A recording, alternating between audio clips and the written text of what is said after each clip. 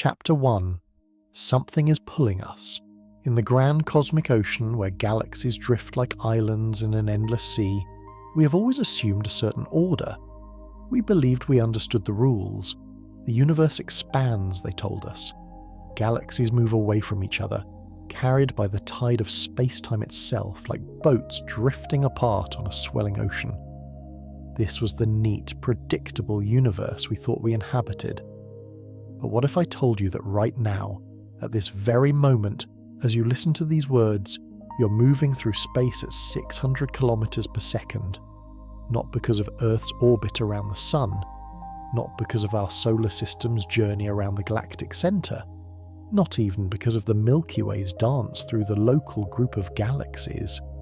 No, this is something else entirely, something vast, something that shouldn't exist according to our understanding of cosmic expansion. You are being pulled. We are all being pulled. Our entire galaxy, along with hundreds of thousands of neighbouring galaxies, is falling through space towards something we cannot fully see. Something immense. Something that defies our comfortable theories about how the universe should behave. This is the story of the Great Attractor, and beyond it, an even more mysterious phenomenon called the dark flow. This is the story of how we discovered that the universe is far stranger than we ever imagined. And this is a journey that will take us to the very edge of what we can observe, to the boundary between the known and the unknowable, to confront questions that challenge everything we thought we understood about reality itself. Let's begin in the 1970s, a pivotal decade in our understanding of the cosmos. Astronomers had recently confirmed that the universe is expanding, that galaxies are indeed moving away from each other as space-time itself stretches. The Big Bang Theory had gained widespread acceptance. We had cosmic microwave background radiation proving the universe had a beginning. Everything seemed to fit into a coherent picture. The 1970s were a time of revolutionary advances in observational astronomy. New telescopes with larger mirrors and more sensitive detectors were coming online. Photographic plates were being replaced by electronic detectors that could capture faint light more efficiently. Computers were beginning to play a role in data analysis, allowing astronomers to process larger data sets than ever before. It was a golden age of discovery, but also a time when cherished assumptions began to crumble. But there was a problem. A small problem at first, easy to dismiss as measurement error or local peculiarities. Astronomers measuring the velocities of nearby galaxies noticed something odd. These galaxies weren't moving quite the way they should. The expansion of the universe should carry them away at predictable speeds based on their distance from us. Hubble's law, one of the fundamental principles of cosmology, states this clearly. The farther a galaxy is from us, the faster it should be receding due to cosmic expansion. Edwin Hubble discovered this relationship in 1929, fundamentally changing our understanding of the universe. By measuring the distances to galaxies and their velocities through spectroscopic analysis, he showed that the universe is not static but expanding. The relationship is simple and elegant. Velocity equals the Hubble constant multiplied by distance. This means that a galaxy twice as far away should be moving away from us twice as fast. Yet some galaxies were moving too fast, others were moving too slow, and more disturbingly, many galaxies seem to have an extra component to their motion, a drift in a particular direction that couldn't be explained by expansion alone. These were called peculiar velocities, movements that deviate from the smooth expansion pattern. Small peculiar velocities are expected. Galaxies gravitationally interact with their neighbours. They orbit around each other in groups and clusters. These local motions create modest deviations from the expansion flow. Think of it this way. Imagine you're on a boat on a river.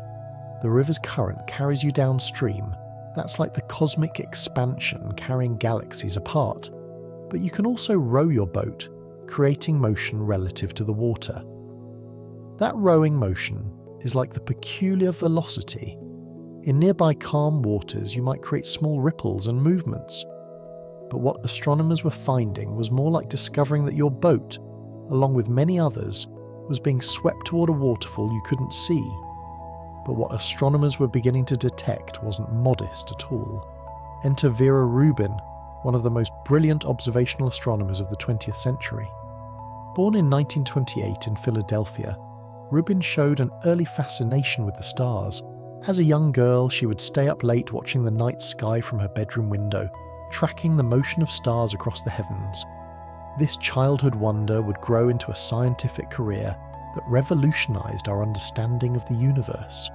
You might know her name from her groundbreaking work on galaxy rotation curves, the observations that provided the strongest evidence for dark matter. In the 1970s, Rubin and her colleague Kent Ford used the new spectrograph at the Kitt Peak National Observatory to measure how fast stars orbit around the centres of spiral galaxies. They expected to find that stars farther from the galactic centre would orbit more slowly, just as outer planets in our solar system orbit more slowly than inner ones. Instead, they found that stars maintained roughly constant speeds regardless of their distance from the centre. This was completely unexpected and could only be explained if galaxies contained vast amounts of invisible matter, dark matter, extending far beyond the visible stars. But in the late 1970s and early 1980s, Rubin and her colleagues were working on something different, something that would reveal an even deeper mystery about cosmic motion.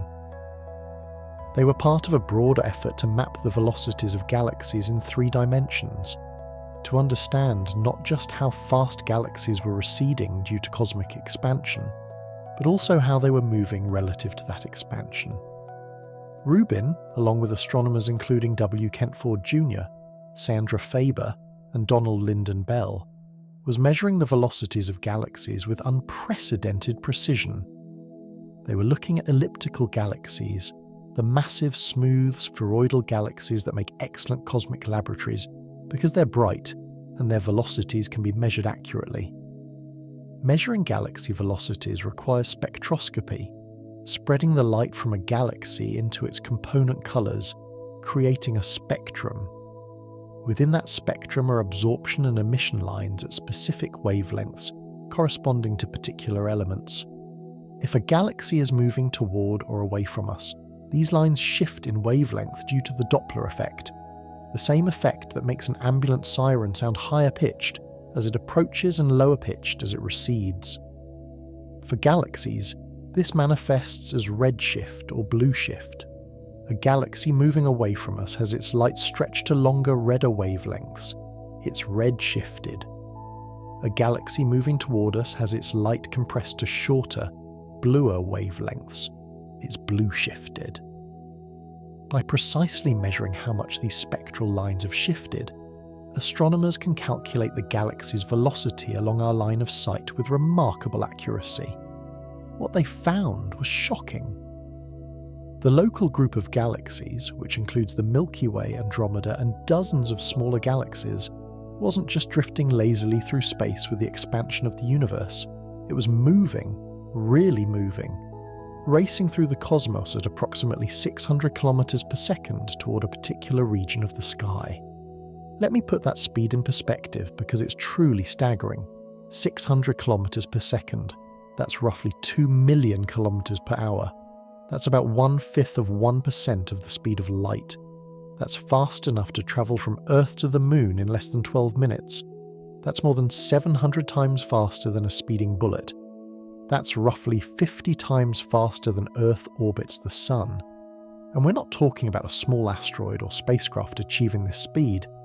We're talking about the motion of entire galaxies, each containing hundreds of billions of stars, each star potentially accompanied by planets. The Milky Way alone has a mass of about 1 trillion times the mass of the Sun, and this enormous mass is hurtling through space at 600 kilometers per second. The kinetic energy involved is almost incomprehensible, but velocity toward what? What could possibly cause such rapid motion across such vast distances? The direction was clear. The measurements pointed toward a region of the sky in the constellation Centaurus, deep in the southern celestial hemisphere. From Earth's northern hemisphere, Centaurus is difficult or impossible to see, hanging low on the southern horizon or entirely below it. From the southern hemisphere, it's one of the most prominent constellations, home to Alpha Centauri, the nearest star system to our Sun, and countless deep sky wonders. But the astronomers weren't interested in the foreground stars of Centaurus.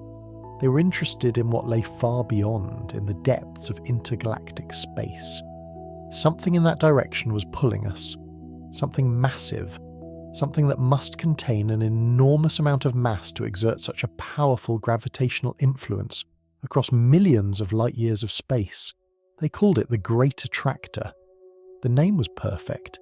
Mysterious, evocative, hinting at something vast and irresistible lurking in the depths of space. The term was coined in the mid-1980s, and it captured the imagination of both scientists and the public. It suggested an almost mythical quality, a cosmic maelstrom drawing in everything around it. But it was also accurate. Something in that direction was indeed attracting us, along with thousands of other galaxies in our cosmic neighbourhood. The gravitational pull was undeniable. The motion was real. But what was causing it? This is where the story becomes more complex, more fascinating, and ultimately more mysterious.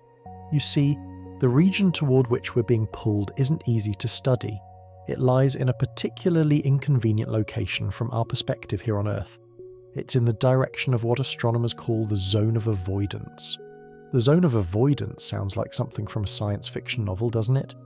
A forbidden region of space, a cosmic no-go zone. But the reality is more prosaic, though no less frustrating for astronomers trying to study what lies beyond. The zone of avoidance is the region of the sky blocked by the disk of our own Milky Way galaxy. Imagine trying to see through a forest when you're standing inside it. The trees closest to you block your view of the distant landscape. You can see upward through the canopy, and you can see to the sides where the trees are more sparse, but trying to look through the thickest part of the forest is impossible. There are just too many trunks and branches in the way. Similarly, when we look toward the plane of the Milky Way, the flat disk of our galaxy containing most of its stars and all of its dust, we're looking through the thickest concentration of material in our galactic neighbourhood. This material obscures our view of distant galaxies lying in that direction. The dust particles, tiny grains smaller than smoke particles, absorb and scatter light from background objects, creating a band of obscuration that wraps around the entire sky. The Milky Way disk contains roughly 10 billion solar masses of dust. While this is tiny compared to the total mass of the galaxy, which is about 1 trillion solar masses including dark matter, this dust has an outsized effect on visibility. A single dust grain can block photons from distant sources, and when you have countless trillions upon trillions of dust grains between you and a distant galaxy, that galaxy becomes effectively invisible in optical light. The zone of avoidance isn't uniformly opaque. There are windows where the dust is thinner, allowing glimpses of the universe beyond. But these windows are few and scattered. For the most part, when we look toward the galactic plane, we see stars and nebulae within our own galaxy, not the distant extragalactic universe. And unfortunately, the Great Attractor lies almost directly behind this zone of avoidance, hidden from our direct view by the intervening matter of our own galaxy. It's as if the universe is playing cosmic hide-and-seek with us, concealing one of its most massive and influential structures behind a curtain we cannot easily peer through. The Great Attractor sits at a galactic latitude of only about 10 degrees from the plane of the Milky Way, close enough to the disk that the obscuration is severe. This presented a major challenge for astronomers in the 1980s.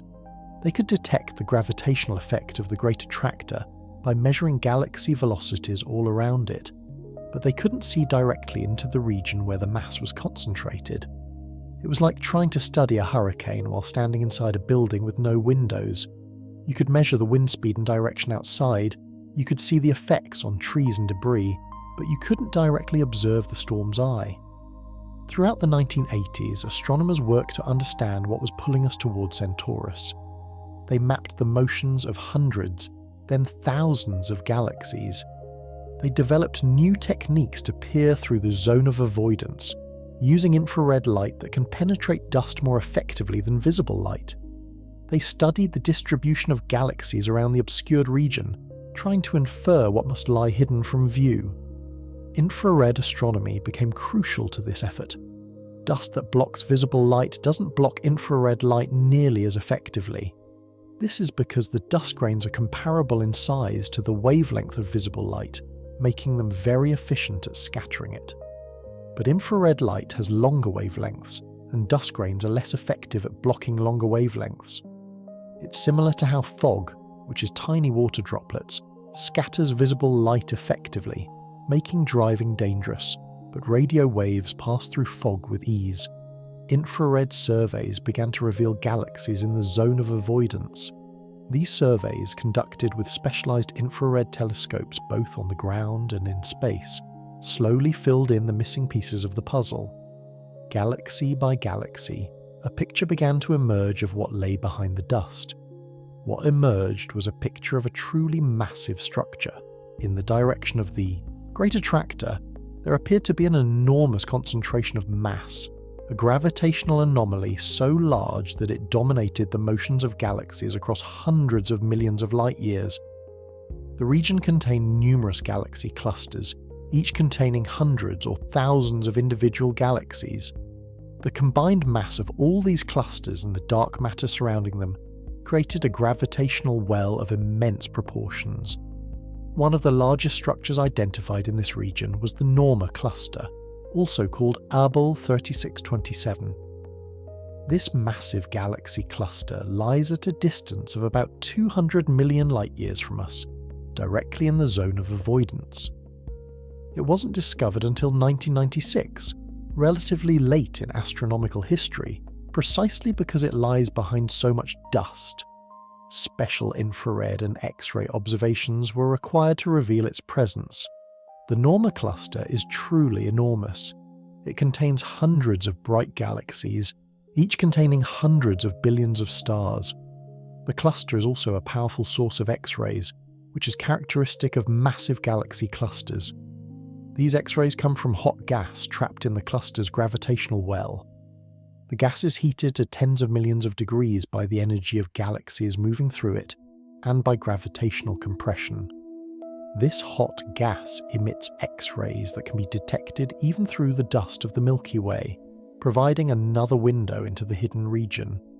Measurements of the Norma cluster's mass suggested it contained about 1,000,000 billion solar masses, a staggering amount. For a time, astronomers thought the Norma cluster might be the Great Attractor itself, the source of the mysterious gravitational pull we were detecting. Finally, we had found the culprit, the massive structure responsible for our motion.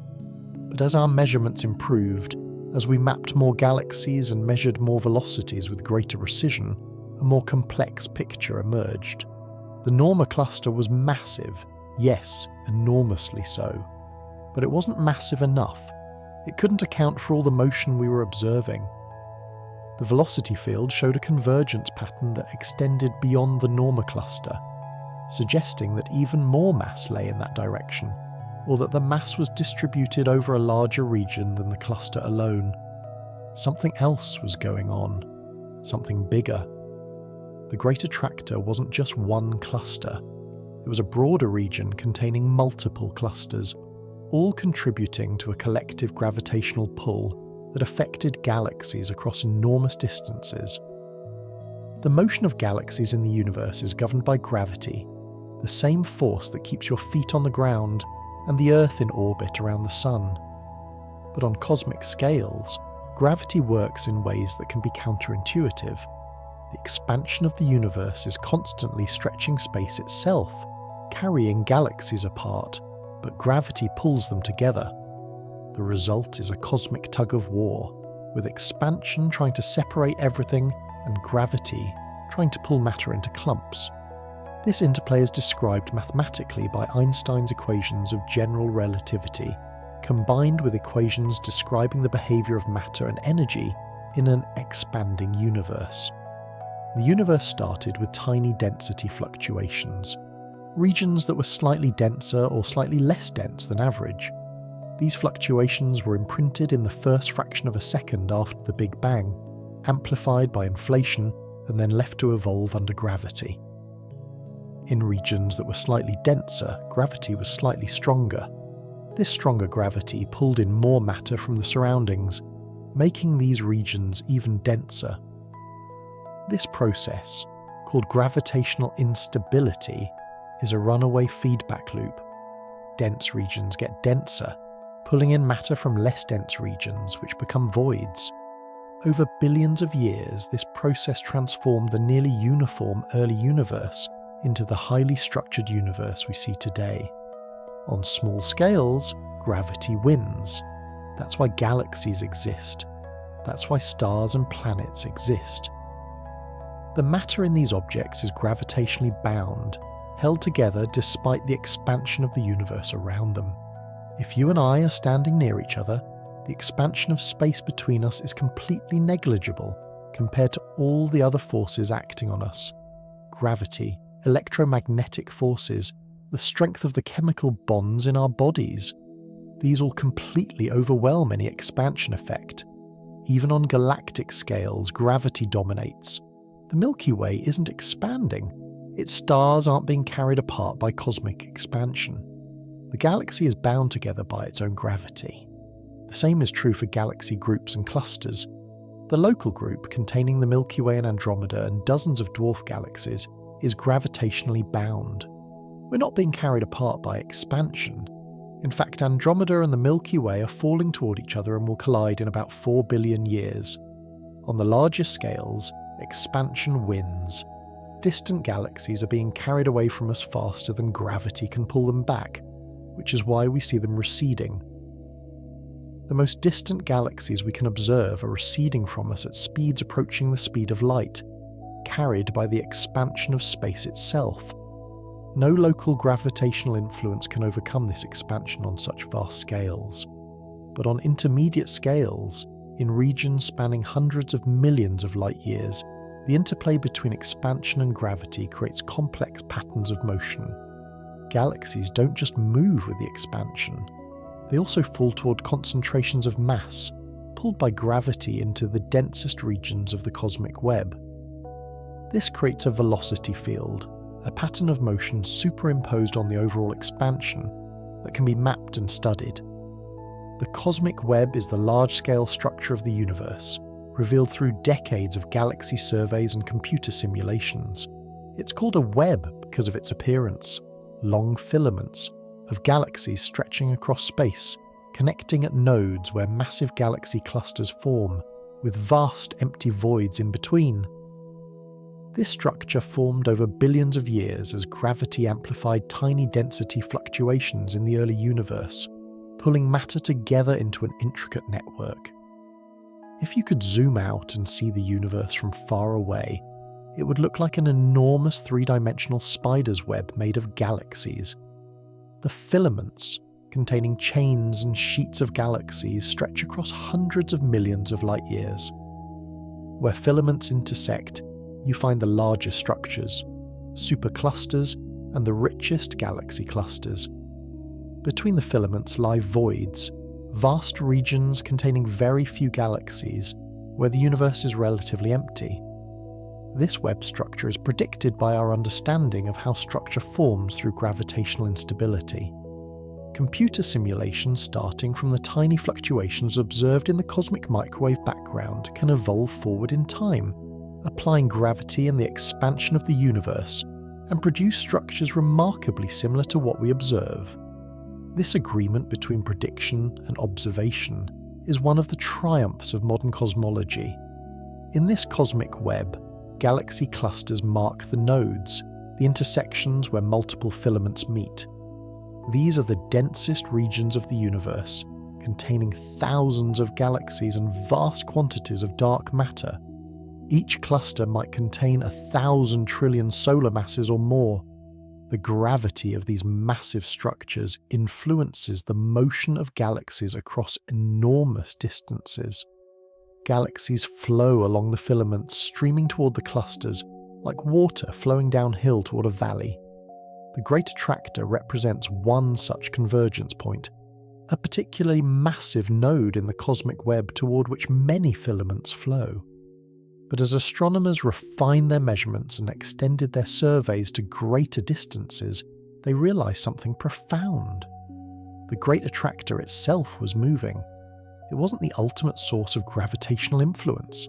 It was part of an even larger structure, a system of flows that extended across even vaster scales. Chapter 2. The Great Attractor emerges.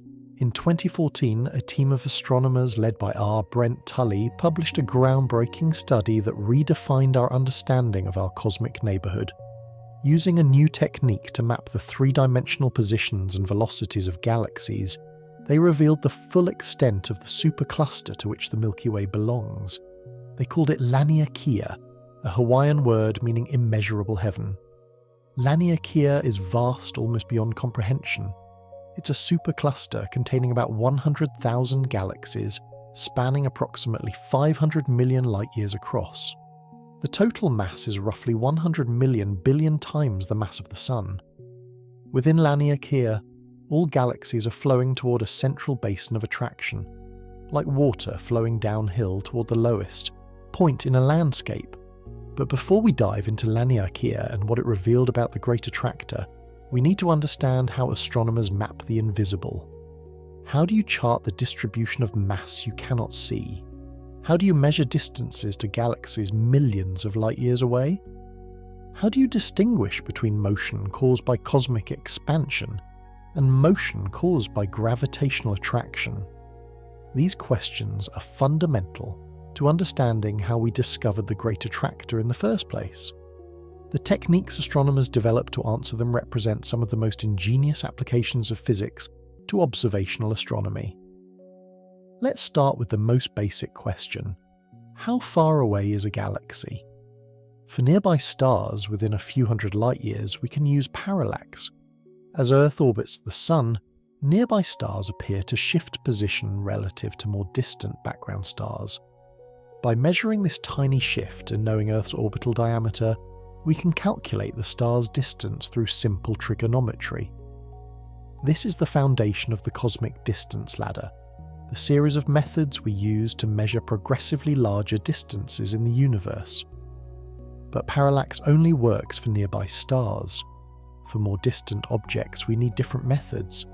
For galaxies, one of the most important techniques involves standard candles, objects whose intrinsic brightness we know. If we know how bright something actually is, and we can measure how bright it appears from Earth, we can calculate its distance. The most famous standard candles are Type Ia supernovae.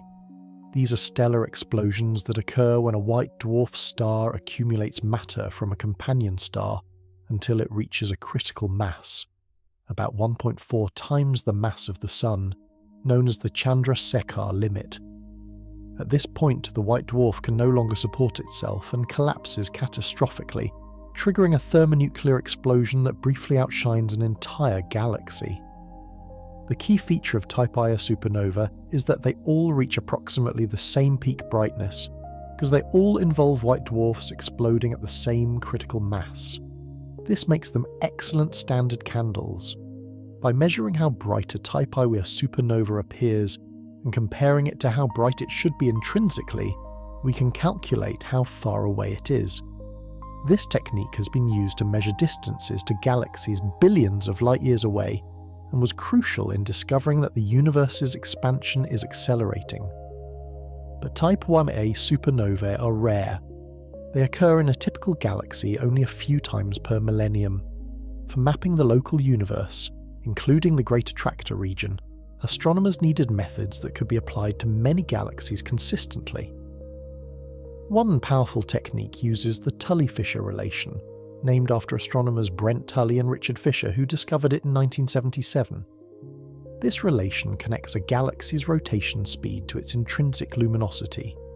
Massive galaxies rotate faster than less massive ones, and massive galaxies are also intrinsically brighter.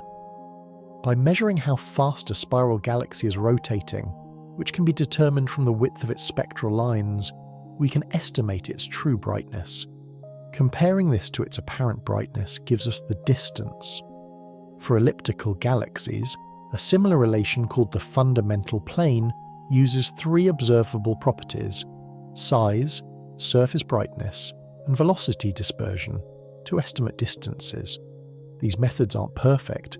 They have uncertainties of 10 to 20%, but when applied to hundreds or thousands of galaxies, they allow us to build up a three-dimensional map of the nearby universe. Distance is only half of what we need, though. To understand the flow patterns toward the Great Attractor, we also need velocities, and not just the velocities caused by cosmic expansion, which follow Hubble's law, but the peculiar velocities, the deviations from that smooth expansion pattern caused by gravitational influences. This is where spectroscopy becomes crucial. When we observe a galaxy through a spectrograph, we see absorption and emission lines at specific wavelengths corresponding to particular elements. These lines act like fingerprints, identifying the elements present in the galaxy. But if the galaxy is moving relative to us, these lines shift in wavelength due to the Doppler effect. The shift is proportional to the velocity. A galaxy moving away at 1% of the speed of light will have its spectral line shifted by 1% toward longer, redder wavelengths. We call this shift redshift, and it's typically denoted by the symbol Z. Most galaxies in the observable universe are redshifted because the expansion of space is carrying them away from us. For nearby galaxies, the redshift has two components. First, there's the cosmological redshift caused by the expansion of space itself. This component is proportional to distance through Hubble's law.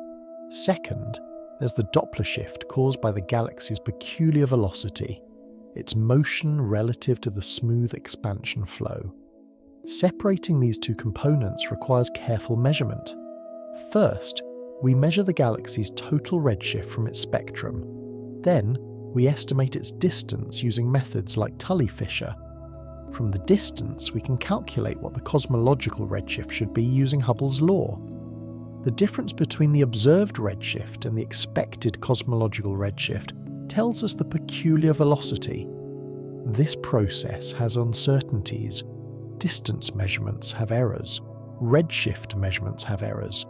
And the relationship between distance and cosmological redshift depends on the Hubble constant, which itself has uncertainty.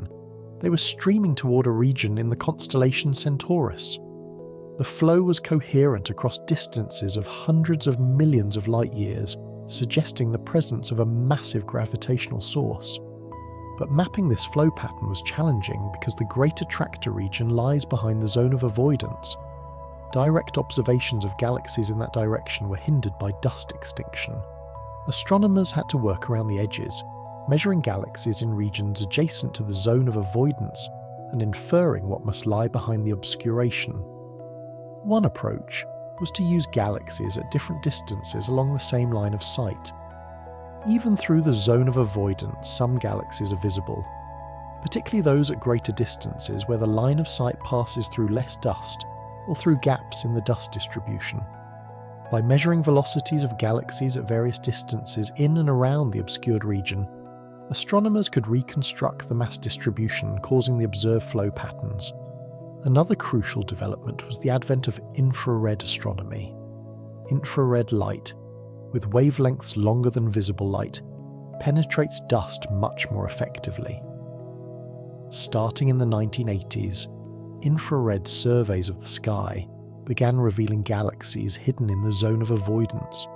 The Infrared Astronomical Satellite, launched in 1983, performed the first all-sky infrared survey, detecting hundreds of thousands of infrared sources, including many galaxies previously unknown.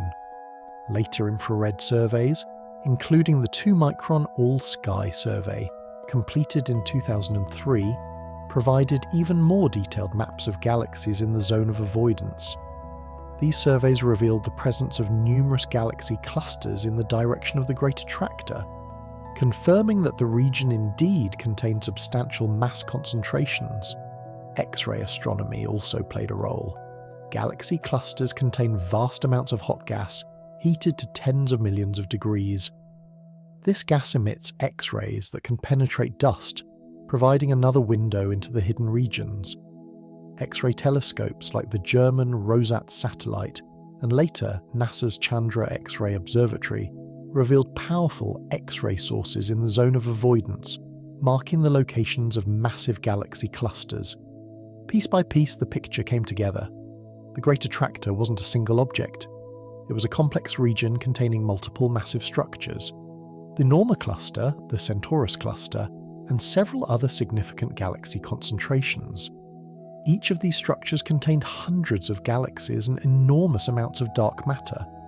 Together, they created a gravitational well that dominated the motion of galaxies across a huge volume of space.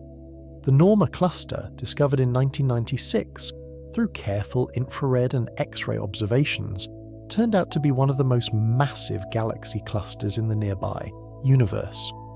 Located about 220 million light-years away, directly behind the thickest part of the zone of avoidance, it had eluded detection for decades simply because we couldn't see through our own galaxy's dust. The cluster contains at least several hundred large galaxies, likely over 1,000 when smaller members are included.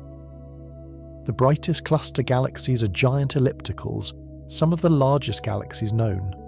These galaxies likely formed through repeated mergers of smaller galaxies over billions of years, growing into behemoths containing trillions of stars. But the galaxies themselves represent only a small fraction of the cluster's total mass. Most of the ordinary matter in the cluster exists as hot intra-cluster gas, heated by gravitational compression and galaxy interactions to temperatures of 50 million degrees or more. This gas is far more massive than all the stars in all the cluster's galaxies combined, containing perhaps 5 times as much mass, and even the hot gas is dwarfed by dark matter. Like all galaxy clusters, the Norma cluster is dominated by dark matter, which outmasses ordinary matter by a factor of 5 or 6 to 1. This dark matter forms an extended halo around the cluster, its gravity binding everything together. The total mass of the Norma cluster is estimated at about 1,000,000 billion times the mass of the Sun, written as 10 to 15 solar masses, or 1 quadrillion solar masses. To put that in perspective, that's roughly the mass of 1 trillion Earth-like planets, or about 500,000 Milky Way galaxies. It's an almost incomprehensibly large mass concentration. And the Norma cluster is just one component of the Great Attractor region. Nearby lies the Centaurus cluster, another massive structure at a similar distance.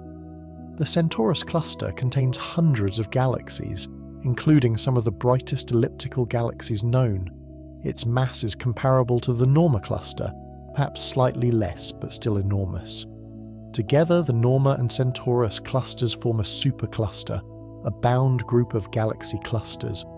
Other significant structures in the region include the Pavo-Indus Telescopium supercluster and parts of the Hydra Centaurus supercluster. Each of these contains multiple galaxy clusters and groups. The combined mass of all these structures creates the gravitational influence we call the Great Attractor. But even with all these massive structures identified, a puzzle remained. The total mass accounted for in the Great Attractor region was enormous, but calculations suggested it might not be quite enough to explain all the observed motions. The velocities of distant galaxies still showed peculiar motions that seemed to require either more mass in the Great Attractor region than we could detect, or the influence of additional mass concentrations beyond it. This puzzle deepened in 2014 with Tully's discovery of Laniakea. Using a new technique to map galaxy velocities in 3 dimensions, Tully and his colleagues showed that the Great Attractor wasn't the ultimate centre of gravitational influence in our cosmic neighbourhood. Instead, it was part of a much larger flow pattern within an immense supercluster.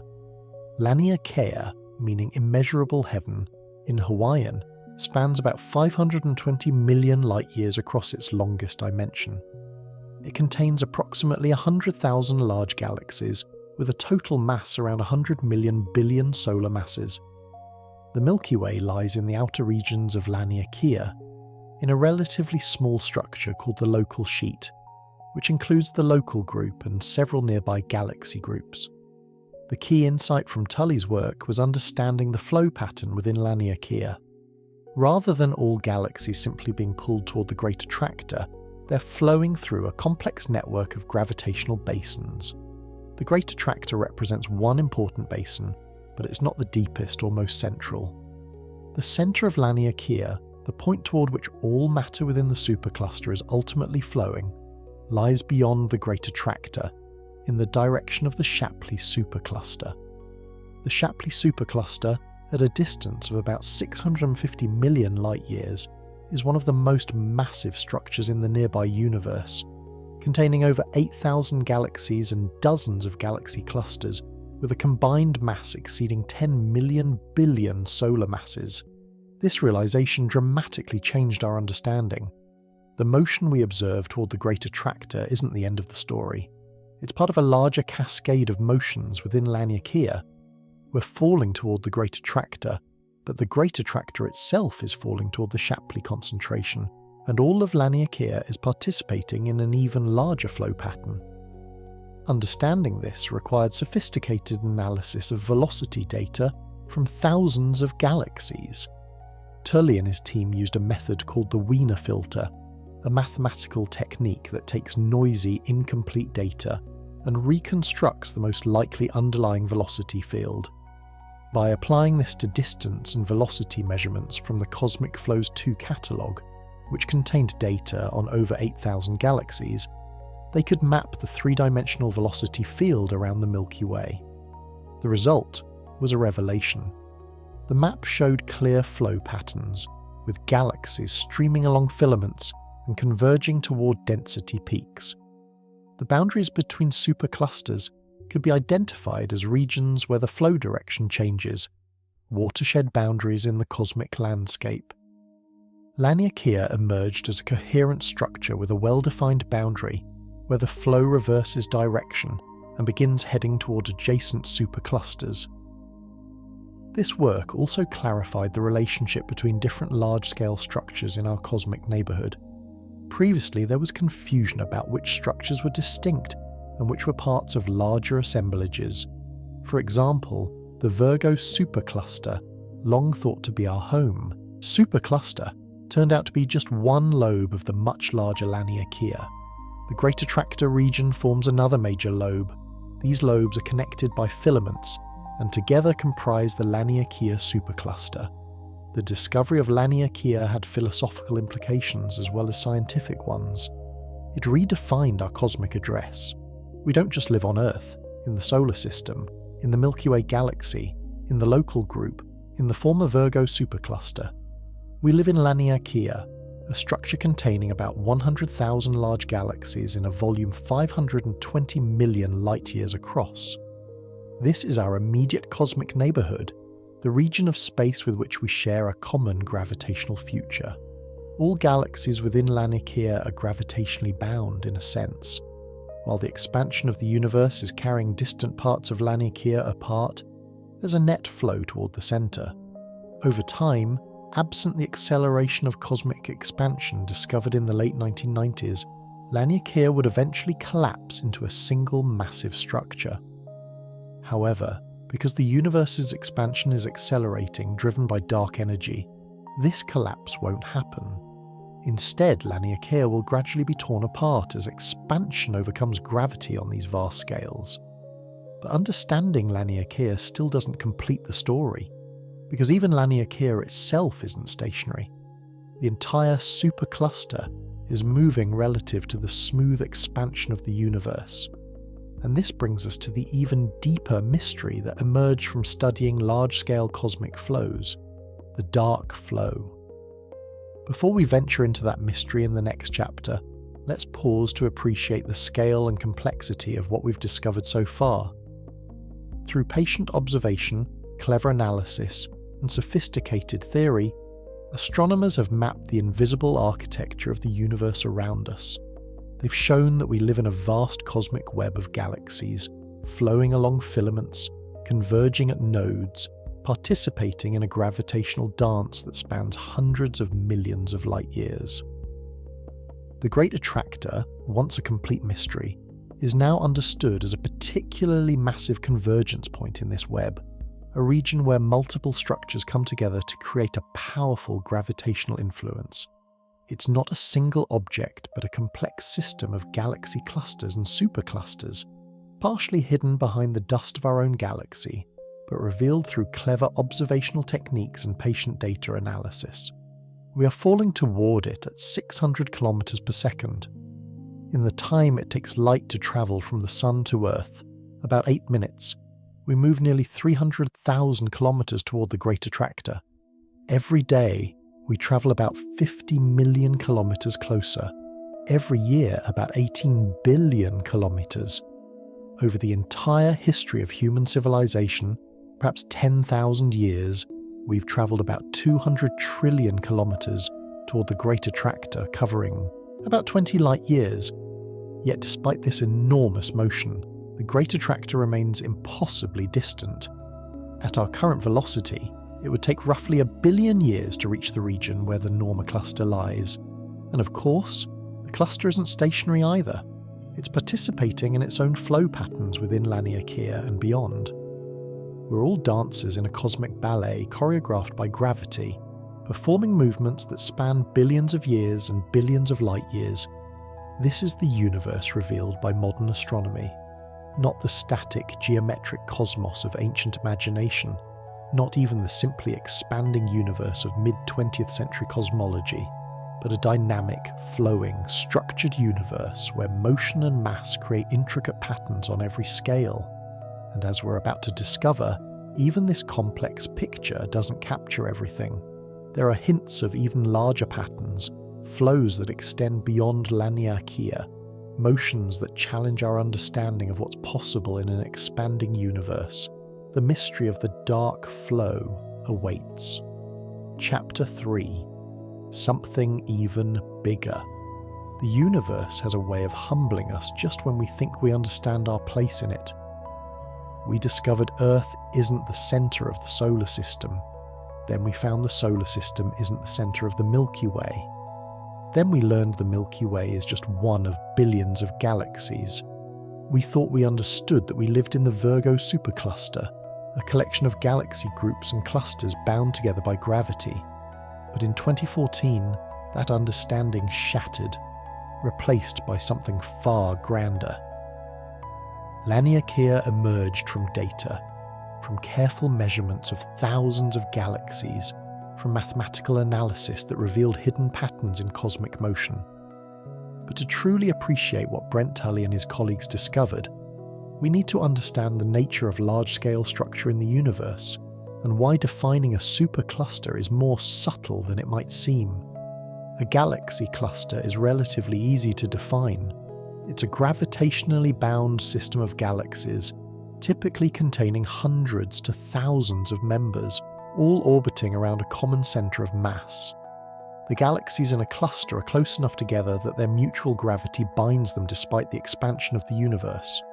The Coma cluster, the Virgo cluster, the Norma cluster, these are clear, distinct structures. But what about larger structures? What about superclusters? For decades, astronomers defined superclusters simply as groups of galaxy clusters that seem to be near each other in space. The Virgo supercluster, for example, included the Virgo cluster along with the local group and dozens of other galaxy groups and small clusters in the same region of space. It spanned about 110 million light-years and contained thousands of galaxies. But this definition was problematic. Unlike galaxy clusters, superclusters as traditionally defined aren't gravitationally bound. The expansion of the universe is carrying their constituent parts apart. They're not stable, eternal structures. They're more like temporary associations, collections of clusters that happen to be near each other, but will gradually separate over cosmic time. This raised a philosophical question. What does it mean for a supercluster to be a real structure if it's not bound together? Is it just an arbitrary grouping, or is there something physically meaningful that distinguishes one supercluster from another? Tully's approach was revolutionary because it answered this question. Instead of defining superclusters based on the positions of galaxies in space, he defined them based on their motions, specifically based on the gravitational flow patterns in which they participate. The key concept is the gravitational basin of attraction. Imagine a landscape with hills and valleys. Water falling as rain will flow downhill, converging in valley bottoms. Each valley defines a watershed, a region where all water flows toward the same point. The boundaries between watersheds are the ridgelines where water on one side flows into one valley and water on the other side flows into a different valley. Tully applied this same concept to the universe. Instead of water flowing downhill under gravity, we have galaxies moving through space under the influence of gravity. Dense regions of the universe act like valleys. Their gravity attracts surrounding matter. Less dense regions act like hills. Matter flows away from them. By mapping the velocity field of galaxies, we can identify gravitational basins and their boundaries, just like mapping water flow identifies watersheds. This is a fundamentally dynamic definition of structure. A supercluster, in this framework, isn't just a collection of nearby galaxy clusters. It's a coherent flow pattern, a region of space where all matter is flowing toward the same gravitational attractor. The boundary of the supercluster is where the flow direction changes, where galaxies begin flowing toward a different attractor. To implement this idea, Tully needed two things: distances and velocities for thousands of galaxies. The distances allow you to map positions in three-dimensional space. The velocities, after removing the component due to cosmic expansion, reveal the peculiar velocities, the motions caused by gravitational attraction to mass concentrations.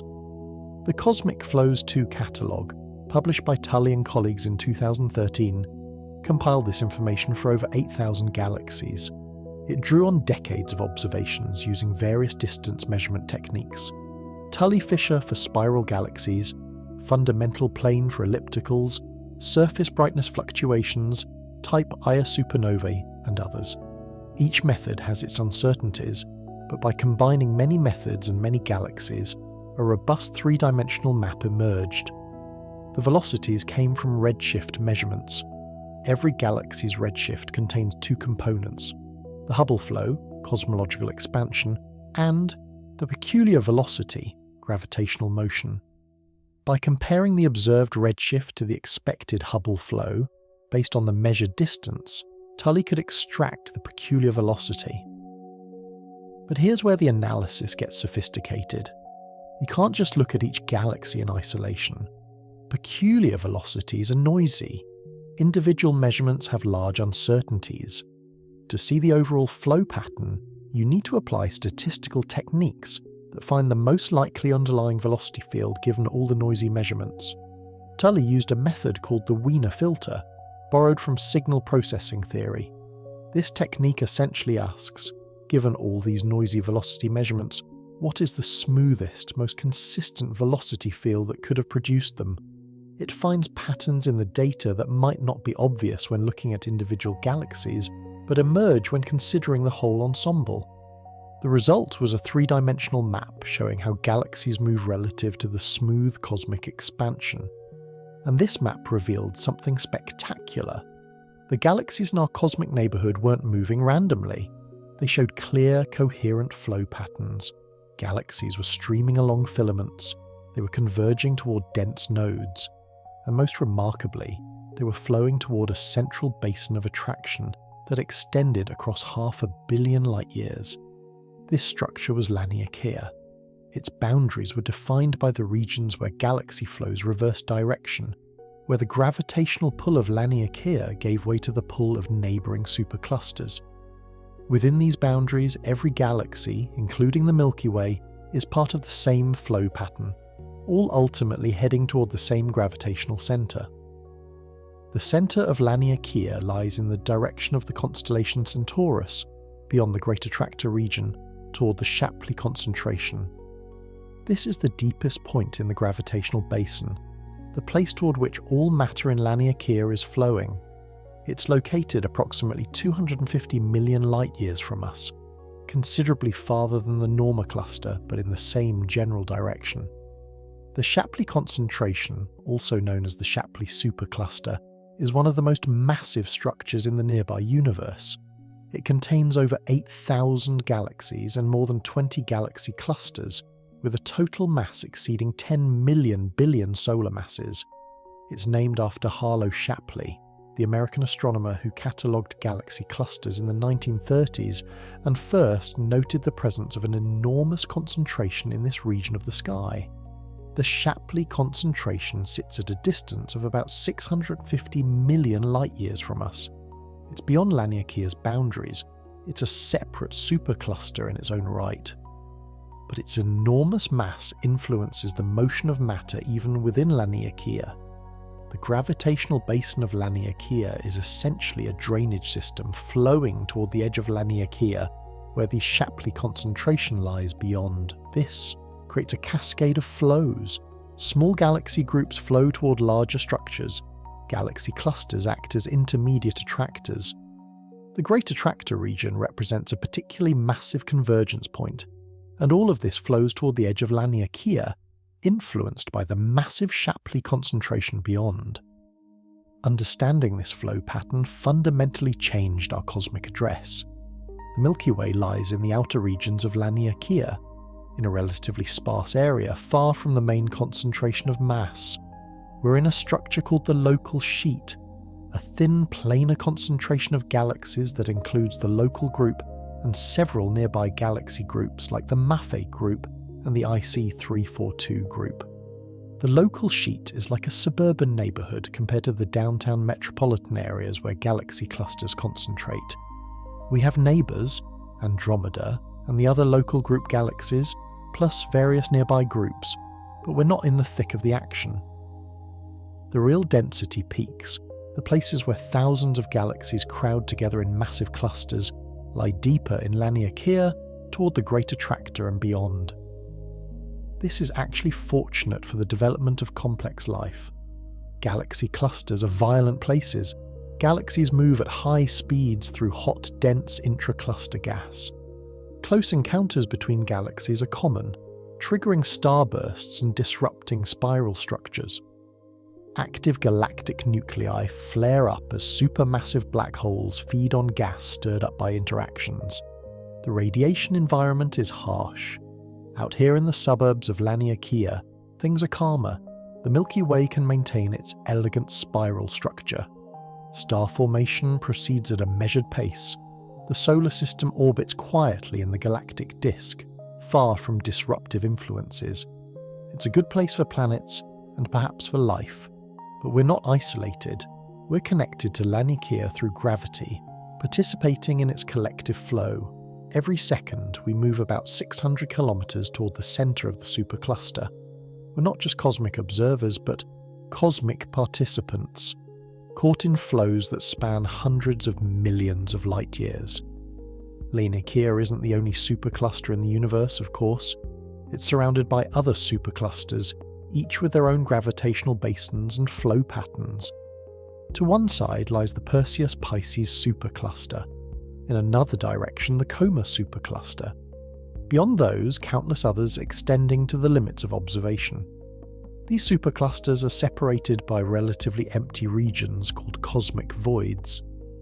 The voids are the hills in the gravitational landscape, regions of below-average density from which matter flows away toward the surrounding density peaks. The largest voids span hundreds of millions of light-years and contain very few galaxies.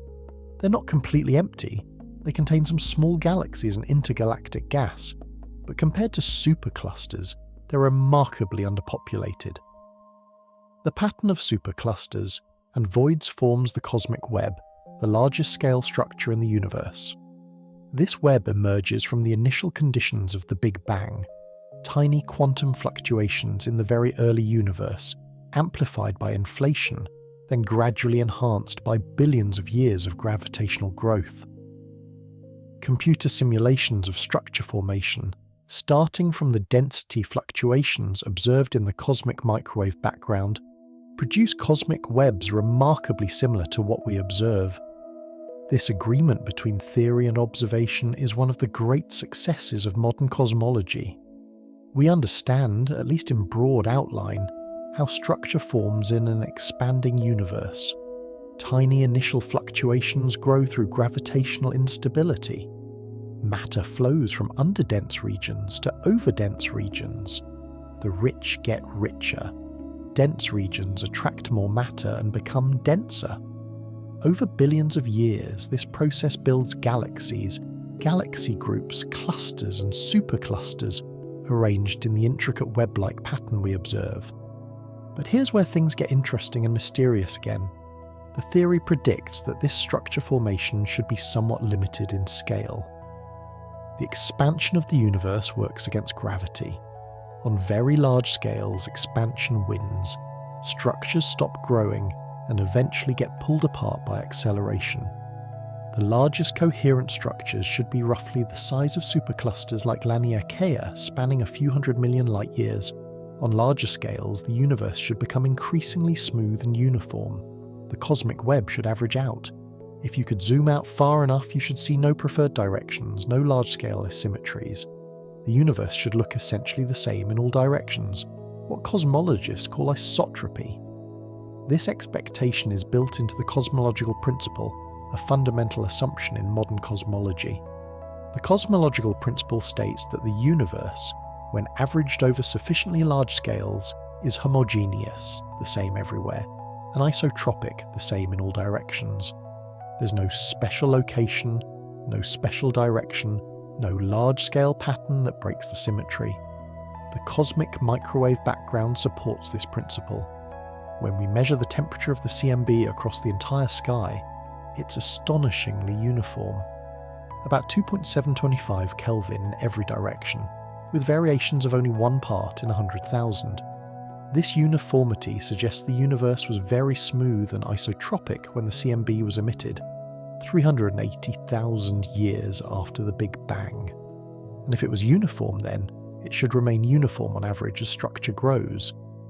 But measurements of galaxy motions have revealed something puzzling. The flows don't seem to completely average out, even on scales where theory predicts they should. Superclusters like Laniakea have bulk motions. The entire structure appears to be moving in a particular direction, relative to the smooth expansion of the universe. And even more remarkably, distant. Clusters billions of light-years away seem to show coherent motion in similar directions. This brings us to the mystery that's more perplexing than the Great Attractor, more challenging to our cosmological models, and potentially more profound in its implications. This brings us to the dark flow. The term dark flow was coined to echo other cosmic mysteries with the word dark matter and dark energy. But the dark flow is different. It's not a form of matter or energy, it's a pattern of motion, a bulk flow of galaxy clusters across enormous distances, moving in the same direction at hundreds of kilometers per second.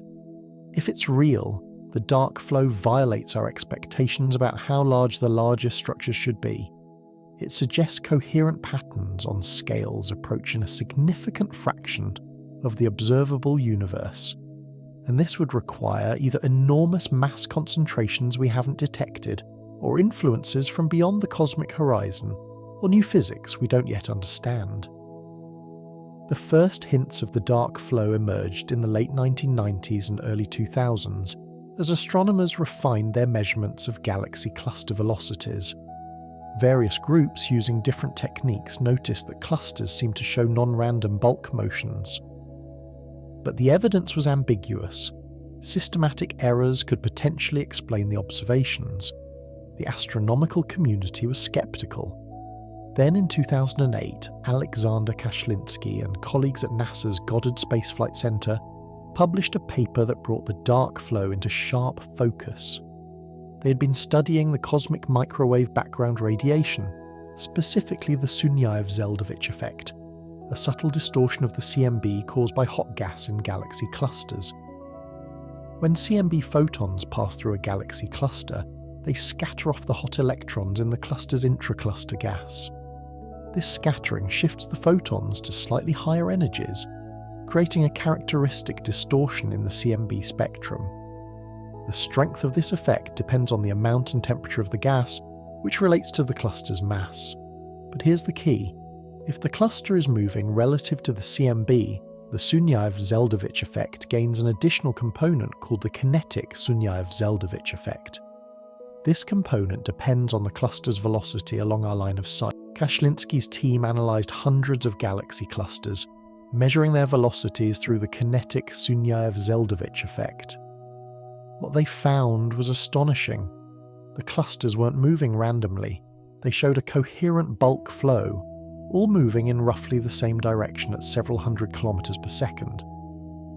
This wouldn't be too surprising for nearby clusters. Local gravitational influences can create coherent flows on scales of a few 100 million light-years, as we've seen with Laniakea. But Kashlinsky's sample included clusters at distances of up to 2 billion light-years or more. At such vast distances, local gravitational influences should have long since averaged out.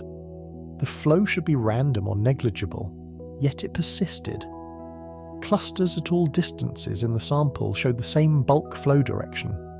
It was as if a cosmic river was carrying everything in a particular direction, regardless of distance. The direction was interesting too. The flow pointed roughly toward the constellation Centaurus, not far from the direction of the Great Attractor and the Shapley concentration. But it couldn't be explained by these structures alone. They're massive, yes, but not massive enough to pull clusters at 2 billion light-years away. Gravity, while infinite in range, weakens with distance. To create such a distant flow would require unimaginably enormous mass concentrations. Kashlinsky and his team suggested several possible explanations. Perhaps there are massive structures just beyond our observable universe, exerting gravitational influence on matter we can see.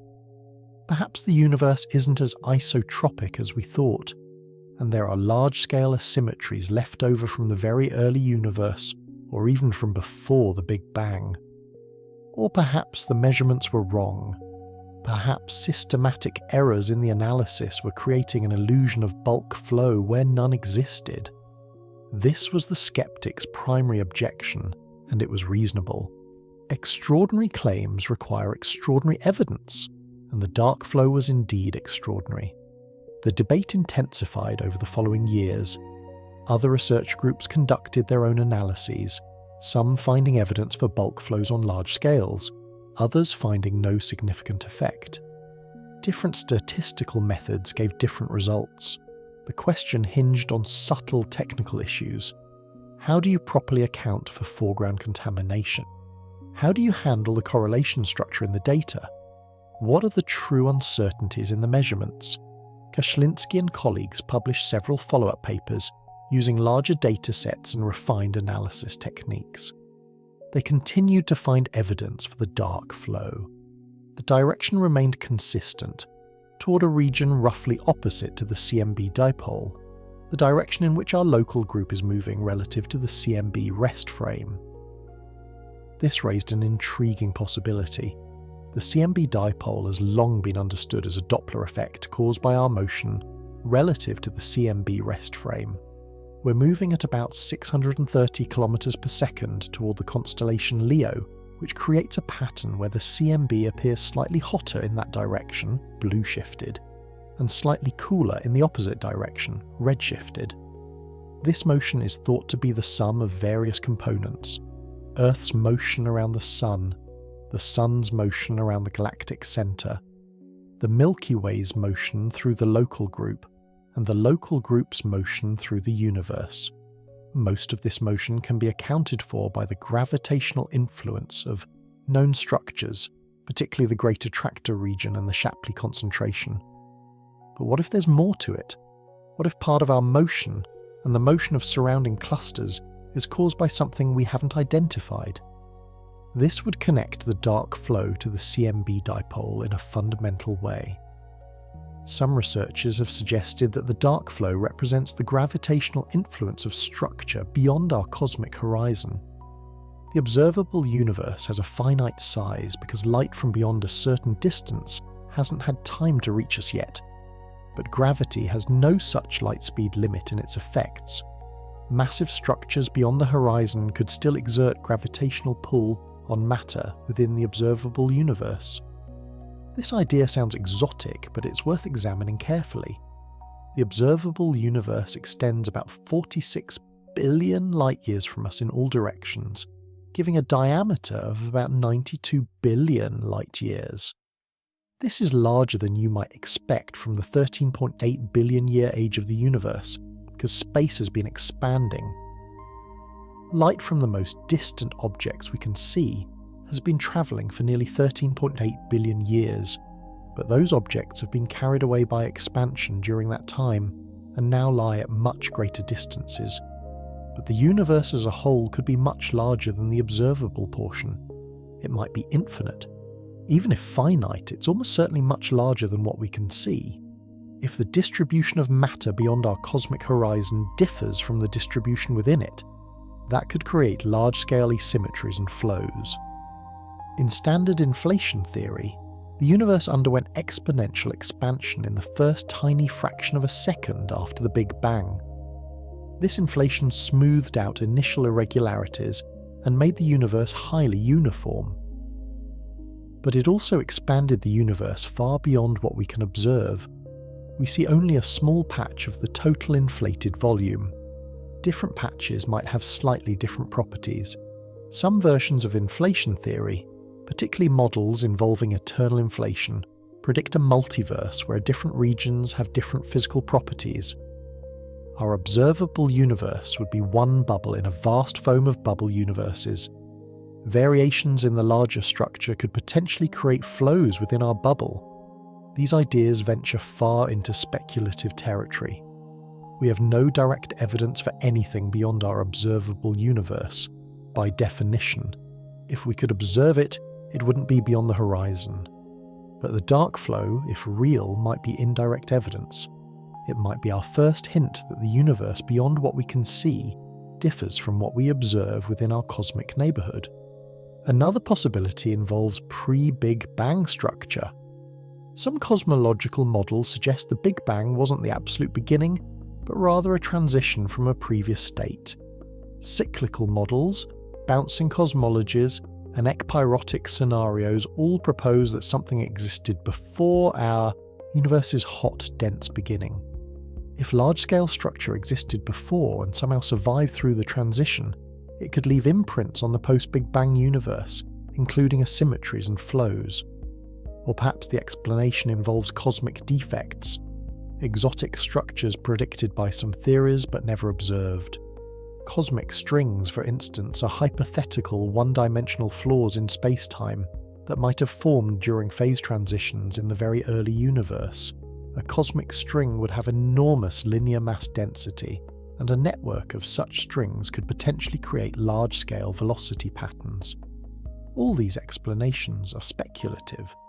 They reach beyond established physics into the realm of theoretical possibility, but that's where the dark flow has led us, to the edge of what we know, confronting observations that don't fit neatly into our current models. It's important to emphasize that the dark flow remains controversial. Not all astronomers accept that it's real. Some analyses find no evidence for bulk flows on large scales. The debate continues, with new data and new techniques gradually narrowing the possibilities.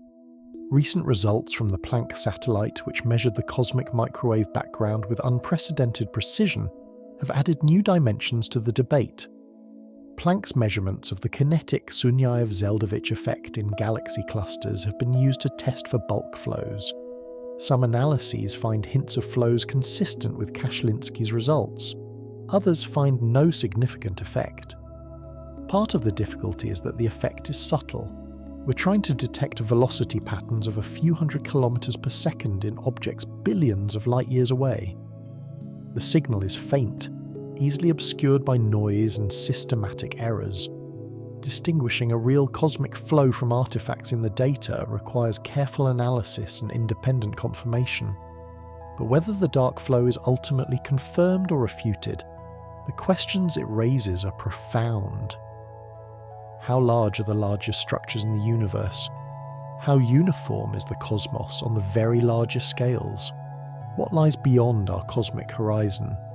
These questions push cosmology to its observational and theoretical limits, and they remind us that for all we've learned about the universe, mysteries remain.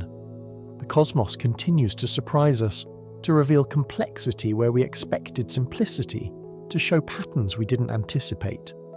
The Great Attractor turned out to be part of Laniakea. Laniakea turned out to be flowing toward the Shapley concentration.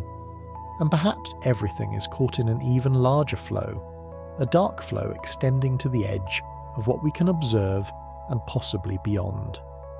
In the next chapter, we'll examine the dark flow in detail, exploring how it's measured, what it might mean, and why it's so controversial. We'll look at the different theories proposed to explain it, and the observational tests that might distinguish between them. We'll venture to the very edge of observational cosmology, where the universe seems to whisper hints of something beyond what we can see. Chapter 4. The Dark Flow Anomaly. The year was 2008, and cosmology seemed to be entering an era of precision.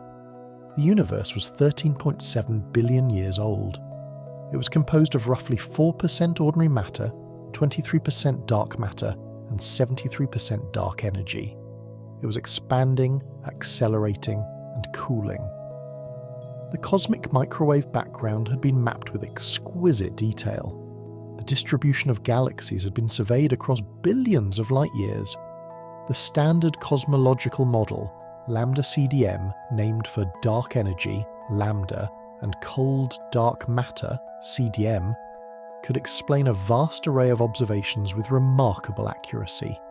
But science progresses not just through confirmations, but through anomalies, through observations that don't quite fit, through patterns that surprise us. And in 2008, Alexander Kashlinsky was about to reveal an anomaly that would challenge cosmologists' understanding of the larger scales in the universe. Kashlinsky, a researcher at NASA's Goddard Space Flight Center, had been studying the cosmic microwave background radiation for years. The CMB, as it's known, is the oldest light in the universe, released when the cosmos was just 380,000 years old. It comes from every direction in the sky, a nearly uniform glow at microwave wavelengths, with a temperature of 2.725 Kelvin, just a few degrees above absolute zero. The CMB is one of the pillars of modern cosmology. Its existence confirms the Big Bang theory. Its temperature tells us about the universe's thermal history. Its tiny fluctuations, variations of 1 part in 100,000 from place to place, reveal the seeds of structure that would eventually grow into galaxies and galaxy clusters. Studying the CMB has become one of the most powerful tools in cosmology. But the CMB isn't perfectly smooth, even apart from those primordial fluctuations. As CMB photons travel across the universe toward us, they can be affected by matter they encounter along the way. One such effect, crucial to our story, is called the Sunyaev-Zeldovich effect, named after Soviet physicists Rashid Sunyaev and Yakov Zeldovich, who predicted it in 1969. To understand the Sunyaev-Zeldovich effect, we need to think about what happens when CMB photons pass through a galaxy cluster. These clusters contain vast amounts of hot gas between their galaxies. This intracluster gas is heated to temperatures of tens of millions of degrees Kelvin by the gravitational energy of the cluster. At such temperatures, the atoms are completely ionized. The electrons have been stripped away from their nuclei, creating a plasma of free electrons and ions. When a CMB photon encounters an electron in this hot gas, it can scatter off the electron through a process called inverse Compton scattering. The photon bounces off the electron, but in the process it gains a tiny bit of energy from the electron's thermal motion. The photon gets boosted to a slightly higher energy, a slightly shorter wavelength. Individually, this energy boost is minuscule, but when you have countless trillions of electrons in a massive cluster, and countless CMB photons streaming through, the cumulative effect becomes measurable. The CMB spectrum coming from the direction of a galaxy cluster gets slightly distorted. Some low-energy photons are boosted to higher energies, creating a characteristic spectral signature. This is the thermal Sunyaev-Zeldovich effect, and it's been used extensively to study galaxy clusters. The strength of the effect depends on the amount and temperature of the gas, which relates to the cluster's mass. By measuring the Sunyaev-Zeldovich effect, astronomers can identify clusters and estimate their masses, even at great distances where individual galaxies might be too faint to see. But there's another component to the Sunyaev-Zeldovich effect, subtler but potentially more informative. If the galaxy cluster itself is moving relative to the CMB, if it has a peculiar velocity, then the scattering process gains an additional asymmetry. This is the kinetic Sunyaev-Zeldovich effect. Imagine a cluster moving toward us. The CMB photons approaching the cluster from our direction are blue shifted from the cluster's perspective. They have higher energy. When these photons scatter off the cluster's electrons, they're more likely to be boosted in our direction. Conversely, photons approaching from behind the cluster are redshifted in the cluster's frame and less likely to be scattered toward us. The net result is that if a cluster is moving toward us, the CMB appears slightly brighter in its direction. If it's moving away, the CMB appears slightly dimmer. The magnitude of this effect is proportional to the cluster's velocity along our line of sight. By measuring the kinetic Sunyaev-Zeldovich effect, you can determine how fast the cluster is moving toward or away from us. This is powerful because it gives you the cluster's velocity directly, without needing to know its distance first. It's a velocity measurement independent of redshift, which is crucial because redshift includes both the cosmological expansion and the peculiar velocity. The kinetic Sunyaev-Zeldovich effect measures only the peculiar velocity component. The challenge is that the kinetic effect is small, much smaller than the thermal effect. For a typical cluster moving at a few hundred kilometers per second, the kinetic effect produces temperature changes in the CMB of only a few microkelvin. Detecting such tiny signals requires extremely sensitive measurements and careful analysis to separate the kinetic component from the larger thermal component and from various sources of noise. By the mid-2000s, the technology had advanced enough to make such measurements feasible. The Wilkinson Microwave Anisotropy Probe, or DUCMAP, launched in 2001, had been mapping the CMB with unprecedented sensitivity for several years. Although WMAP's primary goal was to measure the primordial fluctuations in the CMB, its data could also be used to study the Sunyaev-Zeldovich effect in galaxy clusters. Kashlinsky and his colleagues, including Fernando Atrio Barandella, Dirk Kuchevsky, and Harold Ebeling, devised a clever technique to extract cluster velocities from WMAP data. They compiled a catalogue of hundreds of galaxy clusters with known positions.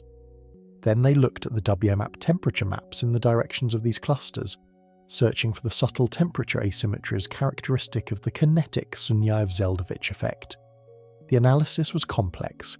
They had to account for the thermal Sunyaev-Zeldovich effect, which is typically much stronger. They had to deal with contamination from foreground sources like dust in our own galaxy. They had to handle the fact that WMAP's angular resolution wasn't perfect. The telescope blurred the sky slightly, mixing signals from different directions. But the most important aspect of their analysis was how they combined data from multiple clusters. Individual measurements were too noisy to be useful. The kinetic Sunyaev-Zeldovich signal from any single cluster was lost in the noise. But by averaging over many clusters, they could amplify the signal. Here's where it gets interesting. If clusters are moving randomly in different directions, their kinetic effects would average to 0. Some moving toward us, positive signal, some moving away, negative signal, all cancelling out. But if there's a coherent bulk flow, if many clusters are moving in the same direction, then their signals add up rather than cancelling. Kashlinsky's team divided their cluster sample into groups based on distance. Then for each group they calculated the average kinetic Sunyaev-Zeldovich signal.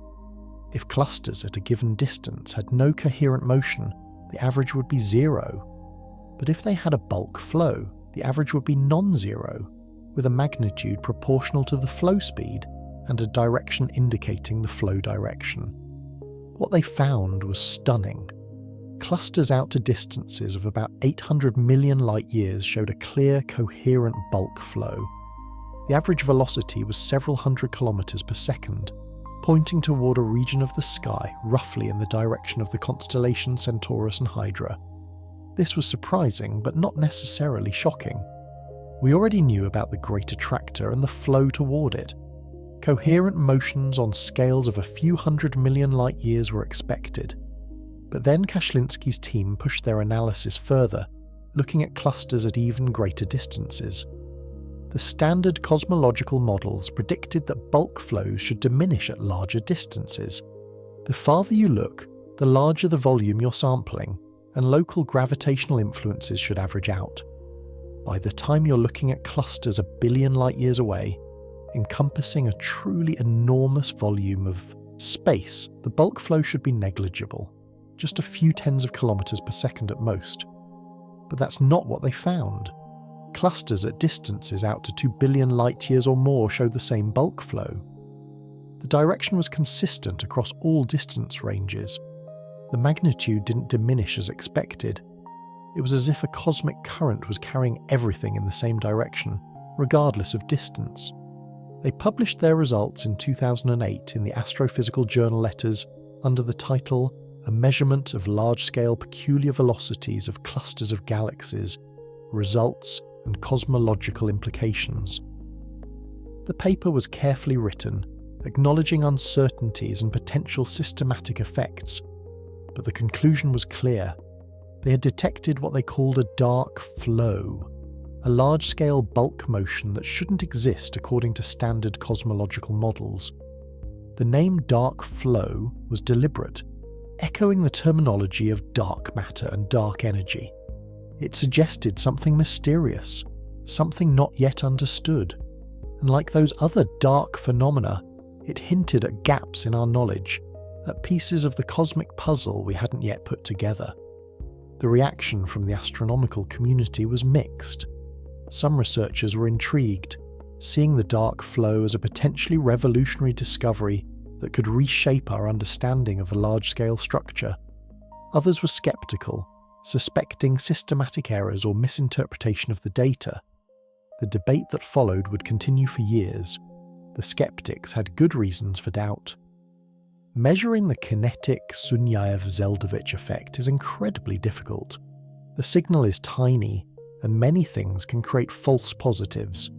Foreground contamination from dust in our own galaxy can produce temperature patterns that might be mistaken for the kinetic effect. Uncertainties in cluster positions and properties can introduce biases. The statistical methods used to combine data from many clusters make assumptions that might not be fully valid. One particular concern involved the cluster catalogue itself. Kashlinski's team used X-ray selected clusters, identified by satellites that detect the hot gas in clusters. But X-ray selection can introduce biases. Maybe the properties of X-ray bright clusters correlate with their velocities in ways that could create an apparent bulk flow where none exists. Or maybe the X-ray selection preferentially picks up clusters in certain environments, creating a biased sample. Another concern was about the CMB map itself. WMAP was an extraordinary instrument, but it had limitations.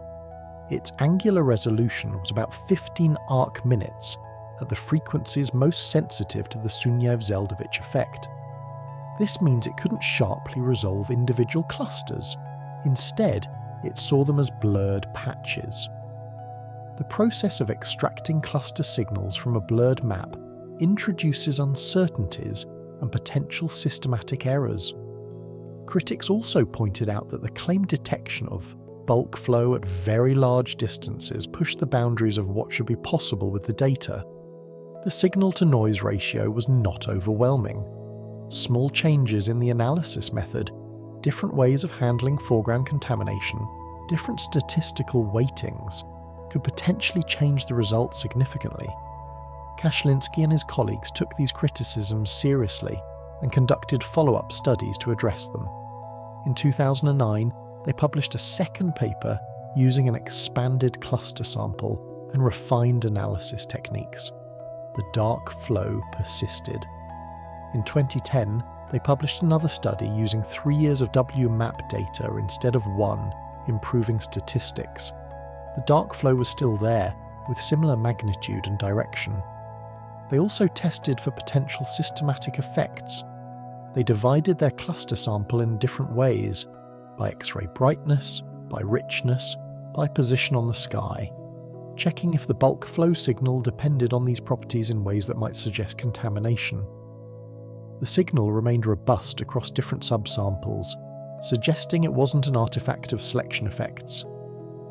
Meanwhile, other research groups began conducting their own analyses. Some used different cluster catalogues, different methods for measuring velocities, different statistical approaches. The results were mixed. Some studies confirmed evidence for large-scale bulk flows. Others found no significant effect or even flows in different directions. In 2010, a group led by Watkins et al. Published results from a completely different approach. Instead of using the kinetic Sunyaev-Zeldovich effect, they compiled peculiar velocity measurements from various distance indicators, Tully-Fisher, fundamental plane, type Ia supernovae. They built a catalogue of over 4,000 objects with both distances and peculiar velocities. Then they analysed this catalogue for evidence of bulk flows. Their results suggested bulk flows extending to distances of at least 130 million light-years, significantly larger than predicted by standard models, but not as extreme as Kashlinsky's claims.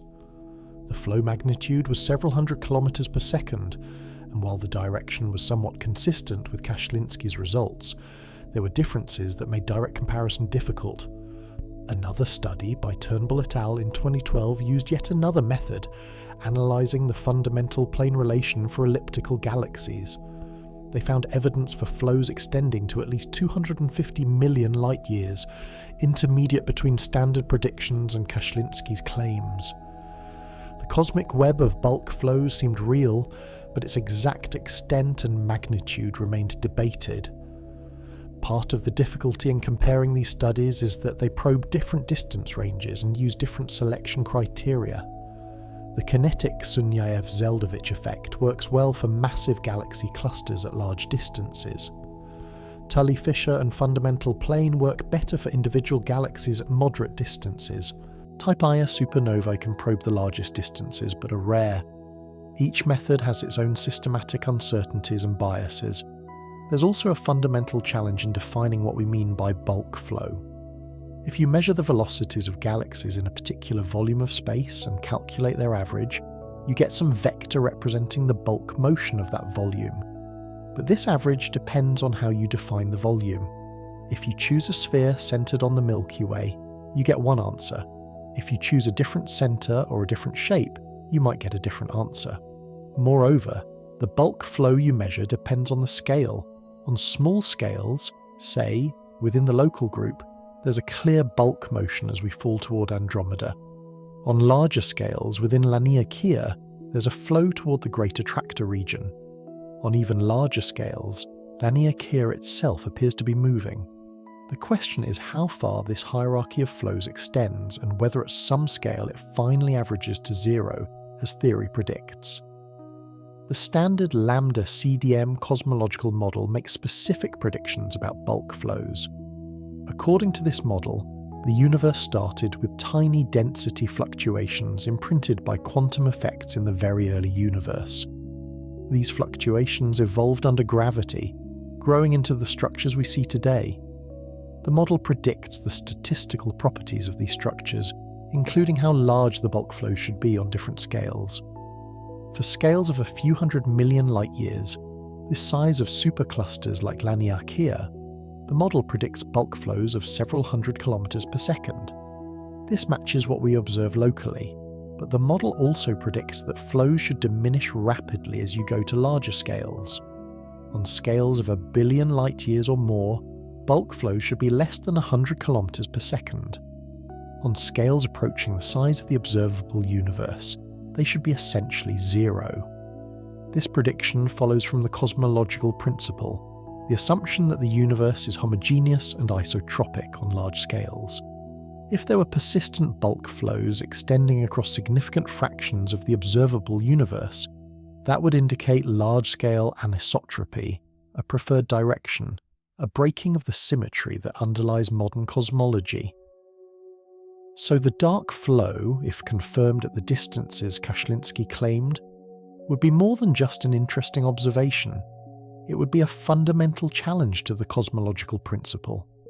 It would suggest either that our observable universe isn't a representative sample of the universe as a whole, or that something beyond the standard model is at play. What could explain such a flow? If it's real, what's causing it? One possibility is that there are enormous mass concentrations just beyond our cosmic horizon, exerting gravitational pull on the matter we can see. The observable universe has a finite radius, about 46 billion light-years, determined by the finite speed of light and the finite age of the universe. But the universe as a whole could be much larger, possibly infinite. If the matter distribution beyond our horizon differs significantly from what's within, that could create bulk flows. Imagine the observable universe as a sphere carved out of a larger structure.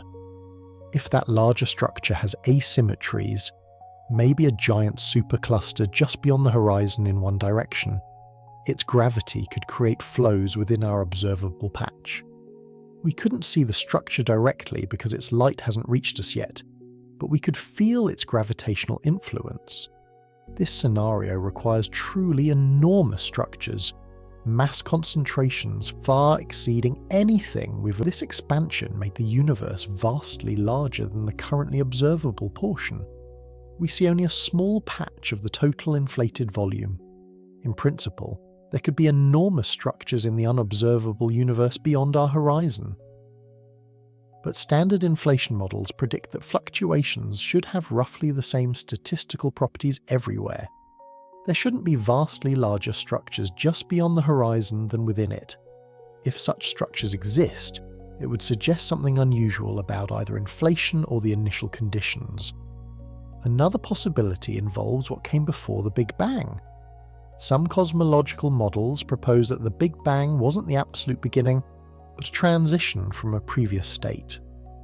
Cyclic models suggest the universe goes through repeated cycles of expansion and contraction. Ekpyrotic scenarios involve collisions between higher dimensional membranes. In these models, structures or inhomogeneities from the previous state might leave imprints that manifest as large-scale flows. These ideas are highly speculative. We have no direct evidence for anything before the Big Bang. The extreme conditions at the moment of the Big Bang would seem to erase most information about any prior state. But perhaps not all information is erased. Perhaps some very large-scale patterns could survive the transition and influence the post-Big Bang universe. Yet another exotic possibility involves cosmic defects, hypothetical objects predicted by some particle physics theories. Cosmic strings are one example. One-dimensional flaws in space-time with enormous linear mass density. A cosmic string would be incredibly thin, perhaps thinner than a proton, but would have a mass of perhaps 10 to the 21 kilograms per meter. A cosmic string stretching across the observable universe would have enough mass to create significant gravitational effects. If networks of cosmic strings exist, they could create large-scale velocity patterns. Galaxies and clusters would be gravitationally influenced by nearby strings, creating coherent flows. However, searches for cosmic strings have turned up no definitive detections. If they exist, they must be rare or have lower masses than some theories predict. A more prosaic explanation is that the dark flow is a statistical fluctuation or measurement artifact. Maybe the universe's matter distribution in our cosmic neighbourhood happens to be unusually asymmetric, creating larger than expected bulk flows just by chance. In a truly infinite universe, all fluctuations, no matter how improbable, must occur somewhere. Maybe we happen to inhabit a region where an unlikely fluctuation created anomalous flows. Or maybe the measurements are simply wrong. Maybe systematic errors not yet identified are creating an apparent signal where none exists. Maybe the analysis methods have subtle flaws. Maybe the cluster catalogues are biased in ways we don't understand. Science is full of examples where apparent discoveries turned out to be artifacts of the measurement or analysis process. As the debate continued through the early 2010s, new data became available. The Planck satellite, launched in 2009, began producing CMB maps with better sensitivity and higher resolution than WMAP. Planck's data offered an opportunity to test the dark flow with improved measurements. In 2013, the Planck collaboration published their analysis of the kinetic Sunyaev-Zeldovich effect in galaxy clusters. Their results were more ambiguous. Some analysis methods showed hints of bulk flows at large distances, potentially consistent with Kashlinsky's findings. Other methods showed no significant effect or even flows in different directions depending on which cluster sample was used. The Planck team's conclusion was cautious. While they couldn't definitively rule out large-scale bulk flows, the evidence was not strong enough to confirm them either. The uncertainties were large, and systematic effects were difficult to fully eliminate. More data and better analysis techniques would be needed to settle the question. This is where the situation stands today.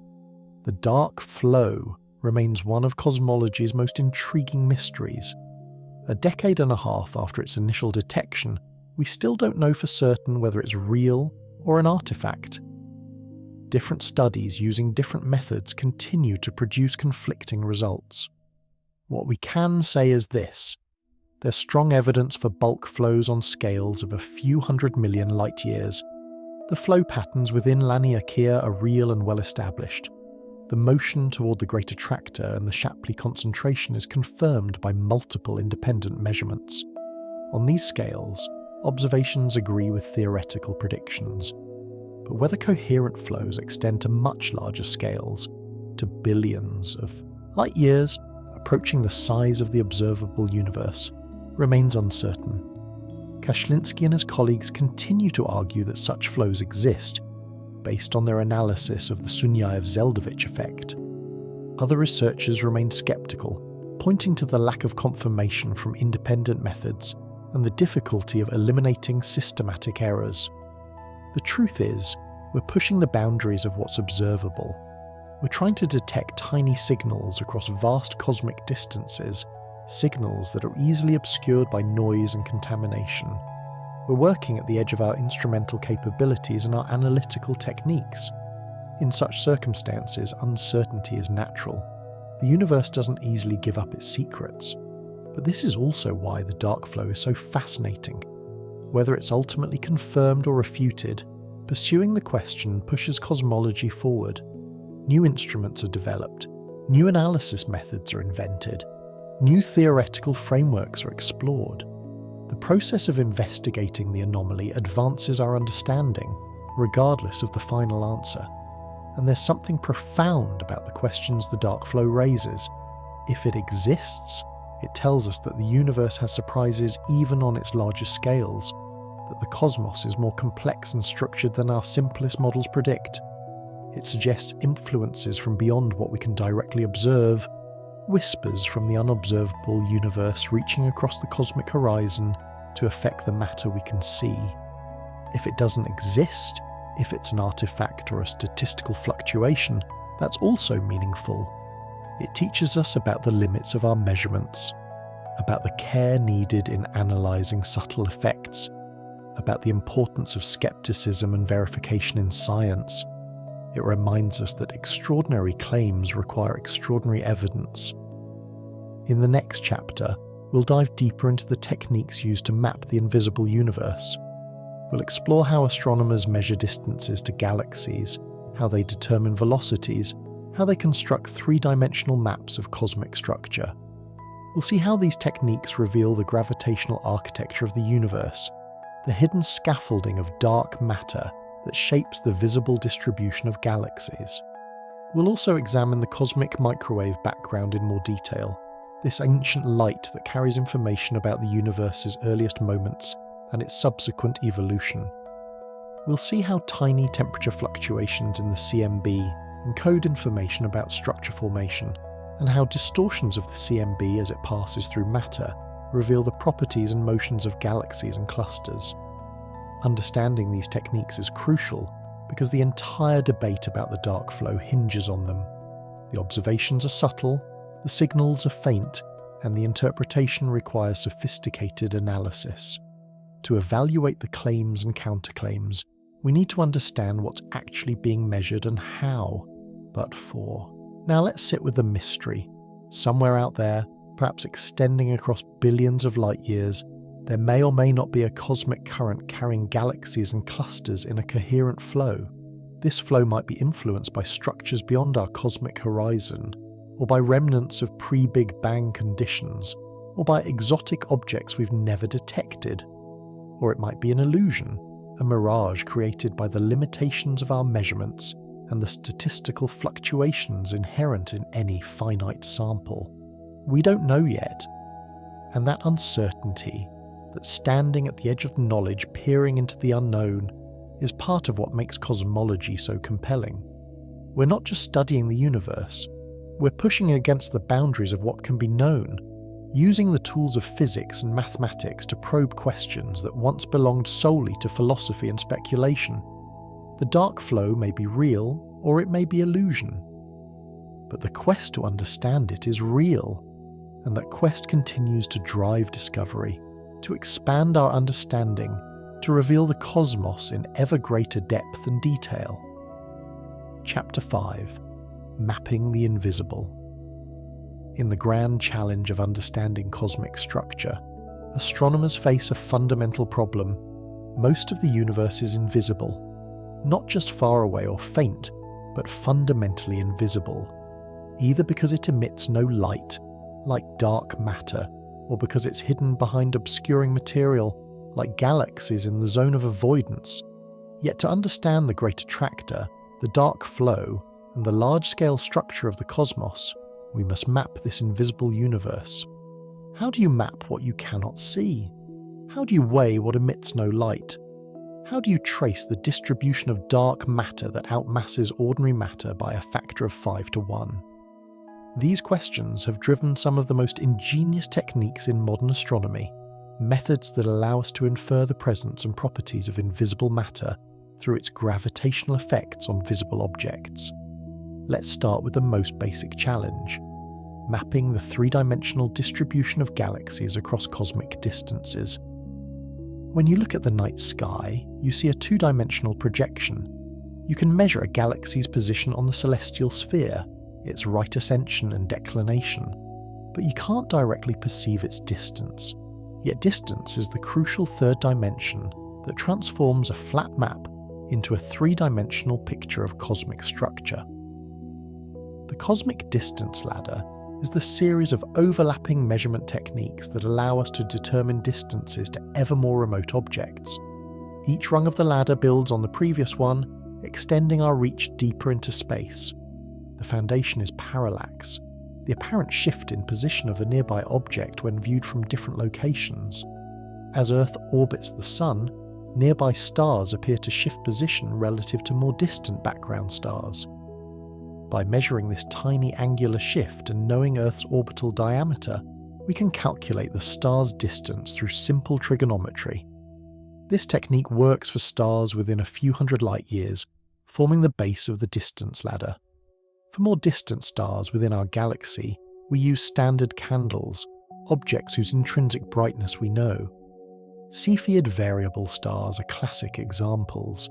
These pulsating stars vary in brightness, with a period that depends on their intrinsic luminosity. More luminous Cepheids pulsate more slowly. By measuring a Cepheid's pulsation period, we can determine its true luminosity. Comparing this to its apparent brightness gives us its distance. Henrietta Leavitt discovered the Cepheid period luminosity relation in 1912 while studying variable stars in the Small Magellanic Cloud. This discovery revolutionized astronomy, providing the first reliable method to measure distances to objects outside our immediate stellar neighbourhood. Edwin Hubble used Cepheids in the 1920s to measure distances to what were then called spiral nebulae, proving they were actually distant galaxies far beyond the Milky Way.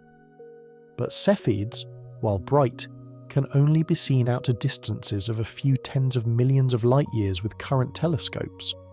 For greater distances, we need brighter standard candles. Type Ia supernovae serve this role beautifully. These stellar explosions occur when a white dwarf accumulates matter from a companion star until reaching a critical mass, about 1.4 solar masses, the Chandrasekhar limit. At this mass, the white dwarf becomes gravitationally unstable and explodes in a thermonuclear detonation that briefly outshines an entire galaxy. The key feature of Type Ia supernovae is their remarkable consistency. Because they all involve white dwarfs exploding at essentially the same mass, they all reach approximately the same peak brightness. With some refinements to account for subtle variations, Type Ia supernovae become precision distance indicators accurate to about 5 to 10%. They can be seen across billions of light-years, making them invaluable for cosmological studies. In 1998, two teams using Type Ia supernovae to measure cosmic distances made an astonishing discovery. The universe's expansion is accelerating. Distant supernovae appeared fainter than expected, indicating they were farther away than their redshifts alone would suggest in a coasting or decelerating universe. This discovery of cosmic acceleration, driven by some mysterious dark energy, earned the 2011 Nobel Prize in Physics and fundamentally changed our understanding of the universe's fate. But Type Ia supernovae, while powerful, are rare. They occur in a typical galaxy only a few times per millennium. For mapping the structure of the nearby universe in detail, we need methods that can be applied to many galaxies systematically. The Tully-Fisher relation, discovered in 1977, provides such a method for spiral galaxies. It connects a galaxy's rotation speed to its intrinsic luminosity.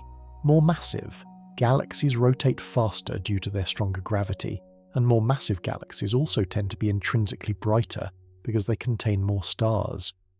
By measuring how fast a spiral galaxy rotates, determined from the width of its spectral lines, which is broadened by the Doppler shift of stars moving toward and away from us as the galaxy rotates, we can estimate its true luminosity. Comparing this to its apparent brightness gives us the distance. The Tully-Fisher relation has been calibrated using galaxies whose distances are known from other methods like Cepheids. Once calibrated, it can be applied to spiral galaxies across hundreds of millions of light-years. The uncertainty is larger than for supernovae, typically 15–20%, but the method can be applied to many more objects, making it extremely valuable for mapping large-scale structure. For elliptical galaxies, which don't rotate like spirals and lack the clear spiral structure needed for Tully-Fisher, astronomers use a different approach called the fundamental plane. This relates three observable properties: the galaxy's size, its surface brightness, and the velocity dispersion of its stars, how fast stars are moving randomly within the galaxy. These three properties are tightly correlated, forming a plane in three-dimensional parameter space. By measuring any two properties, you can predict the third, and from this, estimate the galaxy's distance. These methods, Cepheids, Type Ia supernovae, Tully-Fisher, fundamental plane, and others, form an overlapping network of techniques that allow astronomers to measure distances across vast scales. Each method has its range of applicability and its uncertainties, but together they provide a robust framework for mapping the three-dimensional distribution of galaxies. But distance is only part of the story. To understand the dynamics of the universe, the flow patterns toward the Great Attractor and beyond, we also need velocities. And not just any velocities, but peculiar velocities, the motions of galaxies relative to the smooth expansion of the universe.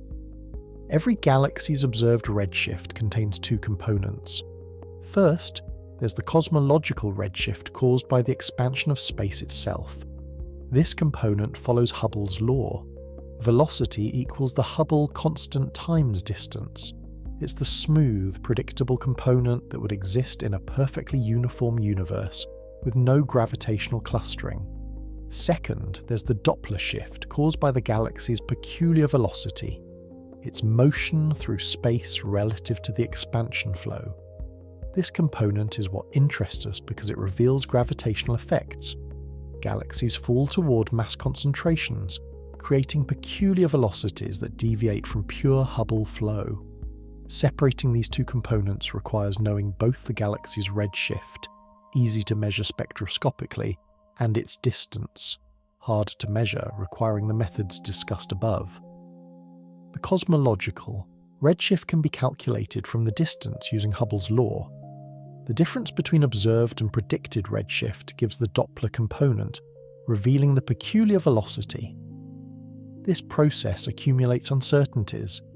Distance measurements have errors, typically 15–20% for Tully-Fisher and fundamental plane. These distance errors translate into velocity uncertainties of similar magnitude. For a galaxy at 100 million light-years, a 20% distance error corresponds to a velocity uncertainty of about 400 kilometers per second, comparable to the peculiar velocities we're trying to measure. This is why individual galaxy velocity measurements are noisy. But by measuring many galaxies and applying statistical techniques, astronomers can map the overall flow patterns with reasonable confidence. Random errors tend to average out, while systematic flows remain coherent. One powerful technique for visualizing these flows uses the velocity field to reconstruct the density field. Newton's law of gravitation tells us that matter flows from low-density regions toward high-density regions. By mapping velocities, we can infer where the mass concentrations must be, even if we can't see them directly. This is particularly useful for mapping dark matter, which emits no light but exerts gravitational influence.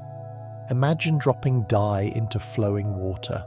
By watching how the dye moves, you can infer the pattern of currents even if the water itself is clear. Similarly, by tracking galaxy motions, we can infer the distribution of matter, both luminous and dark, that creates those motions. This technique has revealed the density field around the Milky Way, showing concentrations like the Great Attractor and voids where density is below average. But there's a fundamental limitation. We can only measure velocities along our line of sight. Spectroscopy gives us redshifts, which tell us how fast objects are moving toward or away from us radially. We can't directly measure transverse motions, movement perpendicular to our line of sight, because these don't cause Doppler shifts.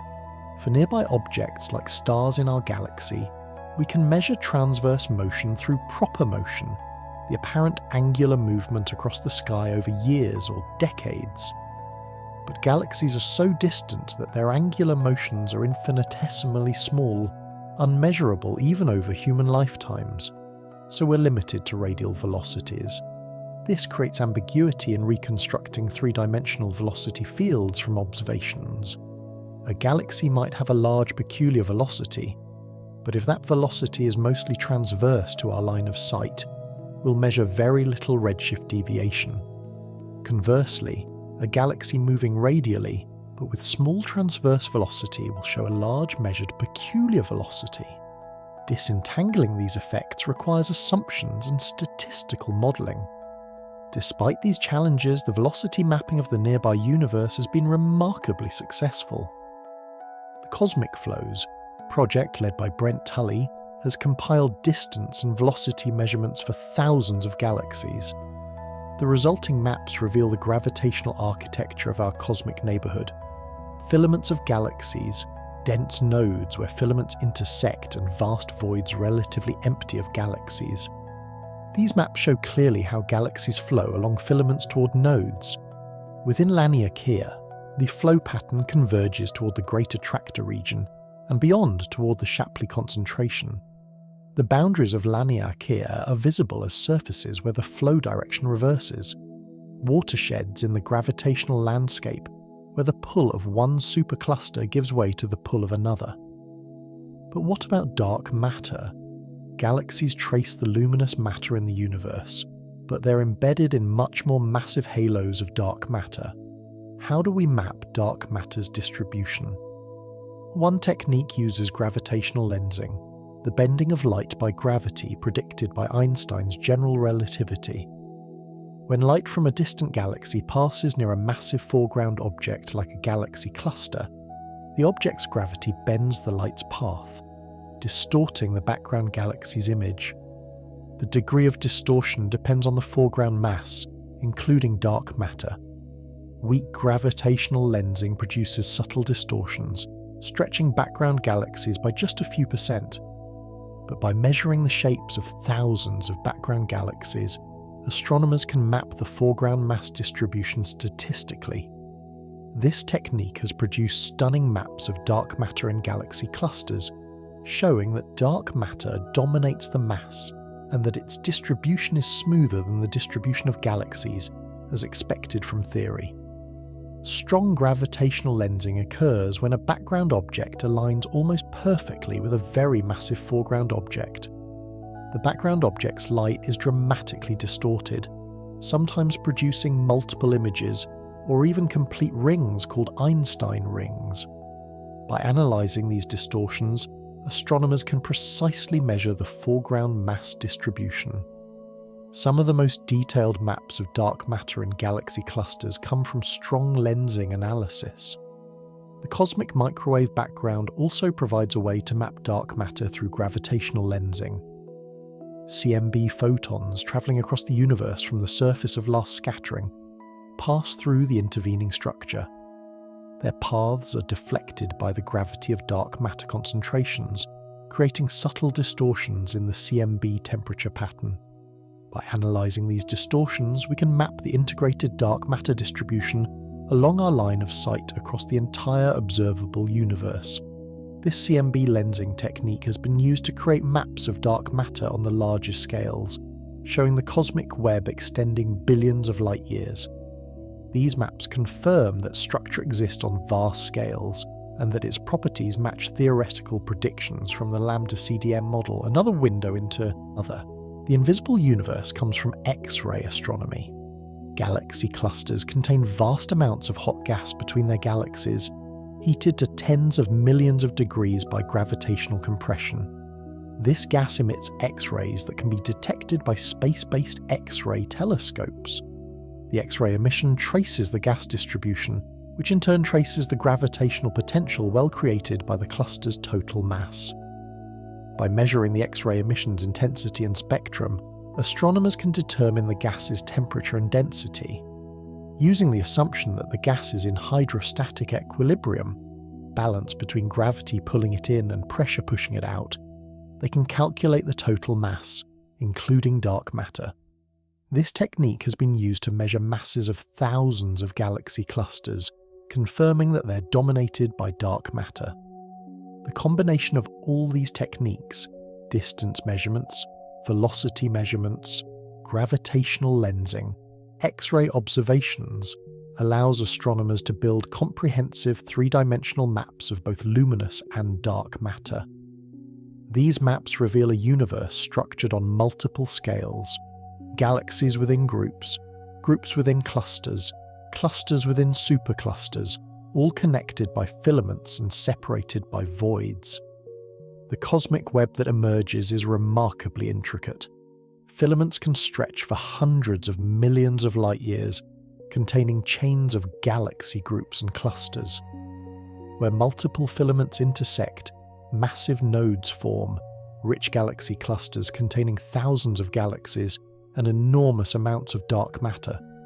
Between the filaments lie voids, vast regions containing few galaxies, where the universe is relatively empty. This structure didn't exist in the early universe. When the cosmic microwave background was emitted, just 380,000 years after the Big Bang, the universe was remarkably smooth and uniform. The density variations were tiny, just 1 part in 100,000. But these tiny seeds were enough. Over billions of years, gravity amplified these fluctuations, pulling matter from underdense regions into overdense regions in a runaway process. Computer simulations of structure formation can start from the initial conditions imprinted in the CMB and evolve forward in time, applying the laws of gravity and accounting for the expansion of the universe. These simulations, run on powerful supercomputers, produce artificial universes that can be compared to observations. The agreement is remarkable. Simulated universes look strikingly similar to the real universe, with similar filaments, clusters, and voids. This success validates our understanding of structure formation.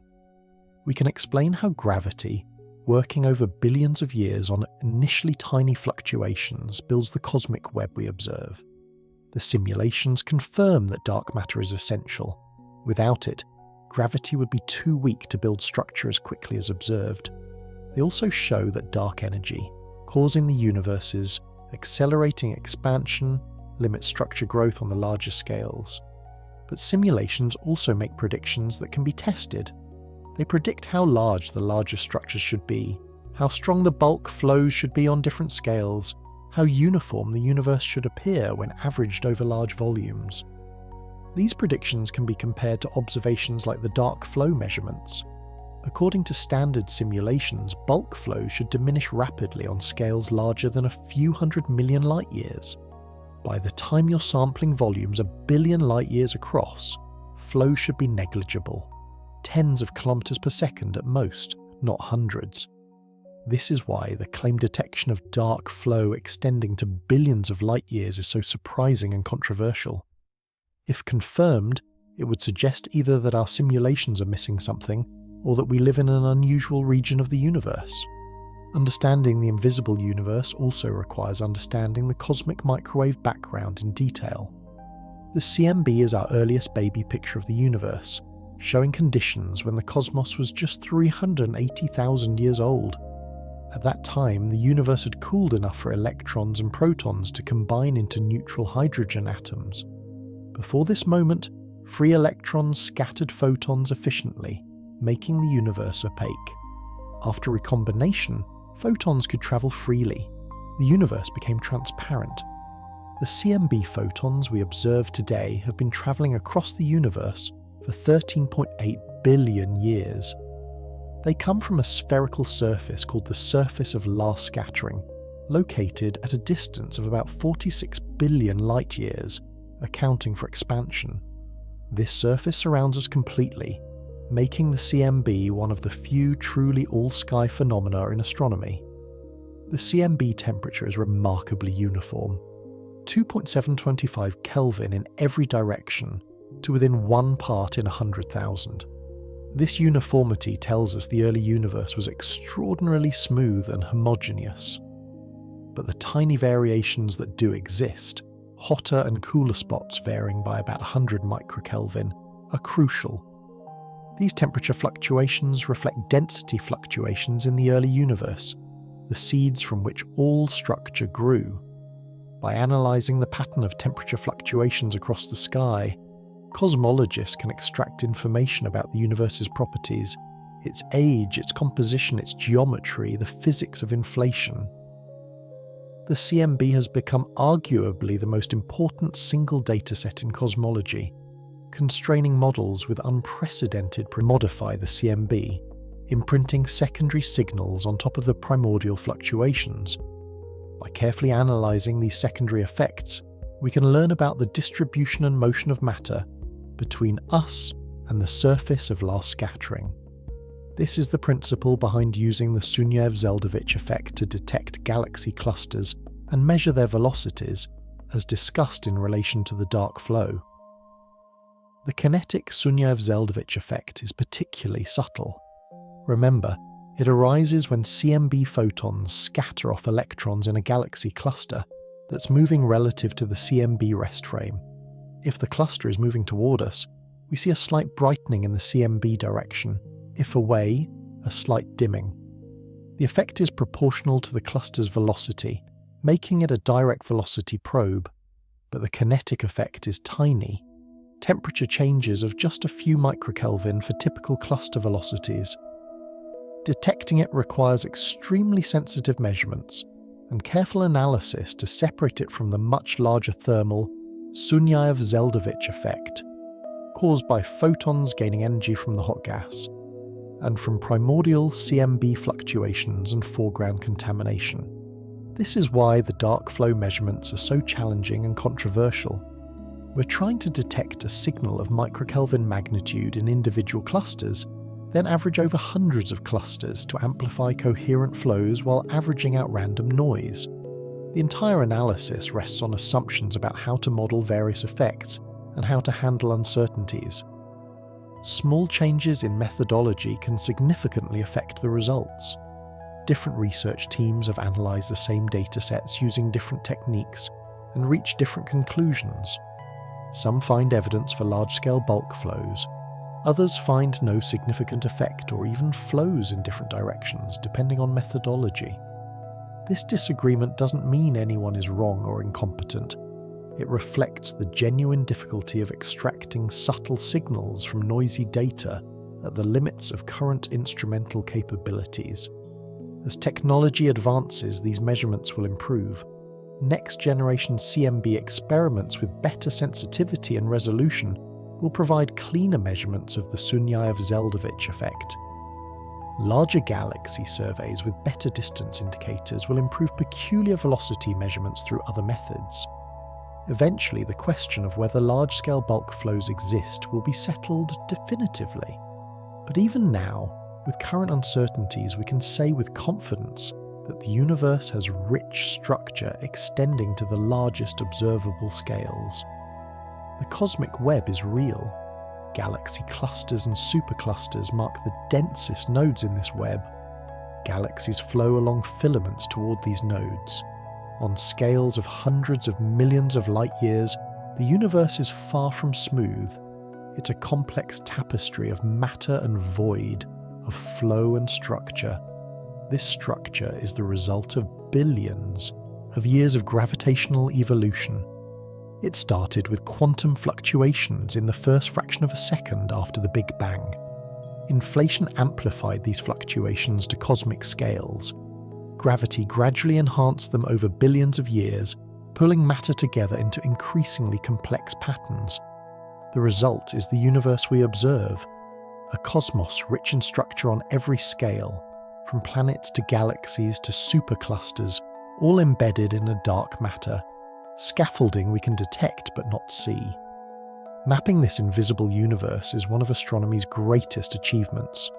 Through clever techniques and patient observation, we've revealed the architecture of the cosmos. We've shown that we live in a vast web of matter spanning billions of light years. We've measured the flows that carry galaxies through space, the gravitational currents that shape cosmic evolution. And we've discovered mysteries that challenge our understanding. The Great Attractor pulls us forward at 600 kilometers per second. Laniakea encompasses our local cosmic neighborhood in a gravitational basin 500 million light-years across. And perhaps, just perhaps, the dark flow extends even further, hinting at influences from beyond what we can directly observe, whispers from the unobservable universe reaching across the cosmic horizon. In the next chapter, we'll explore the theories proposed to explain these observations.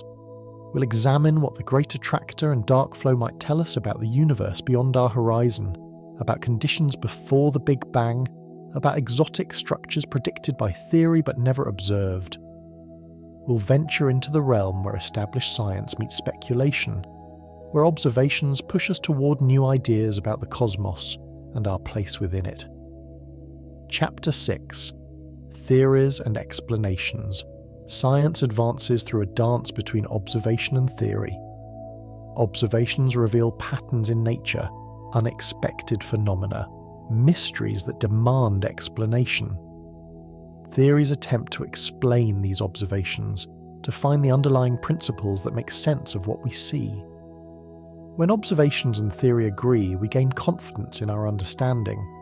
When they conflict, we face a choice: refine the observations, modify the theory, or develop entirely new frameworks. The Great Attractor and the dark flow present us with precisely this kind of challenge. We have observations, galaxy velocities, flow patterns, bulk motions on various scales. But do these observations fit comfortably within our existing theoretical framework, or do they demand something new? Are we witnessing expected behavior of matter and gravity in an expanding universe? Or are we seeing hints of physics beyond the standard model?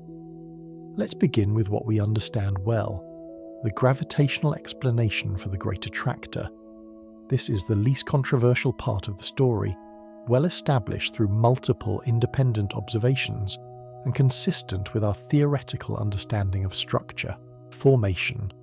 The Great Attractor exists because gravity has been pulling matter together for billions of years. In the early universe, as revealed by the cosmic microwave background, matter was distributed almost uniformly, but not quite. There were tiny fluctuations, regions slightly denser than average and regions slightly less dense. These fluctuations were imprinted by quantum mechanical processes during cosmic inflation, the exponential expansion in the first fraction of a second after the Big Bang. Once inflation ended and the universe began its more sedate expansion, these density fluctuations began to grow under gravity. Dense regions had slightly stronger gravity, pulling in matter from their surroundings. This made them denser still, strengthening their gravity further. It's a runaway process. The rich get richer, the dense get denser. Meanwhile, underdense regions lost matter to their denser neighbours, becoming even more underdense.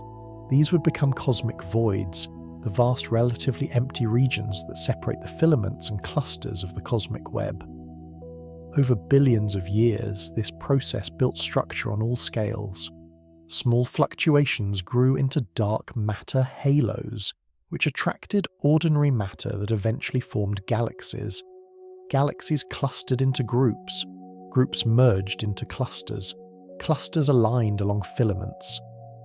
And where multiple filaments converged, massive superclusters formed, concentrations of mass so large their gravity dominates the motion of matter across hundreds of millions of light years. The Great Attractor region is one such convergence point. Multiple filaments of the cosmic web meet there. The Norma cluster, the Centaurus cluster, and other massive structures concentrate in this region, creating a gravitational potential well of immense proportions. The total mass, including galaxies, hot gas, and dark matter, creates gravity strong enough to pull the local group at 600 kilometers per second, despite being over 200 million light-years away. This explanation is well supported by observations. Infrared and X-ray surveys have revealed multiple massive galaxy clusters in the Great Attractor region, confirming that substantial mass concentrations exist there. Maps of the cosmic web show filaments converging toward this region from multiple directions. Computer simulations of structure formation, starting from initial conditions matching the observed CMB fluctuations, naturally produce structures like the Great Attractor. The discovery of Laniakea refined this picture without fundamentally changing it. The Great Attractor isn't an isolated structure but part of a larger supercluster. Within Laniakea, matter flows toward the densest regions through a hierarchical pattern. Small structures fall into larger ones, which fall into larger ones still.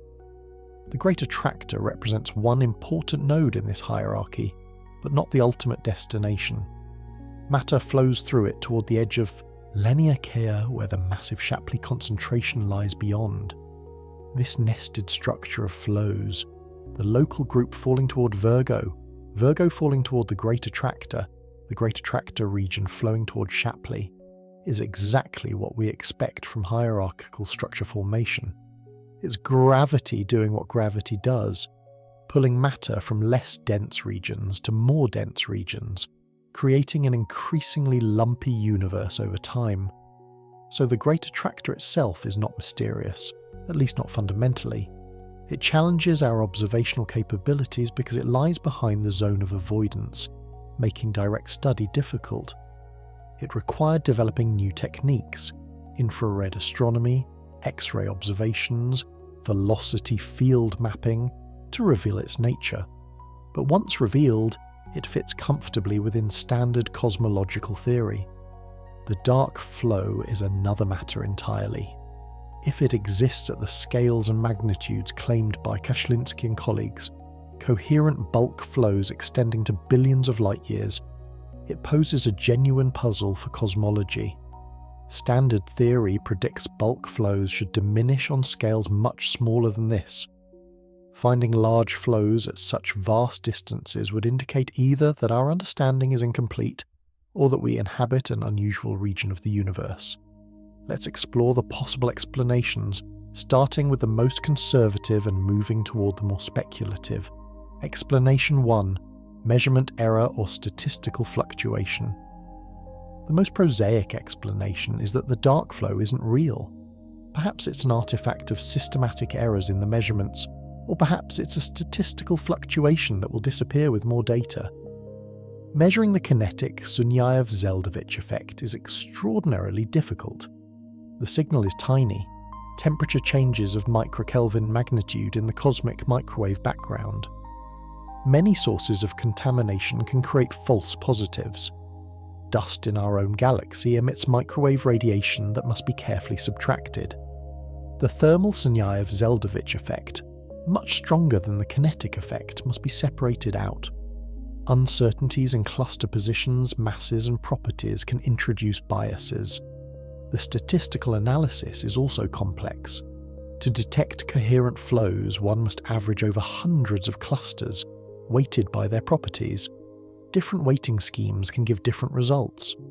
The choice of which clusters to include in the sample can affect conclusions. These aren't signs of incompetence. They're inherent challenges when working with noisy data at the limits of instrumental sensitivity. Several research groups analysing the same data sets have reached different conclusions about the dark flow. Some find strong evidence for it, others find weak or no evidence. This disagreement suggests we're working right at the edge of detectability, where subtle methodological choices matter. It's also possible that what appears to be a large-scale coherent flow is actually a statistical fluctuation. In any finite sample, you'll see fluctuations just by chance. If you observe galaxy clusters in a particular region of space and calculate their average velocity, you'll get some non-zero result even if there's no underlying bulk flow, just due to the random velocities of individual clusters being averaged. The question is whether the observed signal is larger than expected from such random fluctuations. Statistical tests are designed to answer this, but they rely on assumptions about the underlying distribution of velocities and the correlations between clusters. If these assumptions are incorrect, the statistical significance might be overestimated. As more data becomes available and analysis techniques improve, measurement errors should decrease and statistical uncertainties should narrow. If the dark flow is real, it should persist and become more clearly detected. If it's an artifact or fluctuation, it should weaken or disappear. Time and better data will tell. Explanation 2. Structures just beyond the horizon. If the dark flow is real, the next most conservative explanation involves massive structures just beyond our cosmic horizon. The observable universe has a finite size because light has had only finite time to reach us since the Big Bang. The most distant objects we can observe are about 46 billion light-years away, accounting for expansion, defining a spherical boundary to our observations. But the universe as a whole almost certainly extends beyond this horizon. It might be vastly larger than the observable portion, possibly infinite. If so, structure exists beyond what we can see, and this structure could gravitationally influence matter within our observable patch. Imagine an enormous supercluster, or supercluster, just beyond the horizon. Its mass would be gravitationally pulling on matter within our observable universe, creating bulk flows. We couldn't see this structure directly because its light hasn't reached us yet, but we could feel its gravitational influence. How massive would such a structure need to be to create the observed flows? Rough calculations suggest something containing at least tens of thousands of galaxy clusters, far more massive than the largest structures we've observed within our cosmic horizon, but not impossibly so. If structure formation continued beyond what we can see, building ever larger concentrations, such mega structures could exist. This explanation has the virtue of requiring no new physics. Gravity works the same way everywhere, extending infinitely in range. Massive objects beyond our horizon would naturally affect objects within it. The only requirement is that the universe beyond our horizon differs significantly from what we observe within it, specifically that there are larger mass concentrations beyond than exist within. But this creates a theoretical tension. Standard inflation theory predicts that the universe should be statistically homogeneous on large scales. The fluctuations that seeded structure formation had the same statistical properties everywhere. If inflation is correct, we shouldn't expect radically different structure beyond the horizon compared to within it. However, we observe only one realization of the statistical ensemble. Even if the underlying statistics are uniform, any finite region will show fluctuations around the mean. Perhaps we inhabit a region that happens to be less densely structured than average, while regions beyond our horizon happen to contain larger structures. In an infinite universe, all fluctuations must occur somewhere. This explanation also connects to observations of large-scale anomalies in the cosmic microwave background. The axis of evil, a nickname for an unexpected alignment of large-scale CMB fluctuations, might indicate that our observable universe isn't a perfectly representative sample. Perhaps we're seeing edge effects, where the properties of our observable patch are influenced by structure beyond its boundaries. Explanation 3. Pre-Big Bang structure. A more speculative explanation involves structure that existed before the Big Bang. In standard cosmology, the Big Bang represents the beginning of time itself. There's no before in the conventional sense. But some theoretical frameworks propose alternatives. Cyclic cosmological models suggest the universe undergoes repeated cycles of expansion and contraction. The Big Bang wasn't the beginning, but rather a bounce from a previous contracting phase. In such models, structure might exist that predates our current expansion cycle, surviving through the bounce in some form. The ekpyrotic scenario, derived from string theory, proposes that our universe formed from the collision of higher dimensional branes. Before the collision, structure might have existed on these branes or in the higher dimensional space between them. The collision that created our four-dimensional space-time might have imprinted these pre-existing inhomogeneities onto our universe. If large-scale structure existed before the Big Bang and somehow survived through whatever transition created our current universe, it could manifest as anomalous flows or asymmetries. The dark flow might be a fossil remnant of a pre-Big Bang cosmic web, a ghost of structure from a previous epoch. This idea is highly speculative.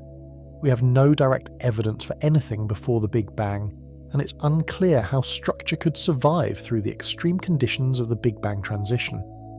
The enormous energies and densities involved should erase most information about prior states. But most isn't all. Perhaps the very largest scale patterns could persist. Testing this idea is extraordinarily difficult because we can't observe the pre-Big Bang state directly. We can only look for predictions that differ from standard inflation and see if observations support them. Some cyclic and ekpyrotic models make specific predictions about the pattern of CMB fluctuations or the formation of large-scale structure. So far, observations tend to favour standard inflation, but the question isn't definitively settled. Explanation 4. Multiverse effects. Eternal inflation theory proposes that inflation never completely ends. While inflation stopped in our region of space, creating the universe we inhabit, it continues in other regions. New bubble universes constantly form within the eternally inflating space, each potentially with different physical properties. In this multiverse scenario, our observable universe is one bubble among countless others. These bubbles exist within a larger inflating space.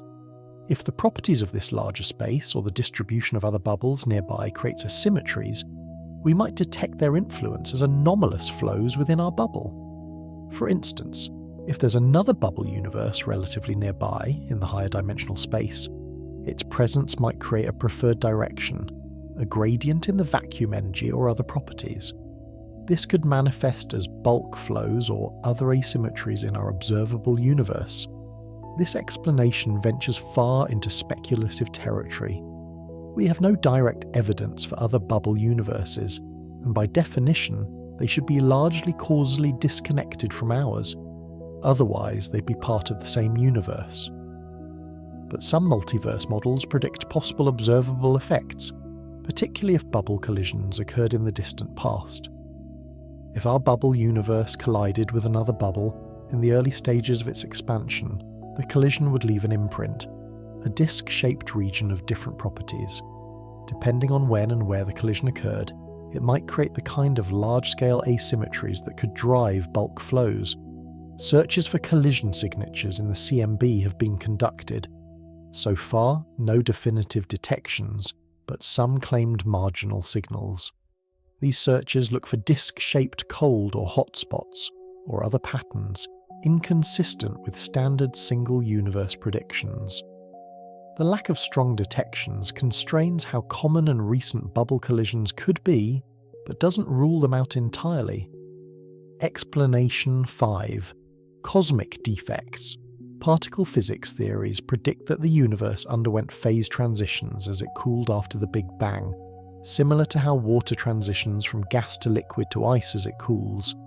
These cosmic phase transitions might have left behind defects, flaws in the structure of space-time analogous to cracks in ice or grain boundaries in metal. Cosmic strings are one type of defect, one-dimensional objects with enormous linear mass density. A cosmic string would be incredibly thin, perhaps thinner than a proton but fantastically massive. 1 meter of cosmic string might have a mass of 1021 kilograms. A cosmic string stretching across the observable universe would contain enough mass to significantly affect galaxy motions. If a network of cosmic strings exists, it could create large-scale velocity patterns. Galaxies would be gravitationally influenced by nearby strings, creating coherent flows on large scales. The pattern would depend on the network's geometry, how the strings are distributed and oriented. Cosmic strings are predicted by some grand unified theories in string theory, but they've never been directly detected. Searches have looked for their gravitational effects. Cosmic strings would lens background objects, creating characteristic double images. They would create step discontinuities in the cosmic microwave background. So far, no convincing detections. The lack of detections puts upper limits on cosmic string properties. If they exist, they must be relatively rare or have lower masses than some theories predict. Current limits suggest that cosmic strings, if present, contribute less than a few % of the universe's total energy density. This probably isn't enough to drive the large-scale flows associated with the dark flow. Other defects are possible. Domain walls, two-dimensional defects, monopoles, point-like defects, or more exotic structures predicted by various theories. Each would create distinctive gravitational and observational signatures. The absence of clear detections suggests that if these defects exist, they're either very rare or have properties that make them difficult to detect. Explanation 6. Modified gravity. Perhaps the most radical explanation is that gravity doesn't work quite the way we think on the larger scales. Einstein's general relativity has been tested extensively in the solar system, around compact objects like neutron stars, and in the dynamics of galaxies and galaxy clusters. But testing it on cosmological scales, across billions of light years, is more difficult. What if general relativity needs modification at these vast scales? What if there are additional terms in Einstein's equations that only become important for structures spanning significant fractions of the observable universe? Modified gravity theories have been proposed for various reasons. Some attempt to explain dark matter or dark energy without invoking new forms of matter or energy. Others emerge from attempts to unify gravity with quantum mechanics, or from extra-dimensional theories. If any of these modifications affects large-scale structure, they might manifest as anomalous bulk flows.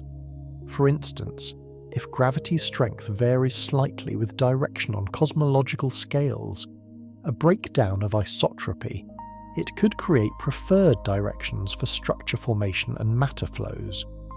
Or if gravity's range is modified on the larger scales, perhaps cutting off beyond some characteristic distance, it could affect how structures on different scales interact. Testing these ideas is challenging. Most modified gravity theories have been designed to match observations in regimes where general relativity is well tested, so they make predictions differing from GR only in specific, often hard to observe circumstances. Distinguishing between modified gravity and standard gravity plus dark matter, dark energy, often requires precise measurements of subtle effects. Current observations tend to support standard general relativity, the way gravity affects the formation of a large-scale structure, the behaviour of gravitational waves, the expansion history of the universe, all seem consistent with Einstein's theory. But we can't claim the theory is perfectly accurate at all scales and in all regimes. There's room for modifications in regimes we haven't yet tested thoroughly. The axis of evil and other anomalies. The dark flow isn't the only large-scale anomaly that's puzzled cosmologists. Several other mysterious patterns in observations hint that the universe might not be quite as isotropic as we expect. The axis of evil is a nickname coined by cosmologist Ho for an unexpected alignment in the cosmic microwave background. When the CMB temperature fluctuations are decomposed into spherical harmonics, mathematical patterns on the sphere analogous to musical harmonics. The larger scale modes show unexpected alignments with each other and with the plane of the solar system. This shouldn't happen. The CMB comes from the edge of the observable universe, from events occurring 13.8 billion years ago. It should have no correlation with local structures like our solar system, which formed billions of years later. The fact that large-scale CMB patterns seem aligned with the ecliptic plane is bizarre and unexplained. Various explanations have been proposed. Maybe it's a statistical fluke. With limited data, unlikely patterns can occur by chance. Maybe there's systematic error in how we process CMB data, with foreground contamination from the solar system or galaxy not fully removed. Maybe there's new physics creating preferred directions in the early universe. Or maybe it's telling us something profound, that our universe isn't perfectly isotropic, that there are preferred directions built into the cosmos at the deepest level. If so, this would fundamentally challenge the cosmological principle and require rethinking our models. The CMB cold spot is another anomaly, an unusually large cold region in the microwave background, located in the constellation Eridanus. It's about 10 degrees across, much larger than typical CMB fluctuations, and about 70 microkelvin colder than average. Is it just a statistical fluctuation? Calculations suggest a spot this large and cold has only about 1% probability of occurring by chance in a universe like ours. That's unlikely but not impossible. Or maybe it's caused by a supervoid, an unusually large underdense region along our line of sight. As CMB photons pass through a void, they experience a net redshift due to the integrated Sachs-Wolf effect, creating a cold spot. Surveys have indeed found a large void, the Eridanus supervoid, in this direction, but calculations suggest it might not be quite large enough to fully explain the cold spot's magnitude. The debate continues about whether the supervoid plus random fluctuations can account for the observations or whether we need something more exotic. Some researchers have speculated that the cold spot might be evidence of a bubble collision, where our universe collided with another bubble universe in the early stages of expansion. Such a collision would create a disc-shaped region of different properties, potentially appearing as a cold spot in the CMB. But this explanation is highly speculative and difficult to test definitively. Then there are anomalies in the distribution of the most distant quasars and galaxies. Some studies have suggested that these distant objects show preferred orientations or spatial patterns that seem inconsistent with perfect isotropy. Other studies find no such effects, As with the dark flow, the debate hinges on subtle statistical analysis of noisy data. What connects all these anomalies, the dark flow, the axis of evil, the cold spot, potential alignment patterns in distant objects, is that they all suggest possible violations of isotropy on the larger scales. They hint that the universe might have preferred directions or large-scale asymmetries not predicted by the simplest cosmological models. Are they real? Are they connected? Or are they a collection of statistical flukes, measurement artifacts, and selections of evil remains in ever better CMB data, or the cold spot resists conventional explanation? It would be revolutionary. It would tell us that the universe is more complex, more structured, less symmetric than our standard models assume. It would point toward new physics, new phenomena, new understanding, and even if they all prove to be illusions, artifacts of our limited data and imperfect measurements, they've served a purpose. They've pushed us to develop better instruments, more sophisticated analysis techniques, deeper theoretical understanding. They've kept us honest, reminding us that our theories are models, approximations, tools for understanding rather than perfect descriptions of reality. Philosophical implications. Beyond the technical questions of measurement and theory lies a deeper philosophical question. What does it mean if the universe has large-scale asymmetries or influences from beyond what we can observe? The cosmological principle, the assumption that the universe is homogeneous and isotropic on large scales, isn't just a technical convenience. It's a philosophical stance about our place in the cosmos. It says we don't occupy a special location. The universe looks the same from every vantage point. There's no center, no preferred direction, no cosmic asymmetry. This principle emerged from centuries of discoveries that consistently dethroned Earth from positions of cosmic significance. Earth isn't the center of the solar system. The Sun isn't the center of the galaxy. The Milky Way isn't the center of the universe. There is no center. All locations are equivalent. If the dark flow and related anomalies are real, they don't quite violate this principle. We're not at the center of anything, but they suggest that the universe has structure and patterns extending to its largest observable scales, perhaps influenced by what lies beyond our cosmic horizon. They suggest that our observable universe might not be a perfectly representative sample of the universe as a whole. In an infinite or very large universe, this shouldn't surprise us. Any finite region will show fluctuations around the mean properties. We happen to observe one particular finite region, the part of the universe from which light has had time to reach us. This region might be slightly more structured or slightly less structured than average. It might happen to be near a particularly massive structure just beyond the horizon, creating asymmetric flows. This doesn't make our location special in any meaningful sense. In an infinite universe, every location is like every other in having its own particular local configuration of matter and structure.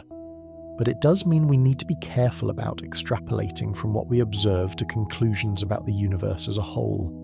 It also raises profound questions about observability and science. How do we do cosmology when we can only observe a finite patch of the universe? How do we test theories about the universe as a whole when we have access to only one region? How do we distinguish between properties that are truly universal and properties that just happen to characterize our cosmic neighborhood? These aren't just technical challenges. They're fundamental epistemological questions about the limits of empirical knowledge. We can never observe beyond our cosmic horizon. We can never verify that distant regions of the universe obey the same laws we observe here. We assume they do. It's the simplest assumption and has served us well.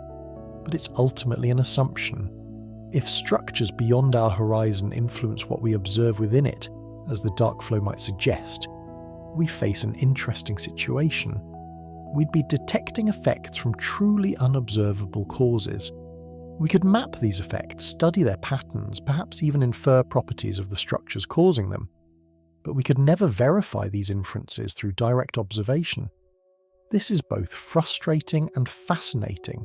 Frustrating because it means some questions might never be definitively answerable. Fascinating because it suggests that the universe might always hold mysteries beyond our reach, no matter how much our technology advances. In the next chapter, we'll explore what lies at the very edge of observability. We'll examine the cosmic horizon, the boundary beyond which we cannot see, and what might lie beyond it. We'll consider how the finite age of the universe limits our view, and what this means for our understanding of cosmic structure. We'll venture to the very edge of what physics and astronomy can tell us about reality. Chapter 7. The Observable Universe's Edge. There is a boundary to what we can see, a horizon beyond which light has not had time to reach us. This cosmic horizon doesn't mark the edge of the universe itself. The universe may be infinite, extending forever in all directions. But it marks the edge of the observable universe, the boundary between what we can potentially detect and what remains forever beyond our reach. Understanding this boundary is crucial to understanding the Great Attractor, the dark flow, and the questions they raise about cosmic structure. Because if influences exist beyond this horizon, massive structures pulling on matter within our observable patch, we face a fundamental challenge. How do we study causes we can never directly observe? The observable universe has grown over time. When the universe was young, only nearby regions were observable. As time passed and light travelled farther, more distant regions came into view. Today, 13.8 billion years after the Big Bang, we can see objects whose light has been travelling toward us for most of cosmic history. But there's a subtlety here. The most distant objects we observe aren't 13.8 billion light-years away. They're much farther, about 46 billion light-years, and this seeming contradiction reveals something fundamental about cosmic expansion. Imagine a photon emitted from a distant galaxy when the universe was young. That photon begins travelling toward us at the speed of light. But while it travels, space itself is expanding. The galaxy that emitted the photon is being carried away by this expansion. The photon has to chase a receding target, and the space it's travelling through is stretching as it goes. Over billions of years, the photon finally reaches Earth. We detect it, measure its redshift, and calculate how far the emitting galaxy was when the photon was emitted. But the galaxy is no longer at that distance. It's been carried farther away by cosmic expansion during the light travel time. Its current distance, accounting for all the expansion that's occurred, is much greater than the light travel distance.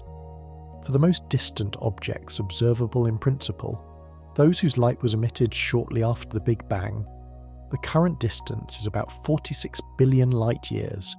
This defines the radius of the observable universe. The full diameter is about 92 billion light-years, encompassing everything from which light has had time to reach us. But even this isn't the full story because of something called the particle horizon versus the event horizon. The particle horizon marks the boundary of what we can currently observe, all locations from which light has had time to reach us. The event horizon, relevant in an accelerating universe, marks the boundary of what we will ever be able to observe, even waiting infinite time. Our universe's expansion is accelerating, driven by dark energy. This acceleration means that distant objects are being carried away from us at increasing speeds. At a certain distance, the recession velocity exceeds the speed of light. Note, this doesn't violate relativity. Nothing is moving through space faster than light. Rather, space itself is expanding so rapidly that the distance between us and these objects increases faster than light can cross it.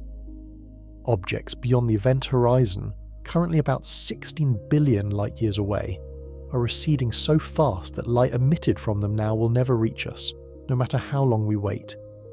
The expanding space carries them away faster than the light can approach us. These regions are causally disconnected from our future. We can never receive signals from them, never interact with them, never learn what happens there. Between the particle horizon at 46 billion light-years and the event horizon at 16 billion light-years lies a strange zone. We can see objects in this zone now because we're seeing light they emitted long ago when they were closer and expansion was slower. But we're seeing their distant past. Light they emit now will never reach us. We're watching them disappear beyond the edge of observability, seeing ever earlier stages of their evolution as their recent light fails to catch up to us. This creates an interesting situation. The observable universe is shrinking in a sense. Galaxies currently visible will eventually fade from view as their light gets too redshifted to detect and new light from them never reaches us. In the far future, trillions of years hence, only our local gravitationally bound structures, the local group merged into a single giant galaxy, will be observable. The rest of the universe will have receded beyond the event horizon, invisible and unreachable. But these considerations about the distant future don't directly affect questions about the Great Attractor and dark flow. What matters for understanding these phenomena is what exists beyond our current particle horizon. Regions from which light hasn't reached us yet, but which might still exert gravitational influence. Can structures beyond the horizon affect us gravitationally? This is a subtle question. In general relativity, gravity doesn't propagate instantaneously. It travels at the speed of light as gravitational waves. Changes in a mass distribution take time to affect distant locations, just as light does. However, the gravitational field of a mass distribution that's been in place for a long time extends outward continuously.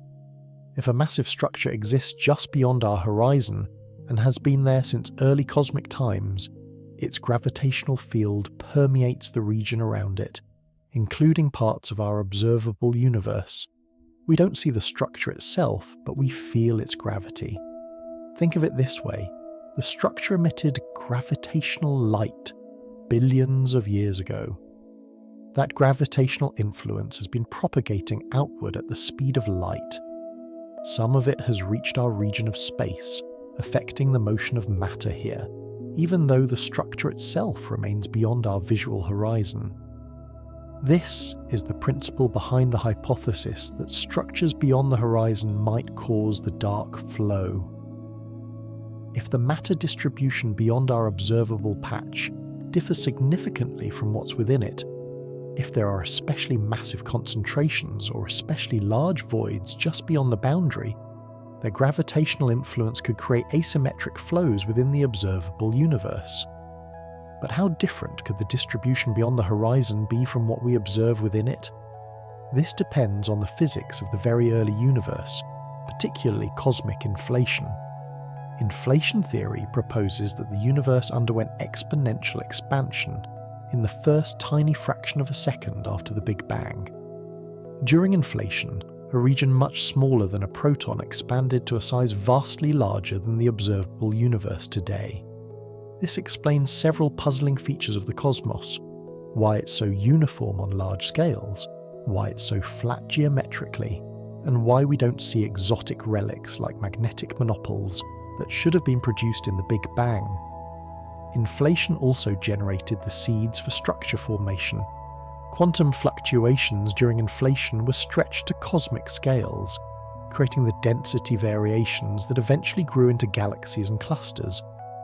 These quantum fluctuations had specific statistical properties determined by the physics of inflation. Here's the key point: inflation predicts that these fluctuations should have the same statistical properties everywhere. The observable universe is just one region of a much larger inflated volume. What we see here should be statistically representative of what exists in other regions, including beyond our horizon. This doesn't mean every region looks identical. Quantum fluctuations are random, and different regions will have different specific configurations. But the statistical properties, the typical sizes and amplitudes of fluctuations, the spectrum of variations, should be the same everywhere. If this is correct, structures beyond our horizon shouldn't be dramatically different from structures within it. The largest structures we observe, superclusters spanning hundreds of millions of light years, should be representative of the largest structures anywhere.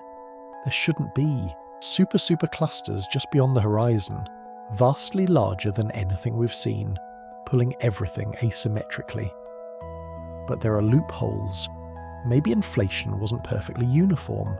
Maybe different regions underwent slightly different amounts of inflation or slightly different inflationary dynamics. Maybe there are variations in the inflaton field or other parameters that create differences between regions. Or maybe we're just seeing statistical fluctuations. In any finite region, the actual structure will deviate somewhat from the statistical mean. Our observable universe samples a finite, though large, volume. By chance, it might contain fewer or more large structures than average. Regions beyond the horizon might have different realizations of the same statistical ensemble. Think of rolling dice. Each die follows the same probability distribution, equal chances of 1 through 6. But any particular sequence of rolls will show fluctuations. You might get several 6s in a row by chance. Similarly, our observable universe represents one particular realization of cosmic structure, and it might happen to be atypical in some ways. How atypical can it be before we should worry? This is where statistical analysis becomes crucial. If the dark flow requires structures just beyond the horizon that are only moderately larger than the larger structures we observe, it might be a reasonable fluctuation. If it requires structures orders of magnitude larger, vastly exceeding anything in our observable volume, that's harder to accept as mere chance. The cosmic microwave background provides crucial constraints. When we observe the CMB, we're seeing the observable universe when it was 380,000 years old. The fluctuations in the CMB, temperature variations from place to place, reveal the density structure at that early time. These fluctuations should reflect the initial conditions set by inflation. The CMB is remarkably uniform, variations of only one part in 100,000. This uniformity suggests that the early universe was extraordinarily smooth, with no dramatic asymmetries or preferred directions. Any large-scale structure that exists today, whether inside or outside our horizon, grew from these tiny early fluctuations through gravitational instability. But the CMB does show subtle anomalies that might hint at more complexity. The axis of evil, the unexpected alignment of large-scale fluctuation patterns, suggests possible violations of statistical isotropy. The cold spot might indicate an unusually large void, or could be evidence of something more exotic. If the CMB anomalies are real, and not statistical flukes, they could be telling us that the observable universe isn't a perfectly typical region. Maybe we're near the edge of some larger structure. Maybe inflation didn't fully erase pre-existing inhomogeneities. Maybe there are correlations extending beyond our horizon that create observable imprints. Various theoretical papers have explored these possibilities. Some models propose that inflation lasted longer in some regions than others, creating variations in density that extend beyond observable horizons. Some suggest that inflation might have been preceded by another phase of cosmic evolution, leaving imprints that affect the largest observable scales. Some invoke features in the inflaton potential, the energy landscape that drove inflation, that could create preferred scales or directions. Testing these ideas observationally is challenging. We can't look beyond the horizon to verify them directly. We can only look for their predicted effects within our observable universe. Do they predict specific patterns in the CMB or galaxy distribution? Do they predict bulk flows or other asymmetries? Can these predictions be distinguished from standard inflation? The Planck satellite's exquisite measurements of the CMB have provided stringent tests.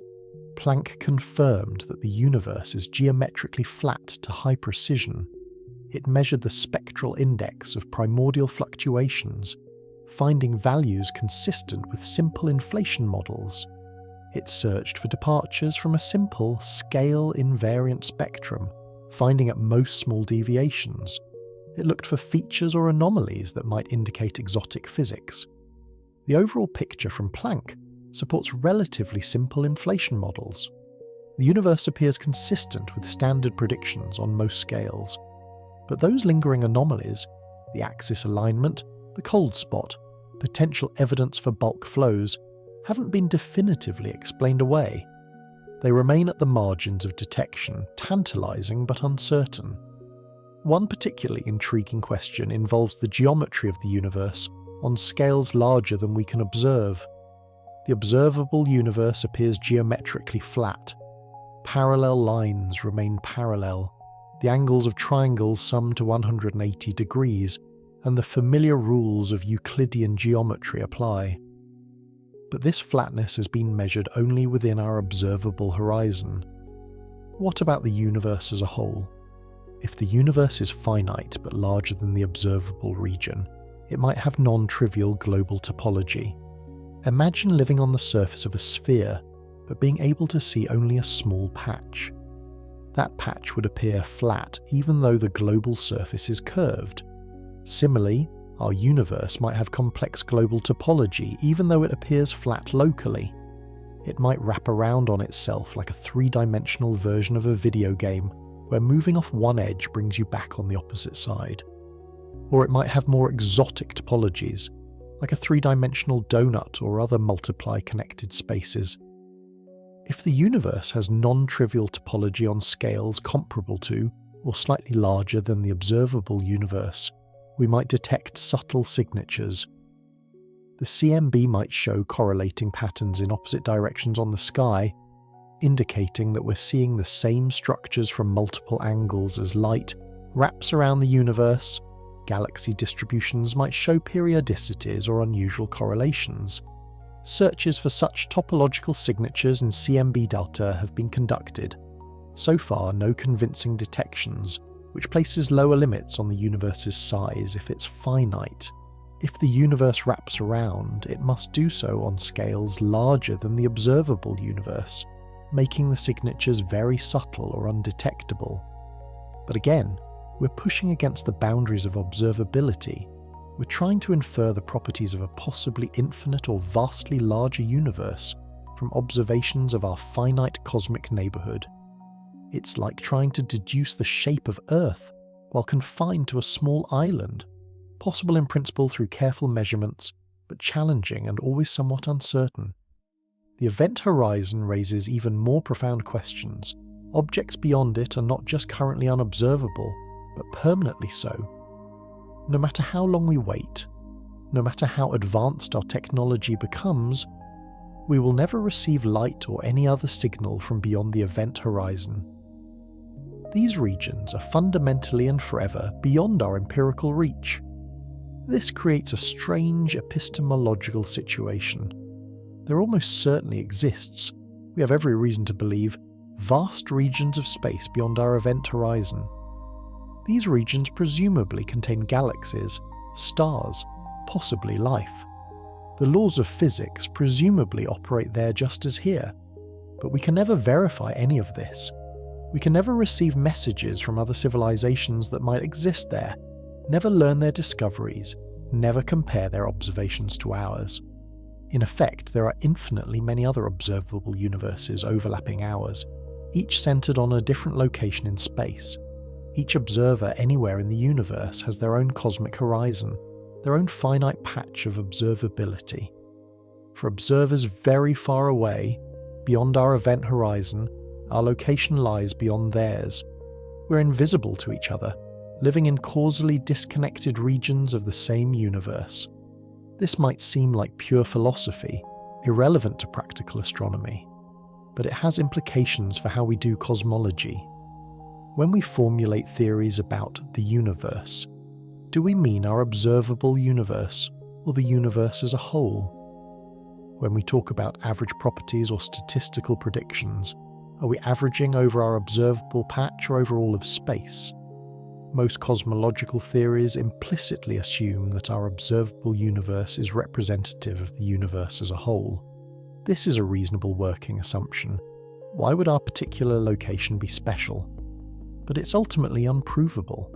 We could be in an atypical region without ever knowing it for certain. The dark flow controversy illustrates this tension. If we assume our observable universe is typical, bulk flows on scales of billions of light-years seem implausible.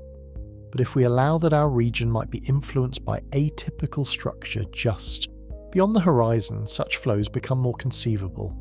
Without access to what lies beyond, we can't definitively rule out either scenario. There's also the question of what we mean by explaining the dark flow. Suppose it's real, and suppose it's caused by enormous structures beyond our horizon. Have we explained it? In one sense, yes. We've identified a cause.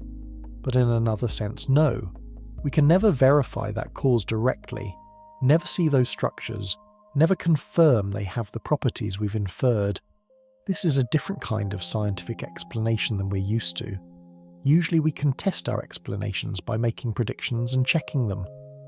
But for phenomena potentially caused by trans-horizon structures, direct verification is impossible by definition. We're limited to internal consistency checks. Does the explanation fit with other observations? Does it require plausible, not impossibly extreme structures? Does it follow from well-established physics? These are softer criteria than direct empirical verification.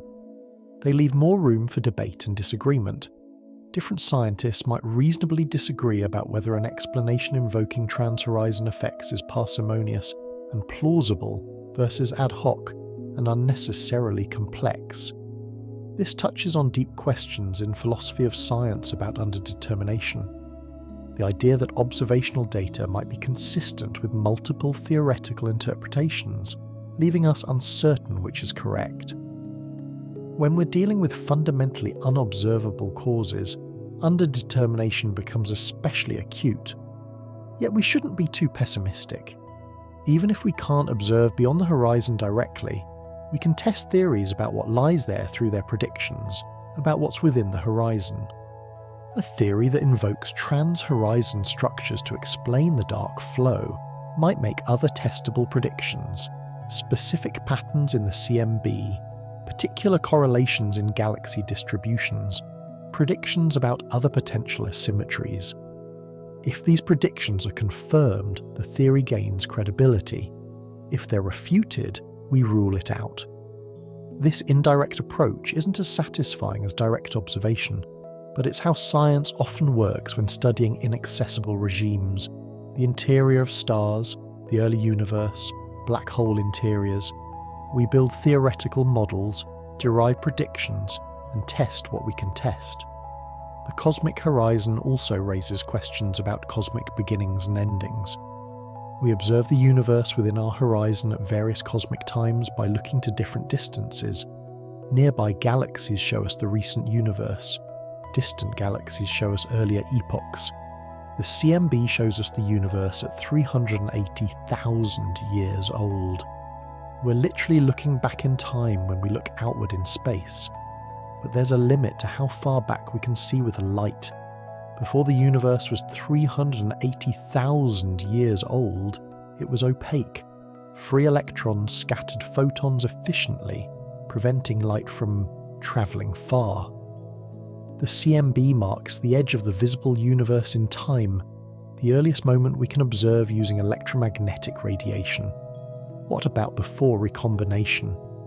We can't use light to probe those times, but we have other tools. Gravitational waves from the early universe would pass through the opaque plasma unscattered. Primordial gravitational waves generated during inflation might be detectable in the polarization pattern of the CMB.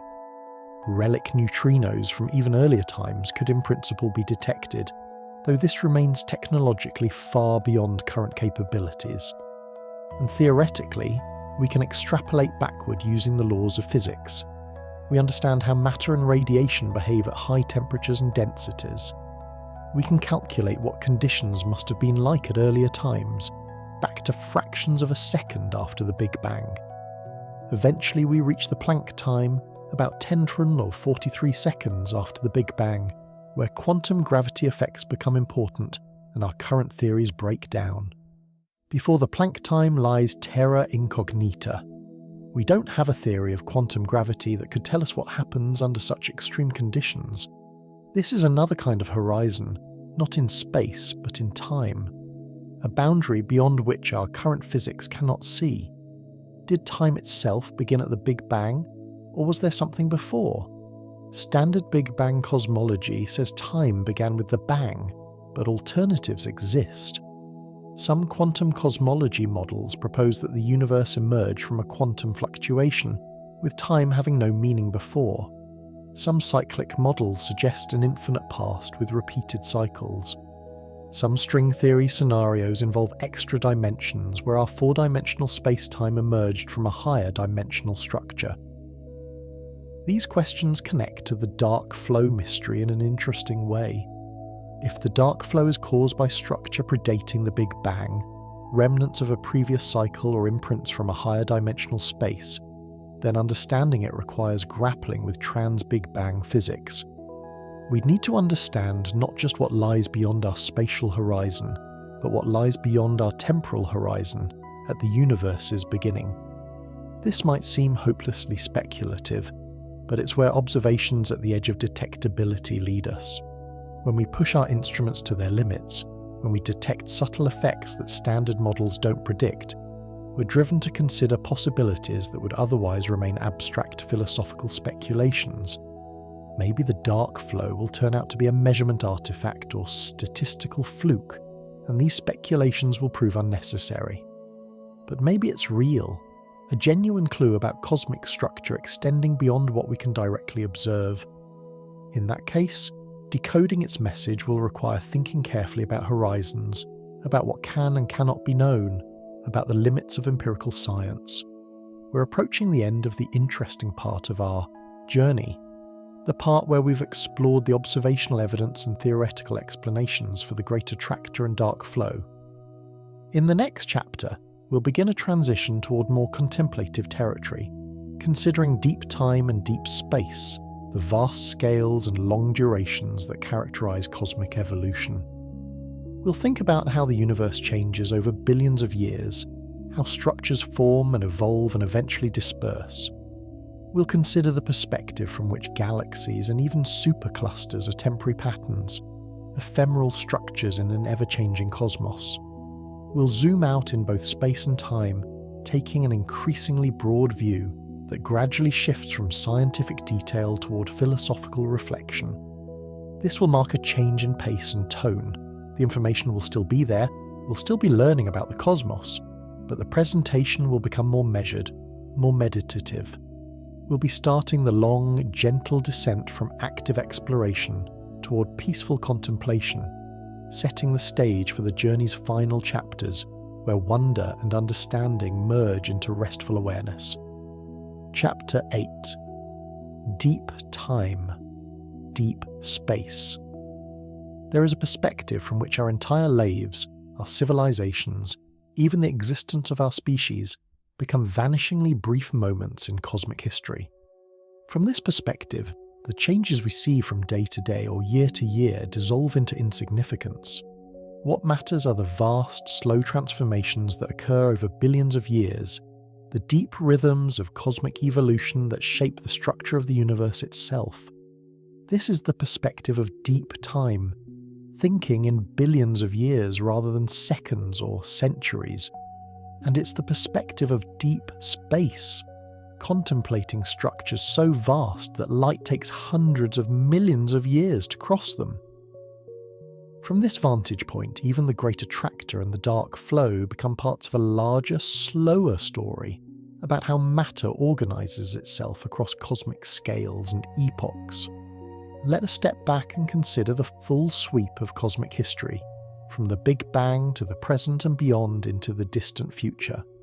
Let us think about how structure emerges, evolves, and eventually decays over timescales that dwarf human comprehension. Let's adopt the cosmic perspective, where galaxies are like dust motes and billion-year intervals are but moments in an unimaginably long story. The universe began 13.8 billion years ago in a state of extraordinary simplicity. In the first moments after the Big Bang, matter and energy existed in their most elementary forms. Quarks and gluons filled space, too hot to combine into protons and neutrons. Photons scattered constantly off the dense plasma of particles. There were no atoms, no molecules, no structures of any kind. The universe was smooth, hot, dense, and almost perfectly uniform. Almost, but not quite.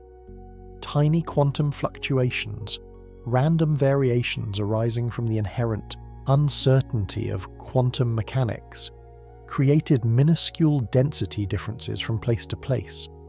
In some regions, matter was infinitesimally denser than average. In others, infinitesimally less dense. These differences were extraordinarily small, perhaps 1 part in 100,000, but they would prove to be the seeds from which all structure would grow. Cosmic inflation, occurring in the first tiny fraction of a second, amplified these quantum fluctuations to astronomical scales. A region smaller than a proton expanded to sizes vastly larger than the observable universe today, stretching the fluctuations across cosmic distances. When inflation ended, the universe continued expanding, but at a more sedate pace. The tiny density variations remained, frozen into the fabric of space, waiting for gravity to amplify them over billions of years. For the first 380,000 years, the universe remained opaque. Free electrons scattered photons constantly, coupling matter and radiation into a single fluid. But as the universe expanded, it cooled. Eventually, the temperature dropped enough for electrons and protons to combine into neutral hydrogen atoms. This moment, recombination, marks the birth of the cosmic microwave background. Suddenly photons could travel freely. The universe became transparent. The light from this moment has been travelling across the cosmos ever since, eventually reaching our telescopes as the CMB we observe today. After recombination, the universe entered what's sometimes called the cosmic dark ages. The primordial hydrogen-filled space, but stars hadn't yet formed. No light sources existed except the fading glow of the Big Bang itself. The universe was dark, filled with neutral gas slowly being pulled together by gravity into denser and denser concentrations. The first structures to form were dark matter halos. Dark matter, immune to radiation pressure and electromagnetic forces, could collapse under gravity more easily than ordinary matter. Dense regions grew denser, pulling in surrounding material. Over millions of years, the first dark matter halos coalesced, creating gravitational wells into which ordinary matter could fall. Within these halos, ordinary matter, hydrogen and helium gas from the Big Bang, began accumulating. As gas fell into the potential wells, it compressed and heated. In the densest regions, temperatures and pressures rose high enough to ignite nuclear fusion. The first stars were born. These primordial stars were different from stars today. They formed from pure hydrogen and helium with no heavier elements. This allowed them to grow extremely massive, perhaps 100 or even several hundred times the mass of the Sun. They burned hot and bright but briefly, exhausting their fuel in just a few million years before exploding as supernovae. These supernova explosions served a crucial purpose.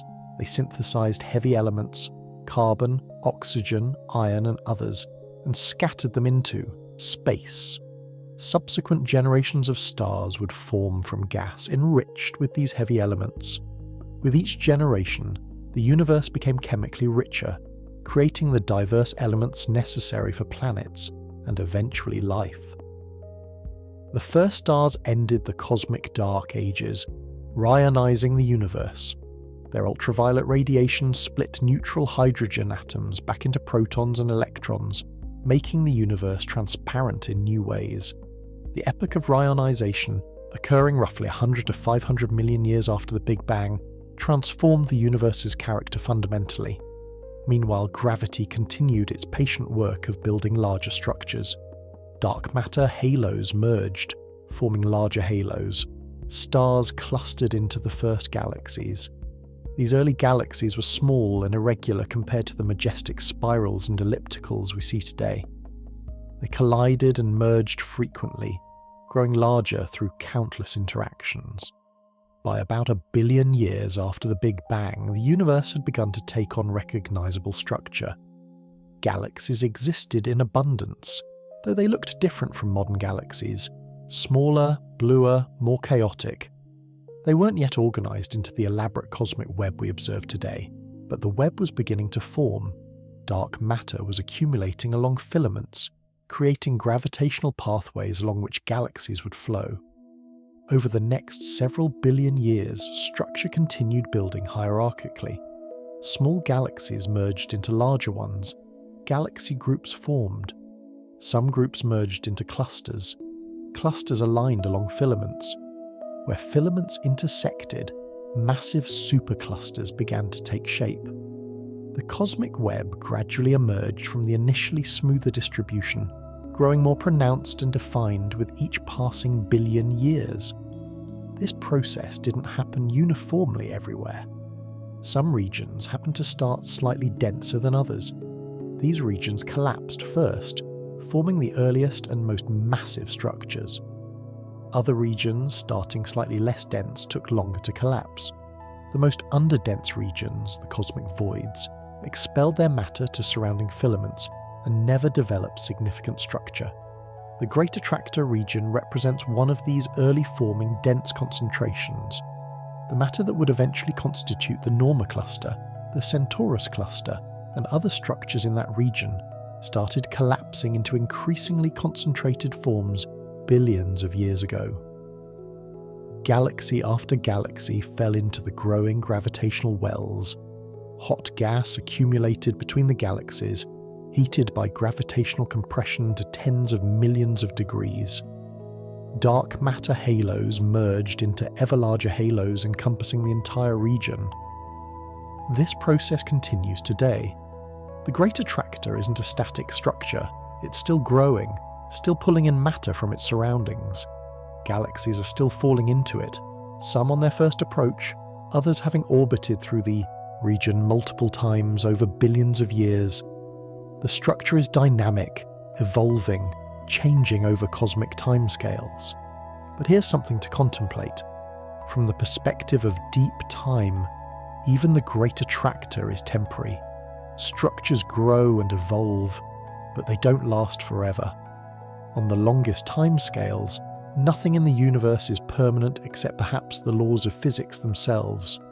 Consider the fate of a galaxy cluster over truly vast expanses of time. Currently, clusters are stable structures, held together by gravity despite the expansion of the universe.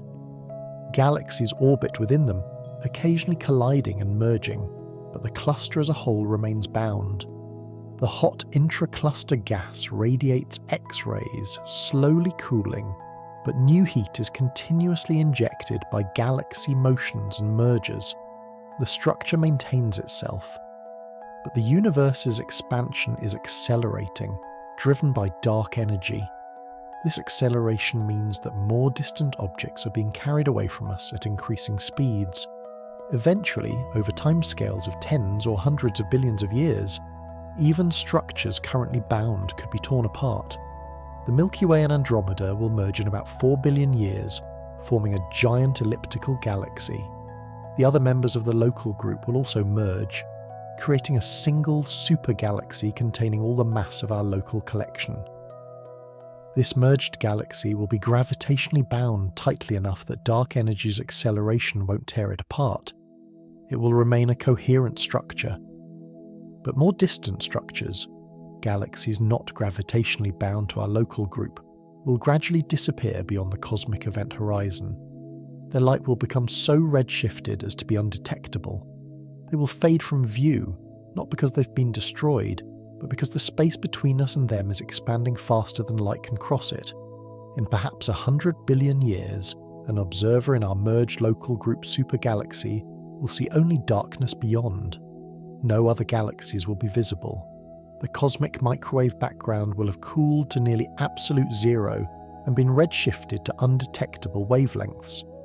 The universe will appear to consist of only a single galaxy surrounded by darkness. A return, in a sense, to the early 20th century view before Hubble proved that spiral nebulae were distant galaxies. This far future observer would have a very different cosmology than we do. With no other galaxies to observe, no CMB to detect, no evidence of cosmic expansion, they might conclude they inhabit a single island of matter in an otherwise empty, static universe.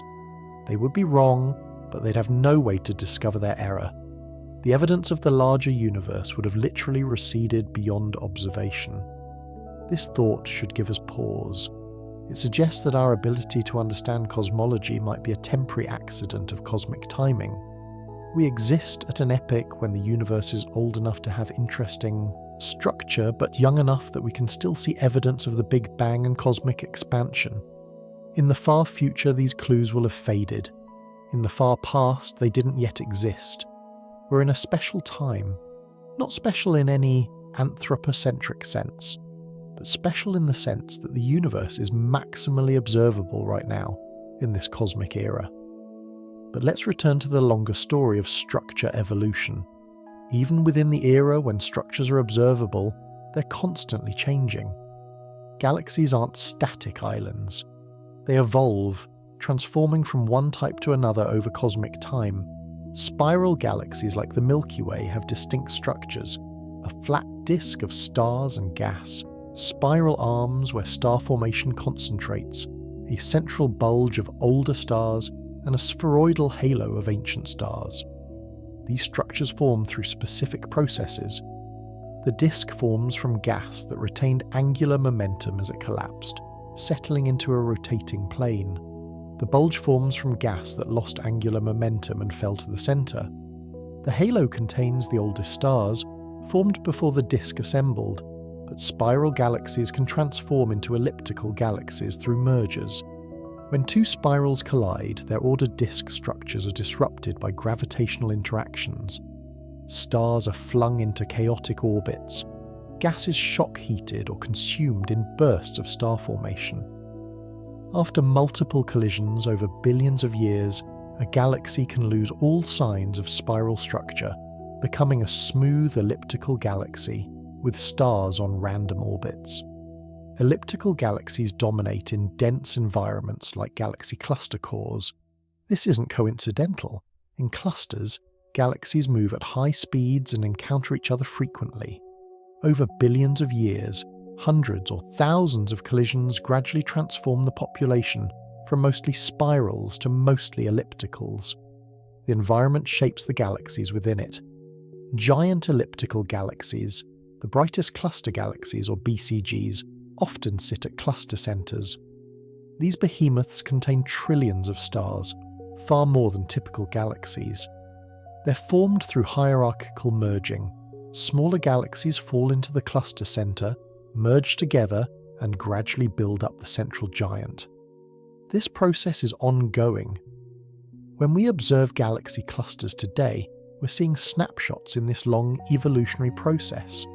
Some clusters are young, still forming, with many spiral galaxies. Others are mature, with populations dominated by ellipticals.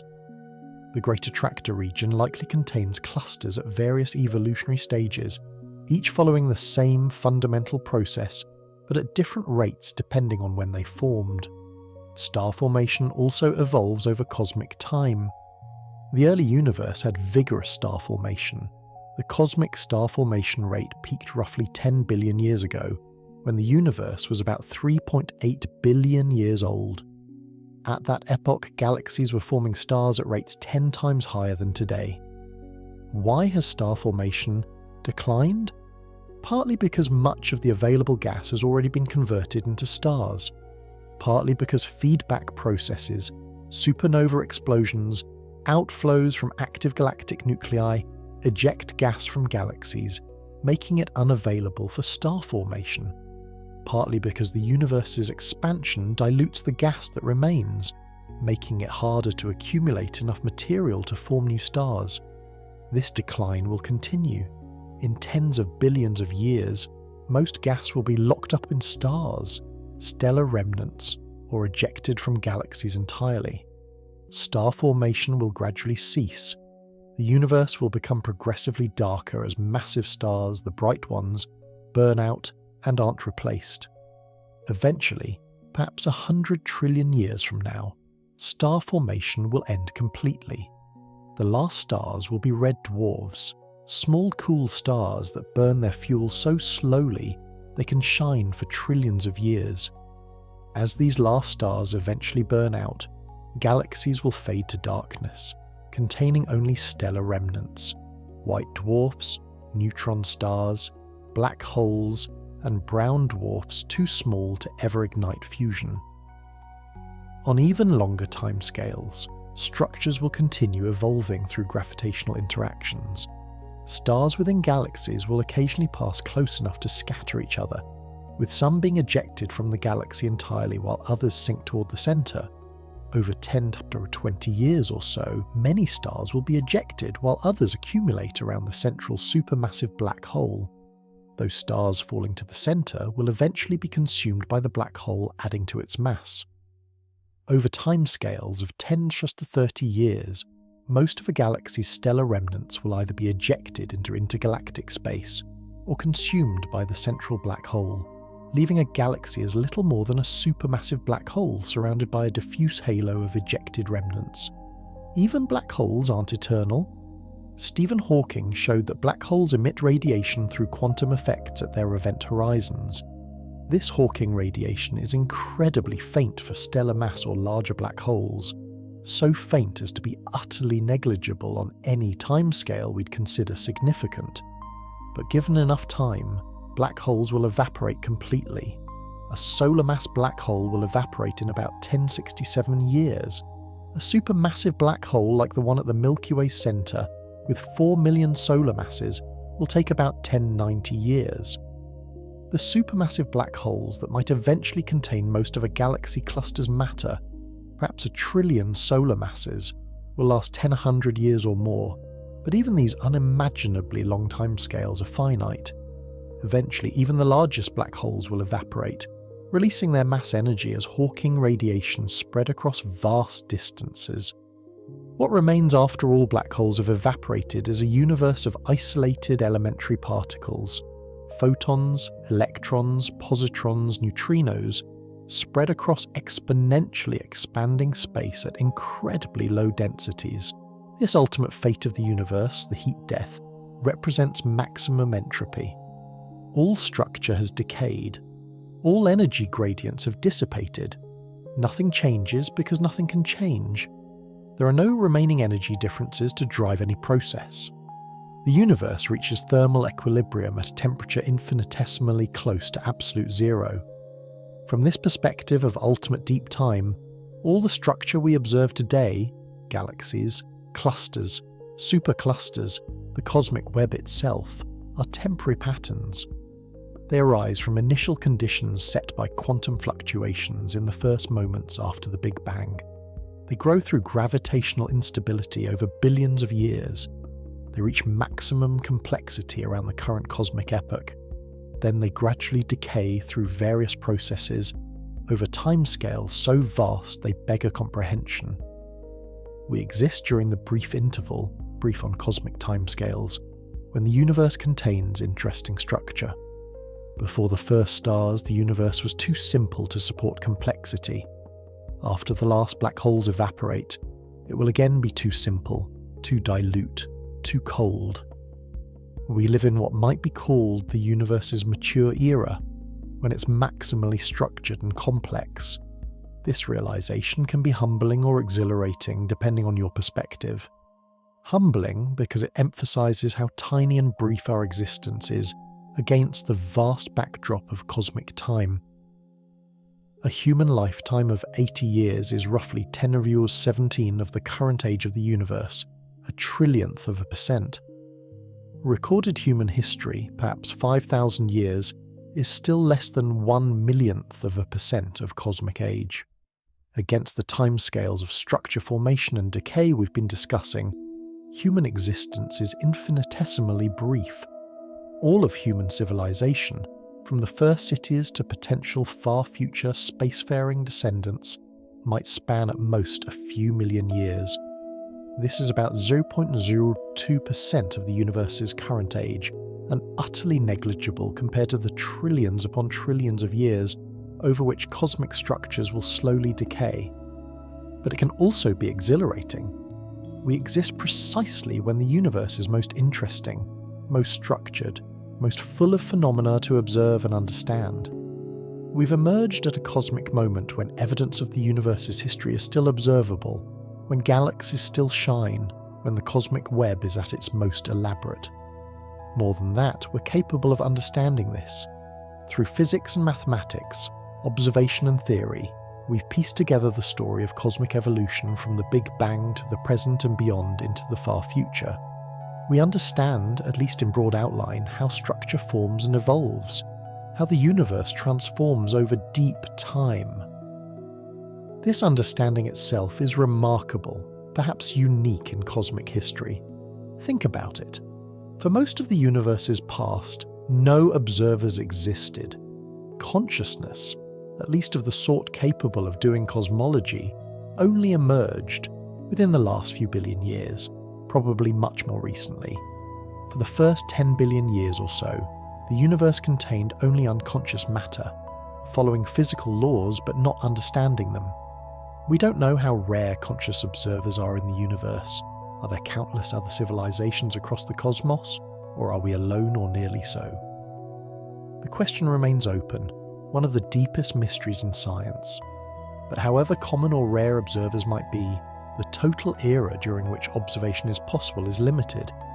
In the far past, before stars formed, there was nothing complex enough to observe or understand.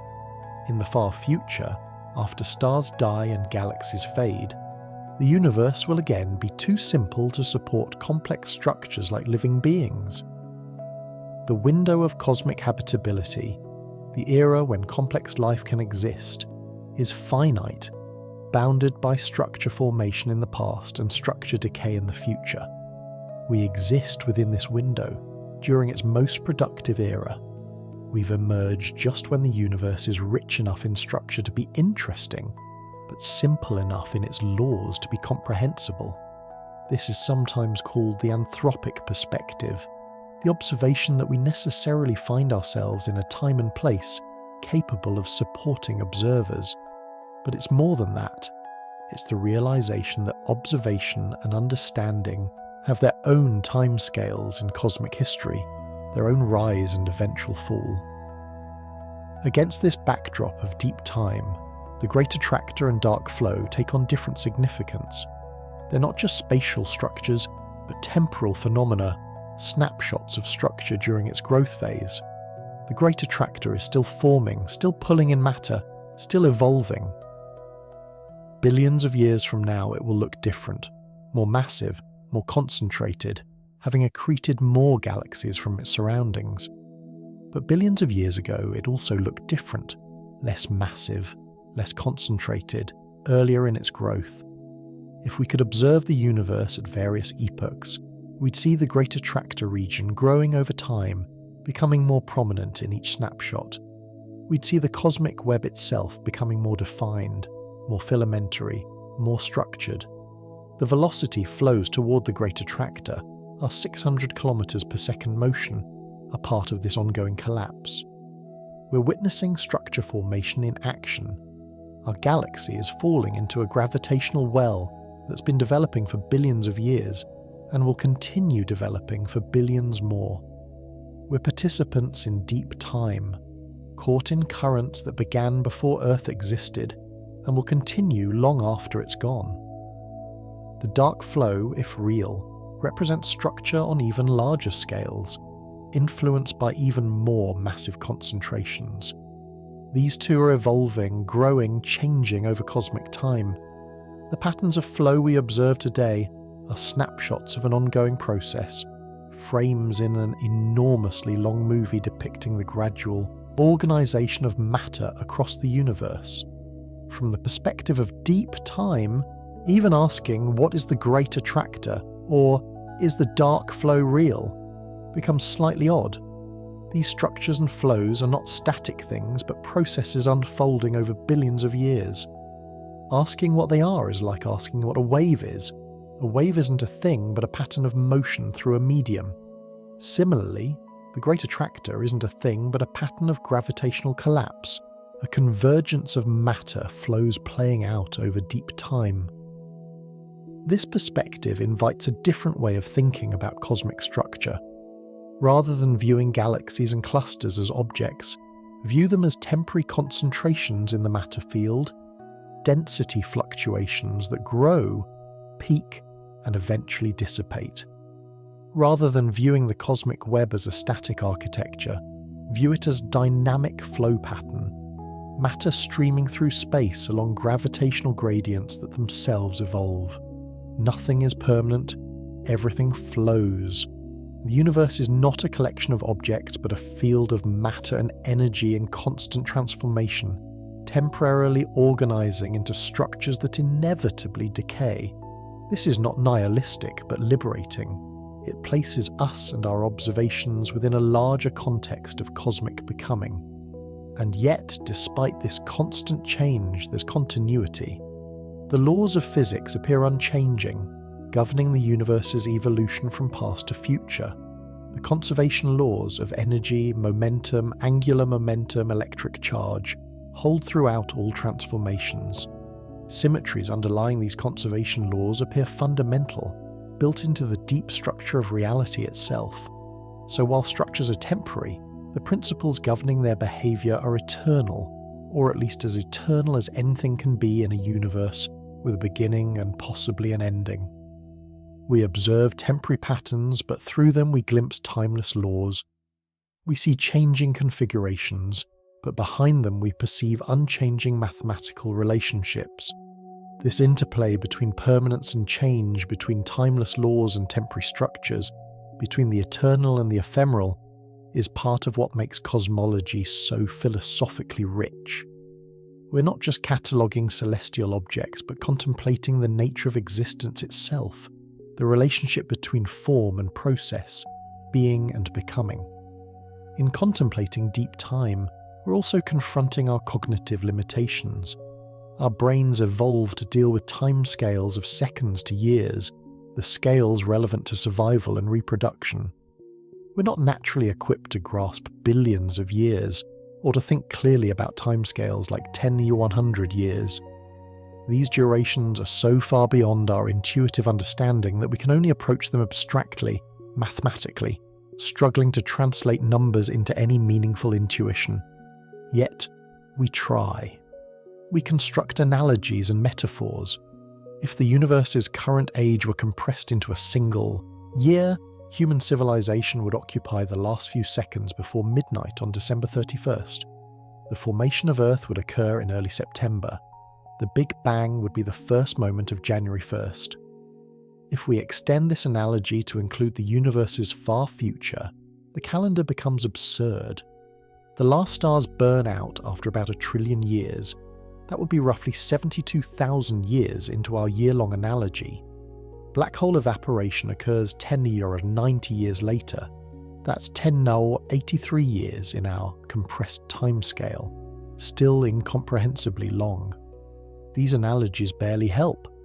The durations involved are simply too vast for human intuition. We can write the numbers, manipulate them mathematically, derive implications from them, but truly grasping them experientially is impossible. We're confronted with the limits of human cognition, the boundary beyond which understanding becomes purely formal, divorced from intuition. And yet, this shouldn't stop us from trying to adopt the perspective of deep time, even if we can't fully internalize it. Even an abstract mathematical understanding has value. It contextualizes our existence, placing human concerns within a larger framework. It reminds us that the universe existed for billions of years before us and will continue for vastly longer after we're gone. This can feel overwhelming, even disturbing. Confronting cosmic timescales can trigger existential anxiety, a sense of insignificance and meaninglessness. If the universe will eventually reach heat death, if all structure will decay, if nothing we do matters on cosmic timescales, what's the point? But this reaction, while understandable, misses something important. Meaning doesn't require permanence. The temporary nature of structures doesn't make them less real or less significant. A human life is meaningful even though it ends. A civilization, how long it lasts. Moreover, our time frame is the human time frame. We live decades, not billions of years. Our civilization spans centuries to millennia, not cosmic ages. The relevant timescale for meaning is the timescale of our actual existence, not the timescale of black hole evaporation. From this perspective, the universe's far future is not our concern. We should be awed by it, fascinated by it, eager to understand it, but we shouldn't be despairing about it. The deep time perspective enriches our understanding without negating our immediate experience.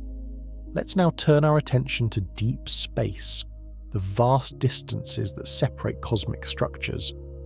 Just as deep time invites us to think beyond human timescales, deep space invites us to think beyond human spatial scales.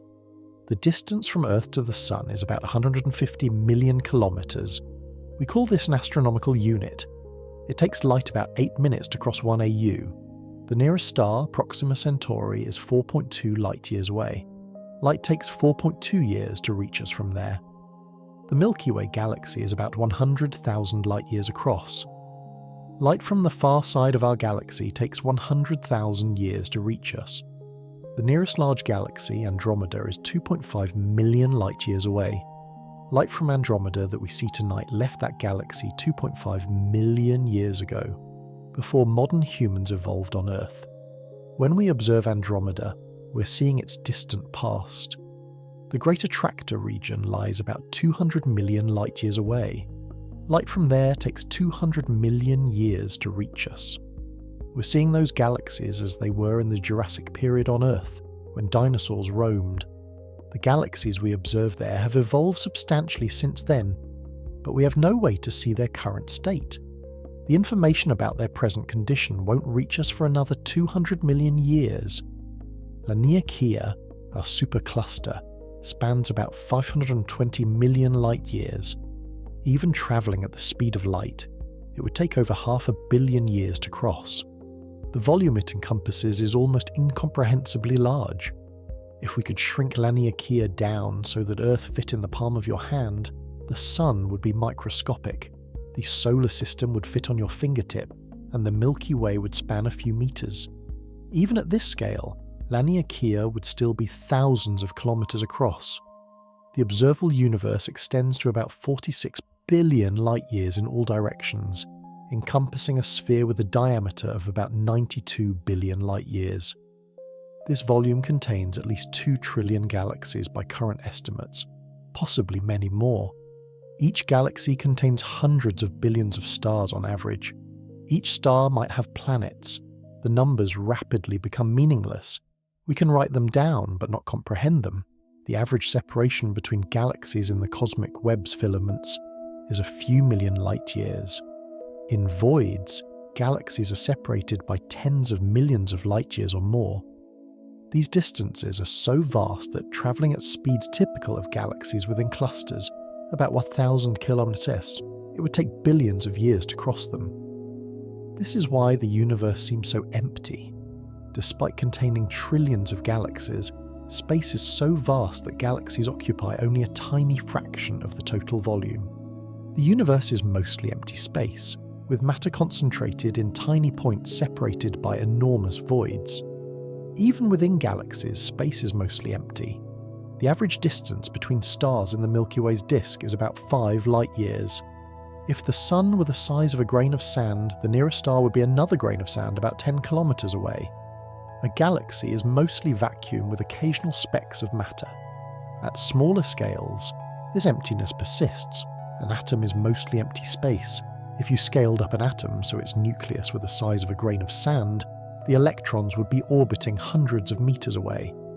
Matter itself is mostly emptiness, so the universe is empty within empty within empty.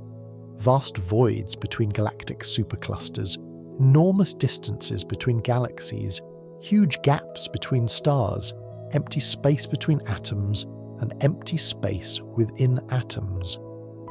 Matter occupies an infinitesimal fraction of space at every scale. Why then does the universe seem so full of structure when we observe it?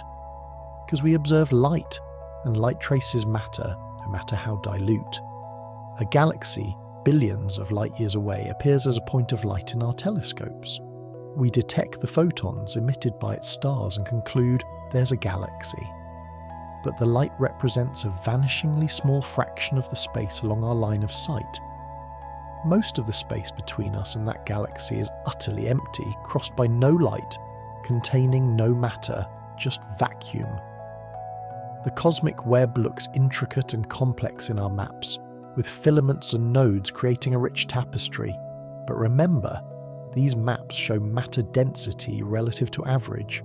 Even the densest nodes, galaxy cluster cores, are still mostly empty space. A cluster core might contain 1,000 galaxies in a volume a few million light-years across. Dense by cosmic standards, but from a human perspective, unimaginably empty.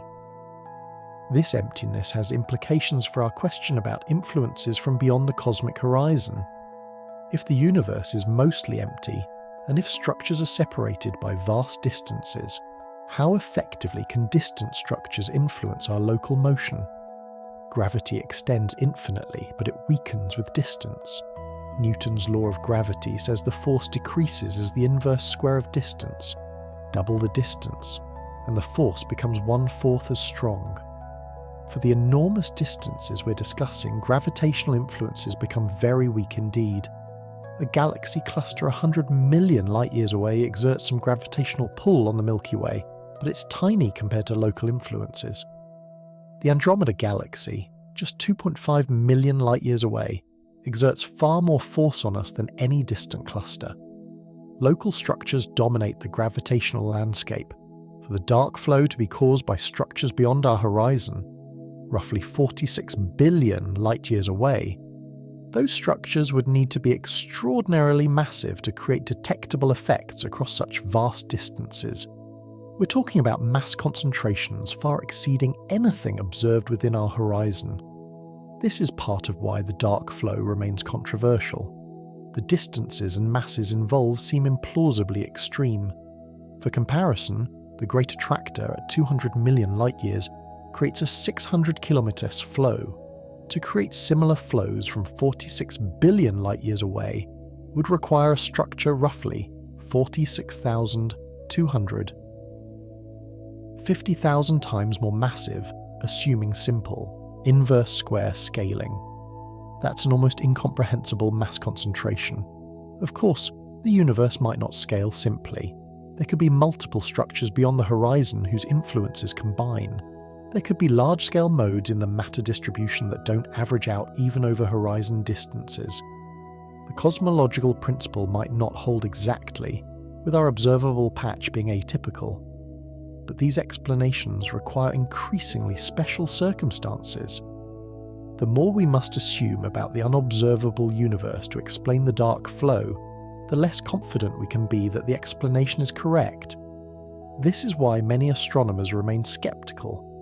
The phenomenon seems to require conditions that strain plausibility.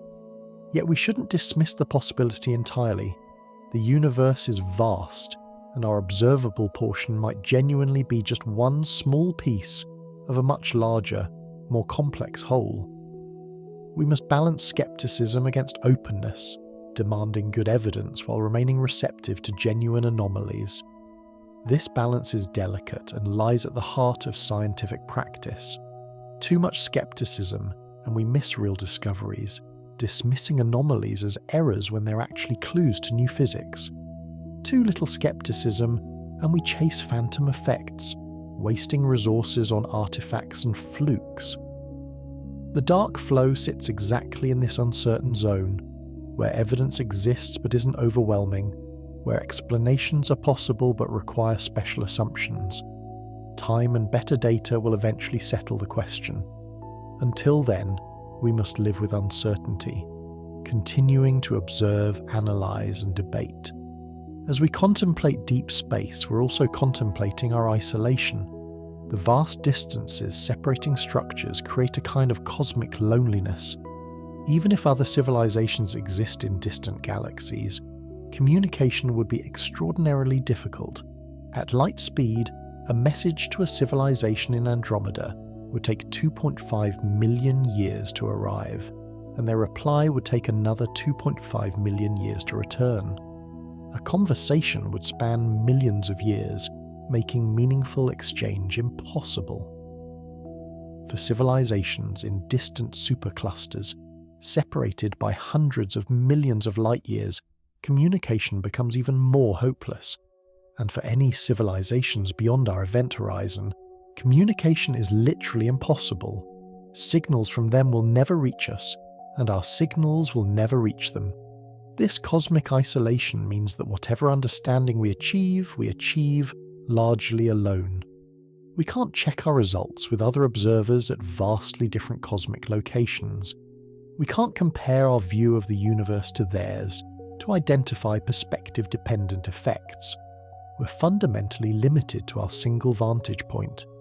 This makes our achievement of understanding the universe all the more remarkable. Working from one location in space, one epoch in time, with limited observational range, we've nonetheless pieced together a comprehensive picture of cosmic evolution spanning billions of years and billions of light years. Through creativity, mathematics, and careful observation, we've overcome our localized perspective to grasp universal truths, or at least we believe we have. The possibility remains that our understanding is parochial, that conclusions we think are universal actually apply only to our cosmic neighborhood. Perhaps the universe beyond our horizon is radically different. Perhaps the laws of physics vary across regions. Perhaps our cosmological models work locally but fail globally. These worries probably go too far. We have good reasons to think the laws of physics are truly universal. The same spectroscopic signatures appear in distant galaxies as in nearby ones, suggesting the same elements obeying the same quantum mechanics. The same gravitational dynamics govern galaxy clusters everywhere. The cosmic microwave background shows the same physics operated everywhere when it was emitted. But we can't be absolutely certain. We extrapolate from our local observations to universal conclusions. That extrapolation could fail in ways we haven't anticipated. The universe might surprise us yet again. As we approach the end of this chapter, we're also approaching a transition in our journey. We've explored the observational evidence for the Great Attractor and dark flow. We've examined the theoretical explanations. We've contemplated deep time and deep space, placing our observations in the largest possible contexts. What remains is reflection, contemplation, the gradual descent from active analysis to peaceful awareness. In the chapters ahead, the pace will slow, the information density will decrease, repetition will increase, the tone will become more meditative, less focused on communicating new facts, and more on allowing what's already been communicated to settle into understanding. We'll explore the philosophical implications more deeply. We'll meditate on what it means to be conscious observers in a vast, ancient, structured universe. We'll consider the relationship between knowledge and mystery, between what we can know and what must remain forever unknown. We'll gradually transition from learning to contemplating, from grasping to releasing, from wakefulness toward rest. The journey continues, but its character is changing. The excitement of discovery is giving way to the peace of understanding. The rapid pace of exploration is yielding to the slower rhythms of reflection. We're moving from day into twilight, from activity into rest, while remaining present to the wonder of existence throughout. Chapter 9. Beyond what we can see. There is something profound about standing at a boundary, looking outward toward regions you can never reach, contemplating realities you can never observe. The cosmic horizon is such a boundary. Beyond it lies what? More galaxies, infinite space, structures vastly larger than anything we've seen, or something entirely unexpected, something our current physics can't even imagine? We don't know. We can't know, at least not through direct observation. The cosmic horizon is a fundamental limit, imposed not by the capabilities of our instruments, but by the nature of space-time itself, by the finite speed of light and the finite age of the universe. No technological advance, no matter how sophisticated, can allow us to see beyond this boundary. The light simply hasn't had time to reach us. And yet, we wonder, we theorize, we extrapolate. We use the physics we understand within our observable patch to make educated guesses about what might lie beyond. Sometimes these guesses are conservative, suggesting the universe beyond the horizon looks much like what we see within it. Sometimes they're radical, proposing fundamental differences, exotic structures, even influences from other universes. This tension between what we can observe and what might exist beyond observation is central to modern cosmology. It's also a source of deep philosophical questions about the nature of scientific knowledge itself. How do we do science when we can't verify our conclusions through observation? How confident can we be in theories that extend beyond what's empirically testable? These questions have no easy answers. They push us to think carefully about what we mean by understanding, by explanation, by knowledge itself. They remind us that science, for all its power and precision, still operates within limits. There are questions it can answer definitively. There are others where it can only offer provisional hypotheses, educated guesses, frameworks that organise what we know while acknowledging what we don't. Let's explore these boundaries between knowledge and mystery, between what we can see and what remains forever hidden. Let's contemplate what it means to live in a finite observable universe that may be part of something vastly larger. Let's think about the relationship between our local observations and universal truths, between our single perspective and the whole of reality. The observable universe extends approximately 46 billion light-years in all directions from our location. This distance marks the particle horizon, the boundary of the region from which light has had time to reach us since the Big Bang. It's not a physical boundary in space, but rather a boundary in space-time, a limit imposed by causality and the finite speed of information transmission. Imagine the universe as an expanding sphere, with Earth at the centre of our observational sphere. The particle horizon is the surface of this sphere. It's constantly expanding as time passes and light from more distant regions reaches us. Every moment, previously unobservable regions cross our horizon and become, in principle, observable. But there's a complication. The universe's expansion is accelerating, driven by dark energy. This acceleration creates a second boundary called the event horizon, currently located at about 16 billion light-years. Objects beyond the event horizon are receding from us so rapidly that light they emit now will never reach us. Even waiting infinite time won't help. The expansion carries them away faster than their light can approach us. Between the particle horizon and event horizon lies a transition zone. We can currently observe objects in this zone because we're seeing light they emitted long ago when they were closer. But we're watching them disappear. Their images show progressively earlier stages of their evolution, as newer light from them fails to reach us. Eventually, these galaxies will fade from view entirely, their light stretched to undetectable wavelengths by the expanding space between us. This creates an interesting situation. The observable universe is shrinking in one sense. Fewer and fewer objects remain within our future light cone, the region from which we'll be able to receive signals. Yet it's expanding in another sense. The particle horizon continues to grow, bringing previously unobservable regions into view. The interplay between these competing effects determines what we can see at any given cosmic epoch.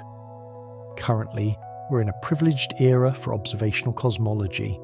The universe is old enough that interesting structure has developed: galaxies, clusters, the cosmic web. Yet it's young enough that we can still see the cosmic microwave background, still detect the evidence of the Big Bang, still observe galaxies across vast cosmic distances. The clues about cosmic origins and evolution are accessible to our telescopes. This won't last. In the far future, perhaps 100 billion years from now, the accelerating expansion will have carried most galaxies beyond the event horizon. An observer then would see only their local gravitationally bound structure surrounded by darkness. The CMB will have cooled and redshifted beyond detectability.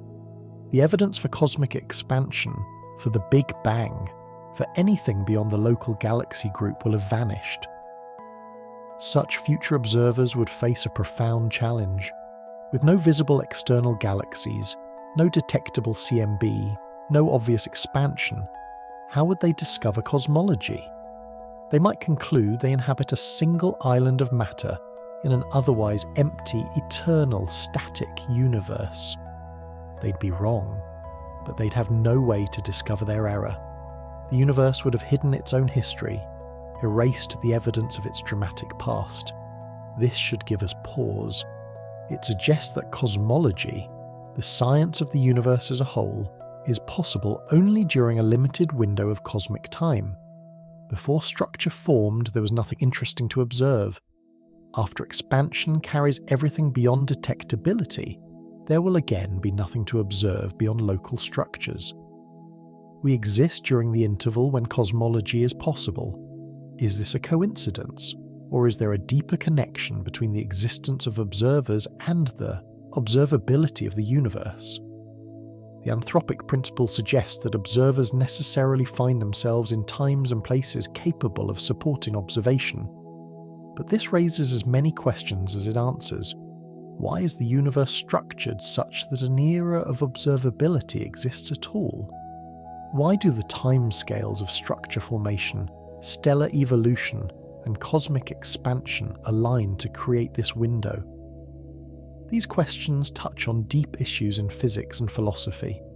They're not easily answered, perhaps not answerable at all with current understanding. They remind us that the universe might contain patterns and purposes we don't yet comprehend, or perhaps no patterns beyond what basic physics requires.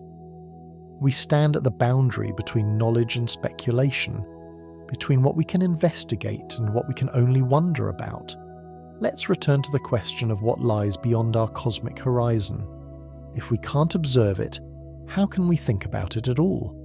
The answer is that we can use the physics we've validated within our observable universe to extrapolate beyond it.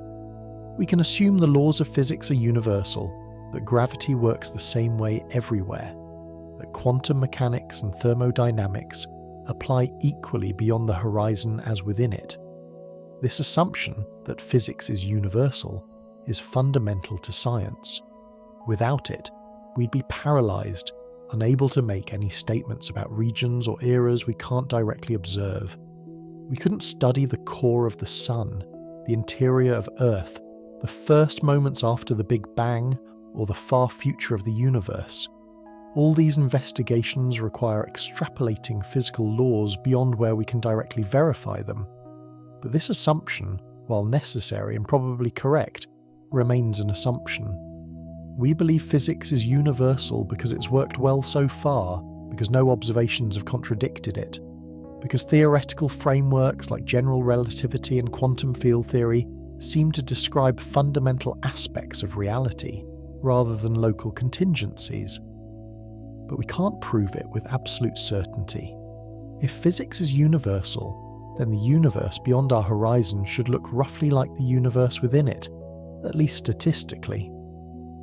The same processes of structure formation should operate. Gravity should pull matter into galaxies, clusters, and superclusters arranged in a cosmic web. Stars should form and evolve. Supermassive black holes should lurk in galactic centers. The same physical processes we observe here should occur there. But roughly like doesn't mean exactly like. Just as different regions within our observable universe show variations. Some areas are denser, some less dense.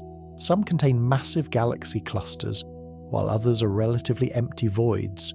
Regions beyond the horizon should also show variations. The question is whether these variations are typically modest, or whether more extreme variations exist. Standard inflationary cosmology predicts that fluctuation should have the same statistical properties everywhere. The universe underwent exponential expansion in its first moments, smoothing out pre-existing irregularities and creating quantum fluctuations with a specific, well-defined spectrum.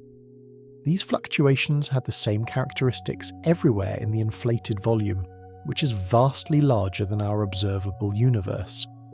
If inflation is correct and worked uniformly, then the universe beyond our horizon should be statistically similar to what's within it. The larger structures we observe, superclusters like Laniakea, spanning hundreds of millions of light years, should be representative of the largest structures anywhere. There shouldn't be super clusters just beyond the horizon, orders of magnitude larger than anything we've seen. But there are caveats. Inflation might not have been perfectly uniform. Perhaps different regions underwent slightly different amounts of inflation, or inflation was driven by a field that varied from place to place. Perhaps there are variations in fundamental constants or physical parameters across different regions of the universe. Such variations could create differences between our observable patch and regions beyond it. Or perhaps we're just seeing statistical fluctuations. In any finite volume, the actual distribution of matter will deviate from the statistical average. Our observable universe samples a large but finite volume. By chance, it might be slightly atypical, perhaps slightly more structured or slightly less structured than average, perhaps containing slightly larger or slightly smaller extreme structures than typical. How atypical could our region be before we should worry? This is where statistical reasoning becomes crucial. If our observable universe contains the kind of structures expected from standard inflation, if the CMB fluctuations, galaxy distributions and cluster properties all match theoretical predictions, then we can be reasonably confident our region is typical. The universe beyond probably looks similar, but if we observe significant anomalies, structures too large or too small, patterns too coherent or too random, asymmetries that violate statistical isotropy, then we might be in an atypical region, or our theories might need revision. Distinguishing between these possibilities requires careful analysis of observations and thoughtful consideration of theoretical alternatives. The dark flow, if real, might be evidence of atypicality. Coherent bulk flows extending to billions of light years suggest either that we're near the edge of some larger structure just beyond the horizon, or that there are issues with our understanding of how structure forms. Either way, it would indicate that our observable universe isn't a perfectly representative sample. Similarly, the axis of evil in the CMB, the unexpected alignment of large-scale fluctuation patterns, might indicate departures from perfect statistical isotropy. Perhaps we're in a region where quantum fluctuations happen to produce more structure along certain directions, creating asymmetries on the largest observable scales.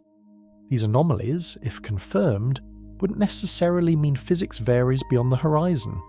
They could simply mean we're seeing an unlikely but possible statistical fluctuation. In an infinite universe, every possible configuration must occur somewhere, including unlikely ones. Perhaps we happen to inhabit a region with unusual large-scale structure. But there's another possibility, more radical and harder to test. Perhaps the universe beyond our horizon is fundamentally different from what's within it. Perhaps inflation works differently in different regions, or perhaps there was no inflation at all in some areas. Perhaps fundamental constants vary across cosmic distances, making the physics in distant regions subtly different from ours. This idea, that fundamental constants might actually vary across space, has been explored theoretically. Some versions of string theory predict that constants like the strength of gravity, the mass of the electron, or the energy of the vacuum could take different values in different regions of the universe or multiverse. These would be like different phases of space-time, analogous to how water can exist as ice, liquid or vapor with different properties. If such variations exist, regions with different fundamental constants would have different physics.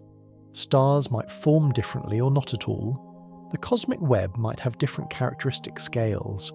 The very processes that allow complexity and life might be impossible in some regions and inevitable in others. Our observable universe would then be just one bubble within a vast landscape of varying physical properties.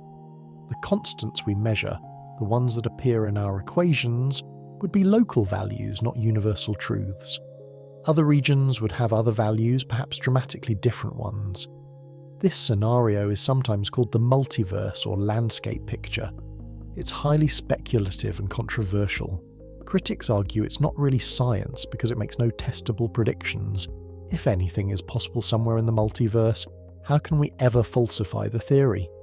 Proponents counter that the multiverse might make statistical predictions about what typical observers should observe, which can be tested against our actual observations. The debate continues. What's clear is that contemplating what lies beyond our horizon pushes us to the edges of scientific methodology. We're trying to reason about regions fundamentally beyond observation, using principles we believe are universal, but can't definitively prove apply everywhere. It's a delicate balance between extrapolation and speculation, between reasoned inference and untestable conjecture. Perhaps the most honest position is to acknowledge both what we can confidently say and what remains uncertain. We can confidently say that physics as we understand it works within our observable universe. We can reasonably extrapolate that similar physics operates beyond the horizon, at least until evidence suggests otherwise. But we must acknowledge that this extrapolation could fail in ways we haven't anticipated, that the universe might surprise us yet again.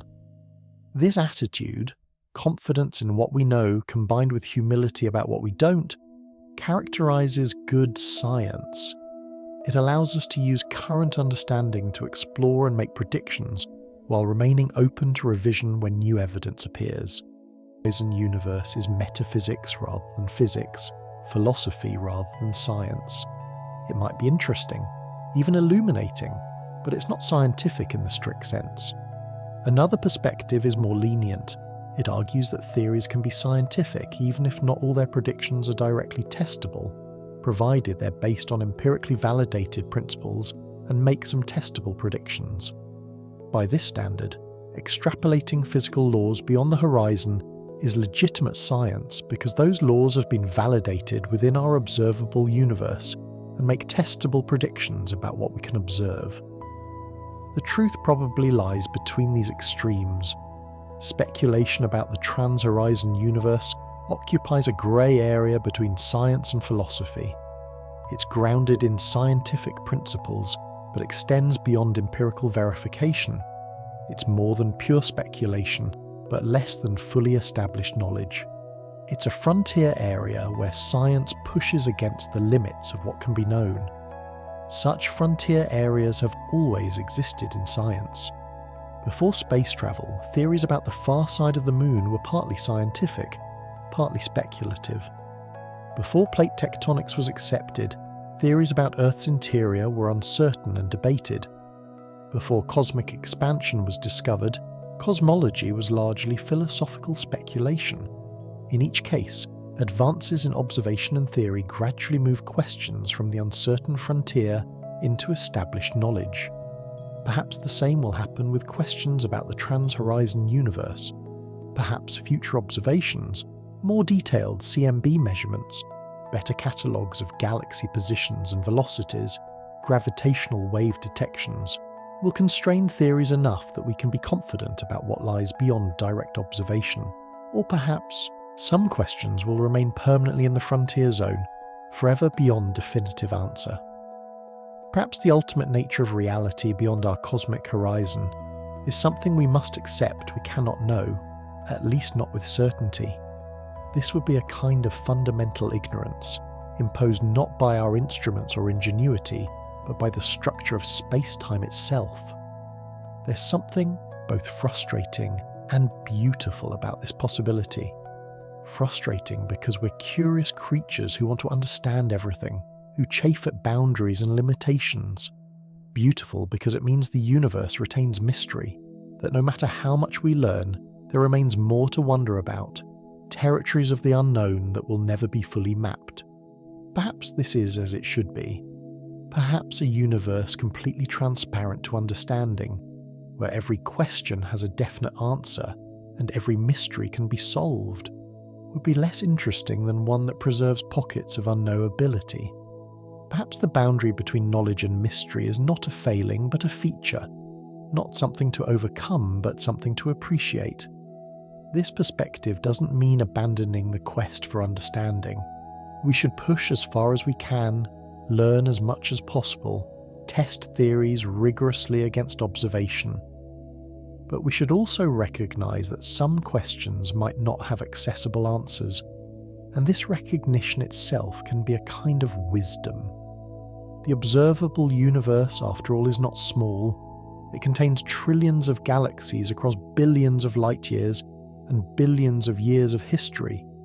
There's more than enough here to study and understand. The fact that more might exist beyond what we can observe doesn't diminish the significance of what we can observe. It simply reminds us that our knowledge, however extensive, is always partial, always situated within a larger context we can only dimly perceive. Let's think more concretely about what might lie beyond the horizon and how it could affect what we observe.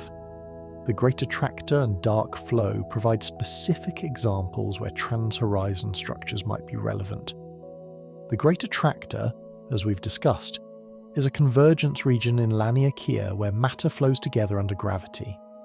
We've identified massive galaxy clusters in that direction, the Norma cluster, Centaurus cluster and others, whose combined gravity creates the observed flows.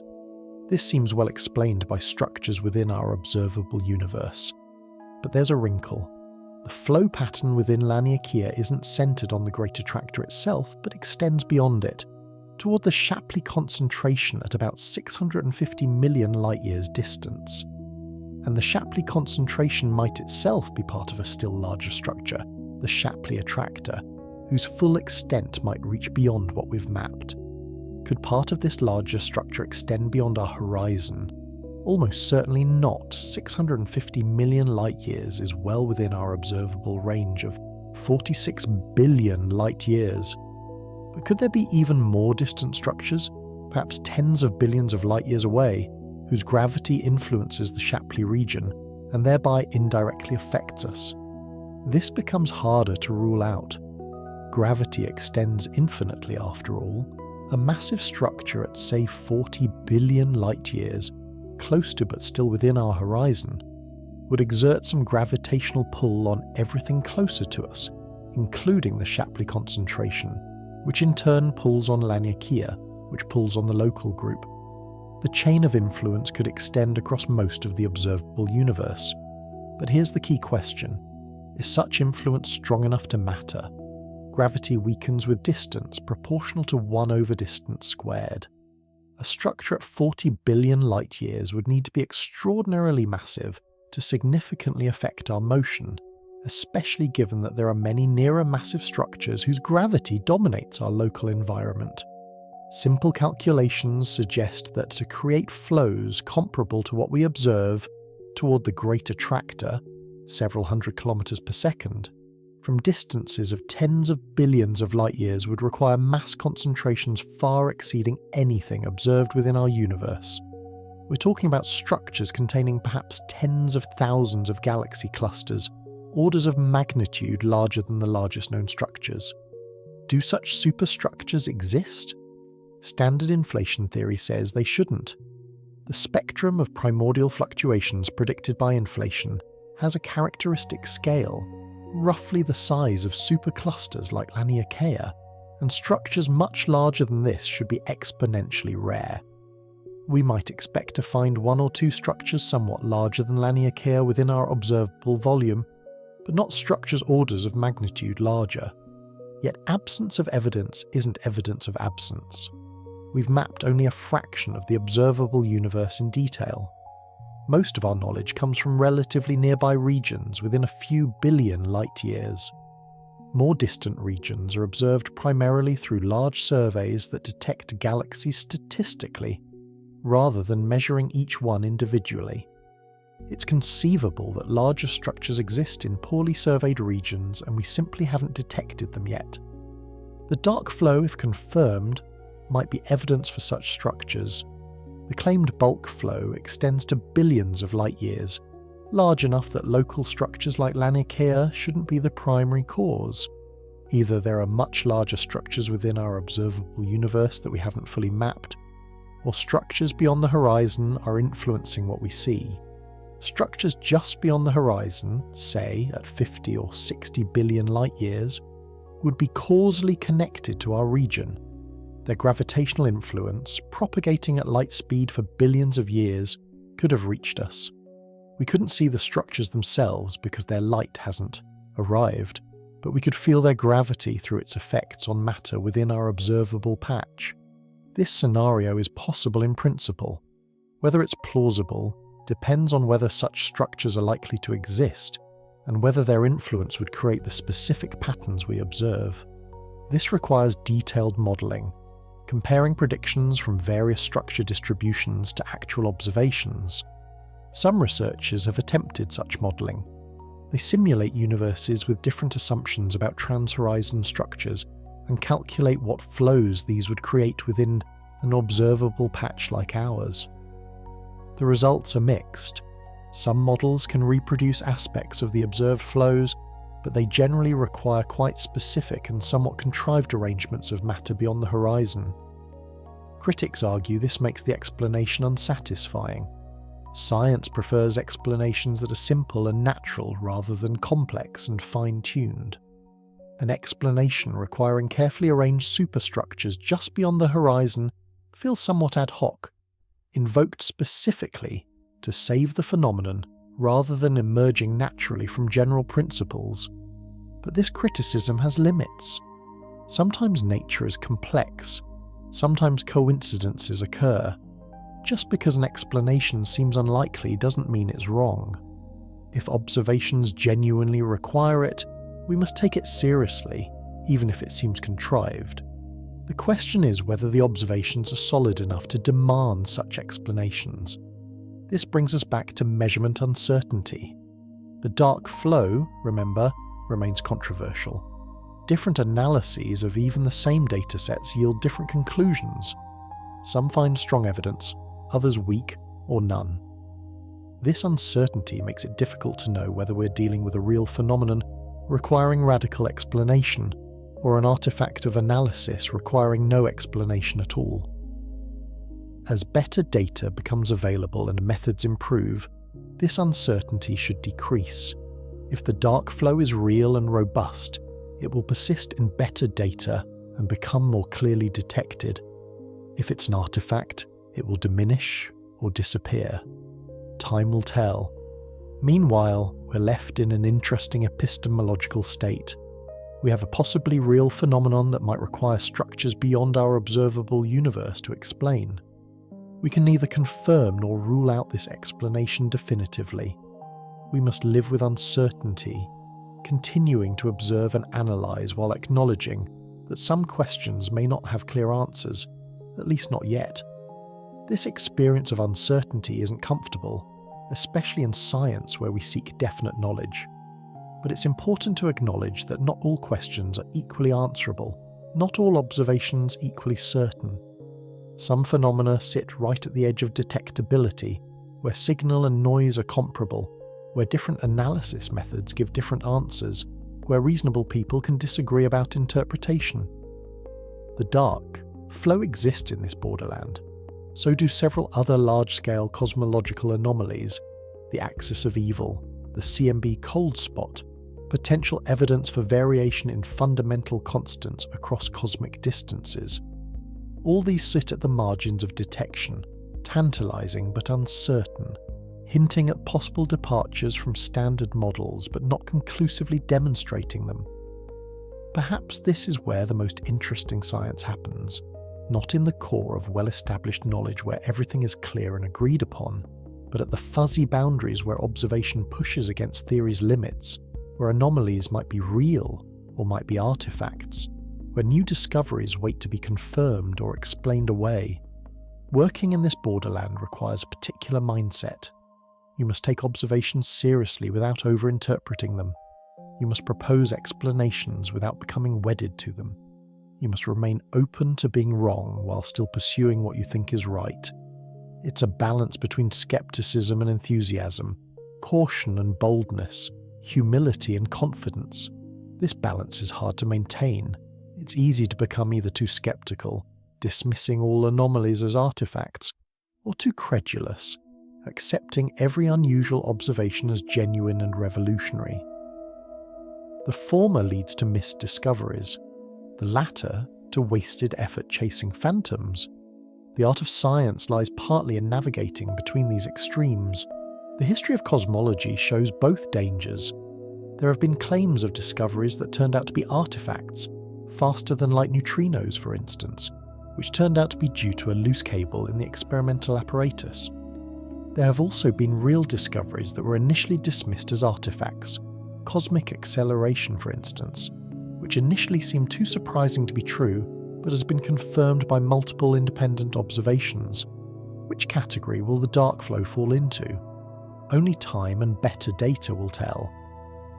Meanwhile, it serves a useful purpose even in its uncertain state.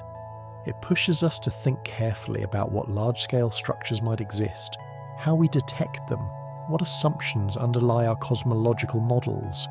Even if it turns out to be illusory, pursuing it advances our understanding. This is often how science works. Anomalies, whether real or artifactual, drive progress by forcing us to examine our methods and assumptions. They push instrument development. We build better telescopes to settle questions. They drive theoretical work. We develop new models to explain or explain away observations. They sharpen our thinking. We become more careful about what we can and can't conclude from data. From this perspective, the dark flow has already been valuable regardless of its ultimate reality. It's driven CMB analysis forward. It's motivated velocity surveys and cluster catalogues. It's inspired theoretical work on large-scale structure and trans-horizon physics. Even if it disappears with better data, this progress remains, improving our understanding of the cosmos. Let's shift perspective slightly and think about what it means philosophically to contemplate the unobservable. Humans have always wondered about what lies beyond their direct experience. Ancient peoples speculated about the heavens, about distant lands, about the nature of matter. Medieval philosophers debated the existence of atoms, of the void, of infinite space. In each case, people were thinking about things they couldn't directly observe, using reason and imagination to extend beyond immediate experience. Sometimes these speculations were confirmed. Atoms exist, space is vast, Earth orbits the sun. Sometimes they were refuted. The celestial spheres don't exist. The elements aren't earth, air, fire, water. The Earth isn't flat. Modern cosmology continues this tradition, but with powerful new tools. We use telescopes to extend our vision across billions of light years. We use mathematics to model processes we can't directly observe. We use physics validated in labs to understand conditions in stars, in galaxy clusters, in the early universe. We combine observation, theory, and reason to build pictures of realities far beyond human experience. But we're still limited. The cosmic horizon is a real boundary, not one we can overcome with better technology. Beyond it lies a region we can reason about, but never observe. This is qualitatively different from, say, the centre of the Sun, which we can't observe directly, but can probe through heliosysmology and can model with validated physics. The trans-horizon universe is truly beyond empirical reach. How should we think about such fundamentally unobservable realities? One approach is instrumentalist. We should regard theories about the unobservable as useful fictions, calculational tools that help us organize our observations but shouldn't be taken literally. By this view, asking what's really beyond the horizon is a meaningless question. We should only concern ourselves with what we can observe. Another approach is realist. We should regard our theories as describing genuine realities, even when we can't observe them directly. If our best theories predict that the universe extends beyond the horizon with similar physics and structure, we should believe those predictions even though we can't verify them. Physical reality exists independently of our observations of it. Most scientists are probably realists in practice, believing that atoms exist, that the far side of the moon exists when we're not looking at it, that galaxies beyond our horizon exist even though we can't see them. This realism seems necessary for science to make sense. If we only believed in what we directly observe, we'd have to doubt the existence of quarks, the interior of Earth, and historical events before we were born. But realism about the unobservable requires some faith, or at least some willingness to trust our theories beyond their empirical validation. We believe the trans-horizon universe exists and follows the same physics because this is the simplest assumption consistent with what we observe, not because we have direct evidence. This might seem troubling. Isn't science supposed to be about evidence, not faith? But the alternative is worse. If we only believed claims directly verifiable by observation, science would be impossibly limited. We couldn't study the past or future, the very small or very large, the interior of objects or the interior of processes. We'd be stuck at the surface of immediate experience, unable to penetrate to deeper understanding. So we make reasonable extrapolations. We assume physical laws are universal until shown otherwise. We trust that regions we can't observe follow the same principles as regions we can. We believe in the existence of things and places beyond our direct experience, because not believing would require us to think the universe is absurdly arranged to match our observational limits. This is not blind faith, but reasoned confidence, grounded in the success of science in domains where we can check its predictions. Physics works astonishingly well within its validated regimes. It seems unlikely to fail dramatically just beyond those regimes. The burden of proof lies with those claiming physics breaks down in unobserved regions, not with those assuming continuity.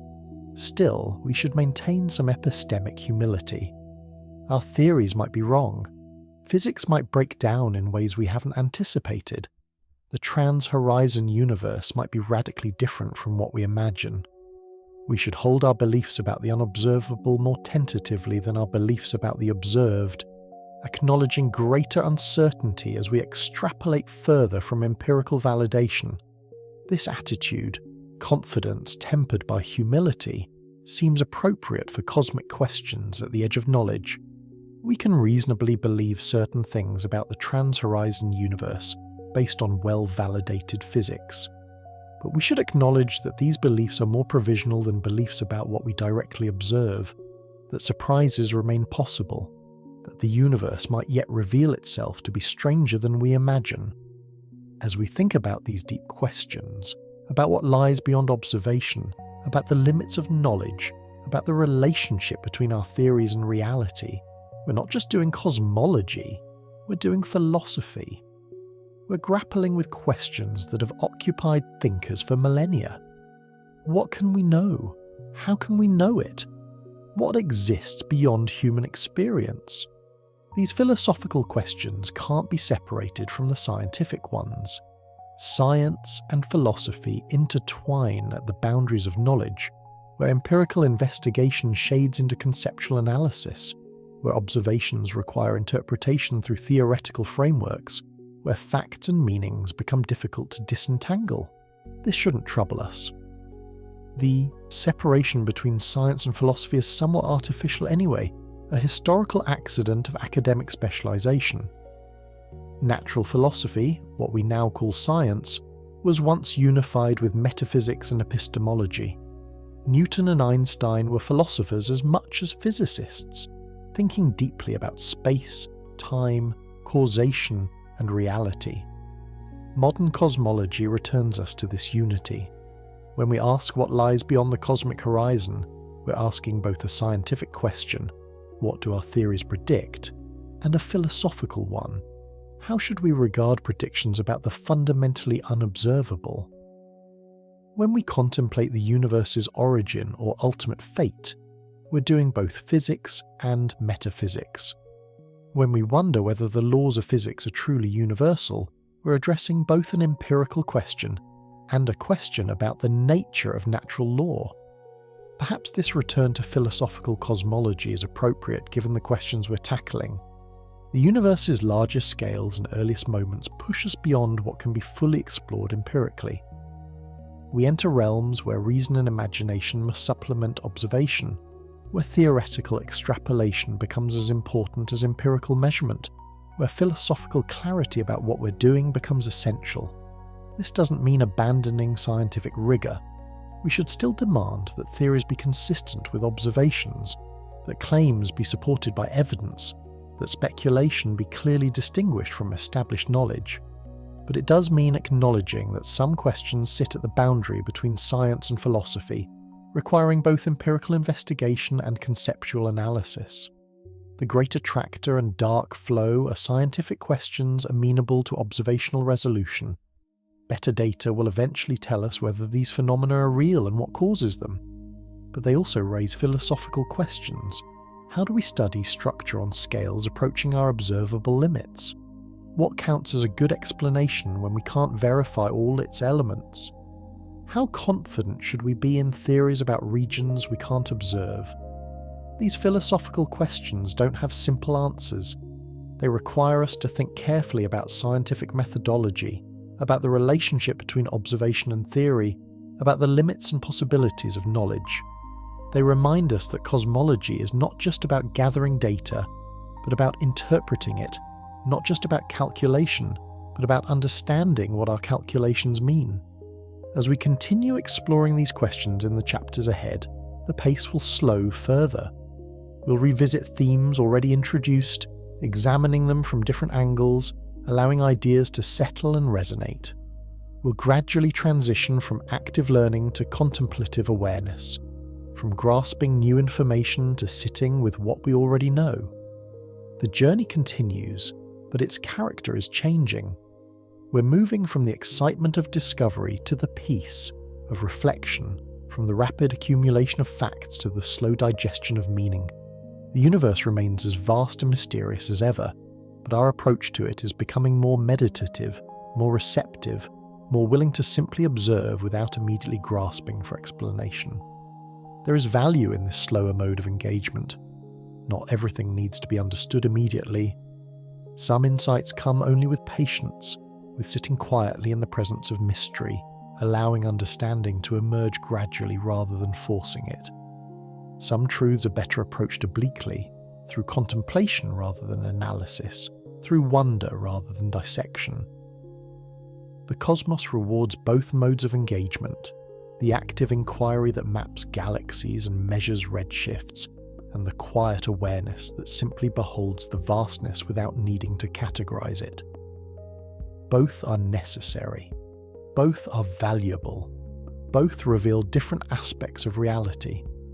We've been operating primarily in the first mode, analysing, explaining, building theoretical frameworks. As we transition into the final chapters, we'll increasingly shift to the second mode, observing, contemplating, allowing the universe to reveal itself without forcing interpretation.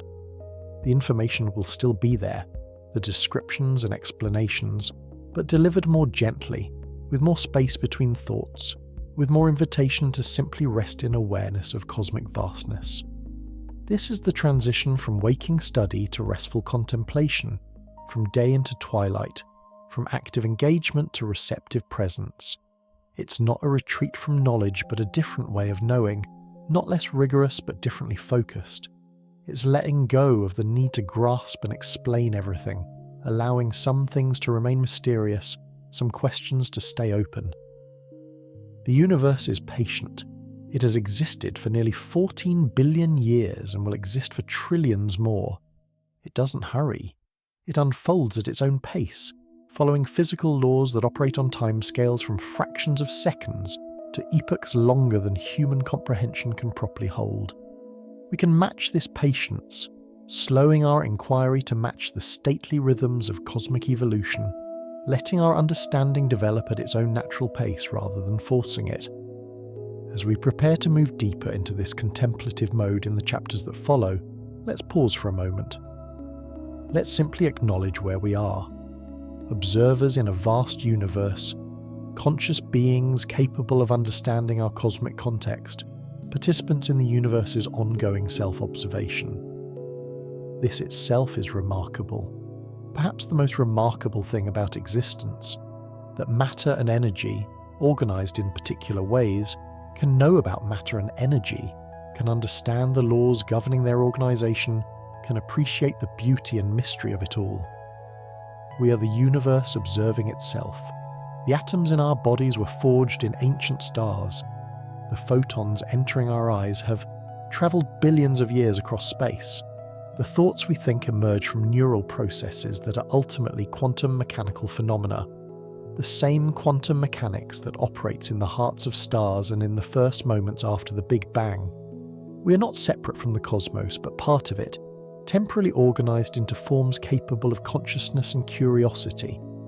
From this perspective, our questions about the Great Attractor and dark flow, about what lies beyond the cosmic horizon, about the nature of a large-scale structure, these are the universe asking questions about itself through us. We are the means by which certain parts of the cosmos examine other parts, by which processes billions of years old become aware of themselves.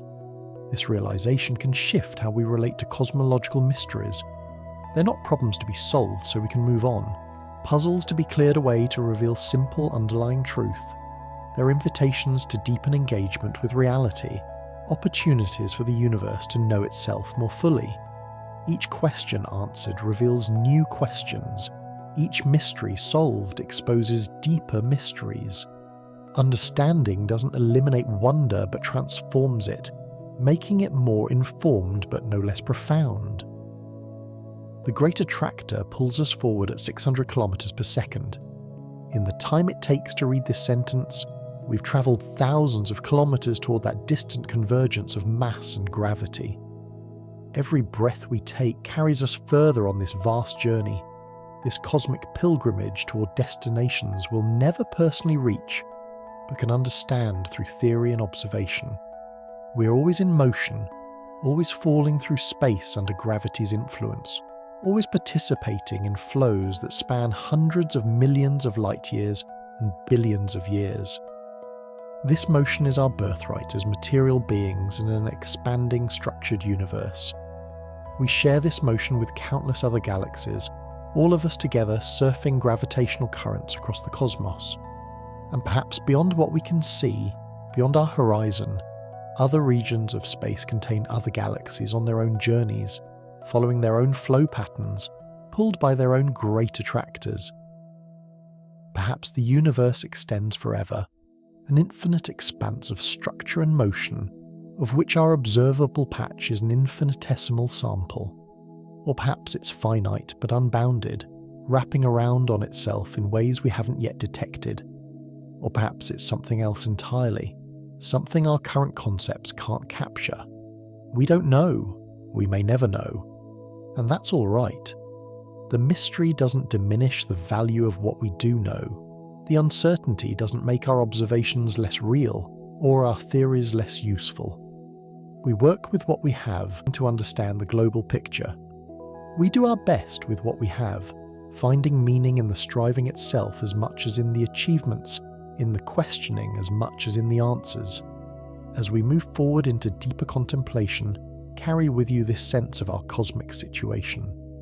We are observers and participants both, studying a universe we're part of, using matter to understand matter, consciousness to investigate consciousness's context. We're neither separate from nor identical to what we study. We're aspects of reality examining other aspects, each viewpoint limited but genuine, each perspective partial but valid. From this groundedness in our actual situation, we can proceed with both confidence and humility. Confidence that our methods work, that our observations are real, that our theories capture important truths about reality. Humility that we're still learning, still discovering, still surprised by nature's creativity and complexity. Both attitudes are necessary for good cosmology. Confidence without humility becomes arrogance. Humility without confidence becomes paralysis. The universe reveals itself to those who look carefully and think deeply, who combine empirical rigor with imaginative theorizing, who balance skepticism with openness. It rewards patience and persistence. It surprises the prepared mind. It offers endless wonders to those willing to observe with both instruments and awareness, with both mathematics and intuition. We are privileged to live when cosmology is possible, when the evidence of the universe's history is still accessible, when technology and theory have advanced enough to decode that evidence. We exist during a special epoch, not because we're cosmically important, But because this epoch is observationally rich, the universe is maximally revealing right now, in this cosmic era, at this stage of its evolution. Future civilizations, if they exist, might envy us. They'll inhabit a darker, emptier universe where most galaxies have faded beyond observation, where the CMB has cooled to invisibility, where the evidence of cosmic origins has been erased by expansion. They'll have to work much harder to discover cosmology, if they can discover it at all. Some truths might be forever inaccessible to them, lost to the inexorable expansion of space. But they'll know other things we don't. They'll have witnessed stellar evolution we can only predict. They'll have data on timescales we can barely imagine. They'll have tested physics in regimes not yet accessible to us. Every era has its advantages and limitations. Ours happens to be favourable for cosmology, for understanding the universe's large-scale structure and history. We should appreciate this advantage while we have it. We should observe diligently, think carefully, preserve our knowledge for future generations who might find themselves in less favourable observational circumstances. We're stewards of cosmic understanding, temporarily responsible for extending and maintaining humanity's comprehension of its cosmic context. This responsibility isn't a burden, but a privilege. We get to be the generation that maps the cosmic web, that discovers dark energy, that detects gravitational waves, that potentially resolves mysteries like the Great Attractor and dark flow. We're living through an era of discovery, watching cosmology mature from speculation to precision science. The questions we're asking today about large-scale structure, about what lies beyond our horizon, about the fundamental nature of space and time, are questions humans have wondered about for millennia, but can only now begin to answer definitively. What does it mean to truly understand these things? Is it enough to have equations that predict observations? Or must we also have intuitive grasp, the kind of feel for how things work that comes from extended engagement? Perhaps both are necessary. Equations capture precision and make predictions, but understanding requires more. It requires a kind of mental model, a way of thinking about phenomena that makes them seem natural and inevitable, rather than arbitrary and mysterious. This deeper understanding develops slowly. You can learn equations quickly, but grasping what they mean, how they fit together, why they take the forms they do, this takes time and contemplation. It requires living with ideas, turning them over in your mind, examining them from multiple angles, letting them connect to other knowledge you possess. This is part of why we're slowing down now, why the chapters ahead will be more contemplative, more repetitive, allowing ideas to be revisited and reinforced. Deep understanding can't be rushed. It emerges from extended engagement, from seeing the same concepts in different contexts, from the gradual accumulation of perspective that comes from patient study. The universe itself models this patience. Structure formation occurs over billions of years. Galaxies evolve slowly. The great cosmic flows we've been discussing play out on timescales that dwarf human lifespans. If we're to understand these processes, we must adjust our thinking to their timescales, must learn to think in millions and billions of years rather than seconds and hours. This doesn't come naturally. Our brains evolved for very different timescales, for tracking motion over seconds and planning over days or seasons. Thinking in cosmic time requires conscious effort, requires abstract reasoning divorced from direct experience, yet it's worth the effort. Only by adopting this timescale can we properly understand structure formation, stellar evolution, the life and death of galaxies. Similarly, thinking in deep space requires adjustment.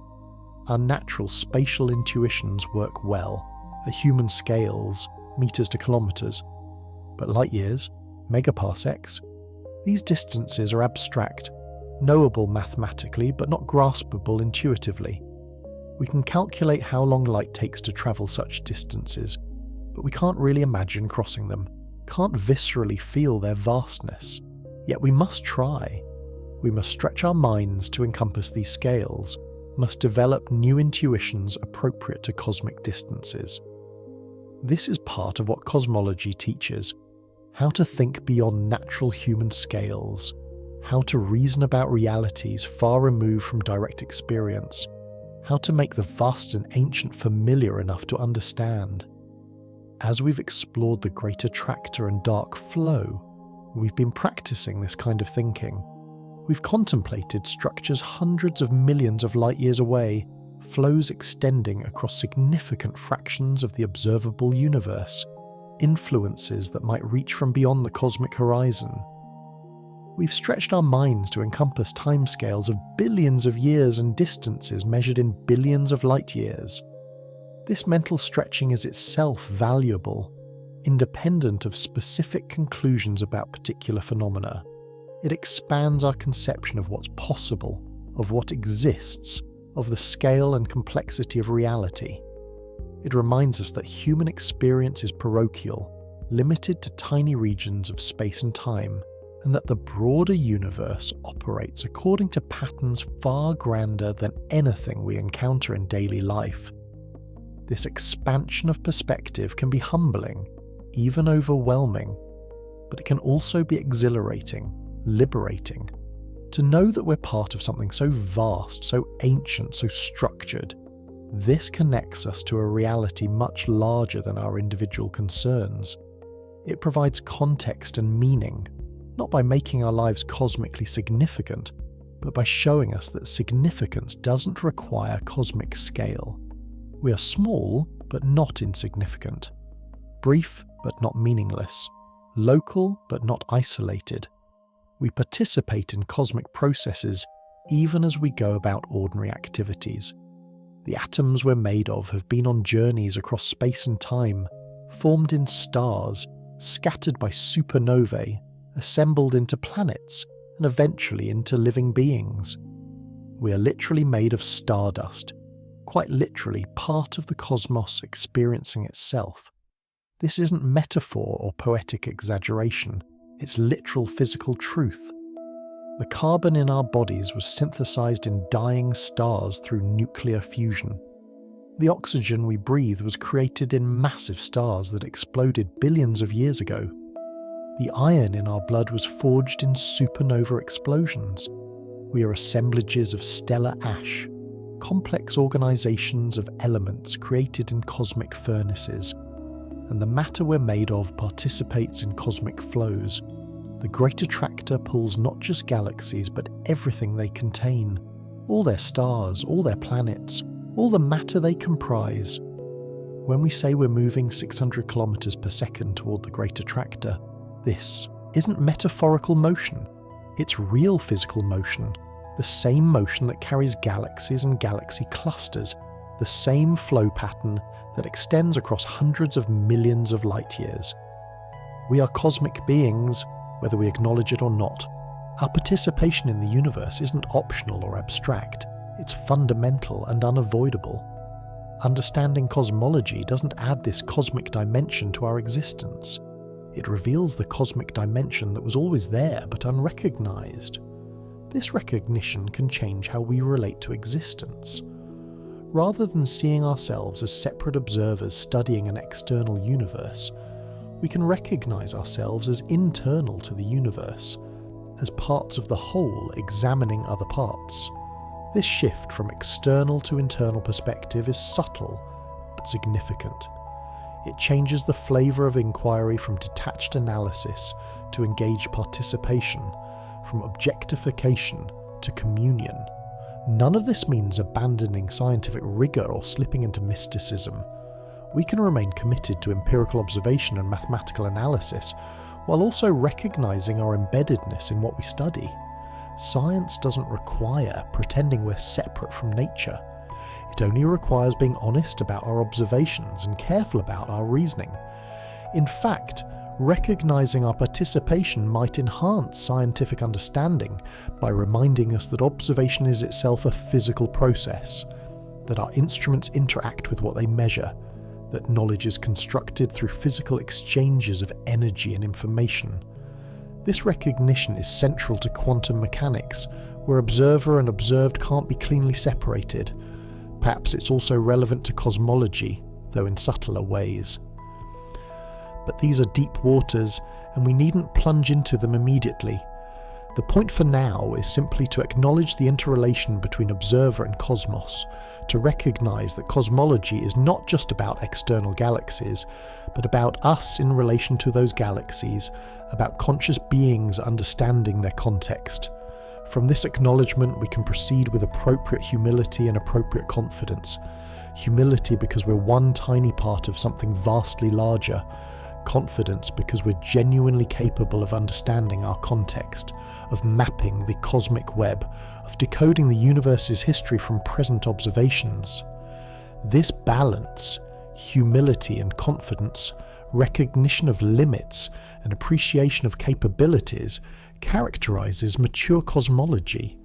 It avoids both arrogance, thinking we understand everything, and defeatism, thinking we understand nothing.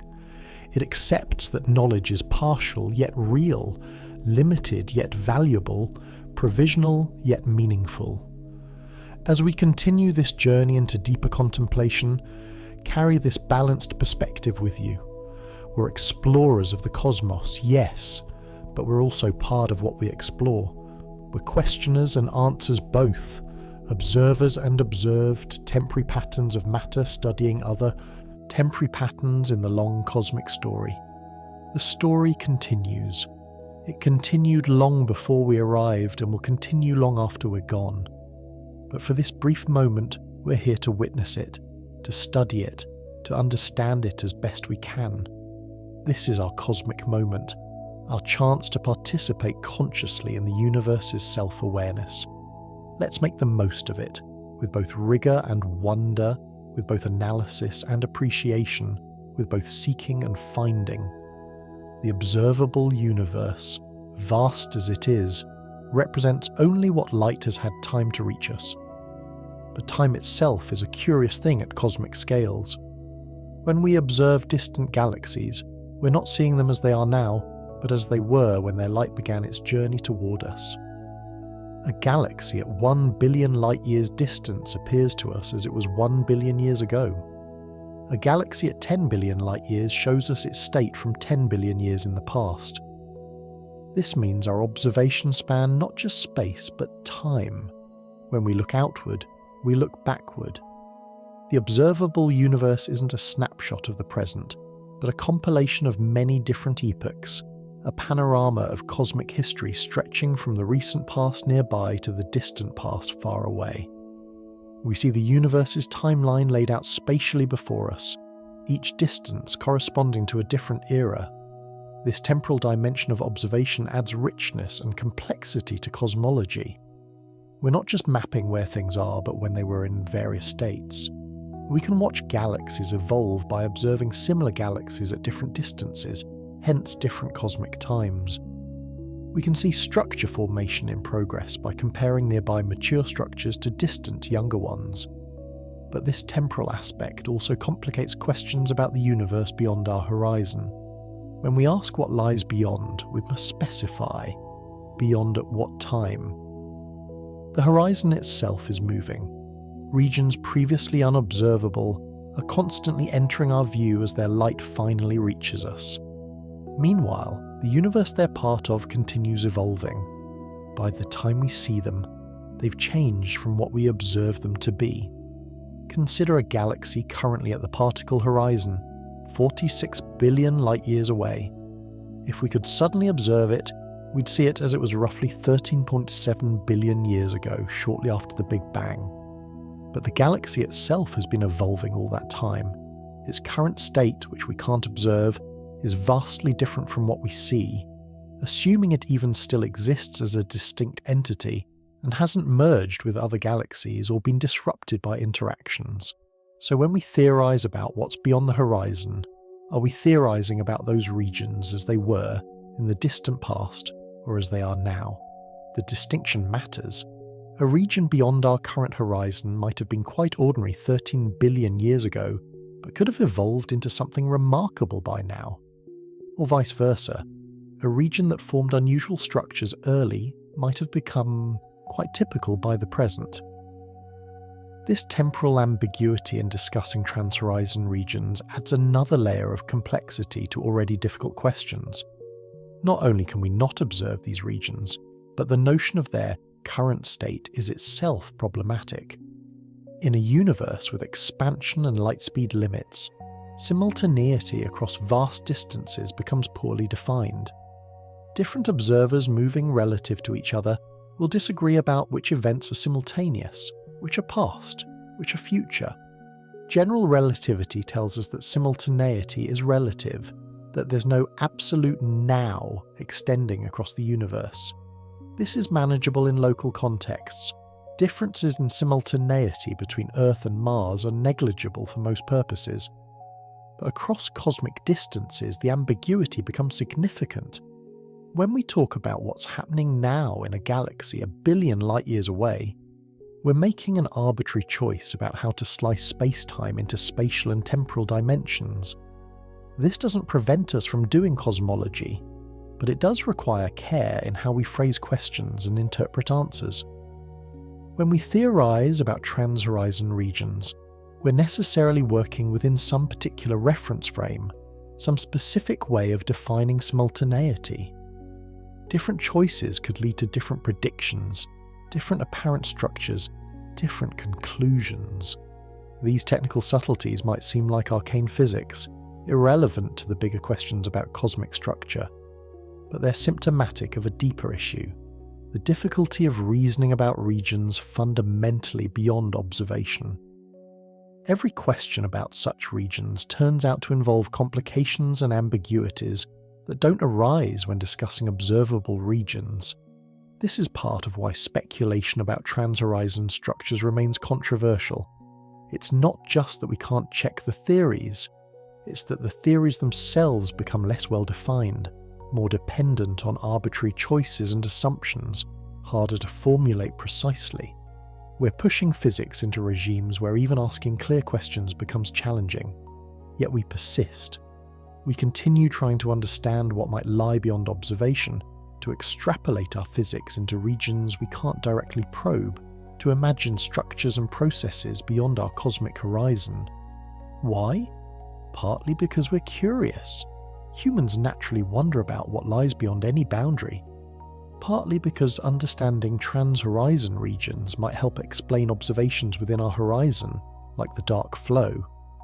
But also perhaps because there's something deeply satisfying about contemplating the universe as a whole, not just our observable patch of it. We want to know not just what we can see, but what exists, period. We want our cosmology to describe reality fully, not just the visible portion of reality. This desire drives us to speculate beyond strict empirical limits, to theorize about the fundamentally unobservable. Is this legitimate science?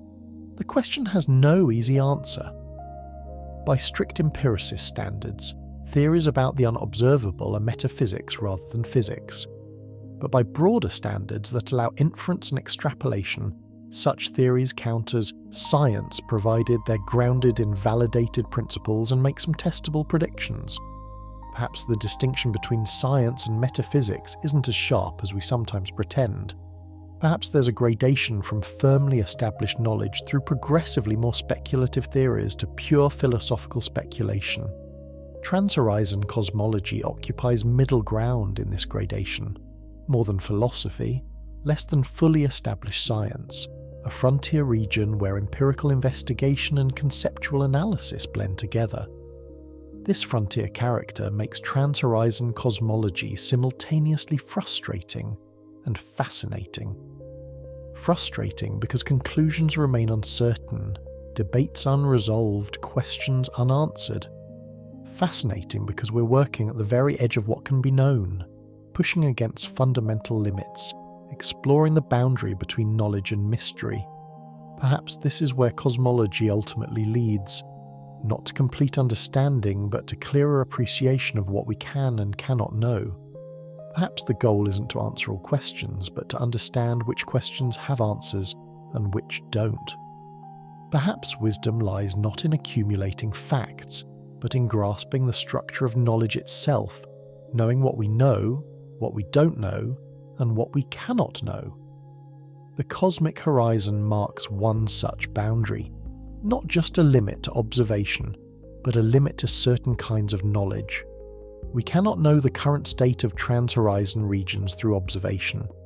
We can only extrapolate, theorize, hope our extrapolations are reasonable. This isn't a failure of science, but a recognition of its limits, an acknowledgement that some questions exceed our epistemic reach. Accepting such limits doesn't mean giving up inquiry. It means being realistic about what inquiry can achieve, being honest about uncertainties, being clear about the difference between observation and extrapolation.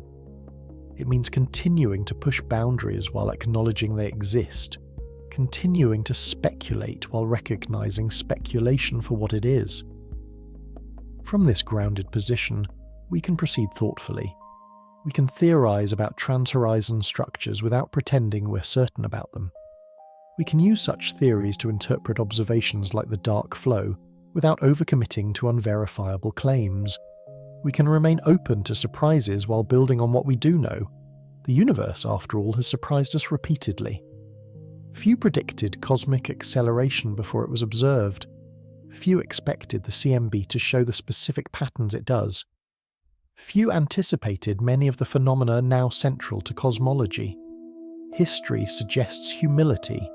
The universe is creative in ways we don't anticipate, revealing aspects of itself we didn't imagine existed. Perhaps the trans-horizon universe holds surprises we can't currently conceive. Perhaps structures exist there that don't fit our current theoretical frameworks, phenomena that would require new physics to explain. Perhaps when future observations indirectly probe these regions, if they can, they'll reveal unexpected patterns that force us to revise our cosmology. Or perhaps the trans-horizon universe is quite ordinary, similar to what we observe, operating according to physics we already understand. Perhaps our current extrapolations are broadly correct. Perhaps the simplest assumptions are the right ones. Perhaps the universe is not wildly different beyond our horizon, just more of the same vast expanse of galaxies and structure we see within our observational reach. We don't know which scenario is correct. We can't know without better observations or dramatic theoretical breakthroughs. We exist in a state of uncertainty, possessing some knowledge but lacking complete understanding, able to make educated guesses but unable to verify them fully. This state of uncertainty is uncomfortable. Humans prefer certainty, clear answers, definite knowledge. Ambiguity troubles us. Mystery bothers us. We want to resolve questions, to achieve closure, to know rather than wonder. Science often satisfies this desire, providing clear answers to questions that once seemed unanswerable. But not all questions have clear answers. Some questions admit only probabilistic or provisional responses. Some questions are answerable in principle, but not in practice given our observational limits. Some questions might be fundamentally unanswerable, beyond the reach of any possible observation or experiment. Questions about the trans-horizon universe might fall into this last category. If regions exist that are causally disconnected from us, beyond our event horizon, then no information from those regions can ever reach us. Questions about such regions are literally unanswerable through observation. We can speculate, but we cannot know. Does this make such questions meaningless? Some philosophers think so. If a claim cannot be verified or falsified, even in principle, they argue it's not making a meaningful assertion about reality. It's just empty words, sound, and fury signifying nothing. By this standard, asking about causally disconnected regions is asking meaningless questions. But other philosophers disagree. They argue that reality exists independently of our ability to observe it.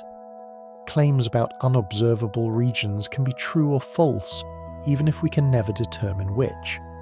Just because we can't verify something doesn't mean it lacks truth value. The far side of the moon existed before we observed it.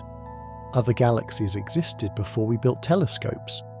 The trans-horizon universe exists now even though we can't see it. This debate about whether unverifiable claims are meaningful is unlikely to be resolved soon. It touches on deep issues in philosophy of language and philosophy of science that have been debated for centuries.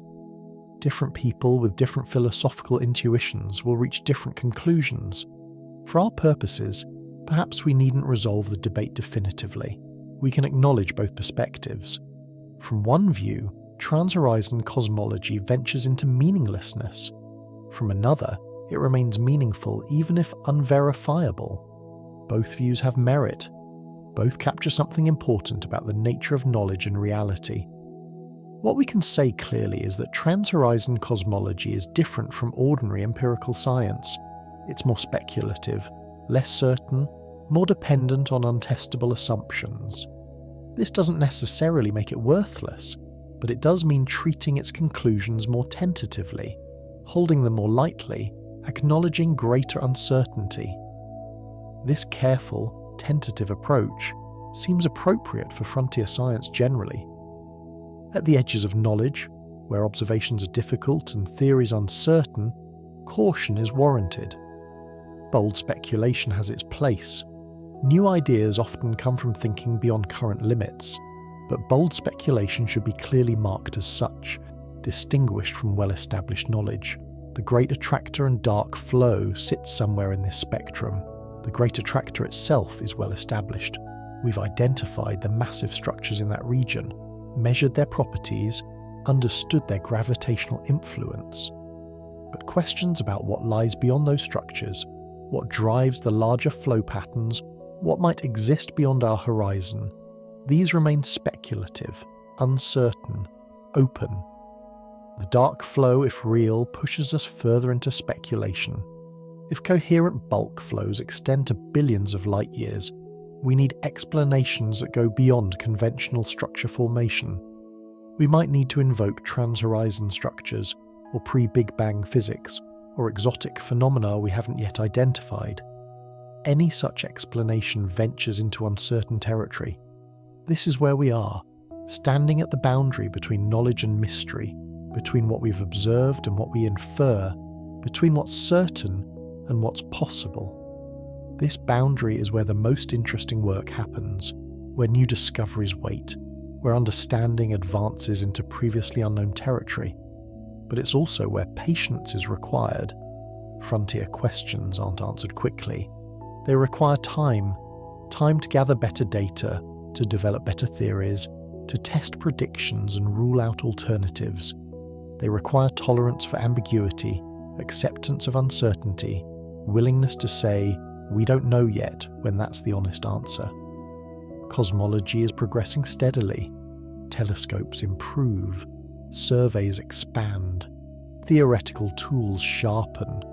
Questions once hopelessly speculative become answerable. The boundary between known and unknown shifts gradually outward, bringing previously mysterious phenomena into the realm of established knowledge. But some questions might remain permanently at the boundary. Some might be unanswerable given fundamental observational limits. Some might require technologies or insights we can't currently imagine. This possibility should humble us without discouraging us. We can make progress even if complete understanding remains elusive. As we contemplate these deep questions about observational limits and trans-horizon physics, about what we can and cannot know, about the relationship between observation and reality, we're engaging in both science and philosophy. We're using physics to constrain possibilities, while using philosophical analysis to understand what our physics means, what it implies, what it can and cannot tell us. This integration of physics and philosophy is natural at cosmology's frontiers. When questions push beyond current observational limits, pure empiricism isn't enough. We need conceptual clarity about what we're doing, philosophical sophistication about knowledge claims, thoughtful engagement with questions about meaning and truth. This doesn't make cosmology. It shows different aspects to different approaches. Some questions yield to observation, others to theory, others to careful analysis of what questions mean and how we can answer them. As we move deeper into contemplative mode in the remaining sections of this chapter, we'll continue exploring these themes: the limits of observation, the nature of knowledge, the relationship between what we see and what exists. We'll revisit ideas from multiple angles, allowing them to settle and deepen. We'll slow our pace further, creating space for reflection and integration. The journey from active learning to restful awareness continues. We're transitioning from information gathering to understanding, from accumulation to integration, from grasping to releasing. The facts remain: the galaxies, the flows, the structures, but our relationship to them is changing, becoming less about mastery and more about appreciation. There's value in this shift. Not everything needs to be analysed and explained immediately. Some understanding comes from simply sitting with phenomena, observing them without forcing interpretation, allowing patterns to emerge naturally rather than imposing frameworks. Some wisdom comes from not knowing as much as from knowing, from acknowledging mystery as much as from solving puzzles. The cosmos invites both approaches. It rewards rigorous investigation with concrete knowledge while also preserving deeper mysteries that resist complete explanation. It gives us enough structure to study while retaining enough mystery to wonder about. It's both knowable and ineffable, both analysable and awe-inspiring. This balance between knowledge and mystery characterises our situation as conscious observers in a vast universe. We can understand much: the laws of physics, the evolution of structure, the history of cosmic expansion. But we can't understand everything. Some questions exceed our reach. Some phenomena remain mysterious despite our best efforts to comprehend them. Perhaps this is appropriate. Perhaps complete understanding would be less satisfying than partial understanding mixed with mystery. Perhaps the pursuit of knowledge is more fulfilling than its complete achievement. Perhaps wonder itself is valuable, not just as motivation for investigation, but as an important response to reality in its own right. The Great Attractor pulls us toward itself with inexorable gravity. The dark flow, if real, carries us through space in coherent bulk motion. These aren't just abstract phenomena, but physical realities we participate in, flows we're caught within, processes that shape our cosmic motion whether we notice them or not. Every moment, we travel vast distances through space, pulled by gravitational influences extending across hundreds of millions of light years. Every breath we take occurs in a different location in space than the previous breath, carried by Earth's motion, the Sun's motion, the galaxy's motion, the local group's motion, all of us together flowing through the cosmic web toward distant mass concentrations. This motion is part of our cosmic identity. We are not static objects, but dynamic participants in ongoing processes, temporary patterns in matter flows that span the universe. Our seeming stillness is an illusion of scale. We feel stationary because everything near us moves together, but from a cosmic perspective we're in constant motion, falling, flowing, participating in the great cosmic dance. And this dance has been happening for billions of years, long before Earth existed, long before the solar system formed. The matter that would eventually become our bodies was scattered across space, gradually being pulled together by gravity, flowing along filaments, converging into concentrations that would become galaxy clusters, spiraling into galaxies, condensing into stars, being scattered again by stellar explosions, eventually accumulating into planets and life. We are here because of cosmic flows, because gravity organised matter over billions of years into increasingly complex structures. The Great Attractor isn't just something we observe, but something we're part of. A process that has shaped the matter we're made from, that continues to shape our cosmic motion, that will continue long after we're gone. From this perspective, questions about the Great Attractor and dark flow aren't just about distant structures, but about understanding our own cosmic context, our place in the larger patterns of matter organisation and motion. We're trying to understand processes we're embedded within, flows we participate in, structures we're part of. This participation makes our understanding necessarily partial and situated. We can't step outside the universe to observe it objectively. We're internal observers, studying from within, limited by our position in space and time.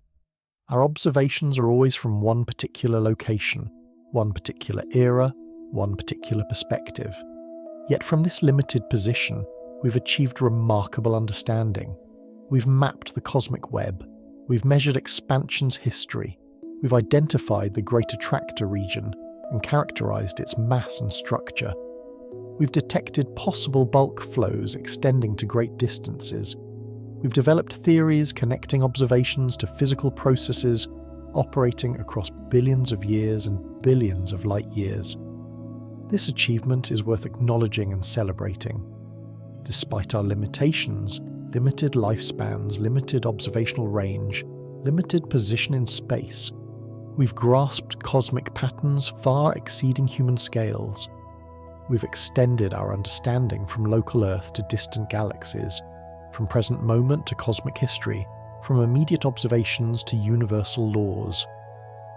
This extension of understanding required tools, telescopes to see farther, spectroscopes to measure velocities, computers to analyze vast datasets, mathematics to model physical processes.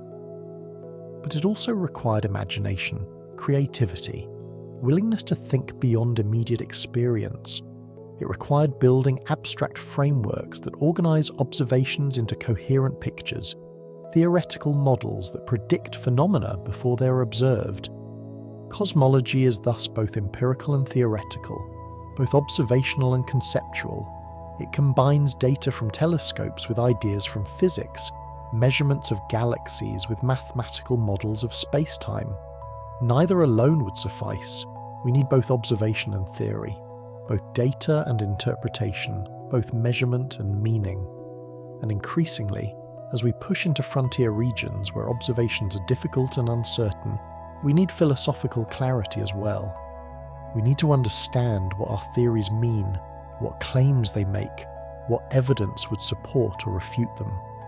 We need to distinguish between well-established conclusions and speculative hypotheses, between what we know and what we guess. This philosophical dimension of cosmology is often understated. Physics textbooks focus on equations and predictions, observational papers on data and analysis. But underlying these technical presentations are deep conceptual questions about space, time, causation, existence, knowledge. These questions can't be avoided, only acknowledged or ignored. Ignoring them doesn't make them go away. It just means addressing them unconsciously, making philosophical assumptions, without examining them. Better to engage explicitly with the philosophical dimensions of cosmology, to think clearly about what we're doing when we theorize about the universe, what it means to say we understand something, what counts as good evidence and good explanation. This kind of reflection is part of what we're doing now in these contemplative passages. We're not just learning facts about the universe, but thinking about what it means to learn such facts, what relationship we as observers have to what we observe, how our situated perspective both enables and limits understanding. These reflections aren't diversions from cosmology, but integral to it. Understanding the universe requires understanding how we understand what knowledge is, how it's constructed and validated. This self-awareness about our epistemic situation is essential for doing good science, for avoiding errors and confusions, for making genuine progress. As we continue exploring these themes, notice how they connect to each other, how questions about observation relate to questions about reality, how limits on knowledge relate to mysteries in the universe. These aren't separate issues, but aspects of a single complex situation. Conscious beings trying to understand their cosmic context, working within limits, but achieving genuine knowledge, grasping patterns that extend far beyond immediate experience. The cosmic horizon is one such limit.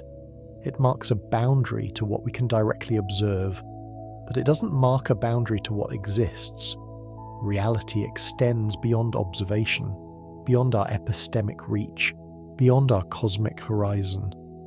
This is both humbling, reminding us our knowledge is partial, and oddly reassuring, suggesting the universe is larger and richer than we can fully know. Perhaps the universe is infinite, extending forever in all directions, containing infinite galaxies and infinite structure. Or perhaps it's finite, but so large that our observable patch is an infinitesimal fraction of the whole. Or perhaps it wraps around on itself in ways we haven't detected, finite in volume but unbounded like the surface of a sphere. Or perhaps it's something else entirely, something our current spatial concepts can't capture. We don't know. We can't know with certainty given observational limits. We can only theorize, speculate, hope our best guesses approximate truth. This is the situation we find ourselves in, possessing real but partial knowledge, understanding much but not everything, seeing patterns but not the complete picture. And perhaps this is how it should be. Perhaps finite observers in an infinite or very large universe inevitably face such limitations. Perhaps complete understanding is impossible not just practically but in principle. Perhaps mystery is built into the structure of reality itself, not as a bug but as a feature, not as something to overcome but as something to acknowledge and appreciate. This doesn't mean abandoning the quest for understanding. It means pursuing understanding with appropriate humility, recognizing limits while working within them, accepting uncertainty while still seeking knowledge. It means being comfortable with not knowing everything, with having questions that remain unanswered, with standing at boundaries between knowledge and mystery. The Great Attractor lies within our observable universe, accessible to study and characterization, but its broader context, the full extent of flows it's part of, the structures beyond it that might influence it, the cosmic web's complete architecture, extends beyond what we can fully observe. We see pieces but not the whole, local patterns but not the global picture. The dark flow, if real, pushes us further toward the unobservable. Coherent bulk flows extending billions of light years suggest influences from regions we can barely probe, possibly from beyond our horizon entirely. We detect effects but can't directly observe causes. We measure motion but can't see what drives it. This situation, detecting effects without directly observing causes, is not uncommon in physics. We've never directly observed quarks, but we're confident they exist because they explain observed particle interactions. We've never directly observed dark matter particles, but we're confident dark matter exists because it explains galactic rotation curves and cluster dynamics. We infer unobservable entities from their observable effects. Transhorizon structures would be similar. We can't observe them directly, but if they exist and influence matter within our horizon, we can potentially detect their effects. The dark flow might be such an effect, a signature of massive structures beyond our observational reach, imprinting themselves on matter distributions we can see. This indirect detection is scientifically legitimate. Physics has always relied on inference from effects to causes, from observations to underlying reality. We accept electrons exist not because we see them, they're far too small, but because they explain phenomena we do observe. Similarly, we might accept transhorizon structures exist if they best explain observations we make within our horizon. But the inference must be careful and rigorous. We must rule out simpler explanations before invoking exotic ones. We must ensure observations are genuine, not artifacts of measurement or analysis. We must demand multiple independent confirmations before accepting surprising claims. The burden of proof is high for extraordinary claims, and transhorizon structures are quite extraordinary. This is where the dark flow debate stands now. Some evidence exists, but it's not overwhelming. Some analyses find strong signals, others weak or none. Different methods give different results. The phenomenon sits at the edge of detectability, where confidence is low and disagreement reasonable. As better data accumulates and methods improve, this uncertainty should decrease. If the dark flow is real and robust, it will become more clearly detected and characterized. If it's an artifact or statistical fluctuation, it will weaken or disappear. Time and continued observation will eventually settle the question, one way or another. Until then, we remain in uncertainty. We have interesting observations that might indicate something profound, or might indicate nothing at all. We have theoretical possibilities ranging from the mundane to the exotic. We have debates among experts who examine the same data and reach different conclusions. This is frontier science at its most authentic, uncertain, contested, genuinely exploratory. Such uncertainty is uncomfortable, but also exciting. We're not yet sure what we're seeing, whether it's real or illusory, mundane or revolutionary. We're in the process of discovering, still gathering evidence, still debating interpretations. The outcome isn't predetermined. We might be on the verge of major discovery or on the verge of ruling out an artifact. Either way, we're advancing knowledge, clarifying what's true and what's false, refining understanding. This is how science works at its best.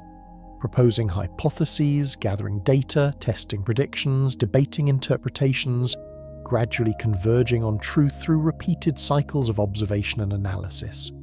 It's not always efficient or elegant. It's often messy and contentious, but it's effective, producing robust knowledge over time through community effort and repeated verification. Cosmology exemplifies this process. We've gone from wild speculation about the universe's structure to detailed, quantitative understanding of its history and composition. We've gone from assuming the universe was static to measuring its expansion rate. We've gone from wondering whether galaxies exist to mapping their three-dimensional distribution across billions of light years. Each advance required observations and theories working together, data and interpretation reinforcing each other, multiple independent approaches converging on consensus. The process continues. Current uncertainties about dark matter's nature, dark energy's cause, the universe's global topology, the reality of the dark flow, will eventually be resolved through continued observation and analysis. But new uncertainties will arise. Each answer raises new questions. Each mystery solved reveals deeper mysteries. Science doesn't eliminate wonder, but transforms it, making it more informed and directed. We wonder about specific questions rather than vague mysteries, investigate particular phenomena rather than speculating generally. The Great Attractor and dark flow are current objects of wonder. Phenomena we're actively investigating. Mysteries we're working to solve or dissolve. They focus our attention, organize our observations, motivate our theoretical work. They serve this purpose whether they turn out to be profound or mundane, revolutionary or routine. Even if the dark flow is eventually explained away as a measurement artifact, the process of investigating it will have advanced our understanding. We'll have developed better analysis methods, better understanding of systematic effects, better CMB data. Even if the Great Attractor turns out to be entirely conventional, studying it will have improved our knowledge of structure formation, gravitational dynamics, large-scale flows. This is the value of mysteries in science, not just their resolution, but the progress made while pursuing resolution.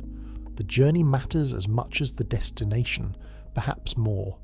The understanding gained along the way, the methods developed, the data gathered, all have value independent of specific conclusions about particular phenomena. From this perspective, our uncertainty about the dark flow isn't a failure but an opportunity. It's a chance to improve observations, sharpen theories, deepen understanding of how we do cosmology. It's a frontier where progress is actively happening, where every new observation and analysis adds to knowledge, where the boundary between known and unknown is shifting. We're privileged to live during such a time of active discovery. Cosmology is advancing rapidly, new observations constantly appearing, new analyses being published, new ideas being proposed and tested. The field is dynamic, exciting, full of both concrete achievements and open questions. The achievements ground us. We know a lot about the universe, its age, composition, large-scale structure, expansion history. This knowledge is real and robust, tested by multiple observations, confirmed by independent methods. It provides a foundation for cosmology, a core of established understanding that new discoveries extend but don't overturn. The open questions energize us. We don't know everything. Mysteries remain. The universe still holds surprises. This combination, solid foundation plus open frontiers, makes cosmology intellectually rich, both secure enough to build on and uncertain enough to be interesting.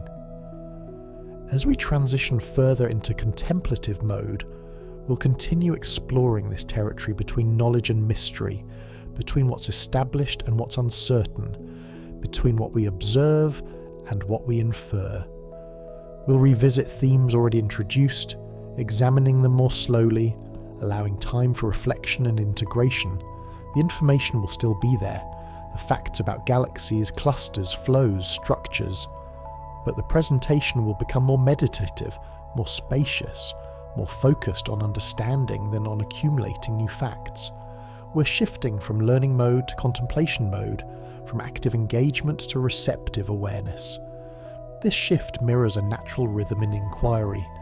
After intense learning, we need time to digest and integrate. After accumulating information, we need space to understand what it means.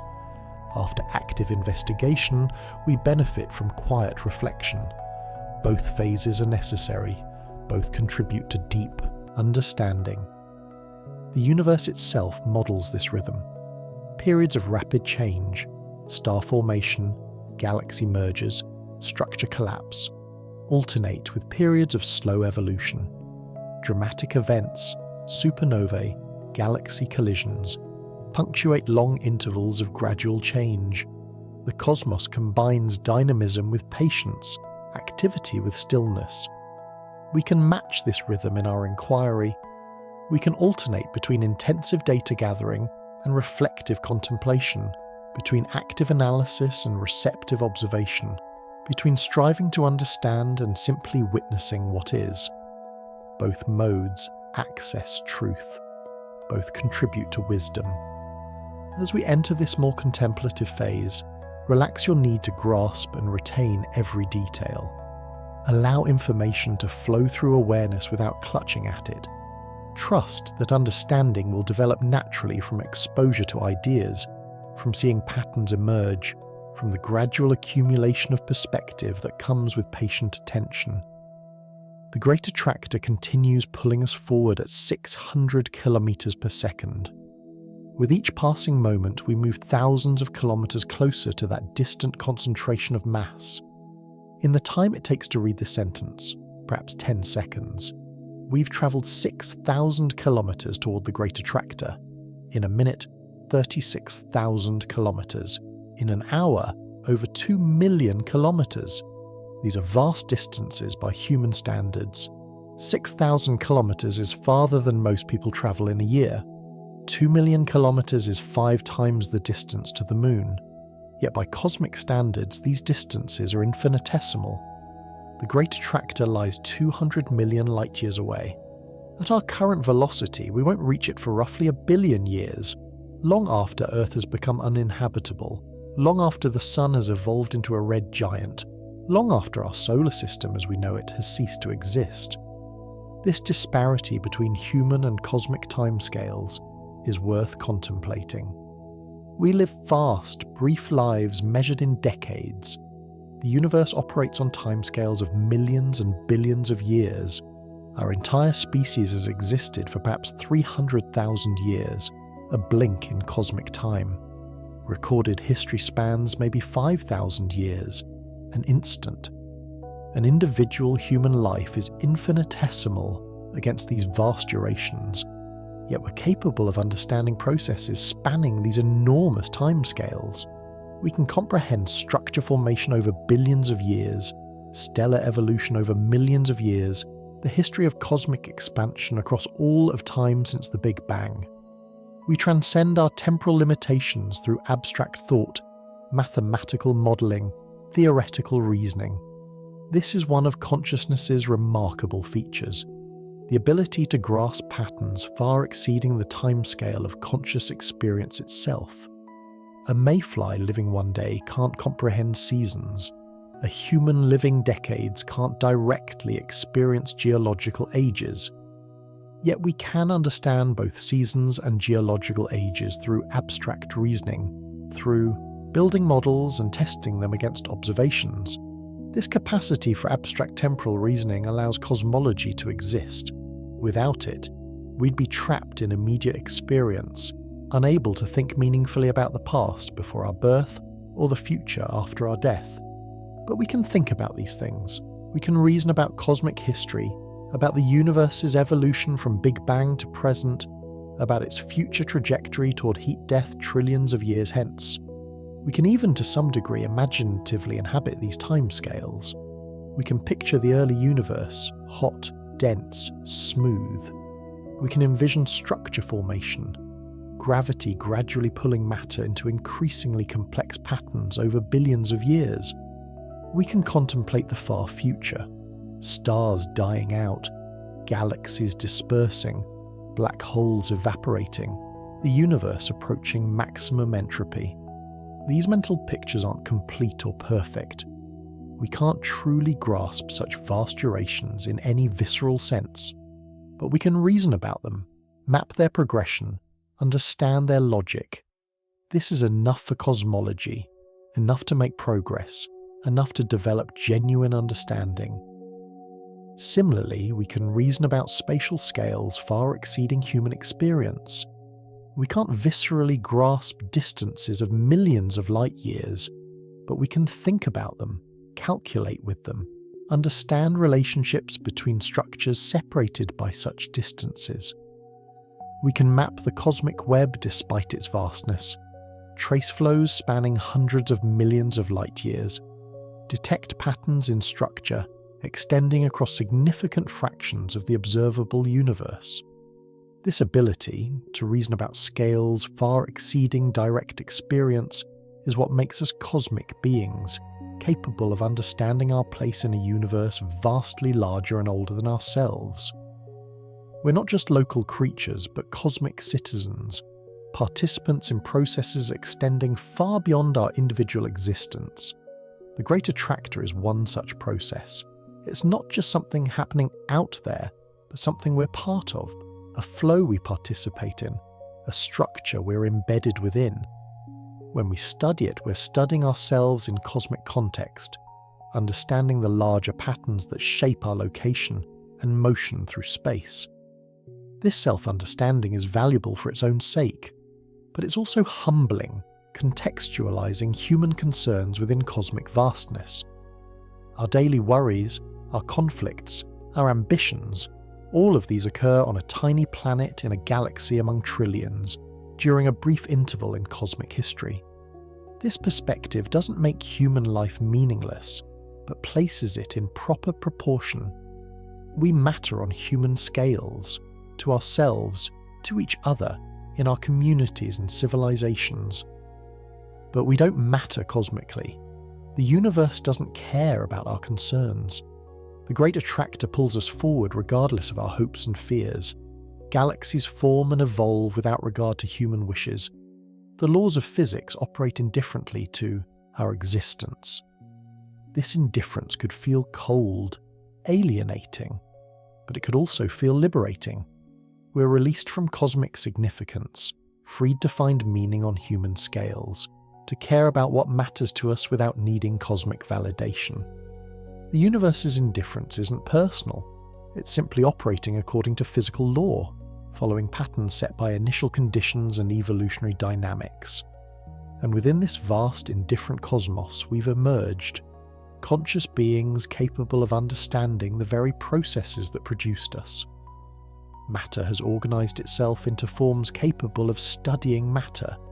The universe has become aware of itself through us. This is remarkable. Perhaps the most remarkable thing about existence. We are cosmic processes that have become self-aware. The atoms in our bodies were made in stars. The energy powering our thoughts comes ultimately from the sun, which generates it through nuclear fusion.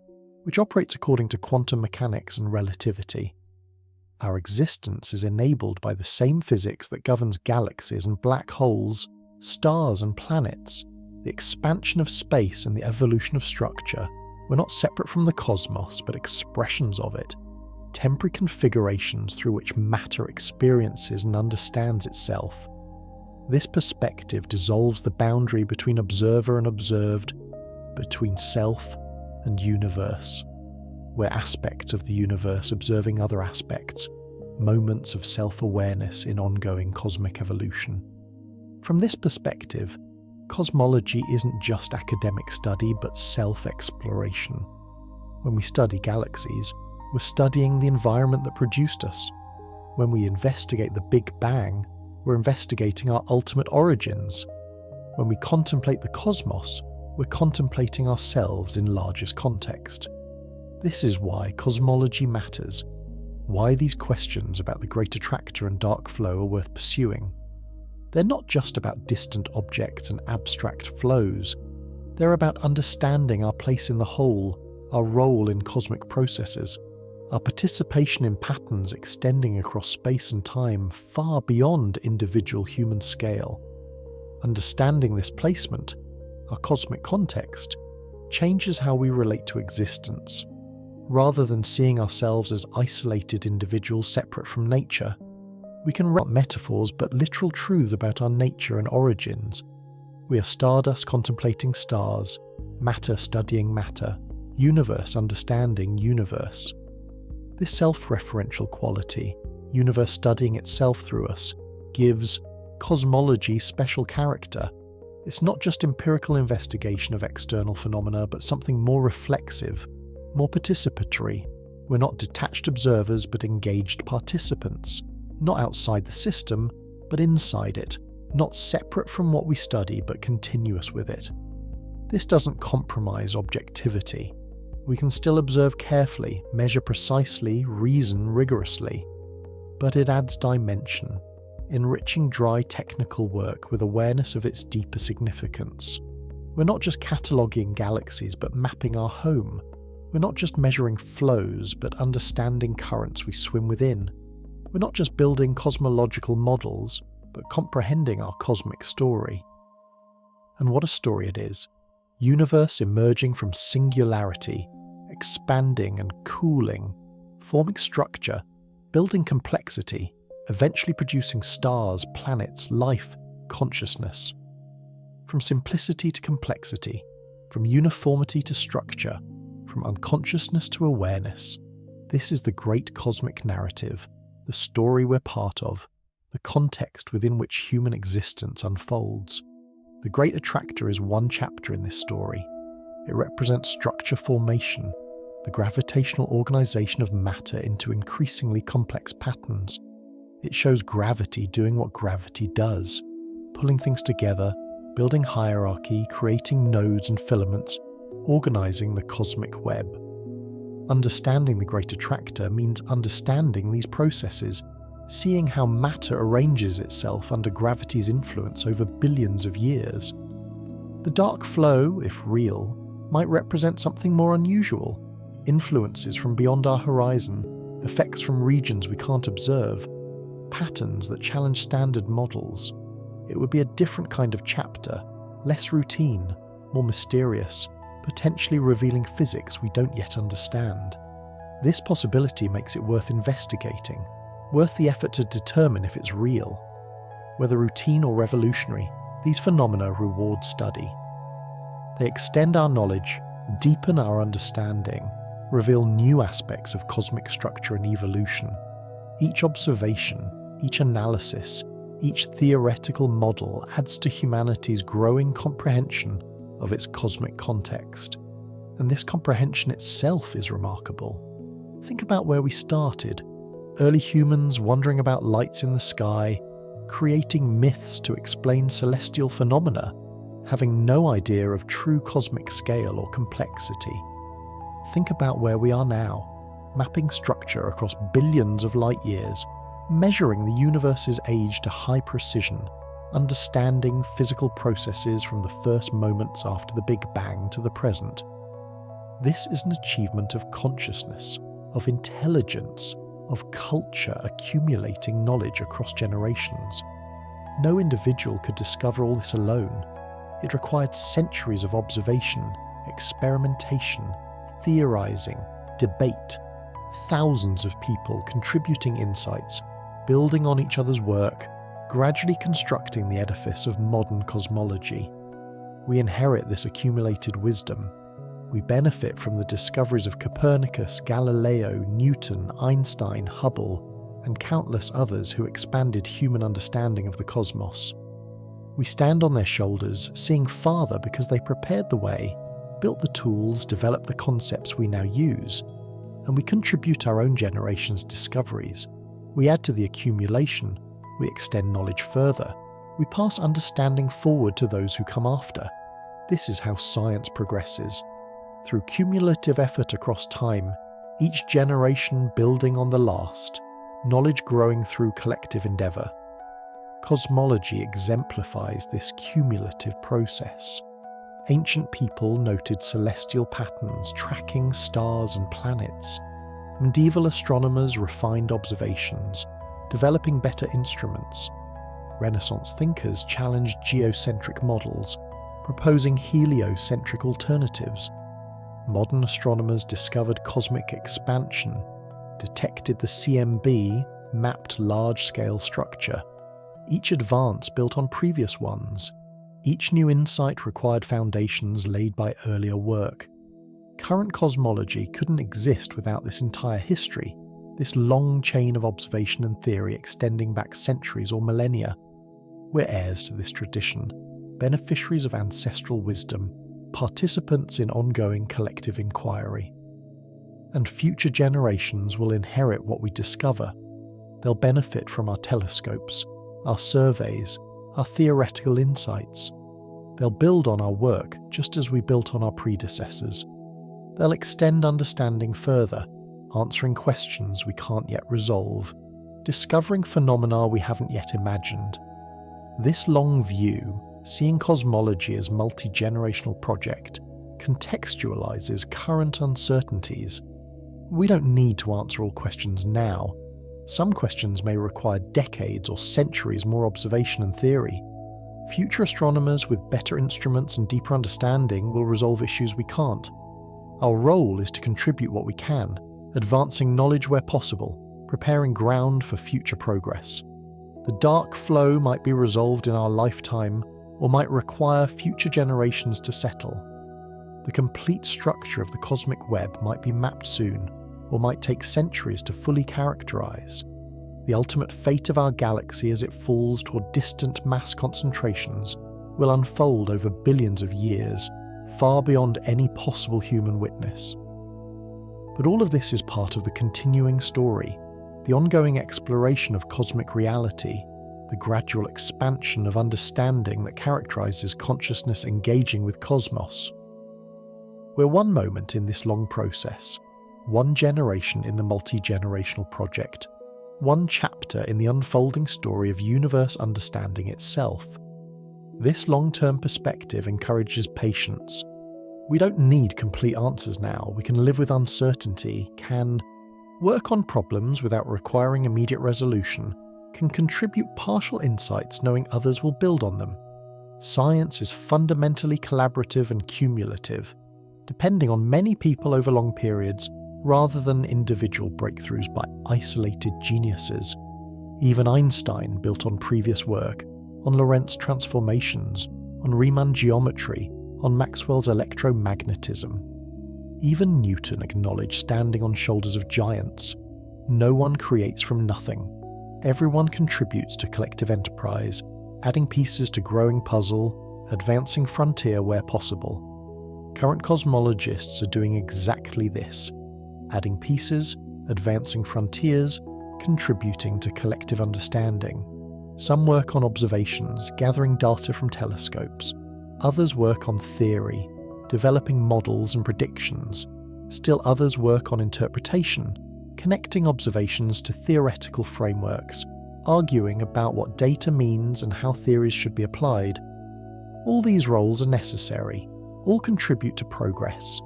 The observer who carefully reduces telescope data contributes as much as the theorist who develops new models. The critic who identifies flaws in analysis contributes as much as the advocate who proposes bold new ideas. Science requires diverse roles and approaches, different perspectives and skills all working together. The Great Attractor and dark flow investigations exemplify this collaborative nature. Multiple research teams observe galaxy velocities using different methods. Other teams analyze CMB data looking for kinetic Sunyaev-Zeldovich effects. Theorists model structure formation and predict what observations should show. Statisticians develop methods for extracting signals from noisy data. Critics examine analyses looking for errors and biases. All these efforts together gradually clarify what's real and what's artifact, what's significant and what's not. No single observation or analysis settles the question.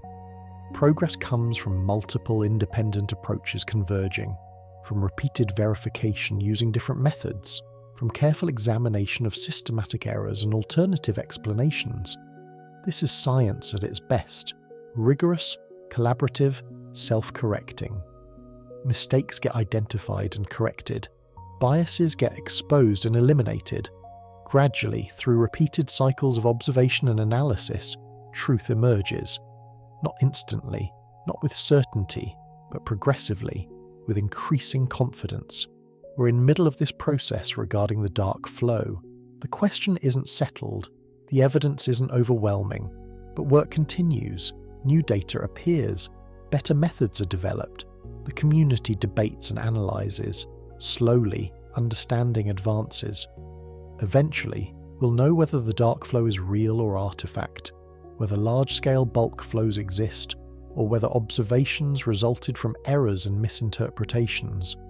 Until then, we live with uncertainty. We continue investigating. We remain open to multiple possibilities. We wait for evidence to accumulate. This is appropriate response to frontier science, neither premature conclusion nor premature dismissal, but continued inquiry with suspended judgment. This attitude, open inquiry with suspended judgment, applies broadly to frontiers of knowledge. At the boundaries between known and unknown, where observations are difficult and theories uncertain, we need intellectual humility, willingness to admit ignorance, acceptance of ambiguity.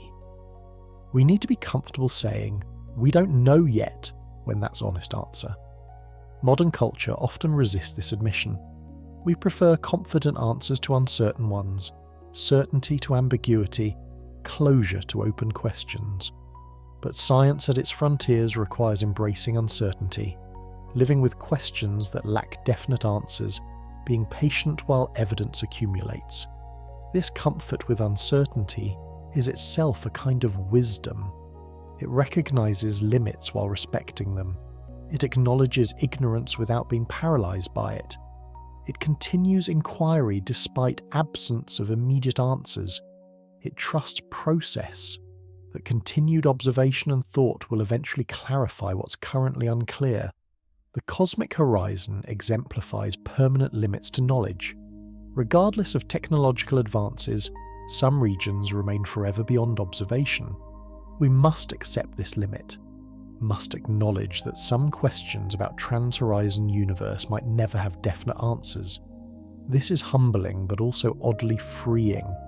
It releases us from obligation to know everything, allows us to focus on what we can know, encourages appreciation for mystery as well as knowledge. Perhaps the universe is structured to preserve mystery, to ensure that no matter how much we learn, more remains unknown.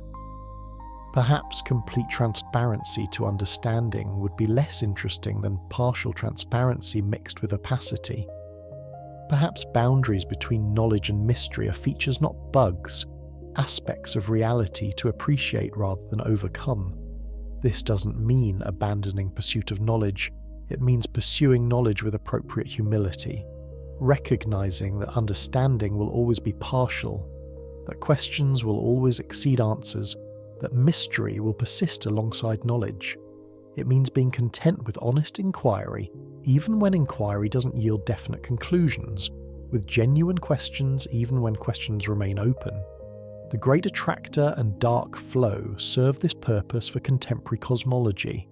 They're genuine mysteries, phenomena we're actively investigating, questions we're seriously pursuing. They focus attention, organize research, motivate observation and theory. Whether they turn out to be profound or mundane, revolutionary or routine, investigating them advances understanding. And perhaps that's the deeper point. The investigation itself has value independent of specific conclusions. The process of inquiry, observing carefully, analysing, rigorously, theorising creatively, debating honestly, advances understanding and sharpens methods even when specific hypotheses are refuted or questions remain unresolved. From this perspective, cosmology is as much about the journey as the destination, as much about inquiry as about answers, as much about wonder as about knowledge. Yes, we want answers. Yes, we pursue knowledge. But the pursuit itself is meaningful. The wonder itself is valuable. The questions themselves are important, even when unanswered. This is subtle but significant shift in how we relate to knowing. Rather than seeing knowledge as destination we're moving toward, we see it as ongoing process we're engaged in. Rather than treating ignorance as problem to overcome, we recognize it as natural condition to work within. Rather than demanding closure, we accept openness. Rather than requiring certainty, we embrace uncertainty. This shift doesn't weaken science, but strengthens it. It makes us more honest about limits, more realistic about what science can achieve, more thoughtful about how we interpret observations and theories. It prevents overconfidence while maintaining appropriate confidence. It keeps us humble while allowing us to be bold. As we continue exploring these themes in final sections of this chapter, we'll return again and again to this balance between knowledge and mystery, confidence and humility, understanding and wonder. We'll examine it from various angles, allowing perspective to deepen through repetition and variation. We'll slow pace even further, creating more space for reflection, more time for ideas to resonate. The transition from active learning to restful contemplation continues. Information density decreases, repetition increases, pace slows. We're entering territory where understanding comes less from new facts than from sitting with known facts, less from analysis than from awareness, less from grasping than from releasing. This territory requires different engagement. Rather than trying to absorb everything, relax and let information flow through awareness. Rather than clutching at concepts, allow them to pass naturally. Rather than forcing understanding, let it emerge gradually. Trust that the mind naturally integrates and comprehends when given time and space to do so. The Great Attractor continues pulling us forward, 600 kilometers per second, every second, every moment, inexorable, unstoppable. We're carried by this flow whether we notice it or not, whether we understand it or not, whether we think about it or not. The cosmic dance continues, and we're part of it, participants in patterns extending far beyond individual awareness or concern. This participation is our cosmic birthright. We're matter in motion, governed by physical law, shaped by gravitational influence, flowing through space-time along geodesics determined by mass distribution across universe. We're not separate from these processes, but manifestations of them, not observers only, but participants, not outside, but thoroughly inside. Understanding this changes everything and nothing. Everything because it reveals cosmic context, shows our place in whole, connects individual existence to universal patterns. Nothing, because it doesn't change immediate experience. We still feel, think, act in familiar ways. Cosmic perspective enriches without replacing immediate perspective, adds dimension without subtracting from moment-to-moment life. Both perspectives are necessary. Both are valid. both reveal truth. The cosmic perspective shows us where we are in largest context. The immediate perspective grounds us in lived experience. Together they provide balanced understanding, neither inflating nor diminishing human significance, neither denying cosmic immensity nor getting lost in it. As we rest in this balance, notice how thoughts naturally slow, how awareness can encompass both vastness and intimacy, how understanding deepens not through accumulation but through integration. The facts remain: galaxies, flows, structures, physics, but relationship to facts shifts from grasping to holding lightly, from analysing to simply observing. This is contemplative knowing, direct, present, effortless. It doesn't replace analytical knowing but complements it, offering different way of engaging with reality. Both are valuable. Both reveal different aspects. Both contribute to wisdom. The universe invites both modes. It rewards rigorous analysis with precise knowledge, while also rewarding contemplative awareness with direct encounter. It gives us enough structure to analyse while preserving enough mystery to wonder about. It's both knowable and ineffable, both graspable and ultimately beyond complete comprehension. This balance makes universe endlessly fascinating. Complete transparency would be less interesting than partial transparency mixed with mystery. Complete inscrutability would be frustrating, but the actual balance, where we understand much but not everything, where patterns are clear but not trivial, where questions are answerable but new questions always emerge. This balance keeps inquiry alive, keeps wonder fresh, keeps engagement meaningful. As Chapter 9 continues unfolding, we're settling into this balance, resting in awareness that encompasses both knowing and not knowing, both understanding and mystery, both science and wonder. This is the contemplative space we'll inhabit for remaining chapters, this territory where information continues flowing but at slower pace, where themes repeat and deepen, where understanding comes more from presence than from analysis. The observable universe is a finite volume carved from what might be infinite space. This finiteness isn't a limitation of our telescopes, but a fundamental constraint imposed by the speed of light and the age of the universe.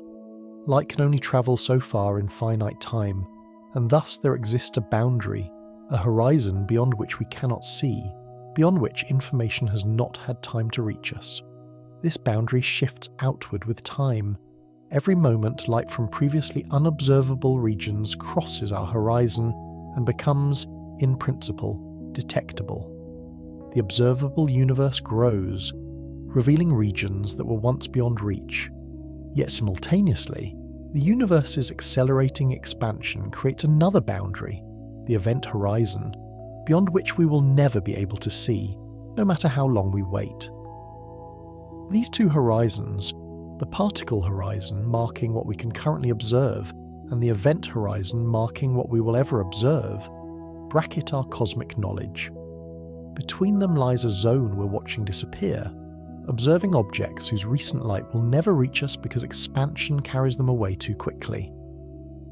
Beyond the event horizon lies a region forever causally disconnected from us, existing but eternally unobservable. This structure of horizons creates a peculiar epistemological situation. We can observe some things directly. We can infer other things from what we observe, but some things lie permanently beyond both observation and inference, existing in principle but inaccessible in practice. These regions are part of the universe but not part of our universe. They exist but might as well not exist for all the difference they make to our observations, or might they make a difference? This is where questions about the Great Attractor and dark flow become philosophically interesting. If structures beyond our horizon exert gravitational influence on matter within our observable patch, then they do affect our observations, albeit indirectly. We don't see them, but we feel their effects. They shape the universe we observe without appearing in our telescopes. This possibility, of unobservable causes producing observable effects is simultaneously fascinating and troubling. Fascinating because it suggests ways to probe beyond strict observational limits, to learn about the unobservable through its influence on the observable.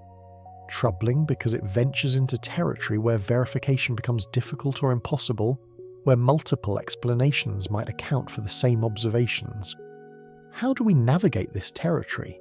How do we theorize about the unobservable responsibly without falling into untestable speculation? These questions have no simple answers. They require balancing openness to possibilities with rigor about evidence, creativity in hypothesis generation, with caution in hypothesis acceptance. The scientific community navigates this balance through a complex social process. Individual researchers propose ideas, sometimes bold and speculative. Other researchers critique these ideas, examining assumptions and testing predictions. Over time, through repeated cycles of proposal and critique, the community converges on consensus about which ideas have merit and which don't. This process isn't perfect. It can be slow and contentious. Personality conflicts and prior commitments sometimes interfere with objective evaluation. Good ideas are occasionally rejected too quickly. Bad ideas sometimes persist too long. But overall, the process works reasonably well, gradually winnowing implausible hypotheses while preserving and developing promising ones. The dark flow is currently undergoing this process. Some researchers argue strongly for its reality, presenting evidence and defending analyses. Others express skepticism, questioning methods and proposing alternative explanations. The debate continues, with no consensus yet reached. This is normal for frontier science, for phenomena at the edge of detectability where evidence is ambiguous and interpretations contested. Eventually the debate will resolve. Either better observations will confirm the dark flow, establishing it as a genuine phenomenon requiring explanation, or they will refute it, showing that initial detections were artifacts of analysis or statistical flukes. Either outcome advances knowledge, confirmation by establishing a new phenomenon to explain, refutation by eliminating a false hypothesis and clarifying what's real. This is how science makes progress on uncertain questions, through sustained investigation, through multiple independent approaches, through careful error analysis and systematic verification. It's not quick or elegant, but it's effective. Over time, truth emerges from the process, not through any single decisive observation, but through accumulation of evidence and refinement of understanding. The Great Attractor followed this trajectory. Initial observations suggested anomalous motions towards Centaurus. Skeptics questioned whether the observations were real or artifacts. More observations accumulated. Better analysis methods were developed. Infrared and X-ray surveys revealed massive clusters in the region. Velocity surveys confirmed the flow pattern. Gradually, evidence became overwhelming. The Great Attractor was established as a real phenomenon, though understanding its full extent and nature continued to evolve. Today, the Great Attractor is well accepted, its existence uncontroversial. But questions remain about its place in the larger cosmic web, about its relationship to Laniakea and the Shapley concentration, about the full extent of flows it participates in. These questions are actively investigated, part of ongoing research into large-scale structure. The progression from controversial claim to established fact to deeper questions is typical in science. Each answer raises new questions. Each mystery solved reveals deeper mysteries. Understanding advances but never reaches completion. The frontier moves outward but never disappears. There's always more to learn, always new questions to pursue. This endless frontier is part of what makes science intellectually satisfying. If we could answer all questions, reach complete understanding, science would become finished, no longer an active inquiry, but a complete body of knowledge. But that's not our situation. The universe is too rich, too complex, too full of phenomena to ever be completely understood. Every scale we examine reveals new complexity. Every question we answer generates new questions. This inexhaustibility of nature is both challenging and reassuring. Challenging because it means we can never rest, never declare victory, never achieve complete understanding. Reassuring because it means science will never become obsolete, never run out of questions, never cease to be a living, active enterprise. As we contemplate the observable universe and what lies beyond it, we're contemplating both what we know and what we might never know. We're standing at the boundary between accessible and inaccessible, between observable and unobservable, between definite knowledge and permanent uncertainty. This boundary is where some of the deepest questions arise, where science meets philosophy, where empirical investigation encounters epistemological limits. These are not comfortable questions. They don't have clean answers. They require us to think carefully about what we mean by knowledge, by understanding, by reality itself. They push us to examine assumptions we usually take for granted. That observation reveals truth, that reality is comprehensible, that science can in principle answer all factual questions. Perhaps these assumptions are correct. Perhaps reality is fully comprehensible, at least in principle, and our limitations are merely practical, merely technological, merely temporary. Perhaps with better instruments and deeper theories, we'll eventually understand everything, answer all questions, solve all mysteries. Or perhaps not. Perhaps some questions are intrinsically unanswerable, not just difficult but impossible. Perhaps some aspects of reality are fundamentally beyond human comprehension, not because we're not smart enough, but because they exceed what any finite intelligence could grasp. Perhaps the universe is stranger and more complex than we can imagine, containing dimensions and aspects we can't even formulate questions about. We don't know which scenario is correct. We can't know from our current position. We can only proceed, investigating what we can investigate, understanding what we can understand, being honest about limits and uncertainties. This humility about knowledge doesn't weaken science, but strengthens it, keeping us realistic about what we've achieved and what remains to be done. The observable universe contains trillions of galaxies, each containing billions of stars, each star potentially having planets. The sheer scale is overwhelming, the numbers almost meaningless. We can write them down. 10 allows 24 stars in the observable universe, give or take an order of magnitude. But we can't really comprehend them. Our minds didn't evolve to grasp such quantities. We can manipulate them mathematically, but we can't intuit what lies in that darkness.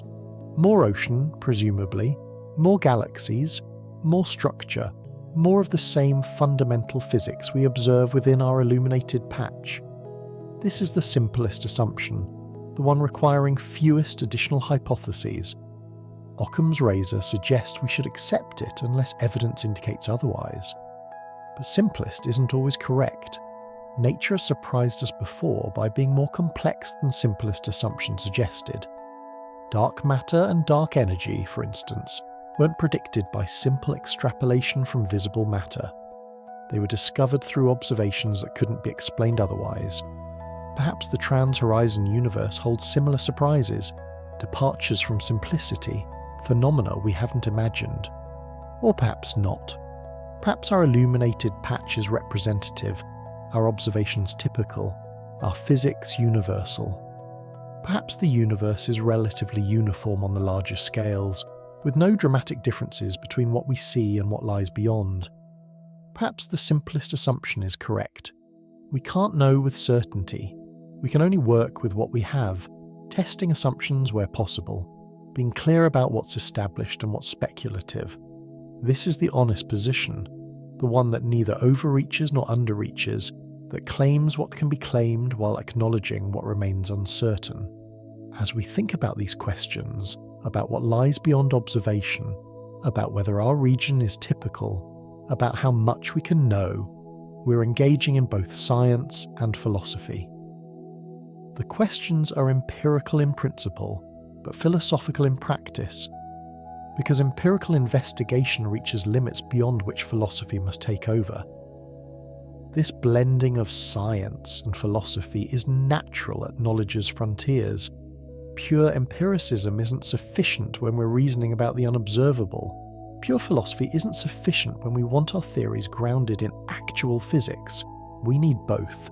Empirical grounding where possible, philosophical clarity about what we're doing when we extend beyond strict empiricism. This integrated approach, combining observation, theory, and philosophical reflection, is what cosmology requires at its frontiers. We need observations to constrain theories. We need theories to interpret observations. And we need philosophical clarity to understand what our theories mean, what claims they make, what evidence would support or refute them. The Great Attractor and dark flow exemplify this integration. Observations reveal flows and structures. Theories explain them in terms of gravitational dynamics and structure formation. Philosophical reflection helps us understand what it means to explain phenomena through appeal to structures we can barely observe, or perhaps can't observe at all. All three components are necessary. Observations alone don't explain themselves. Theories without observational grounding are speculative, and without philosophical clarity, we risk confusion about what we're claiming and what evidence we need. The three together, observation, theory, philosophy, form a framework adequate to frontier cosmology's challenges. This framework isn't rigid or formulaic. Different researchers emphasize different components. Observationalists focus on data gathering and analysis. Theorists focus on model building and prediction. Philosophically inclined researchers focus on conceptual clarification and interpretation. All are necessary. All contribute to collective enterprise. Science is fundamentally social, requiring collaboration among people with different skills and perspectives. No one person can do everything needed to advance knowledge. The observationalist depends on theorists to interpret data. The theorist depends on observationalists to test predictions. Both depend on instrument builders, programmers, statisticians, and many others whose contributions enable progress. Cosmology exemplifies this social nature. Understanding the universe requires enormous telescopes, complex detectors, sophisticated data analysis, advanced theoretical physics, careful statistical reasoning. No individual commands all these skills. Progress requires teams, collaborations, community effort across years or decades. The Great Attractor's discovery and characterization involved hundreds of researchers over several decades. Velocity surveys required years of telescope time. Infrared and X-ray observations required space missions costing billions of dollars. Data analysis required developing new statistical methods. Theoretical interpretation required computer simulations of structure formation. All of this came together gradually, through sustained collective effort. This collaborative nature means progress is often slower than we might wish. Individual researchers can't simply make breakthroughs on their own. They must convince others, must present evidence the community finds convincing, must respond to criticism and refine analyses. This social process slows things down, but also makes results more reliable. Individual errors get caught, biases get identified. The community as a whole produces more robust knowledge than any individual could. As we continue exploring themes of observation and inference, of knowledge and mystery, of cosmic horizons and what lies beyond them, notice how these themes interweave and reinforce each other. The questions aren't separate but aspects of a larger question. How do finite beings understand an apparently infinite universe? How do local observers grasp global patterns? How do temporary consciousnesses comprehend eternal processes? These questions have no complete answers. They're too large, too fundamental, touching on the nature of existence itself. But they're worth asking, worth contemplating, worth letting resonate in awareness. Sometimes the asking itself is valuable. independent of whether answers emerge. Sometimes questions are important precisely because they can't be fully answered, because they point toward mysteries that exceed complete comprehension. The cosmic horizon is such a mystery. It's simultaneously clear and mysterious. Clear in its physics, light takes time to travel. Universe has finite age, therefore finite observable region, but mysterious in its implications. What lies beyond? Is our region typical? Can we ever know? This combination of clarity and mystery characterizes many deep questions in cosmology. We understand the physics clearly. We know how light propagates, how space expands, how gravity works. These are established, well-tested theories, but applying them to the universe as a whole, extrapolating beyond what we observe, reasoning about what must lie beyond our horizon, this ventures into territory where certainty decreases, where inference becomes more speculative, where honest answers must include, we don't know. This territory between knowledge and ignorance, between what's established and what's speculative, is where much of contemporary cosmology operates. We're not ignorant.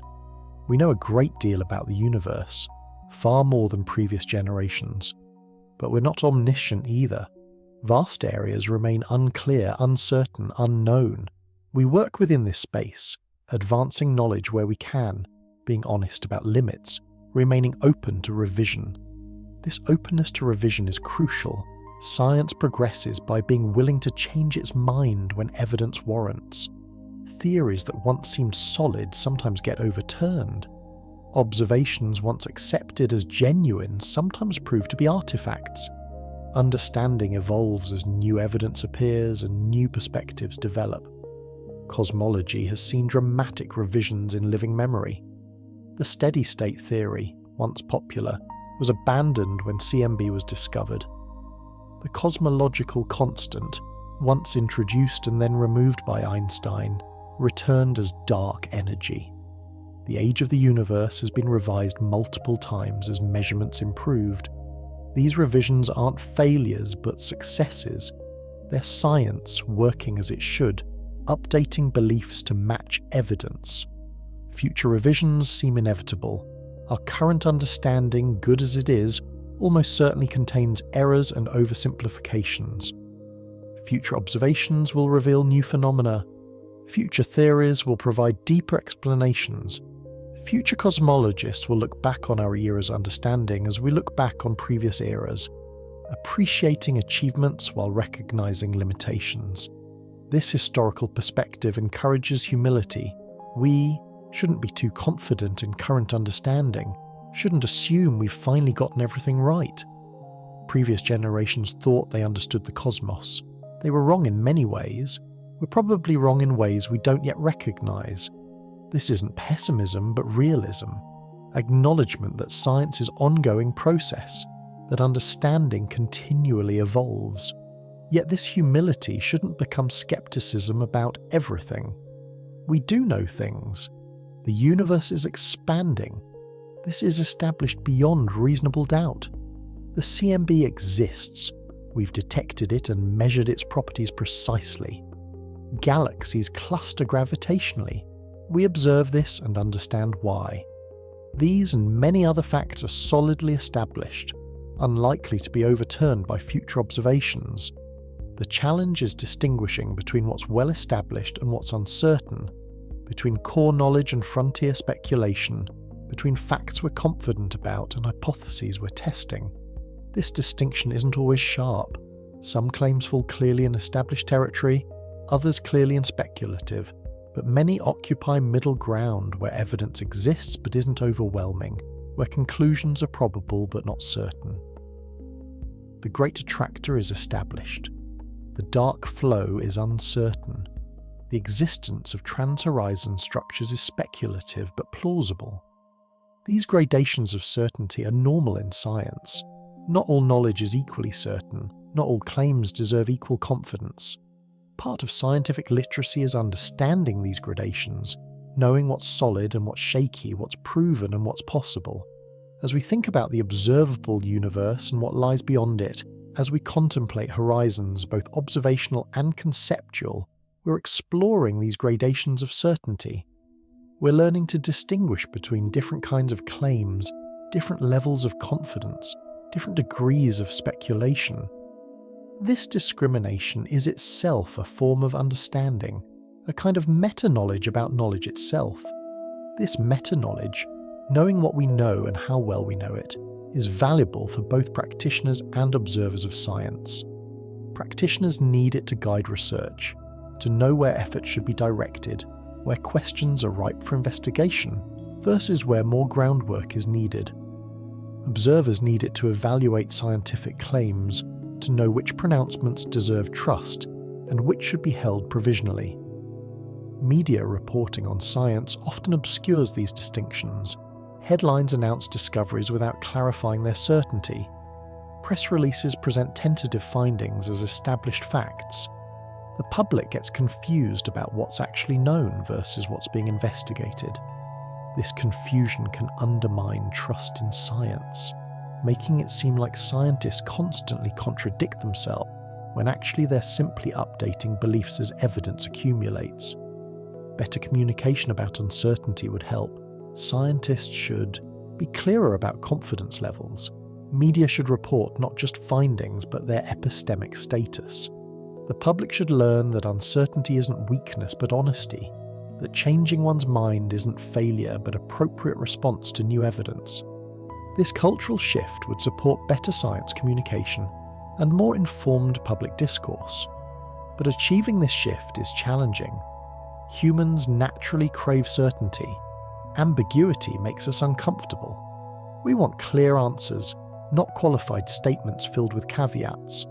Scientists who communicate honestly about uncertainty risk being ignored in favour of those who make bold, certain-sounding claims. The incentive structure sometimes rewards overconfidence over honesty. Changing this requires effort from multiple directions. Scientists must resist pressure to overstate certainty. Media must value accuracy over sensationalism. The public must accept that uncertainty is normal, that science is process, not destination, that provisional knowledge is still valuable knowledge. These changes happen slowly, through sustained effort by many people across years or decades. Meanwhile, within cosmology, researchers continue working on questions about large-scale structure, cosmic flows, trans-horizon physics. They gather observations, develop theories, analyze data, debate interpretations. Progress continues despite public confusion about what's known and what's uncertain.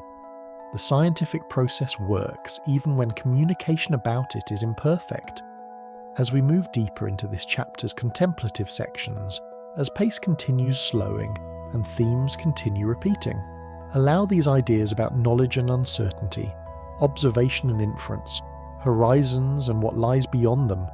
Allow these ideas to settle into awareness without forcing understanding. Trust that the mind naturally integrates information when given time and space. Trust that understanding develops through exposure and reflection, not just through active learning. The Great Attractor continues pulling us forward. Every moment, every second, 600 kilometers closer. In the time it takes to read this paragraph, perhaps 30 seconds, we've travelled 18,000 kilometers. That's more than Earth's diameter. We've moved farther than the distance between poles, carried by cosmic flows too vast to feel, but too powerful to resist. This motion is our constant state.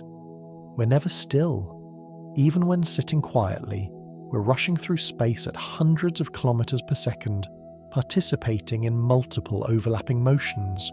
Earth's rotation, Earth's orbit, the solar system's orbit around the galactic centre, the galaxy's motion through the local group's fall toward the Great Attractor. All these motions combine, carrying us through space on complex trajectories determined by gravitational influences from near and far. We don't feel this motion because everything near us moves together. The air we breathe, the ground beneath us, the moon above us, all are carried along by the same flows. We have no fixed reference point against which to measure our motion. From our local perspective, we might as well be at rest. only by observing distant galaxies, measuring their velocities relative to us, do we discover our cosmic motion. This situation, being in motion but unable to feel it, raises interesting questions about the nature of motion itself. Is motion absolute or relative? Do we have a definite velocity through space, or is velocity always relative to some chosen reference frame? These questions occupied physicists for centuries, finally receiving clear answer from Einstein's relativity. Motion is relative. There's no absolute rest, no privileged reference frame, no definite answer to how fast am I really moving. This relativity of motion has profound implications.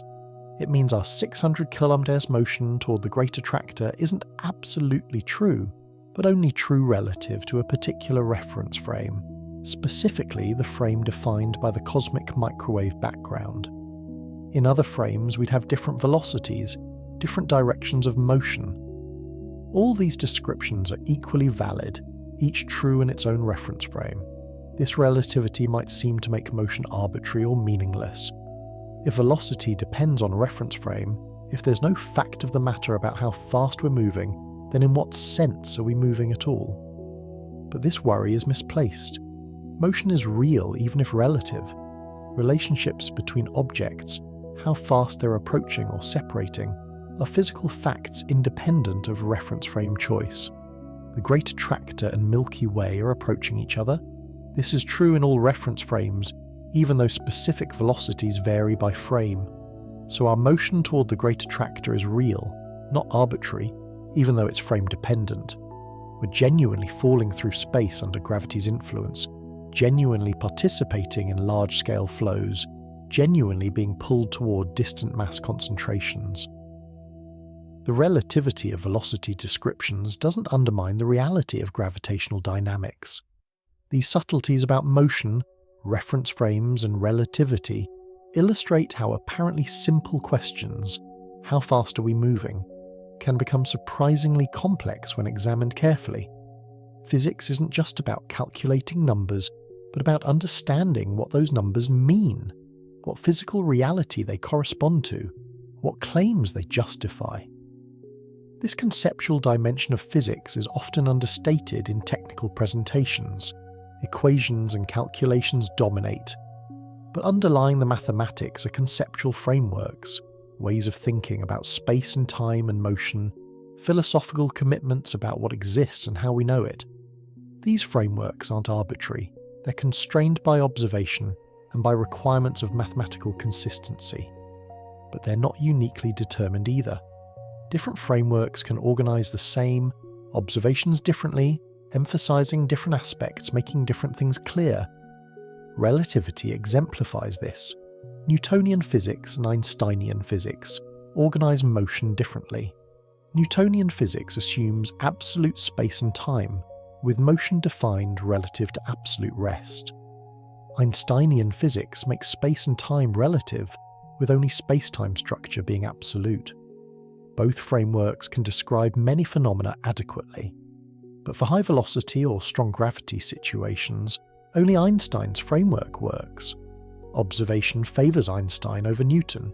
This is how science progresses conceptually, by developing frameworks, testing them against observation, favouring those that work best. Not through pure deduction from first principles, but through creative framework construction followed by empirical testing. The process is neither purely rational nor purely empirical, but combines both, using reason to construct possibilities and observation to select among them. Cosmology has seen several such framework shifts. The shift from geocentric to heliocentric models. The shift from static universe to expanding universe. The shift from pure matter to matter plus dark energy. Each shift required rethinking fundamental concepts, developing new frameworks for organising observations, accepting conclusions that initially seemed counterintuitive or implausible. Future shifts seem likely. Current cosmology, sophisticated as it is, probably contains assumptions that future generations will revise or reject. Perhaps dark matter will be explained differently. or dark energy understood more deeply, or the cosmological principle refined or abandoned. We can't predict where revisions will come from, but history suggests they'll come. This expectation of future revision doesn't undermine current knowledge. The Earth really does orbit the Sun, even though we've refined our understanding of orbits since Copernicus. The universe really is expanding, even though we've revised our model of that expansion. Facts persist even when frameworks evolve. What changes is interpretation, context, connection to other knowledge. As we think about the observable universe and what lies beyond, as we contemplate horizons and the limits they impose, we're thinking within current framework. Lambda CDM cosmology, general relativity, quantum mechanics. This framework is powerful and successful, explaining vast range of phenomena with remarkable precision. But it's still a framework, a way of organizing observations, not necessarily the final truth about reality. Future frameworks might organize things differently. They might dissolve current puzzles or create new ones. They might reveal that questions we thought important were misconceived, while questions we haven't thought to ask turn out to be crucial. This is the nature of scientific progress, not linear accumulation of facts, but periodic conceptual reorganization that changes what counts as fact and what counts as puzzle. The dark flow, if confirmed, might trigger such reorganization. It might force us to rethink structure formation, or the cosmological principle, or our understanding of large-scale dynamics, or it might be explained within current framework, requiring only minor adjustments. We won't know until evidence is clearer, until we've determined whether the phenomenon is real, and, if so, what its properties are. This uncertainty about what observations mean, about which frameworks best explain them, about what counts as puzzle versus solution. This is normal at science's frontiers. It's uncomfortable, but productive. The discomfort drives investigation. The uncertainty motivates careful observation and analysis. The possibility of framework shifts keeps us intellectually flexible, prevents premature closure, maintains openness to revision. Living with this uncertainty requires particular mindset, confident enough to make progress, humble enough to revise when needed. Too much confidence becomes dogmatism, too much humility becomes paralysis. The balance is delicate, requiring judgment rather than formula, wisdom rather than mere knowledge. This wisdom, knowing when to trust current understanding and when to question it, when to push forward and when to step back, when to be bold and when to be cautious, is something that develops through experience.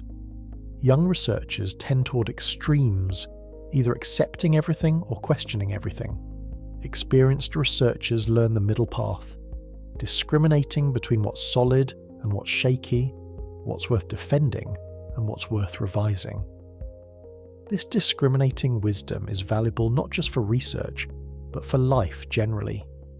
The ability to hold beliefs provisionally, to update when evidence warrants, to balance confidence and humility. These are generally valuable capacities, useful in any domain requiring judgment under uncertainty.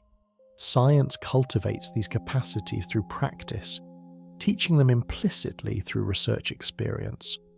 Perhaps this is one of science's underappreciated contributions, not just generating knowledge but training people in ways of thinking, in epistemic virtues like intellectual honesty and openness to revision.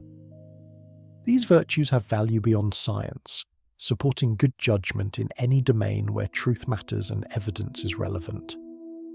As we continue exploring questions about cosmic horizons and what lies beyond them, about knowledge and mystery, about observation and inference, notice how these questions connect to broader issues about how we know anything, how we should hold beliefs, how we should respond to uncertainty.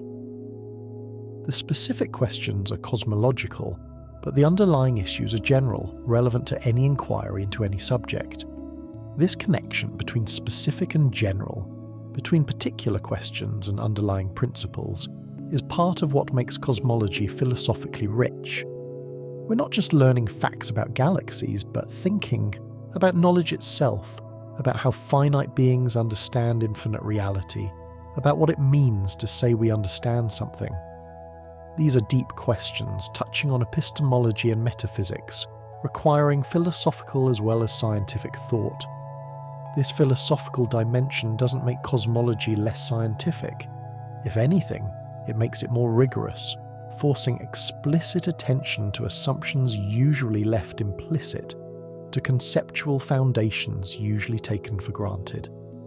By thinking clearly about what we're doing when we do cosmology, we do cosmology better, avoiding confusions and errors that arise from conceptual unclarity. The boundary between observable and unobservable is one such conceptually interesting place. It's not just a practical limit, but a principled one, imposed by space-time structure itself. Understanding this boundary requires understanding causality in relativistic space-time, understanding how information propagates, understanding what it means for regions to be causally connected or disconnected. These are subtle issues, requiring both physics and philosophy to fully grasp. The physics tells us about light cones and horizons, about how space-time structure constrains what can affect what. The philosophy helps us understand what these physical facts mean for knowledge and understanding, for what we can and cannot know about reality. Together, physics and philosophy provide fuller picture than either alone. Physics without philosophy can become mere calculation, manipulating symbols without understanding what they mean. Philosophy without physics can become idle speculation, untethered from reality. But physics and philosophy together, each informing the other, support robust understanding of both nature and our knowledge of nature. As this chapter continues unfolding, as themes repeat and deepen, as pace slows further toward contemplative rest, allow these ideas about horizons and knowledge, about observation and inference, about what we can and cannot know, allow them to settle naturally into awareness. Don't force understanding. Don't strain to grasp everything. Trust that exposure to ideas, repeated in various ways, naturally produces understanding over time. The mind works this way, through gradual integration rather than instant comprehension, through pattern recognition rather than logical deduction, through multiple exposures rather than single explanation. Repetition isn't redundancy, but opportunity for deeper processing, for seeing same ideas from different angles, for allowing understanding to emerge naturally rather than forcing it. This natural learning process is what we're facilitating now, presenting ideas multiple times in varying contexts, creating space for reflection, trusting that understanding develops through exposure rather than through willful grasping. This approach is less efficient than dense technical presentation, but more effective for deep integration, for understanding that persists, rather than superficial knowledge that fades. The Great Attractor pulls. The dark flow, if real, carries us. The cosmic web organises matter across vast distances. These aren't just facts to memorise, but patterns to appreciate, processes to understand, not just intellectually, but in some deeper way, to feel in their significance even if we can't feel their physical effects. This deeper understanding comes slowly. It emerges from sustained engagement, from thinking about these phenomena repeatedly, from connecting them to other knowledge, from sitting with them long enough for their implications to become clear. It can't be rushed. It develops at its own pace, requiring patience and receptivity rather than aggressive pursuit. As we rest in this understanding, as we let ideas settle and integrate, notice how comprehension develops naturally without forcing. Notice how patterns become clearer through repeated exposure. Notice how understanding deepens when we stop striving for it and simply allow it to emerge. This allowing rather than forcing, this receptivity rather than grasping, characterizes contemplative knowing. It complements analytical knowing, offering different access to truth, different way of understanding. Both are valuable, both reveal reality, but they work differently, require different approaches, produce different kinds of understanding. Analytical knowing dissects and examines, breaks things into parts, seeks explanations through mechanisms, value too, especially for understanding large-scale patterns, for grasping overall structure, for seeing how parts fit into wholes. The cosmic web, for instance, is difficult to understand purely analytically.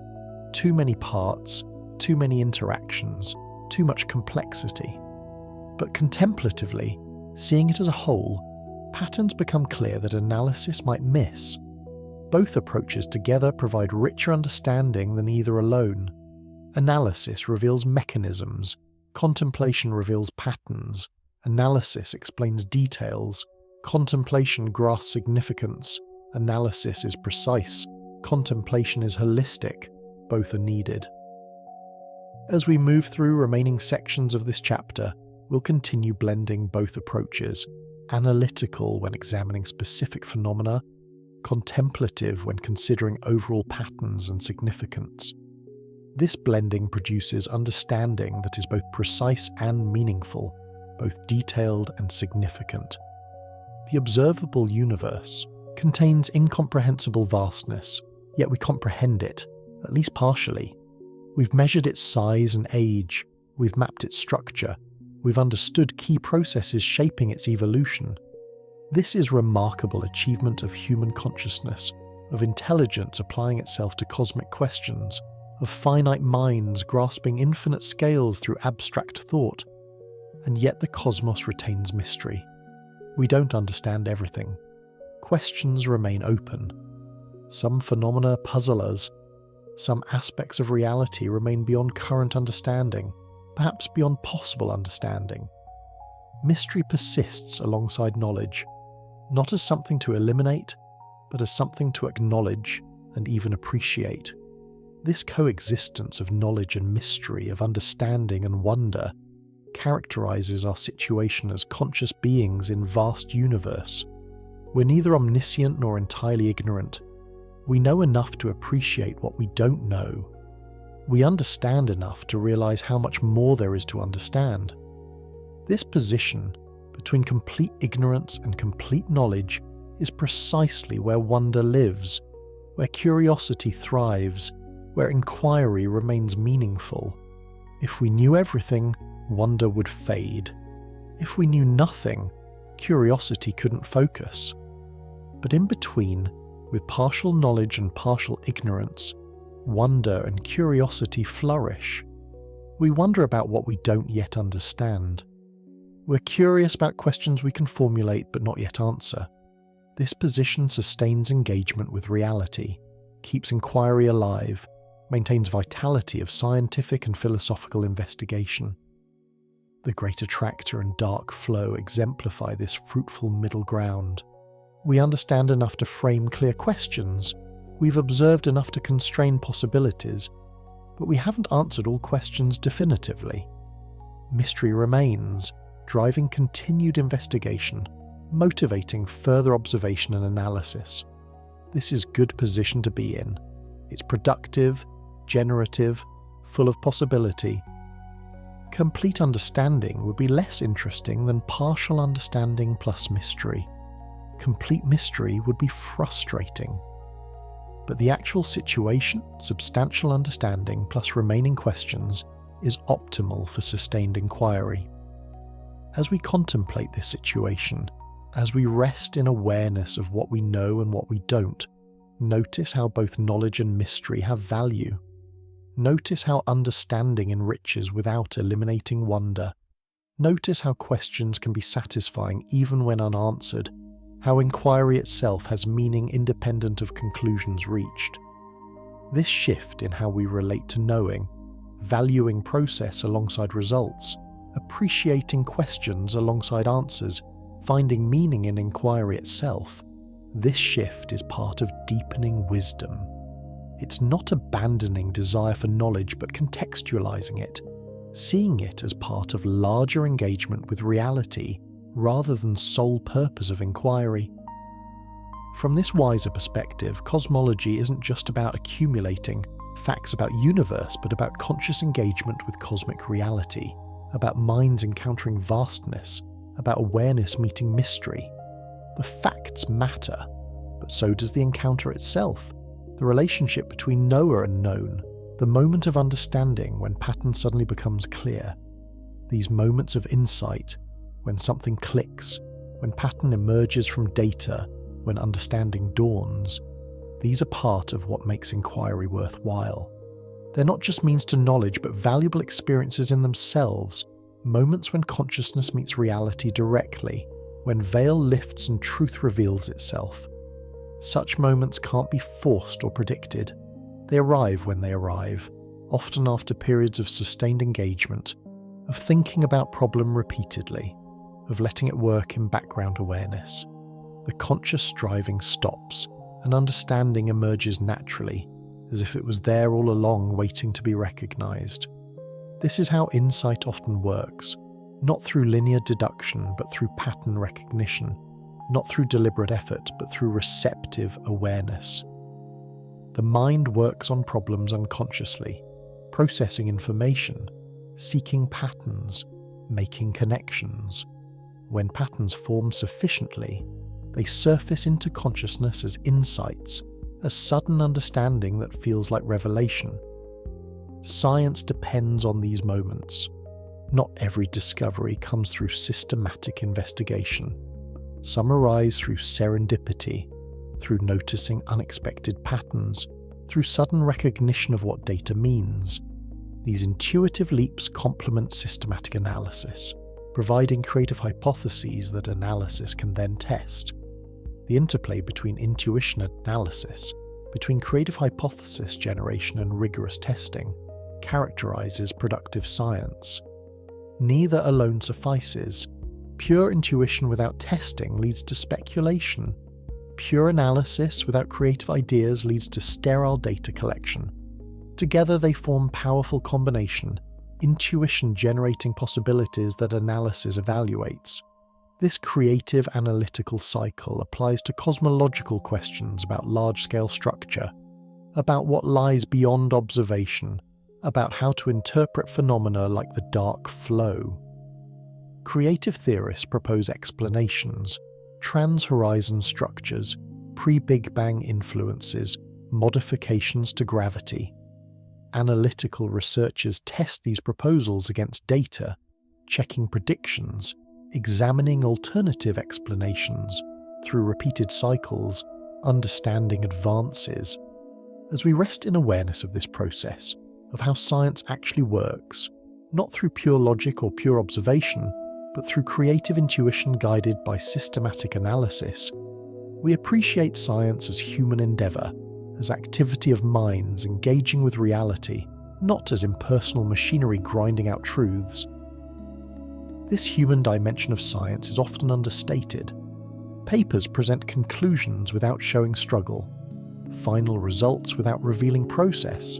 But science is made by people, curious, creative, fallible people working together, making mistakes and correcting them, proposing ideas and testing them, gradually converging on truth through collective effort.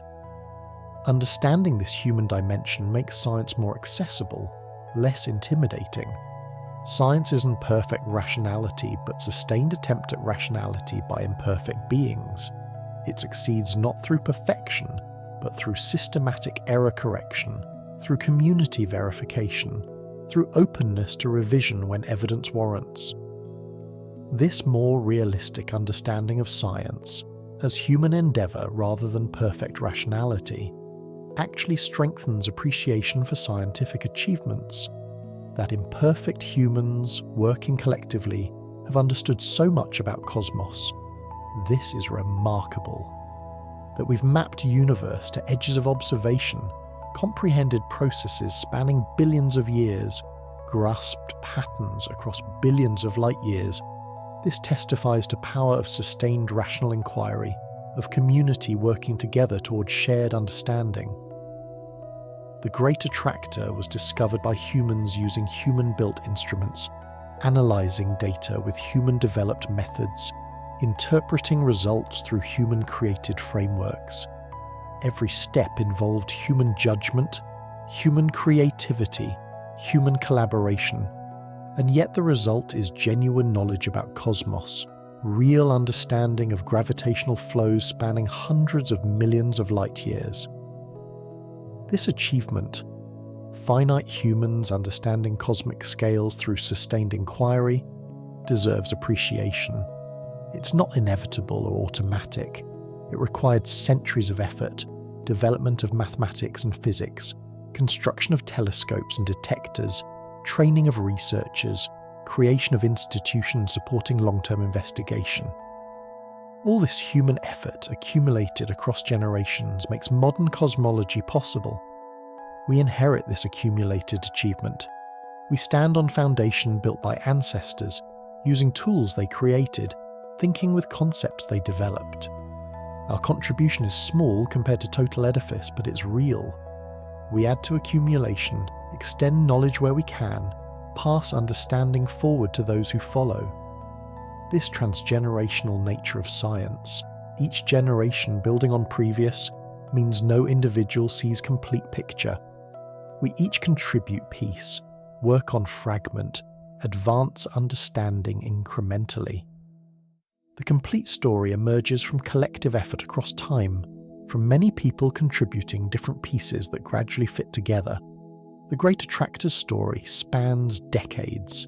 Initial observations in 1970s, progressive characterization through 1980s and 1990s, discovery of Laniakea in 2010s, ongoing investigation of flows and structures, each stage built on previous, each generation of researchers advancing understanding by building on predecessors' work. This cumulative, collaborative nature is what makes science robust. No single error derails everything. No individual bias distorts whole enterprise. The community as a whole, working over time, produces knowledge more reliable than any individual could achieve. As we think about this social, historical dimension of science, about how knowledge accumulates through collective effort across generations, we're reminded that understanding is fundamentally shared, not individual. We each have perspective, but understanding emerges from combining perspectives, from many observers comparing notes, from community converging on consensus. This social epistemology, understanding through shared inquiry, is more realistic than individualist picture of lone thinker discovering truth. No one discovers alone. Everyone builds on others' work, uses others' tools, tests against others' observations. Truth emerges from this collective process, not from individual insight. So when we say we understand the Great Attractor, the we is literally plural. Community of researchers who've investigated it, who've shared observations and analyses, who've debated interpretations and converged on consensus. This shared understanding is real knowledge, probably correct in broad outline even if details remain uncertain. This confidence in shared understanding, despite individual fallibility, is what makes science trustworthy. The community as a whole is more reliable than individuals within it. Systematic biases get identified and corrected. Errors get caught and fixed. Through sustained collective effort, truth emerges. As we rest in appreciation of this collective achievement, of how humanity has come to understand its cosmic context through sustained inquiry across generations, notice how this contextualizes individual limitations. No one person understands everything. Each contributes according to abilities. Together we achieve understanding impossible individually. This is reassuring. We needn't feel inadequate for not knowing everything. Understanding is shared project, not individual achievement. Our role is to contribute what we can, to add peace where possible, to support collective endeavour however we're able. This is enough. This is valuable. From this perspective, engaging with cosmology, reading about it, thinking about it, appreciating what's been discovered, is itself contribution to collective project. By understanding what's known, by appreciating achievements, by valuing inquiry, we participate in and support scientific culture. We're not just passive recipients of knowledge, but active participants in knowledge-sustaining community. This participatory stance towards science seeing ourselves as part of knowledge community rather than external to it, enriches engagement. We're not outsiders looking in, but members of extended community that includes professional researchers, but also interested non-professionals, students and teachers, writers and readers, anyone engaging thoughtfully with scientific questions. This inclusive understanding of scientific community is important. Science shouldn't be restricted to credentialed professionals. It's human endeavour, open to anyone with curiosity and willingness to think carefully. Professional training provides tools and knowledge, but curiosity and wonder are universal, requiring no credentials. So anyone thinking about Great Attractor, anyone wondering what lies beyond cosmic horizon, anyone contemplating large-scale structure, all are participating in cosmological inquiry, all are part of extended community engaging with these questions. Professional researchers do specialised technical work, but broader community provides context and support, ensuring science remains connected to wider human concerns. As this chapter approaches its end, as we prepare to transition to next chapter's themes, let's pause to appreciate how far we've come. We've explored cosmic horizons and what lies beyond them. We've thought about knowledge and mystery, about observation and inference, about what we can and cannot know. We've contemplated the Great Attractor and dark flow, understanding them as phenomena revealing large-scale structure and cosmic dynamics. We've also reflected on knowing itself, on how humans understand cosmos, on science as human endeavour, on knowledge as shared achievement. These meta-level reflections, thinking about thinking, understanding about understanding, add depth to purely factual knowledge, enriching it with awareness of how we know what we know. This multi-layered understanding, facts plus awareness of how we arrive at facts, characterises mature engagement with science. It's not just accumulating information, but comprehending how information is generated, how it's validated, what confidence we should have in it.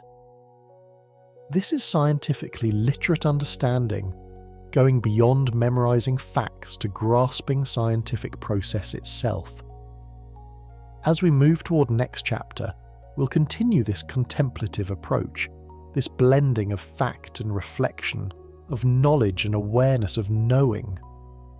We'll explore more themes around cosmic structure and dynamics, around scale and time, around our place in vast cosmos. The pace will remain slow, contemplative, allowing time for integration and reflection. The journey continues. The Great Attractor still pulls us forward, 600 kilometers per second toward distant convergence we'll never reach in human lifetimes. The dark flow, if real, carries us through space in patterns extending far beyond local gravitational influences. The cosmic web organises matter across vast scales, creating structure we're part of, flows we participate in, patterns connecting us to distant reaches of universe. We're cosmic beings, whether we attend to this or not. Our existence is shaped by cosmic processes, by structure formation over billions of years, by gravitational dynamics across vast distances. Understanding this context doesn't change immediate experience but enriches it, adding dimension, of meaning, connecting personal existence to universal patterns. This connection between individual and cosmos, between personal and universal, between immediate and vast, is what cosmology reveals. We're not separate from universe, but aspects of it, not observers only, but participants, not outside, but thoroughly inside. This recognition transforms relationship to existence, deepens appreciation for being, contextualizes human life within largest possible frame.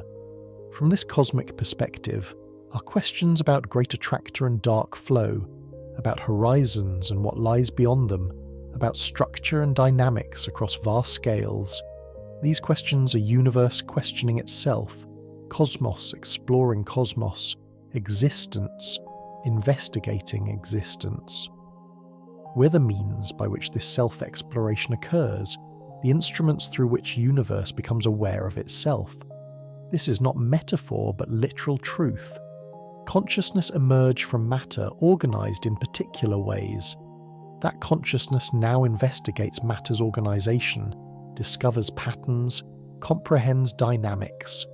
Through us, universe knows itself. Through our investigation, cosmos explores cosmos. This is remarkable fact about existence, perhaps most remarkable thing of all. As we rest in this understanding, as we prepare to transition to next chapter's themes, let awareness encompass both knowledge gained and mystery remaining. Let it hold both facts about universe and appreciation for universe itself. Let understanding be both intellectual and contemplative, both analytical and holistic.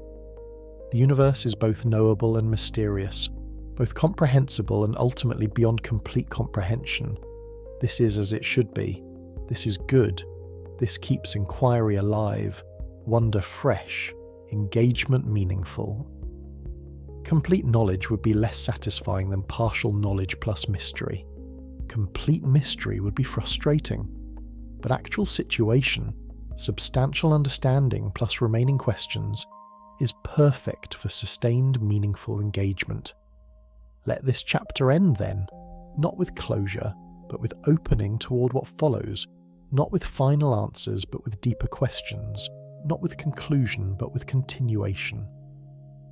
The journey goes on, understanding deepens, mystery persists, and we continue, curious and wondering, engaged and questioning, seeking truth while appreciating seeking itself.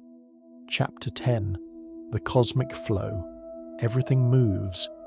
Nothing in the universe is still. From the smallest particle to the largest galaxy cluster, from the briefest quantum fluctuation to the slowest drift of galactic superclusters, all is motion, all is flow, all is continuous transformation through space and time. This motion is fundamental to existence. It's not something that happens to objects, but part of what objects are.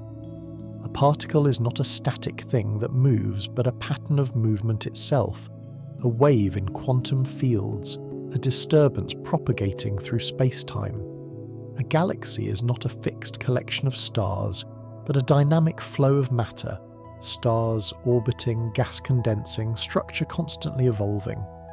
We tend to think of objects as things that persist through time, as solid entities maintaining identity despite motion. But this is simplification, useful for everyday thinking but not ultimately accurate. What we call things are really processes, patterns of stability and constant flux, temporary configurations that maintain form while matter and energy flow through them. The human body exemplifies this. We feel ourselves to be persistent entities, the same person from moment to moment and year to year. But the matter composing our bodies is constantly being replaced. Atoms come and go, molecules are built and broken down, cells die and are replaced. Over 7 years or so, nearly every atom in the body is replaced by different atoms, yet we persist, maintaining form and identity despite complete turnover of substance. We are patterns, not things. We are processes, not objects. We are flows of matter temporarily organized in particular ways, maintaining structure while substance passes through. This is what all apparently solid objects are, stable patterns in constant flux, persistent forms in continuous transformation. The universe itself is this way, not a collection of objects but an unfolding process, a vast flow of matter and energy through space-time, temporarily organizing into stable patterns we call galaxies, stars, planets, living beings. These patterns are real but impermanent, emerging from flow and eventually dissolving back into flow. This perspective, seeing reality as flow rather than things, changes how we understand cosmic structure. The Great Attractor is not a thing but a convergence of flows, a place where multiple streams of matter come together. The cosmic web is not a static architecture but a dynamic pattern of flows along gravitational gradients. Galaxies are not fixed objects but relatively stable patterns in matter, flows that extend across the universe. From this view, our motion toward the Great Attractor, 600 kilometers per second, continuous, inexorable, is not something happening to us, but part of what we are. We are flows within larger flows, local patterns within cosmic patterns, temporary organizations of matter participating in universal motion. We cannot be separated from this motion because we are constituted by it. We are not things that move, but movements themselves, flows within the cosmic flow. This is not metaphor or poetic license, but physics. Quantum field theory, our deepest theory of matter, describes particles as excitations in fields, as waves propagating through space. General relativity describes gravity as curvature of space-time, with matter following geodesics through curved space. Both theories present reality fundamentally in terms of processes and relationships, rather than static objects with intrinsic properties. Eastern philosophies have long emphasized this process view of reality.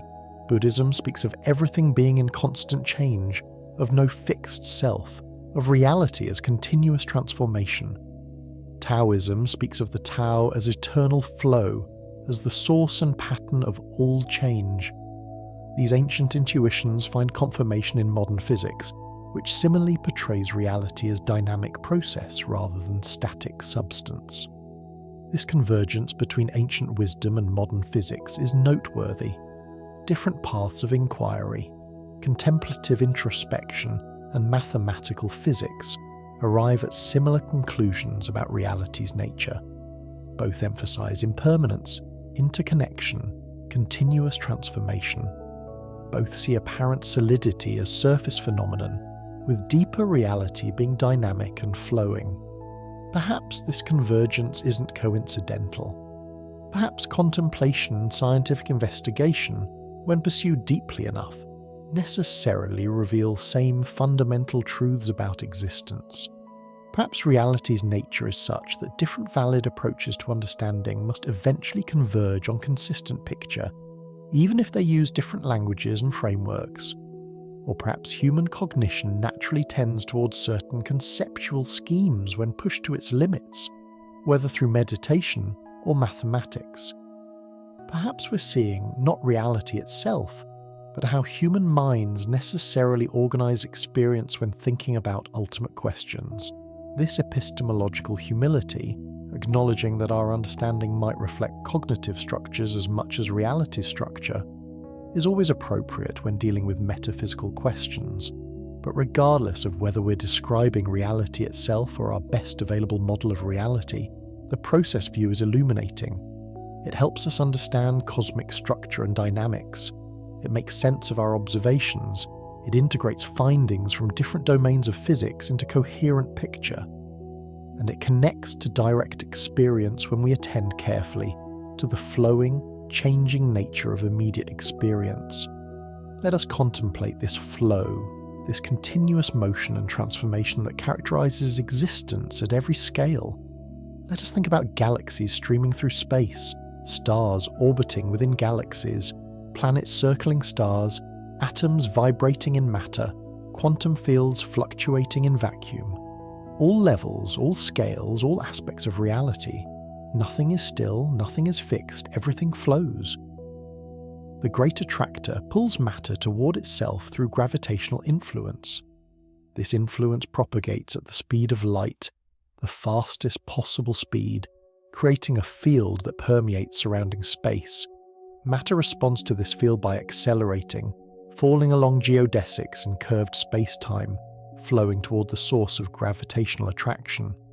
This flow isn't like water flowing downhill, though the analogy is useful. Water flows because gravity pulls it, and because pressure from surrounding water pushes it. Cosmic flows are different. Nothing pushes, only gravity pulls, curving space-time, so that straight paths through space naturally converge toward mass concentrations. Imagine space-time as a rubber sheet. Mass creates depressions in the sheet. Other objects naturally roll toward these depressions, not because anything pushes them, but because the geometry of the sheet itself channels their motion. This is how gravity works in general relativity, not as force, but as geometry, not as push or pull, but as curvature of space-time itself. But even this rubber sheet analogy is imperfect. Real space-time has 4 dimensions, not 2. The curvature affects time as well as space. Objects don't roll on space-time but move through it, following paths determined by its geometry. These paths, geodesics, are space-time's equivalent of straight lines, the shortest paths between points in curved space. Matter follows geodesics unless other forces intervene. The Milky Way follows a geodesic through space-time curved by mass distribution in the universe. That geodesic leads toward the Great Attractor because mass there creates sufficient curvature to bend space-time significantly. We're not being pulled in the conventional sense, but following the geometry, tracing paths through curved space-time that naturally converge toward mass concentrations. This is elegant physics. No mysterious action at a distance, no magical force reaching across space to pull objects. Just geometry. Mass curves space-time. Objects follow geodesics. Convergence emerges naturally from curvature. Simple principles producing complex phenomena, local rules generating global patterns. Yet something still seems mysterious. Why does mass curve space-time? Why do objects follow geodesics? These questions take us to the foundations of physics, where answers become more difficult, where we approach limits of current understanding. Einstein's field equations relate space-time curvature to matter-energy distribution. They tell us how much curvature is produced by a given amount of matter, but they don't explain why this relationship exists, why matter curves space-time in first place. This is taken as fundamental law, one of the basic principles from which physics is built. Perhaps deeper explanation exists. Perhaps future theory will derive Einstein's equation mechanics, potentially revealing deeper structures underlying both. These are active research areas, frontier territories where physics is being extended into new domains. But even if we achieve deeper theory, some principles will remain fundamental, taken as starting points rather than derived from something more basic. Physics always rests on foundations that cannot themselves be physically explained, axioms that must be accepted as given. This is not failure but necessity. Explanation must start somewhere. Infinite. Regressive explanations is impossible. Some principles must be fundamental, accepted without further reduction. So gravity curves space-time. This we know. Why this happens ultimately may be beyond physical explanation, may simply be how reality is structured at fundamental level. We can work with this law, test it, apply it, understand its implications. But asking why it holds might be asking a question with no physical answer. A question that lies beyond physics in metaphysics or theology, or perhaps nowhere at all. These are deep waters, philosophical depths that open when we push physical understanding to its limits. It's worth acknowledging these depths, worth recognizing that physics approaches but doesn't eliminate mystery, that understanding reveals but doesn't exhaust reality. This acknowledgement of limits is part of intellectual honesty, part of recognizing what science can and cannot do. But we needn't drown in these depths. We can acknowledge mystery while working with knowledge, can appreciate that some questions may be unanswerable, while pursuing answers to questions that are answerable. This balance between accepting limits and pushing boundaries characterizes productive inquiry. Let us return to contemplating cosmic flow, to understanding how matter moves through universe under gravity's influence. The details of why gravity works as it does can remain mysterious while we understand clearly how it works, what patterns it creates, what motions it produces. The cosmic web is flow pattern made visible. Where flows converge, we see filaments and nodes. Where flows diverge, we see voids. The entire structure emerges from gravitational dynamics, from matter flowing along gradients in gravitational potential, from the tendency of mass to attract mass, and thereby create increasingly concentrated regions. This structure formed gradually over billions of years, In the early universe, matter was distributed almost uniformly, with only tiny fluctuations in density from place to place. But these tiny fluctuations were enough. Slightly denser regions had slightly stronger gravity, pulled matter from surroundings, became denser still. This process of gravitational instability, this runaway tendency toward concentration, gradually transformed nearly uniform distribution into highly structured cosmic web. The process is still ongoing. Structure continues growing, flows continue converging, the web continues becoming more defined. We're witnessing structure formation in action, observing process that began billions of years ago and will continue billions more. The cosmic web we observe today is a snapshot of ongoing evolution, moment in long story of matter organizing itself under gravity's influence. This story is written in motion. To understand cosmic structure is to understand cosmic flows, to see patterns not as static architecture but as dynamic process, as matter continuously moving and reorganizing according to gravitational dynamics. The web is not built but constantly building, not complete but perpetually forming, not product but process. From this perspective, asking, what is the cosmic web, is like asking, what is a wave? A wave is not a thing but a pattern of motion through medium. Similarly, cosmic web is not a thing but pattern of motion through space. Pattern of matter flows organized by gravitational field. To understand it requires understanding dynamics, seeing structure as expression of ongoing process rather than as fixed entity. This dynamic view applies to all cosmic structures. Galaxies are not static collections of stars, but dynamic systems, with matter constantly circulating, stars orbiting, gas flowing inward to form new stars, stellar winds flowing outward from dying stars, everything in motion on multiple timescales. Galaxy clusters are similar. Galaxies orbit the center, occasionally colliding and merging. Hot gas flows through the intracluster medium, everything slowly evolving through gravitational interactions. Even structures that appear stable on human timescales are constantly changing on cosmic timescales. The Milky Way's spiral structure persists for millions of years but is not permanent. Spiral arms are not fixed but density waves, regions where stars temporarily concentrate as they orbit, like traffic jams on highway, where cars slow and bunch together even though individual cars pass through. The pattern persists, but the matter composing it constantly changes. This impermanence of structure, this constant transformation even of apparently stable patterns, reminds us again that nothing in the universe is truly fixed. Everything flows, everything changes. Permanence is illusion born from limited timescales. On cosmic scales, all structure is temporary, all organization transient, all patterns eventually dissolving as they emerged.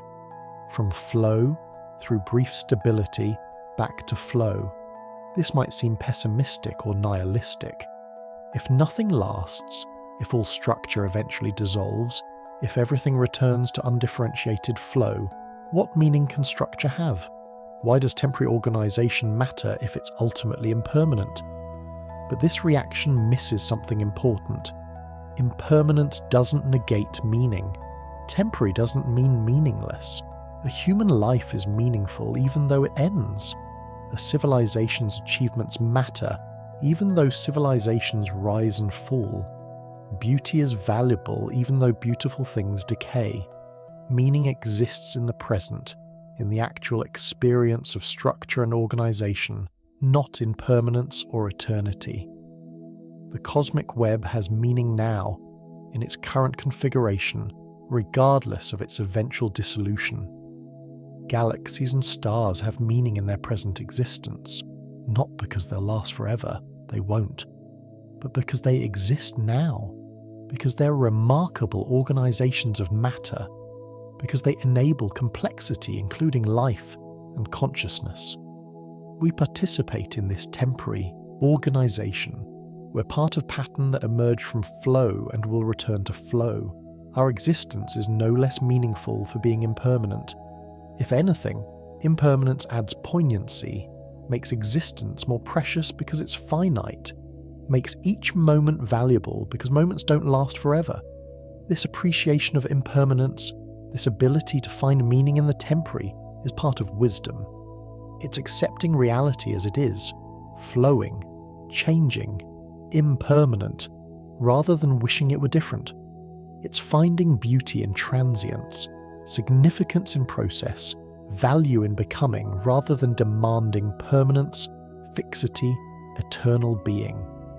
The cosmic flow is beautiful precisely because it's flow, because it's dynamic and changing, because patterns emerge and dissolve in endless creativity. If structure were permanent, if patterns never changed, universe would be static, sterile, boring. But actual universe is endlessly creative, constantly generating new patterns, exploring possibilities through ongoing transformation. This creativity emerges from simple physics, gravity, expansion, initial fluctuations, but produces infinite variety. Each galaxy is unique, each star system is different. The cosmic web in one region differs from web in another. Universal laws produce local diversity. Uniform principles generate varied phenomena. Simple rules create complex patterns. This is characteristic of dynamic systems generally. Simple rules producing complex behavior. Weather emerges from basic fluid dynamics, but is never exactly the same twice.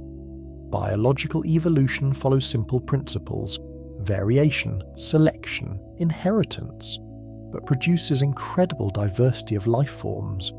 Consciousness emerges from neural dynamics, but each mind is unique. The cosmos is similar.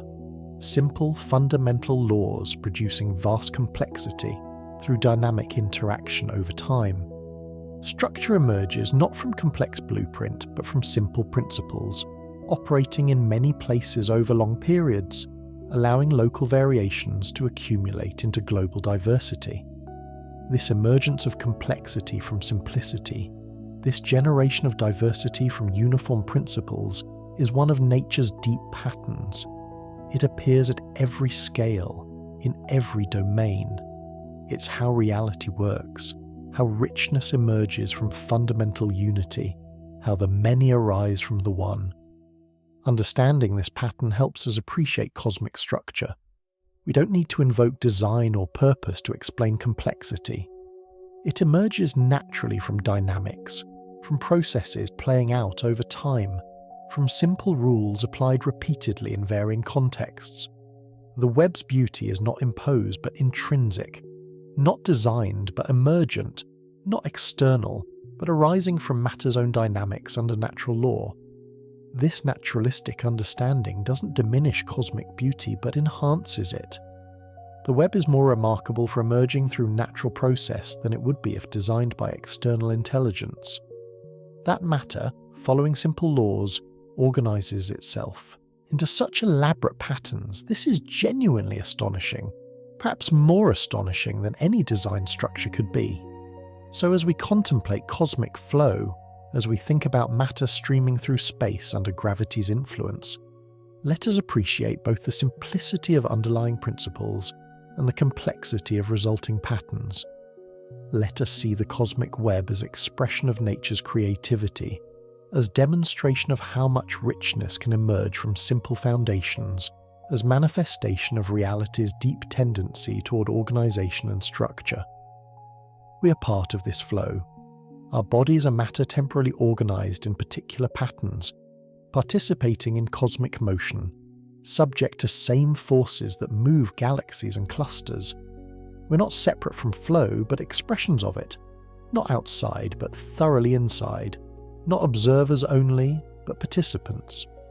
Every atom in our bodies has history extending back to Big Bang. Hydrogen atoms formed in first minutes of cosmic expansion. Carbon, oxygen, nitrogen, elements essential for life, were synthesized in stars, built up through nuclear fusion over millions of years, then scattered into space when stars died. These atoms drifted through interstellar space, mixed with other matter, eventually accumulated into nebula that collapsed to form solar system.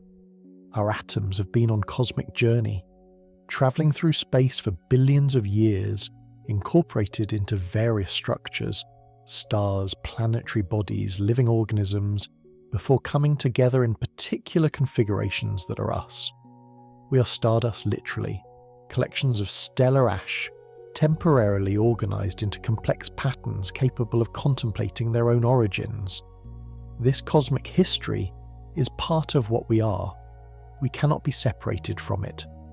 Our physical composition reflects billions of years of cosmic evolution, of matter being processed through stars, of gravitational collapse and nuclear synthesis, of all the processes that built elements and organised them into structures. We are products of cosmic flow, temporary manifestations of matter's ongoing transformation. Recognising this continuity with cosmos changes how we understand ourselves.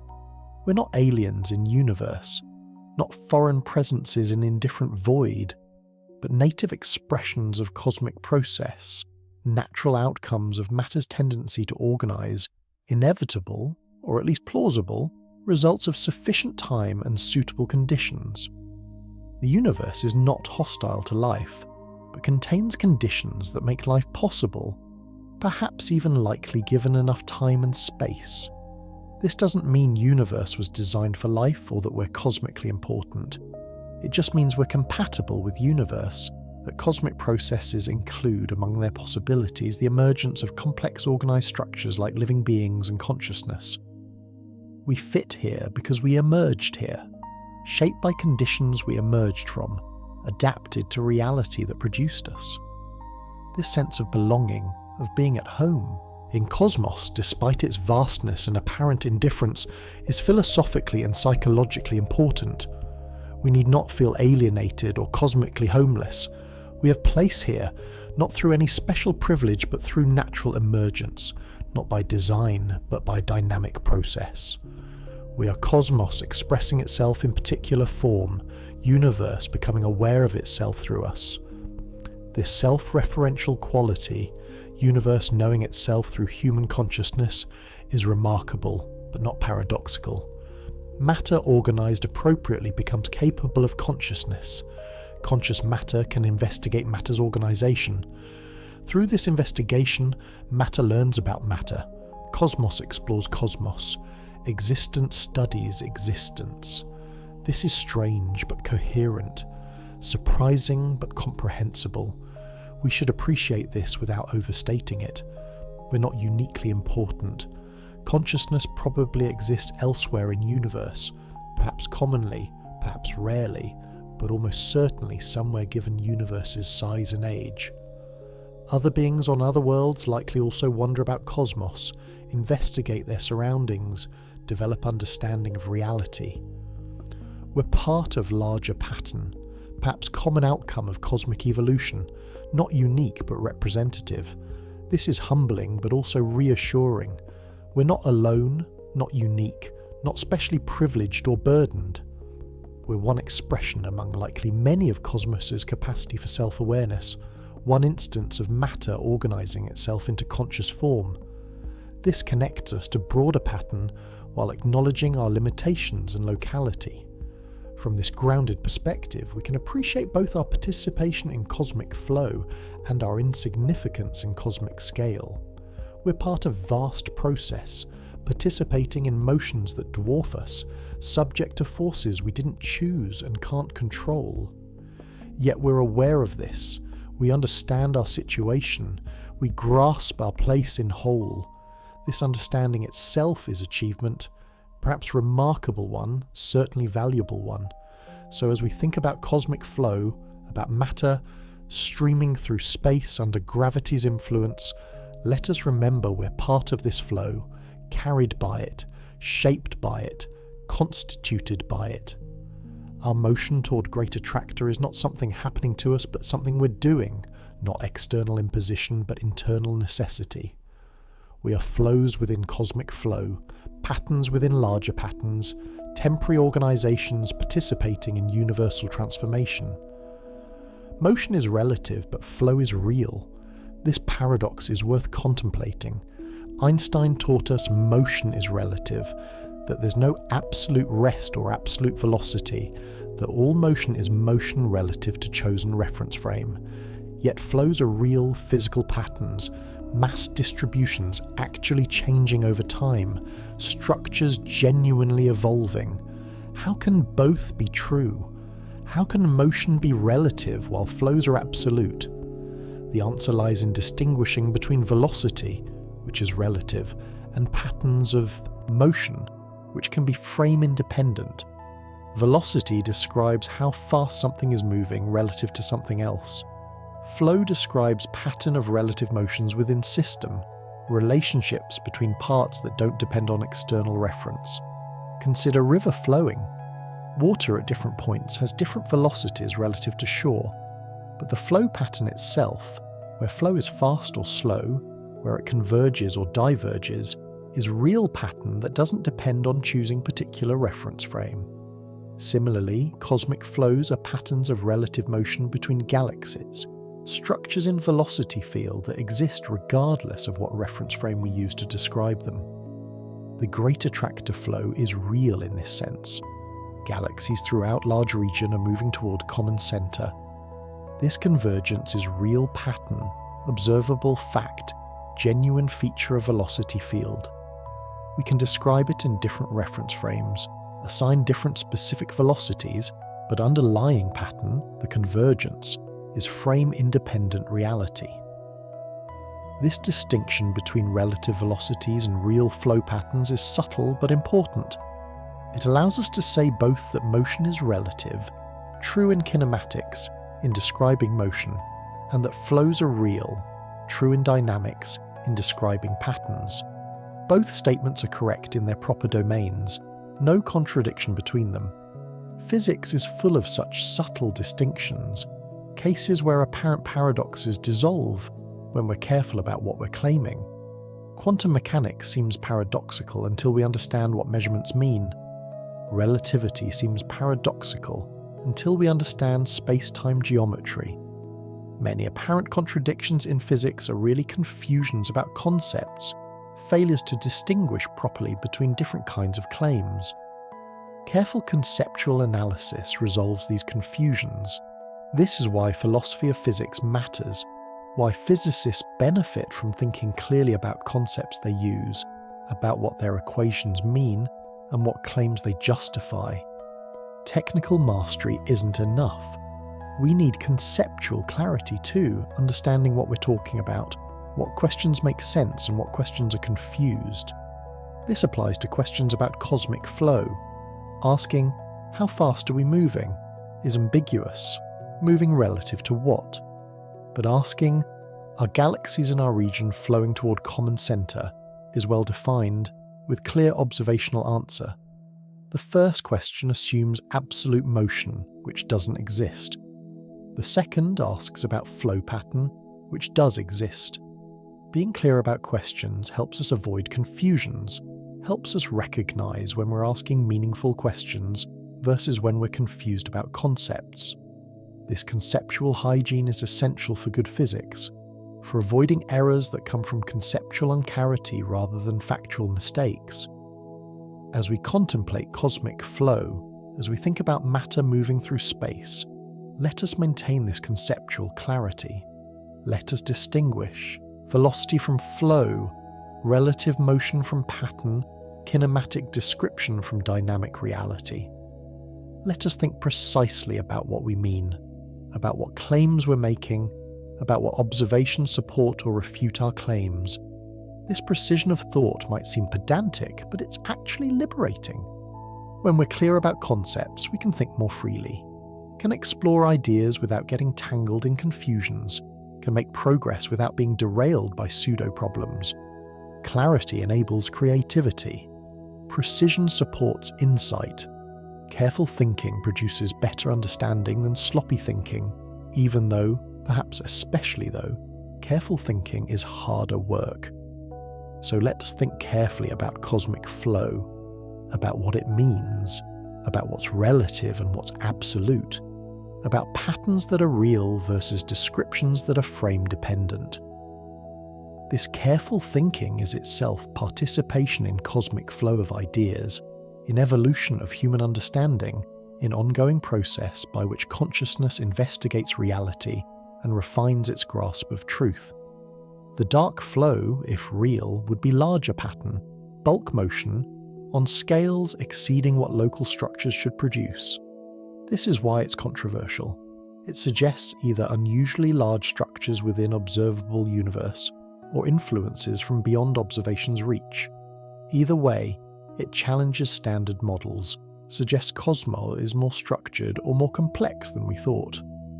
Understanding what dark flow would mean requires thinking about scales and forces, about how far gravitational influence extends, and how strong it must be to create observable effects. Gravity weakens with distance but never goes to zero.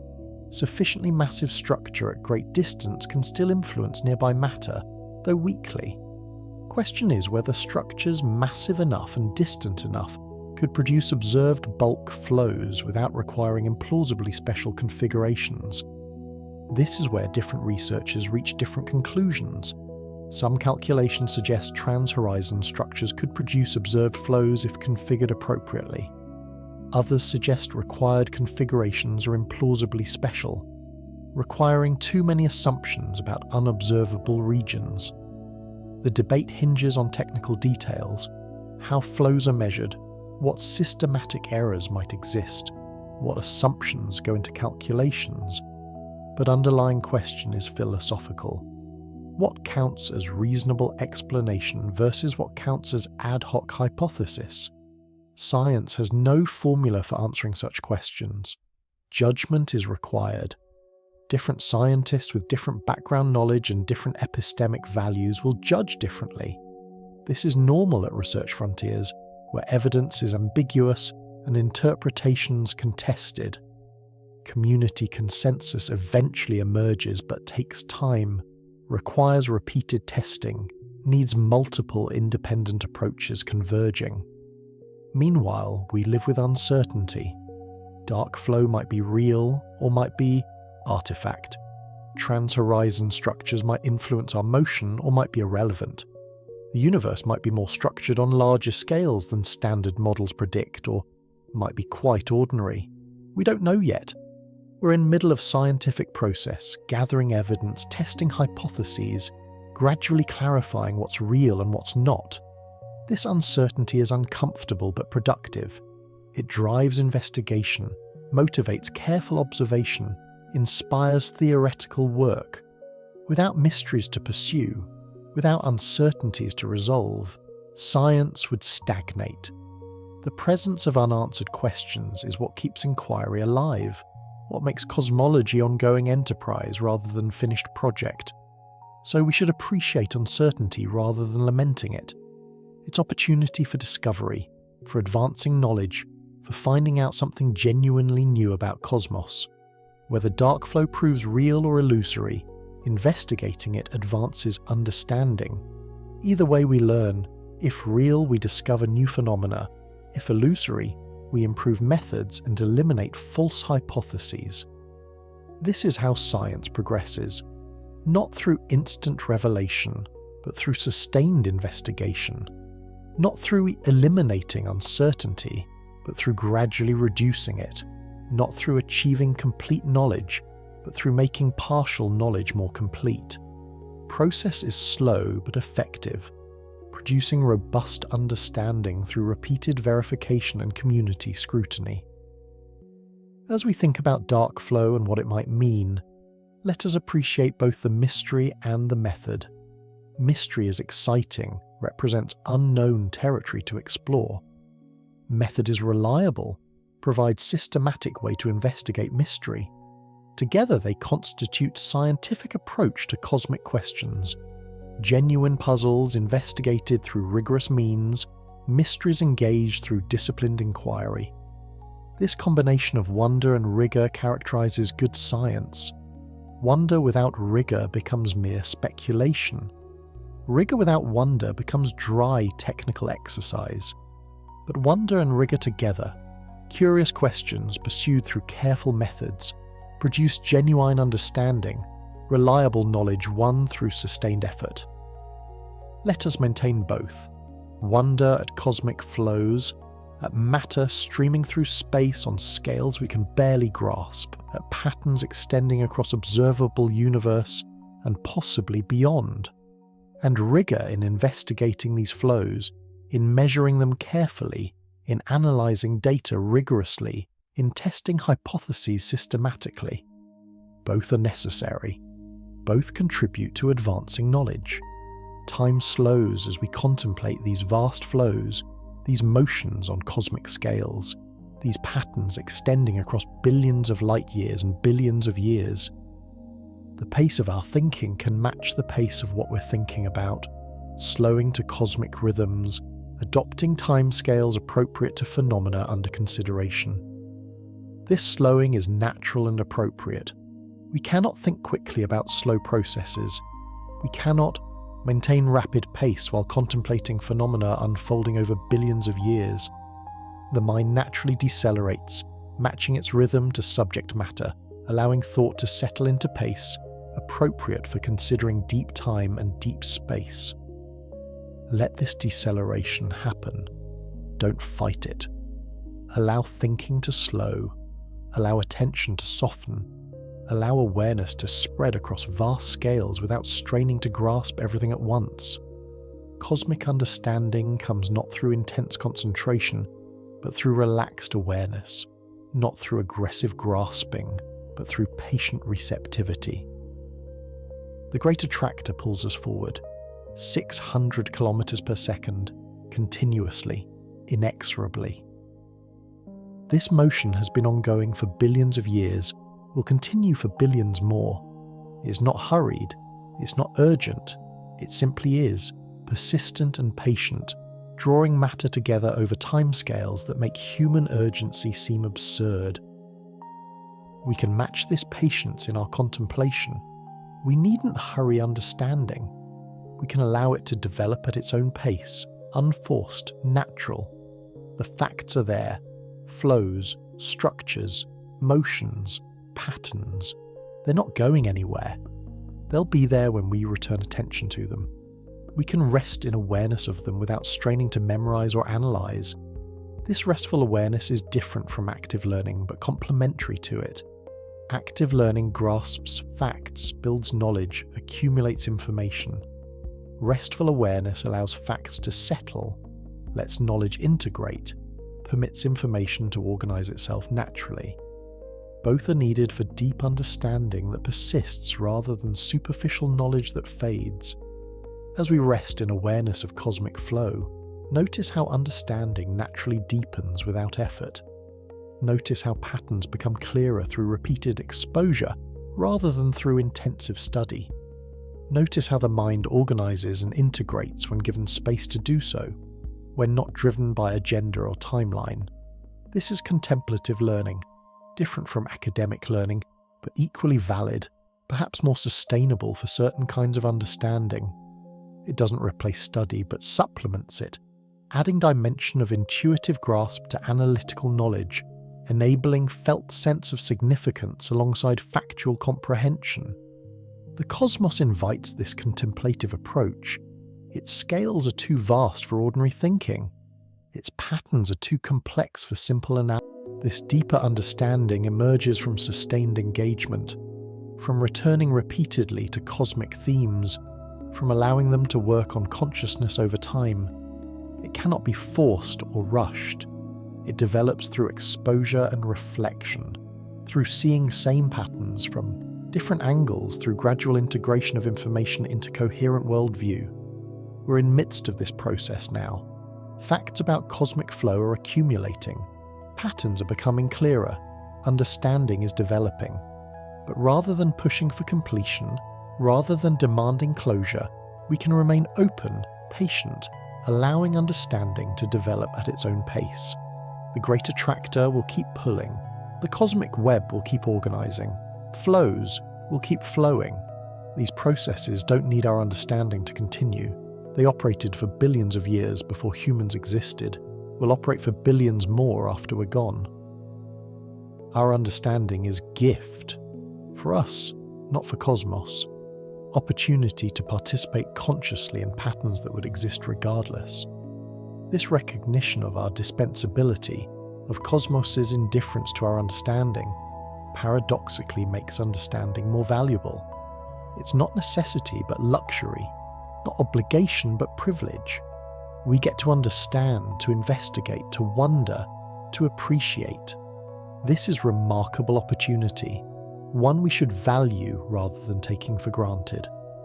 So as we continue contemplating cosmic flow, as we think about matter streaming through space under gravity's influence, let us appreciate this opportunity, this privilege of awareness, this capacity to understand our cosmic context. Let us value both knowledge gained and process of gaining it, both conclusions reached and inquiry undertaken.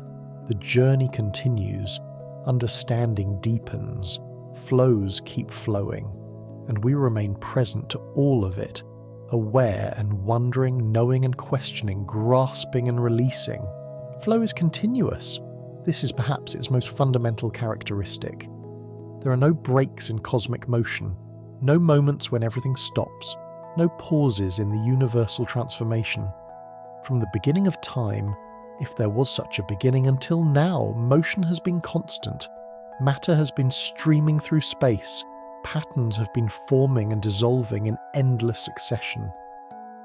This continuity is remarkable when we stop to think about it. In human experience, we're accustomed to starts and stops, to periods of activity followed by rest, to motion that begins and ends. We walk somewhere and then stand still. We drive and then park. We work and then sleep. Our experience is punctuated by pauses, by moments when motion ceases and stillness prevails. But the cosmos knows no such pauses. Even when we stand still, we're moving. Earth rotates, orbits the Sun, carried by the Sun around the galactic center, moving with the Milky Way through the local group, falling with the local group toward the Great Attractor. All these motions continue without cessation, without pause, without rest. We're always in motion, always flowing through space, even when we feel ourselves to be at rest. This constant motion is built into the fabric of reality at the deepest level. Quantum mechanics describes particles not as static objects, but as waves, as patterns of oscillation in quantum fields. These fields never cease oscillating, never become perfectly still. Even in the vacuum of empty space, quantum fields fluctuate constantly, creating and annihilating virtual particles in processes that average to zero but never actually stop. So motion is fundamental.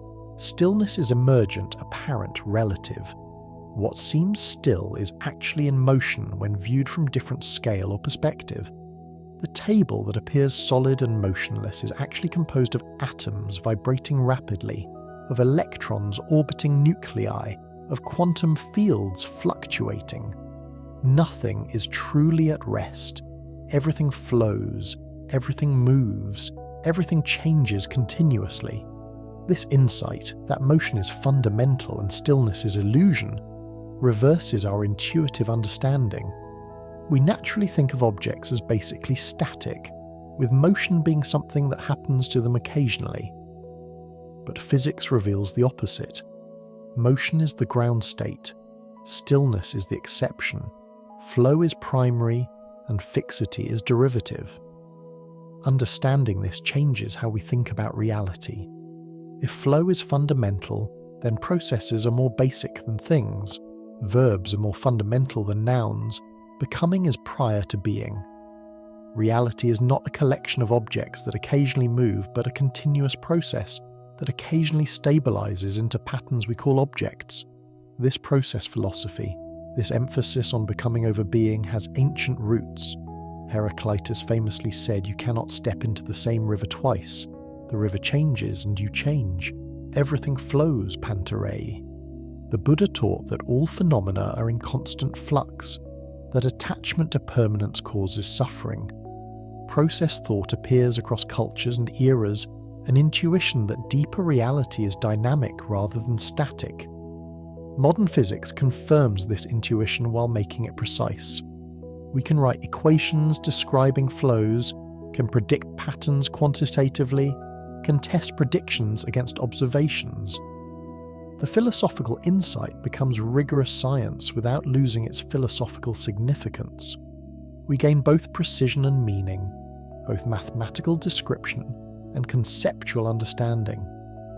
As we contemplate cosmic flow, as we think about this continuous universal motion, let us appreciate both dimensions, the precise physics describing how flow works and the philosophical significance of flow being fundamental. Both matter, both enrich understanding, both connect us to deeper truth about reality's nature. Flows have patterns. This is crucial. If motion were random, if matter moved chaotically without pattern or structure, universe would be formless chaos. But actual motion has organization, has structure, creates patterns that persist even as matter flows through them. This organization emerges from physical law, from constraints on motion, from forces channeling flows in particular ways. Gravity is primary organizer of cosmic flows. Mass attracts mass. Dense regions pull matter from surroundings. This creates convergent flows toward density peaks, creates filaments where matter streams along gravitational gradients, creates voids where matter flows away toward denser regions. The cosmic web emerges from these flow patterns, from matter organizing itself under gravity's influence into intricate network of filaments and nodes. But gravity alone isn't sufficient. Initial conditions matter too. If early universe had been perfectly uniform, gravity would have nothing to work with, no density variations to amplify.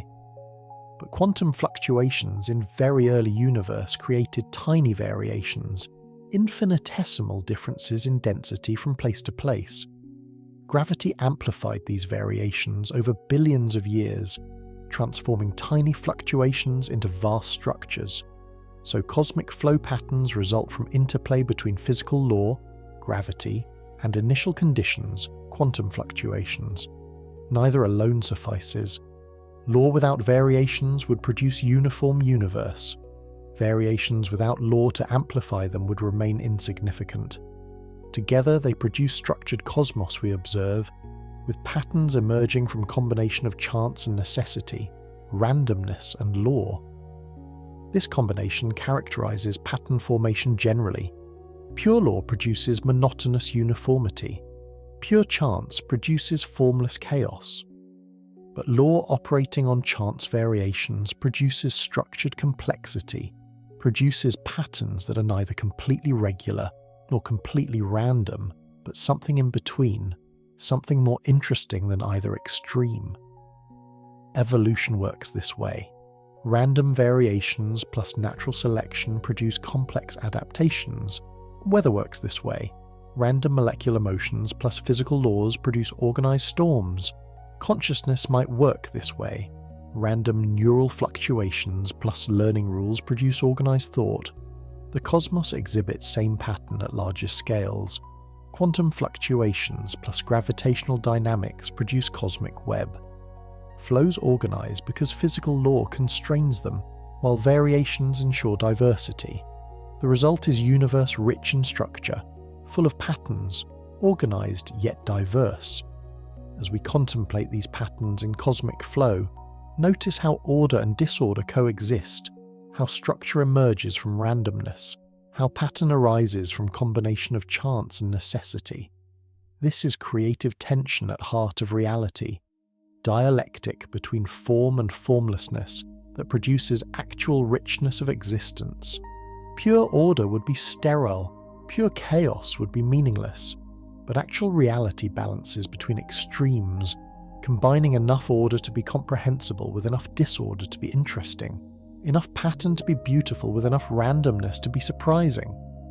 This balance seems optimal for complexity, for richness, for the emergence of systems capable of evolution and learning and consciousness. Perhaps this balance is a necessary consequence of physical law. Perhaps no other universe could be stable and interesting simultaneously, or perhaps we're just lucky, happening to inhabit a universe with particularly fruitful balance between order and chaos. We can't know from inside single universe whether this balance is unique, necessary, typical, or rare. We can only observe and appreciate that it exists, that we inhabit cosmos structured in a way that supports complexity and consciousness. This appreciation of cosmic structure, of flow patterns that organize matter across vast scales, is part of what cosmology offers. We gain not just facts about galaxies and clusters, but perspective on how reality structures itself, how order emerges from process, how patterns form through flow. These are profound insights, touching on fundamental questions about nature of existence itself. The Great Attractor exemplifies this interplay between flow and structure. Its convergence point, a place where multiple flows meet, where filaments of cosmic web intersect. Mass has accumulated there over billions of years as matter streamed inward from surrounding regions. The accumulation creates stronger gravity, which pulls more matter, which creates stronger gravity, positive feedback loop that concentrates matter into ever denser regions. This process of gravitational collapse is fundamental to structure formation. It operates at every scale, from planetary formation to galaxy cluster growth. Gravity pulls matter together. As matter concentrates, gravity strengthens. Stronger gravity pulls more effectively. The process accelerates, creating runaway collapse that transforms distributed matter into concentrated structures. But collapse doesn't continue indefinitely. Other forces eventually balance gravity. In stars, thermal pressure from nuclear fusion balances gravitational collapse. In galaxies, rotational motion prevents complete collapse. In galaxy clusters, velocity dispersion of galaxies and pressure from hot gas resist further contraction. Structures reach equilibrium where inward gravitational force is balanced by outward pressure or motion. The Great Attractor region is approaching such equilibrium. Matter continues flowing inward, but rate is slowing as structure becomes denser, as velocities increase, as various forms of pressure resist further compression. Eventually, over timescales of billions of years, flow will cease, region will stabilize, structure will reach quasi-equilibrium state. But even in equilibrium, motion continues. Galaxies orbit within cluster. Gas circulates through intra-cluster medium. Stars orbit within galaxies. Motion never stops, only changes form. Organized inflow transforms into organized circulation. Net convergence becomes orbital motion. Radial flow becomes tangential motion. Flow continues, but pattern changes. This is general principle. Energy is conserved, motion persists. Flow transforms, but doesn't terminate. What seems like stopping is really transformation to different form of motion. Rest is relative, never absolute. From cosmic perspective, nothing is ever truly at rest. Everything is always in motion.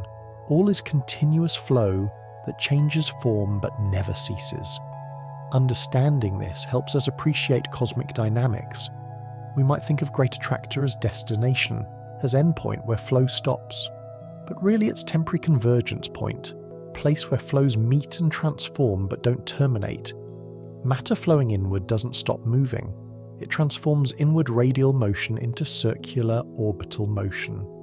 The flow continues, just in different form. So the Great Attractor is not static destination but dynamic process, not fixed structure, but ongoing flow pattern, not endpoint but node in network where flows converge and transform. Understanding it requires seeing beyond static image to dynamic reality, beyond structure to process, beyond things to flows. This applies to all cosmic structures. Galaxies seem like things, but are really flow patterns, relatively stable organisations of matter that maintain form while substance passes through. Stars seem solid but are really dynamic systems, with matter circulating through radiative and convective zones, energy flowing from core to surface, material streaming outward in stellar winds. Even planets are dynamic, with molten cores, tectonic plates shifting, atmospheres circulating. Nothing in cosmos is truly static. Everything flows. Some flows are fast, visible on human timescales. Others are slow, revealing themselves only over millions or billions of years. But all is motion, all is process, all is continuous transformation. As we contemplate Great Attractor and its role in cosmic flow, let us remember this. It's not thing but process, not object but pattern, not destination but convergence of flows. Seeing it this way, understanding structures as flow patterns rather than static entities, we grasp something fundamental about cosmic nature. We see reality as it is, flowing, changing, endlessly transforming while maintaining recognizable patterns through the transformation. Flow has rhythm, not regular rhythm like music or heartbeat, but varying rhythm that speeds and slows, intensifies and relaxes, creates pulses and pauses even in continuous motion. Cosmic flows are not uniform but variable, changing pace over time and space, creating complex rhythmic patterns in matter's motion through universe. On small scales, this rhythm is obvious. Stars pulse as they evolve. Supernova explode suddenly after millions of years of slow burning. Black holes accrete matter in bursts. White dwarfs cool slowly over billions of years. Each object has its own temporal pattern, its own rhythm of change and transformation. On large scales, rhythm is slower, but still present. Galaxies merge over hundreds of millions of years, transforming two spirals into single elliptical. Galaxy clusters form through successive mergers over billions of years, growing from small groups into massive clusters. The cosmic web itself emerged gradually, taking billions of years to reach current configuration, and continues evolving though at ever slower pace as expansion accelerates. These different rhythms, fast and slow, regular and irregular, combine into complex temporal symphony. At any moment, some processes are accelerating while others decelerate. Some are approaching climax while others are in quiet phases. The overall impression is of richly textured time, of multiple rhythms playing simultaneously at different scales, creating intricate temporal patterns. Understanding these rhythms helps us appreciate cosmic evolution. Change doesn't happen uniformly. It comes in waves, in pulses, in episodes of rapid transformation separated by longer periods of slower evolution. Structure formation had explosive early phase, rapid middle period, and is now entering slower late phase as accelerating expansion works against gravity's organising influence. Star formation followed similar pattern, low rate in early universe, peak rate about 10 billion years ago, declining rate today. We're past peak of cosmic star formation. Most stars that will ever form have already formed. Universe is slowly darkening as massive bright stars burn out and aren't replaced. In distant future, universe will contain only dim red dwarfs, stellar remnants, and diffuse gas too sparse to form new stars. This temporal pattern, rise, peak, decline, characterizes many cosmic processes. It's not eternal stasis, but dynamic evolution with beginning, middle, and eventual end. This applies to individual objects. Stars form, burn, die. And to populations, star formation rate rises and falls, and to universe as whole, structure forms, reaches maximum complexity, eventually disperses. We happen to live during interesting middle period when structure is well developed but not yet dispersed, when stars still shine, when galaxies are abundant and visible. Future observers, if they exist, will see darker, emptier cosmos. Past observers would have seen younger, more chaotic universe. We're privileged to observe cosmos during its most structured, most interesting phase.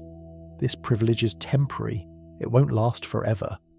Cosmic rhythms continue, and current phase will give way to next. Nothing stays same. Everything evolves. The particular configuration of universe we observe is transient, fleeting, momentary in cosmic timescales. But this doesn't diminish significance of present moment. Transient doesn't mean meaningless. Temporary doesn't mean unimportant. Present configuration matters now, during time when it exists, regardless of past and future. Meaning exists in present, not in permanence. Beauty has value now, not because it lasts, but because it is. As we contemplate cosmic rhythms, as we think about rising and falling patterns in structure formation and star formation, and all cosmic processes, let us appreciate both the process and the present moment within process. Let us value both understanding how things change and experiencing how things are now. Both perspectives are valuable, both enrich appreciation of cosmic reality. Patterns repeat at different scales. This self-similarity is characteristic of systems governed by simple rules that generate complex behavior. The same basic dynamics, gravity pulling matter together, pressure resisting collapse, motion preventing complete concentration, operate at every scale from planets to galaxy superclusters. Results are qualitatively similar, though quantitatively different. Structures at each scale show comparable organization despite differing in size by factors of millions or billions. This scale invariance suggests something profound about physical law. The same principles apply everywhere, at all scales, generating similar patterns through similar processes.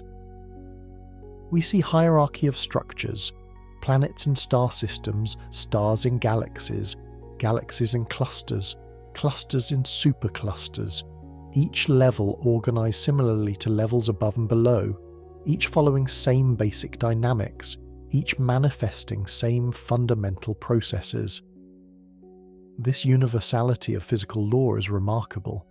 We might imagine a universe where different scales operated according to different principles, where what works at one scale doesn't work at another. But actual universe is unified, governed by laws that apply universally, creating consistency across scales from smallest to largest. This consistency enables science.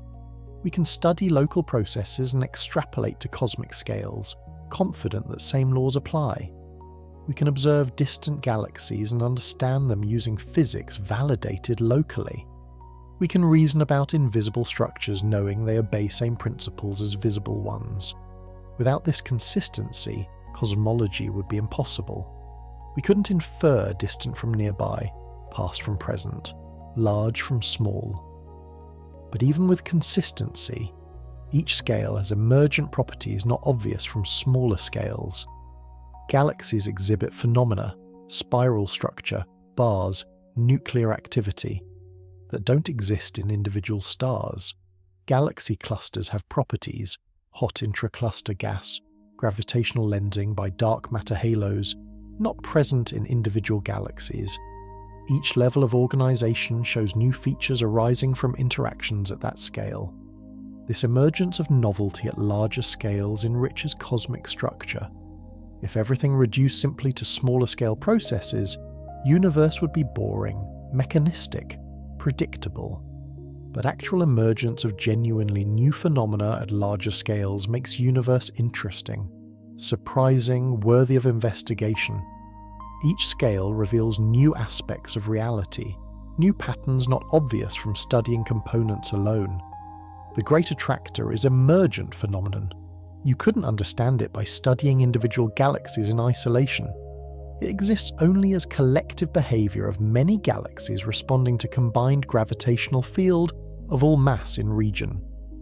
This collective behavior is real, not reducible to sum of individual galaxy motions, though it emerges from those motions through gravitational interaction.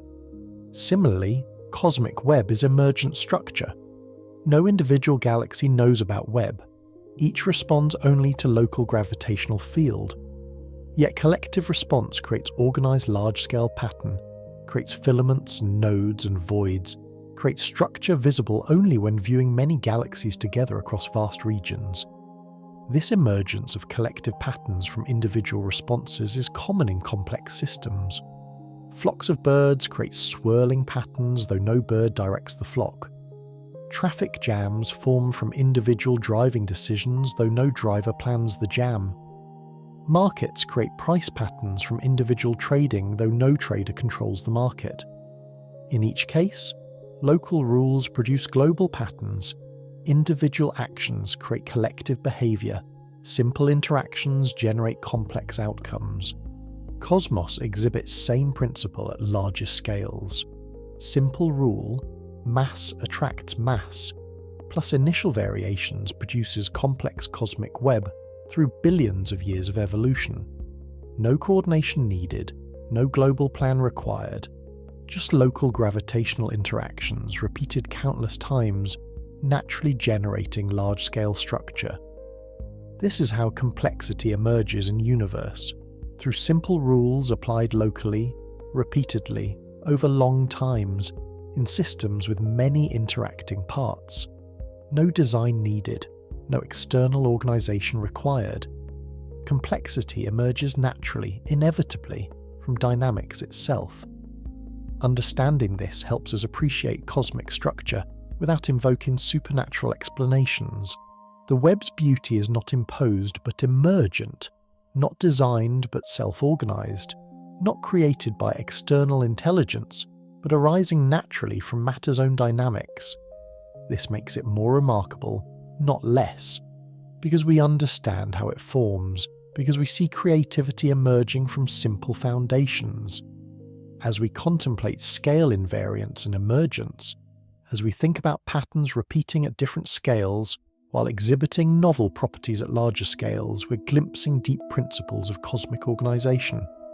We're seeing how universe structures itself, how complexity emerges from simplicity, how richness arises from simple rules repeatedly applied.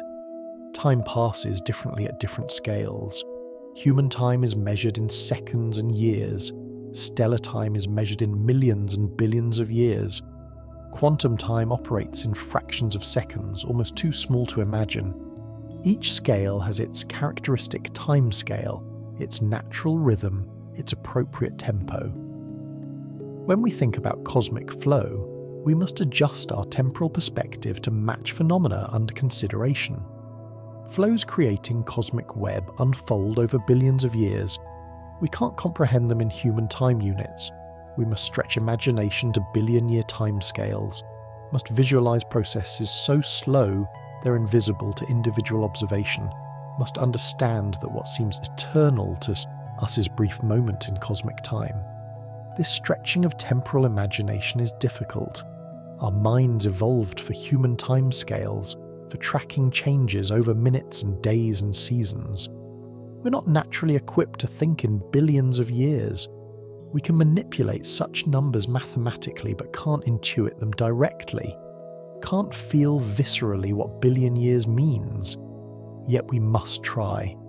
Understanding cosmic evolution requires adopting cosmic timescales, requires thinking in billions rather than decades, requires patience to contemplate processes unfolding over durations that dwarf human history.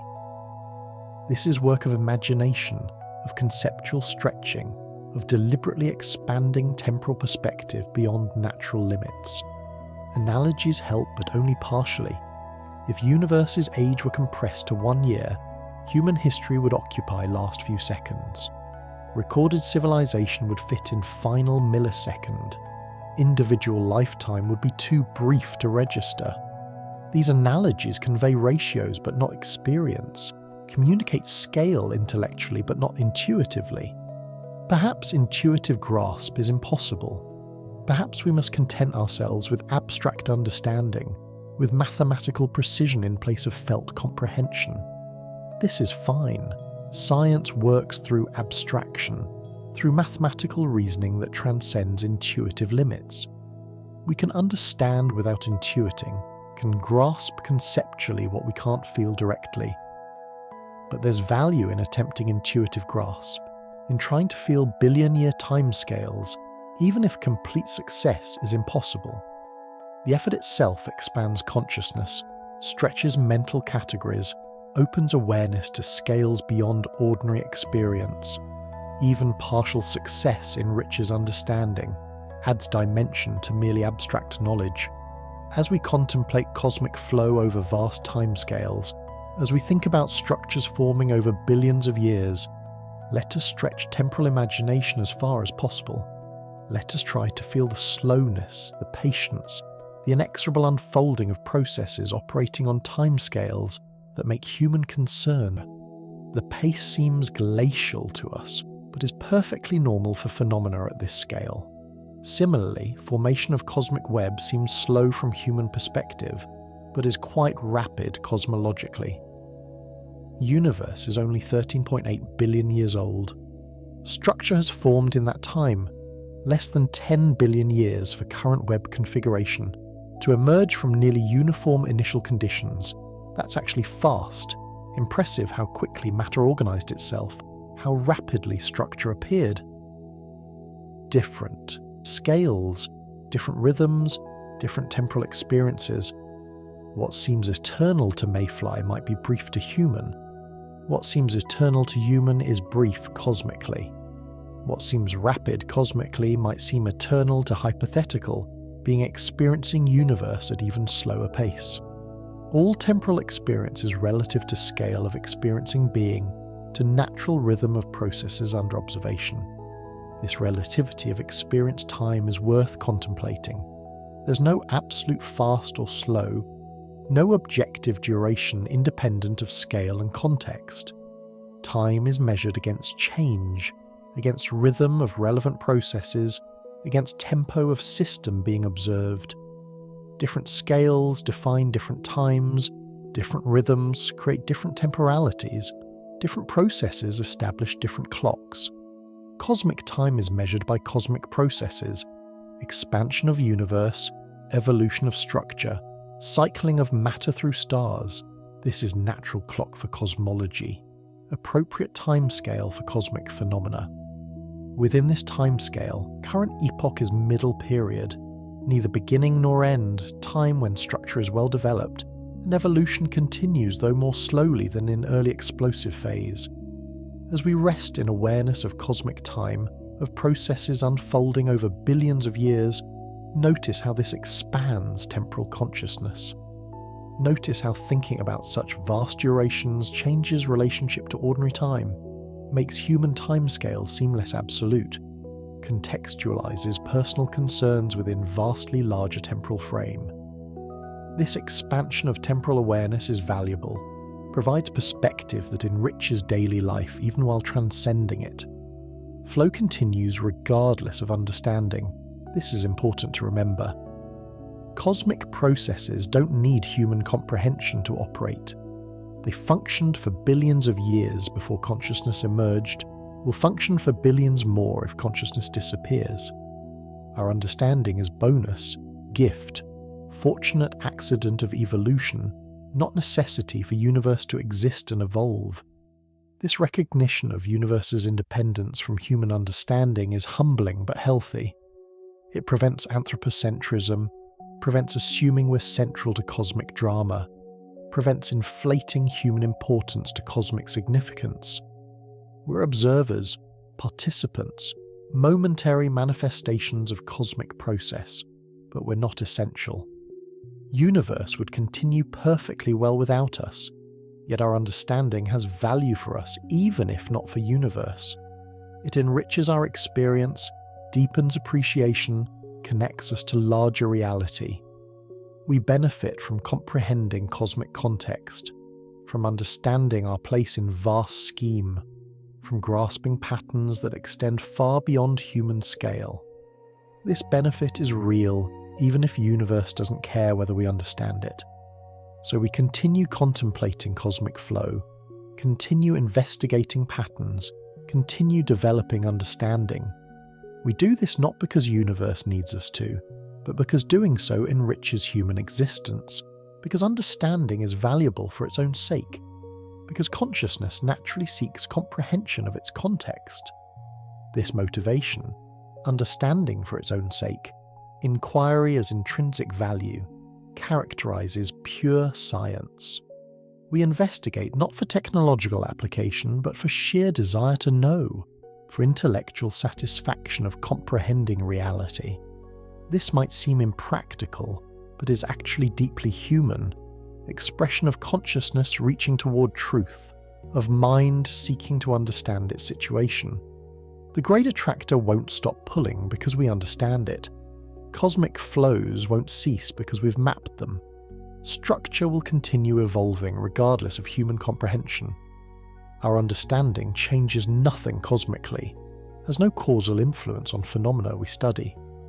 We're observing, not controlling, watching, not directing, comprehending, not manipulating. This passivity of understanding distinguishes cosmology from engineering. Engineers understand in order to control, to build, to modify. Cosmologists understand in order to know, to appreciate, to contextualize. We can't control cosmic flows, can't redirect galaxies, can't prevent structure formation or cosmic expansion. We can only observe, understand, appreciate. This limitation might seem disappointing. Wouldn't it be exciting to control cosmic flows, to redirect galaxies, to shape structure formation? Perhaps. But actual contemplative relationship to cosmos, understanding without controlling, appreciating without manipulating, has its own value. It's less aggressive, more receptive, characterized by wonder rather than ambition. Perhaps this receptive stance is appropriate for ultimate questions about existence.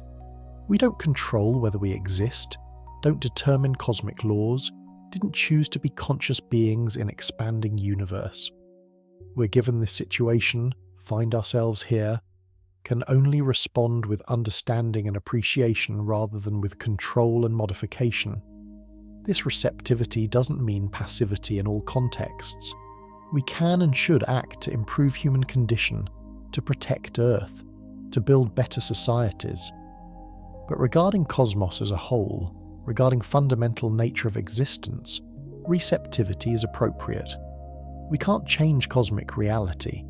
We can only understand and appreciate it. As we continue contemplating cosmic flow, let us maintain this receptive stance. Let us observe without needing to control, understand without needing to manipulate, appreciate without needing to possess.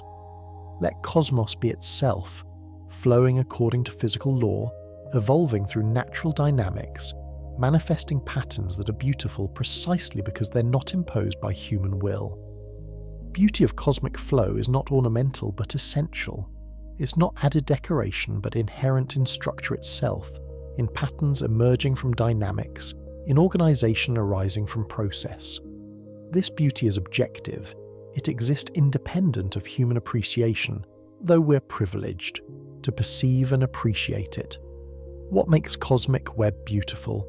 Partly its scale, the vastness of structures spanning hundreds of millions of light years, partly its complexity, the intricate network of filaments and nodes, partly its elegance, simple gravitational dynamics producing elaborate patterns, partly its universality, same principles operating everywhere, creating similar structures. But perhaps most fundamentally, its beauty lies in being self-organized. The web wasn't designed or imposed, but emerged naturally from matter's own dynamics.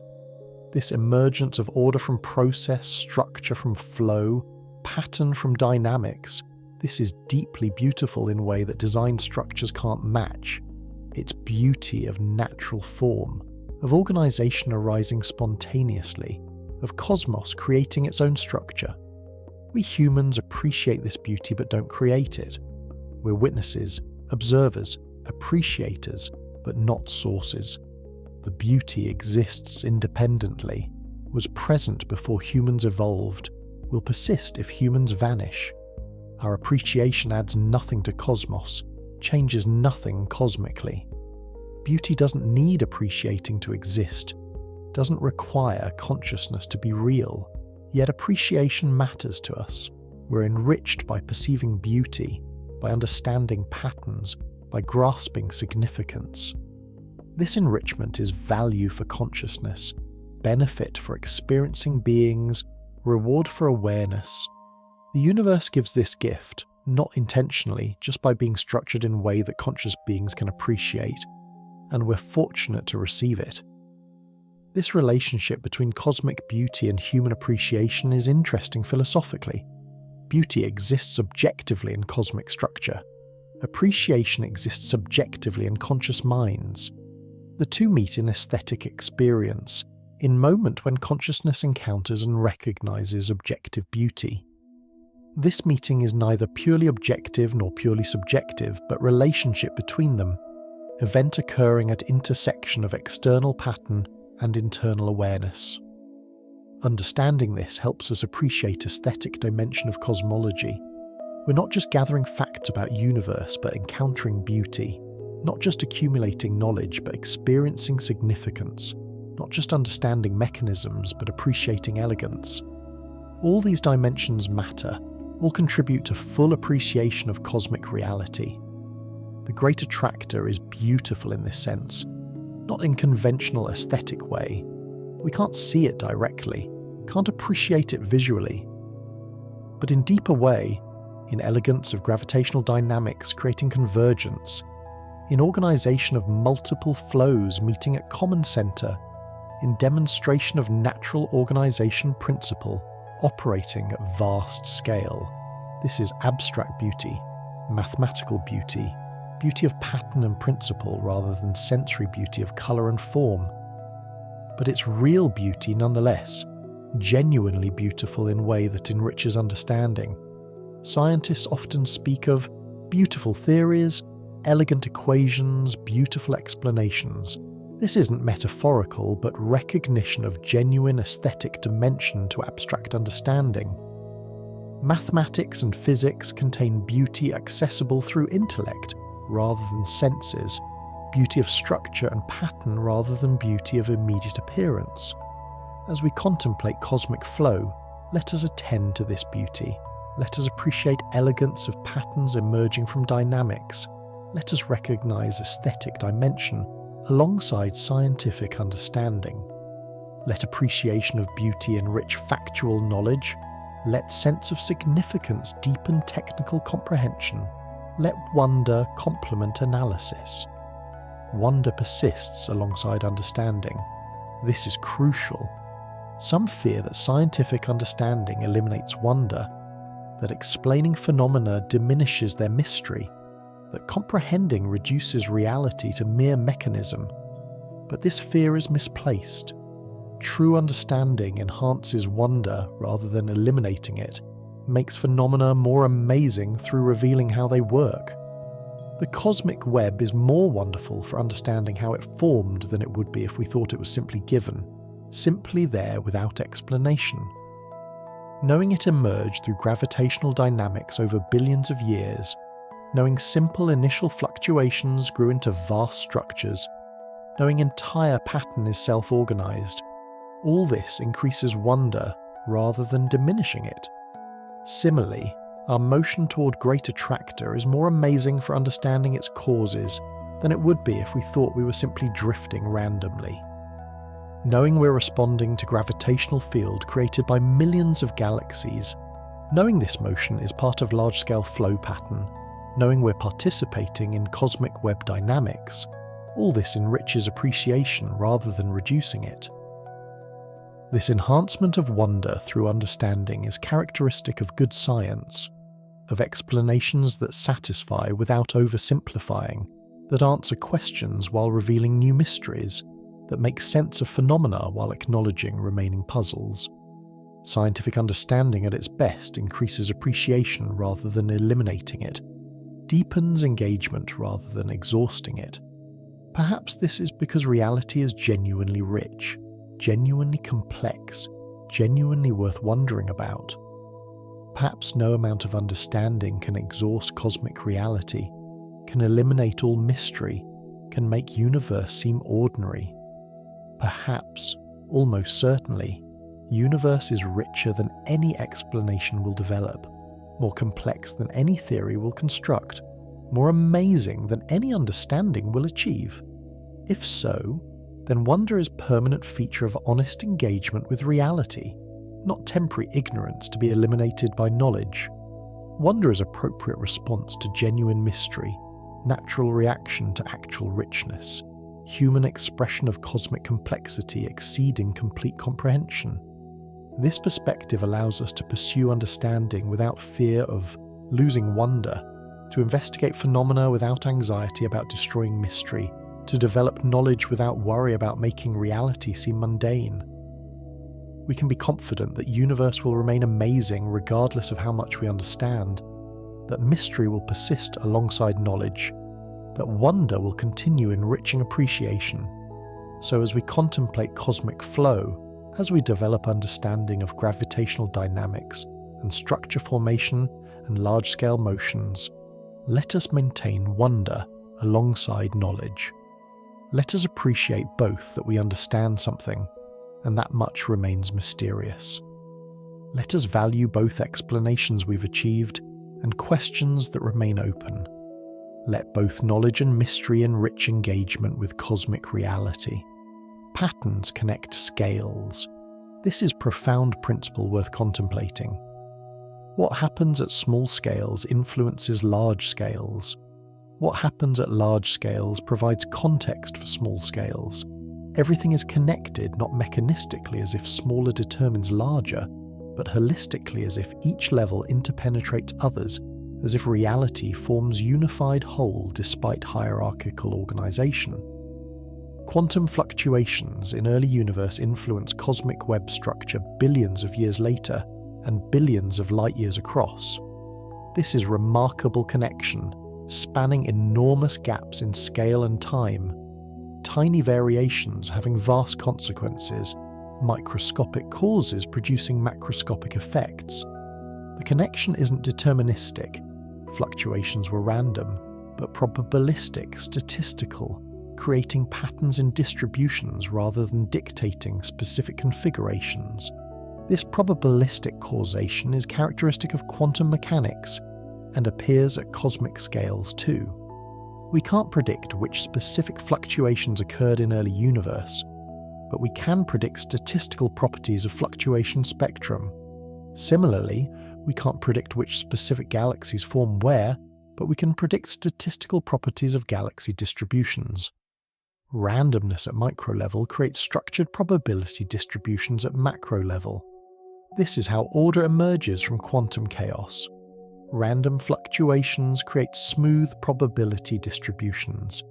Gravitational dynamics transforms probabilities into actualities. The result is structured cosmos that's neither completely determined nor completely random, but combines necessity, physical law, with contingency, random variations. Understanding this helps us appreciate relationship between quantum mechanics and cosmology, between microscopic and macroscopic, between probabilistic and deterministic. Reality exhibits all these dimensions simultaneously, is both quantum and classical, both probabilistic and law-governed, both random and structured. Different descriptions apply at different scales, but all scales are connected, all levels interpenetrate.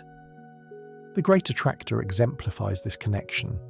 Its existence traces back to density fluctuations in the early universe, to quantum variations amplified by inflation, to probabilistic processes producing specific distribution that happen to have large fluctuation in region that would become Great Attractor. Without those early variations, no Great Attractor would have formed. Quantum randomness at universe's beginning determines large-scale structure billions of years later. But connection goes other way too. Large-scale structure influences smaller scales. Galaxies form preferentially in overdense regions of cosmic web. Stars form more readily in dense galactic environments. Planets form in circumstellar disks whose properties depend on larger context. At each scale, context matters, environment influences, larger structures affect smaller processes. This bidirectional influence, smaller affecting larger and larger affecting smaller, creates genuinely holistic system where everything connects to everything else, where no scale is truly independent, where full understanding requires considering all levels simultaneously. This is challenging conceptually and practically, makes physics complicated, but reflects genuine richness of natural hierarchy. We can't fully understand cosmos by studying only one scale. We need quantum mechanics for early fluctuations, general relativity for gravitational dynamics, thermodynamics for gas physics, plasma physics for intracluster medium, stellar physics for star formation, and more. Each domain requires its own concepts and methods, but all domains interconnect, all levels influence each other, all scales contribute to complete picture. This necessity of multi-scale thinking, this requirement for integrating knowledge from different domains, is both challenge and opportunity. Challenge because it makes cosmology complex, requires mastering multiple theoretical frameworks, demands integration across scales. Opportunity because it reveals cosmic unity, shows how reality forms integrated whole, demonstrates that seemingly disparate phenomena actually connect through principles operating across scales. As we contemplate this connectivity, this interpenetration of scales, let us appreciate both differentiation and unity. Scales differ, quantum mechanics isn't same as general relativity, but they connect, they influence each other, they form unified reality despite different descriptions. Understanding requires holding both differentiation and unity, seeing both how scales differ and how they connect. Silence underlies motion. This paradoxical statement points towards something subtle but important. For all the motion, all the flow, all the dynamics in the universe, there's also stillness, silence, space through which motion occurs. This isn't physical silence, space isn't quiet in conventional sense, but metaphysical silence, conceptual space, background against which patterns appear. Think of it this way: motion requires space to move through. Patterns require background against which to appear. Phenomena require context within which to exist. This space, background, context, this is silence in metaphorical sense, emptiness that allows fullness, stillness that enables motion. In Buddhist thought, emptiness is not nihilistic void, but creative potential, space of possibility from which forms emerge. In Taoist thought, the uncarved block represents primordial simplicity from which complexity arises.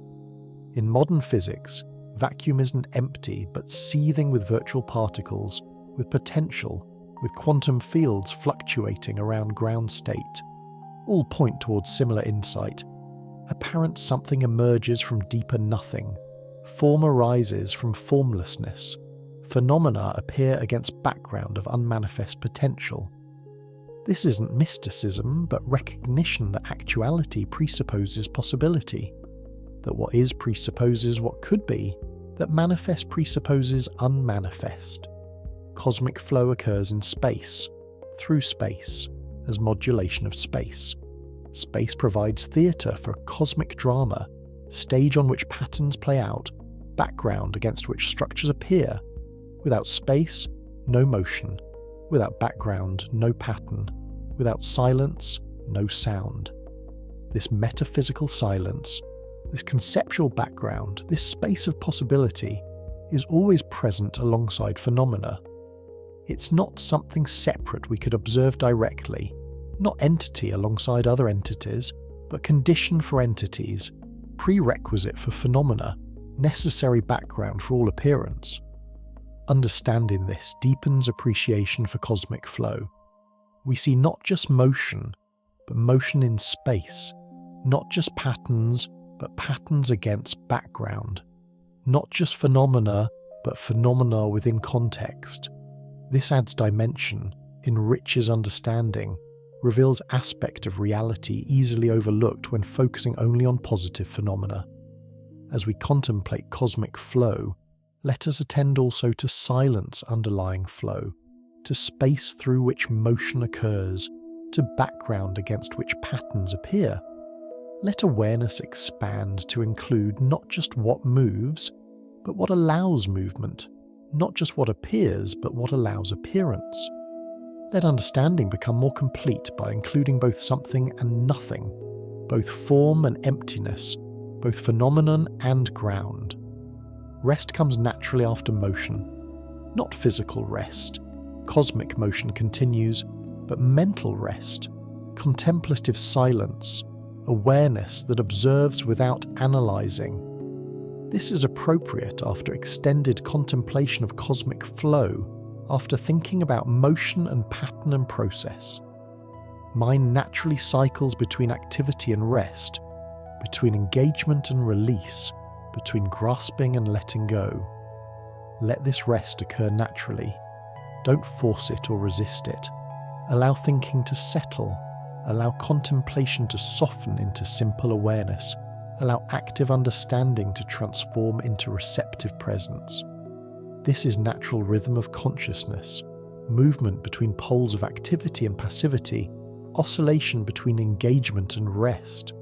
Cosmic flow continues regardless of mental activity. Galaxies keep streaming toward Great Attractor, whether we think about it or not. Matter keeps organizing into cosmic web, whether we contemplate it or not. Universe keeps evolving, whether consciousness engages or rests.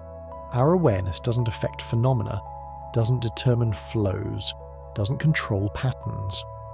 This independence of cosmos from consciousness allows rest.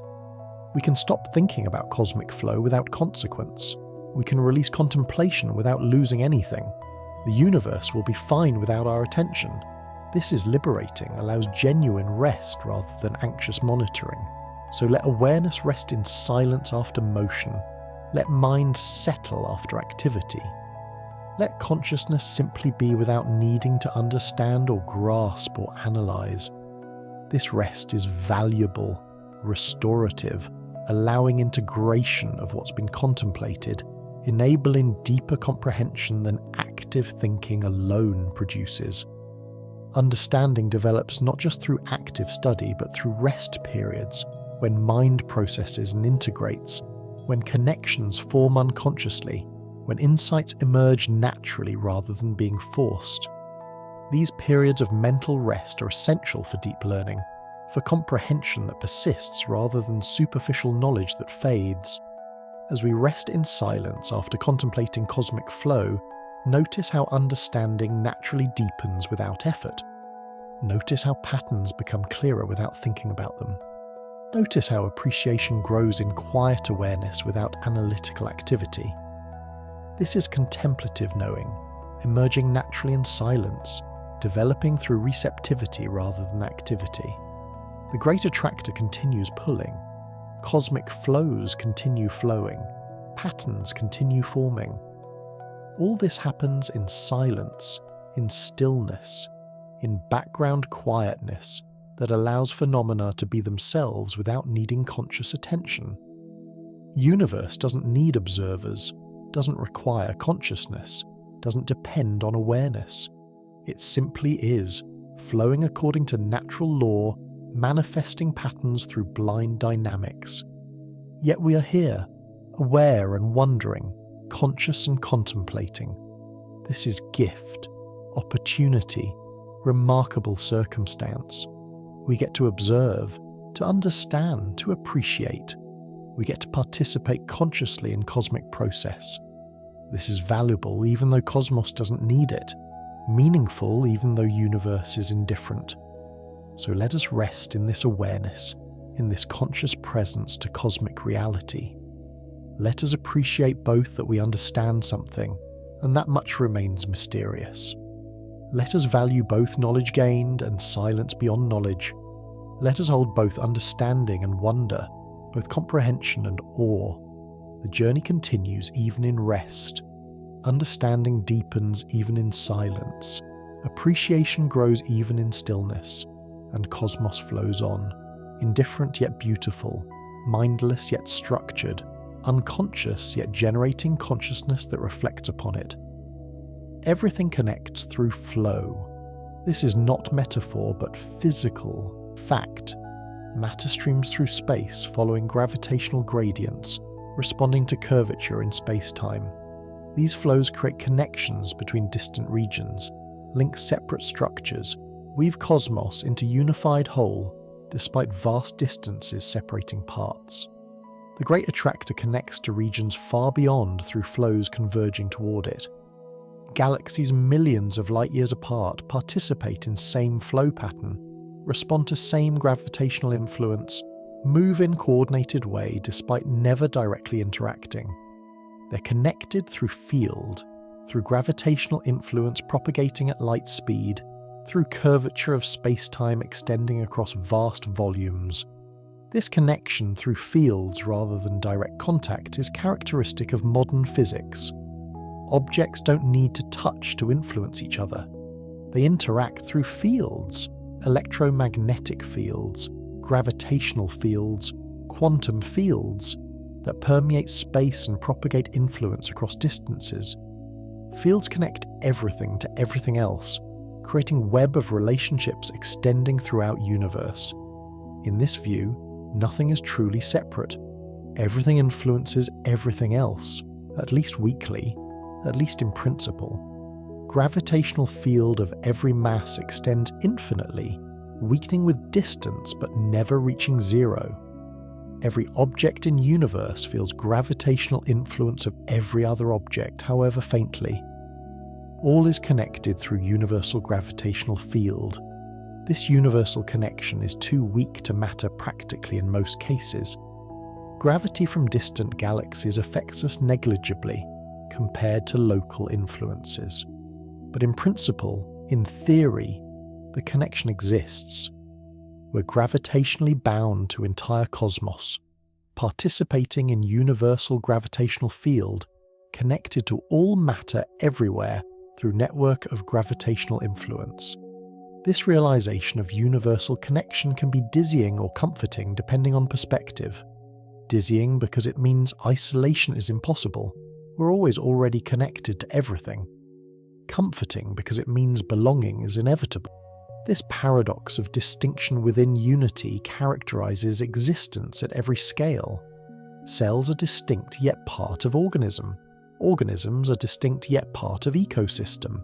Planets are distinct yet part of solar system. Galaxies are distinct yet part of cosmic web. Each level shows same pattern. Individual entities maintaining identity while participating in larger wholes. Understanding this helps us appreciate our cosmic situation. We're distinct beings with genuine individuality, not mere parts of undifferentiated whole. Yet we're also participants in larger patterns, members of communities extending ultimately to cosmic scale.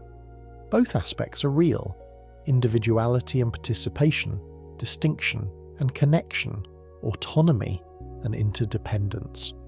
As we contemplate cosmic flow, as we think about patterns of motion connecting distant regions into coordinated structures, let us appreciate both unity and diversity.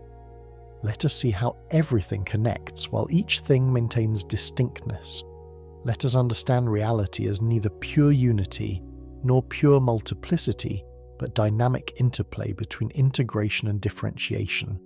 Flow has memory. Patterns persist from past into present, creating continuity across time, connecting present configuration to historical sequence that produced it. This memory isn't conscious, isn't intentional, but it's real. Current state depends on past states. Present patterns reflect historical processes. The cosmic web remembers early universe in sense that current structure reflects initial fluctuations. Patterns we observe today trace back to quantum variations in first moments after Big Bang. Those early fluctuations determined which regions would become overdense, which would become underdense, which would become filaments, and which would become voids. Present remembers past through causal connection, through continuous evolution from initial conditions to current state.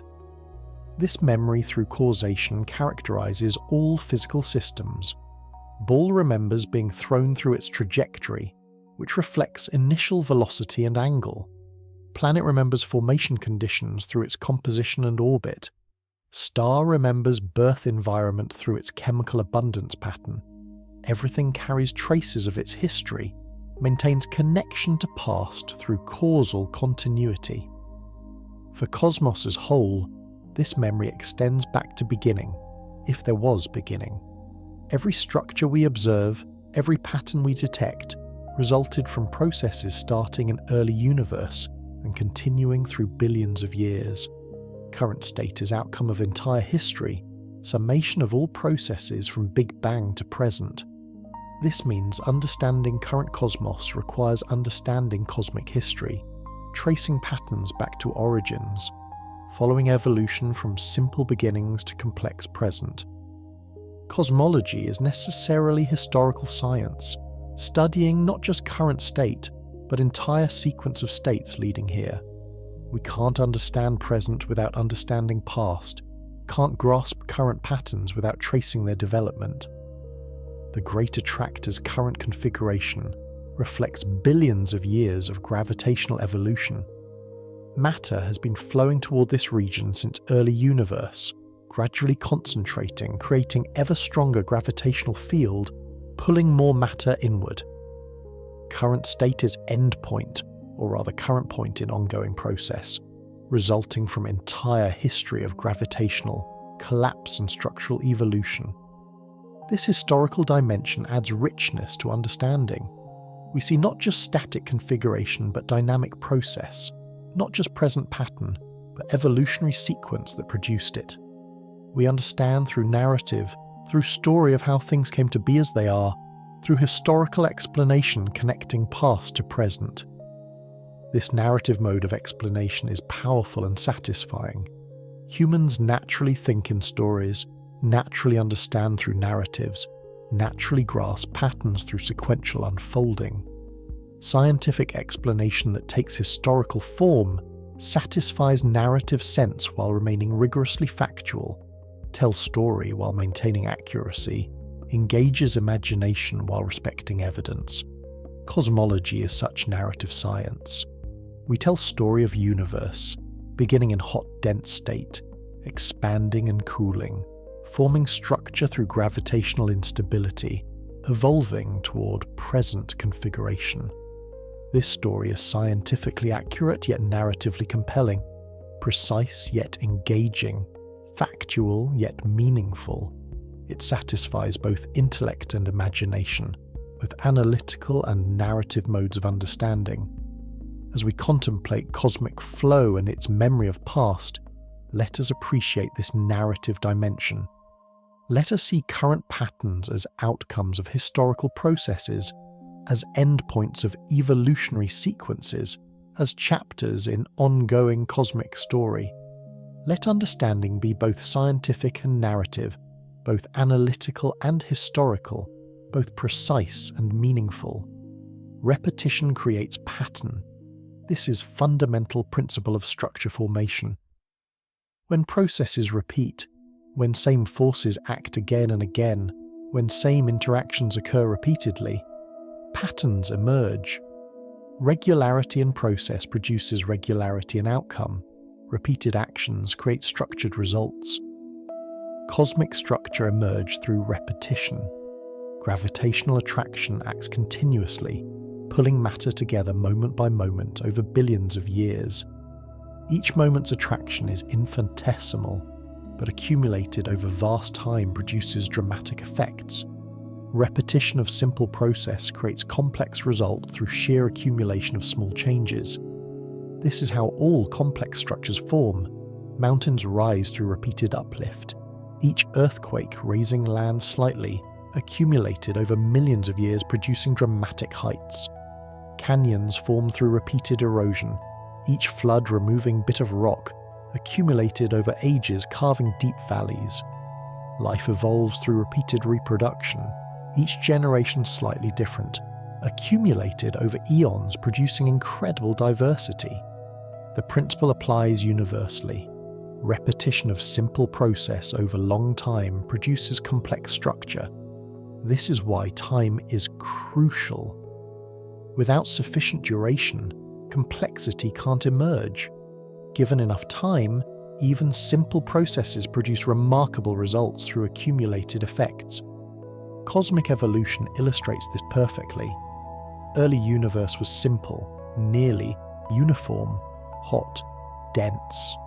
Through repeated action of gravitational attraction over billions of years, this simplicity transformed into complexity, into cosmic web with its filaments and nodes, into galaxies with their stars and planets, into all richness we observe. Repetition of simple gravitational dynamics over vast time produced elaborate structure. Understanding this helps us appreciate both simplicity and complexity. Complexity doesn't require complex causes. It emerges naturally from simple causes repeatedly acting. This is not reductionism, claiming complex is nothing but simple, but emergence, recognizing that simple processes naturally produce complex results through repetition and time. The Great Attractor formed through this process. Repeated gravitational attraction over billions of years accumulated matter into region, creating ever stronger field pulling ever more matter. Simple process repeated countless times produced current massive structure. No complexity in process itself, just gravity acting as gravity does, yet remarkable complexity in result. This reveals something profound about nature. Creativity doesn't require design. Repetition of simple natural process generates novelty, produces structures never before existing, creates genuine newness without external creator or blueprint. Nature is self-creating, self-organizing, self-complexifying through blind repetition of simple dynamics. This naturalistic understanding doesn't diminish cosmic beauty but enhances it. That such elaborate structures emerge from simple repeated processes is more amazing than if they were designed, more remarkable than if imposed by external intelligence.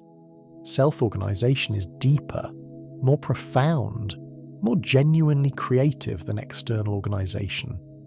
As we contemplate repetition creating pattern, as we think about simple processes producing complex structures through accumulated effects over time, let us appreciate this natural creativity. Let us see universe as self-organizing system, as dynamic process generating structure through its own internal dynamics, as creative reality requiring no external creator. Silence deepens between thoughts. This is natural rhythm of contemplation, periods of active thinking alternating with periods of quiet, concepts alternating with silence, understanding alternating with simple presence. This rhythm supports deeper comprehension than constant activity, allows integration between thinking sessions, permits unconscious processing. Let silence deepen naturally. Don't resist it. Don't feel obligated to maintain constant mental activity. Allow gaps between thoughts to expand, allow quiet to spread, allow awareness to rest in silence between concepts. This silence is not empty but full of presence, of awareness, of receptivity to understanding that emerges naturally rather than being forced. Cosmic flow continues in silence. Galaxies stream toward Great Attractor without needing thoughts about them. Structure evolves without requiring understanding.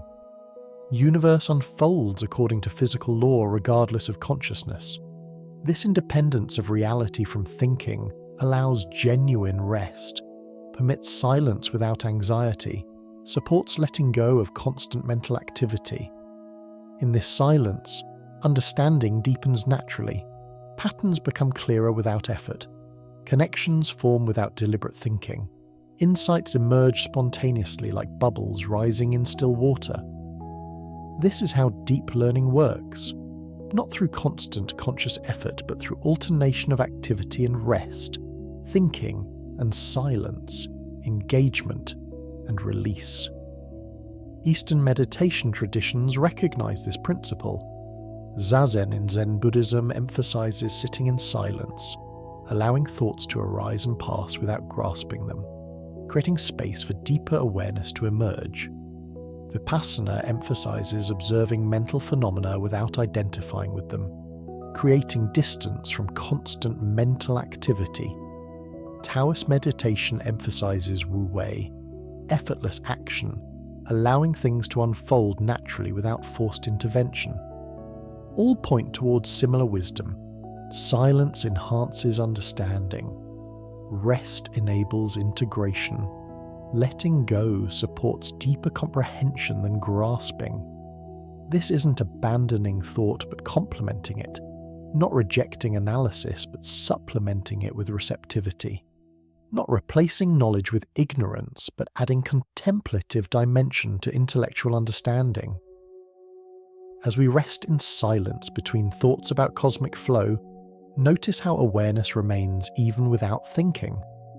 Notice how presence continues even without concepts. Notice how understanding exists even without constant mental activity. This is contemplative awareness, direct knowing that doesn't require constant thinking, immediate presence that doesn't need conceptual mediation. Cosmic flow flows. This is simple fact, requiring no elaborate thinking, needing no complex analysis. Matter streams through space. Patterns form and dissolve. Everything changes continuously. These are immediate realities, directly observable, simply true. We can rest in awareness of them without needing constant conceptual elaboration. Let thoughts about flow alternate with silence acknowledging flow. Let concepts about patterns alternate with direct presence to patterns. Let understanding alternate with simple awareness. This rhythm, thinking and silence, concept and presence, understanding and simple awareness, supports deep comprehension that persists rather than superficial knowledge that fades. Time expands in stillness. When mental activity slows, when thoughts quiet, when awareness rests in present, time seems to stretch, moment seems to lengthen, now seems to expand. This isn't objective change in time, but shift in temporal experience, alteration in how consciousness relates to duration. Active mind experiences time as rushing, as too short, as scarce resource. Thoughts chase each other rapidly. Plans extend into future. Memories reference past. Present moment is thin slice between memory and anticipation, barely experienced before giving way to next moment.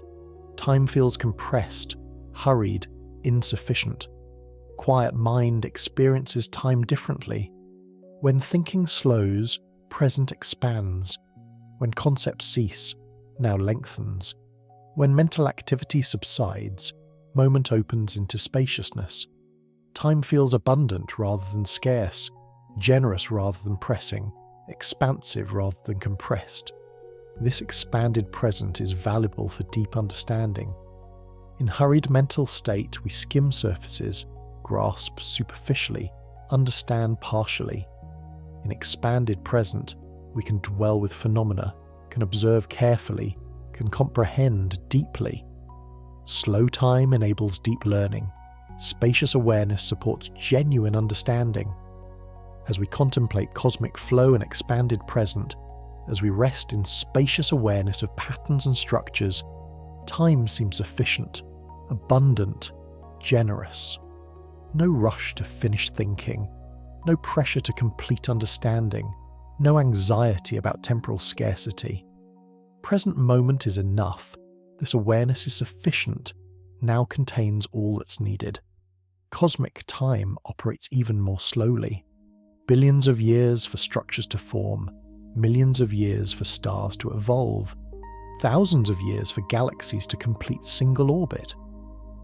From cosmic perspective, human hurry is absurd. Anxiety about time is incomprehensible. Sense of temporal scarcity makes no sense. We can adopt cosmic perspective temporarily, can feel into billion-year timescales, can imagine processes unfolding over durations that dwarf human lifetime. This perspective doesn't change objective time but shifts relationship to it, makes human timescales seem less absolute, contextualizes personal concerns within vastly larger temporal frame. From this perspective, our fleeting lives are blinks in cosmic time. Entire human history is recent instant. All civilization is brief episode. Yet this realization need not diminish human significance.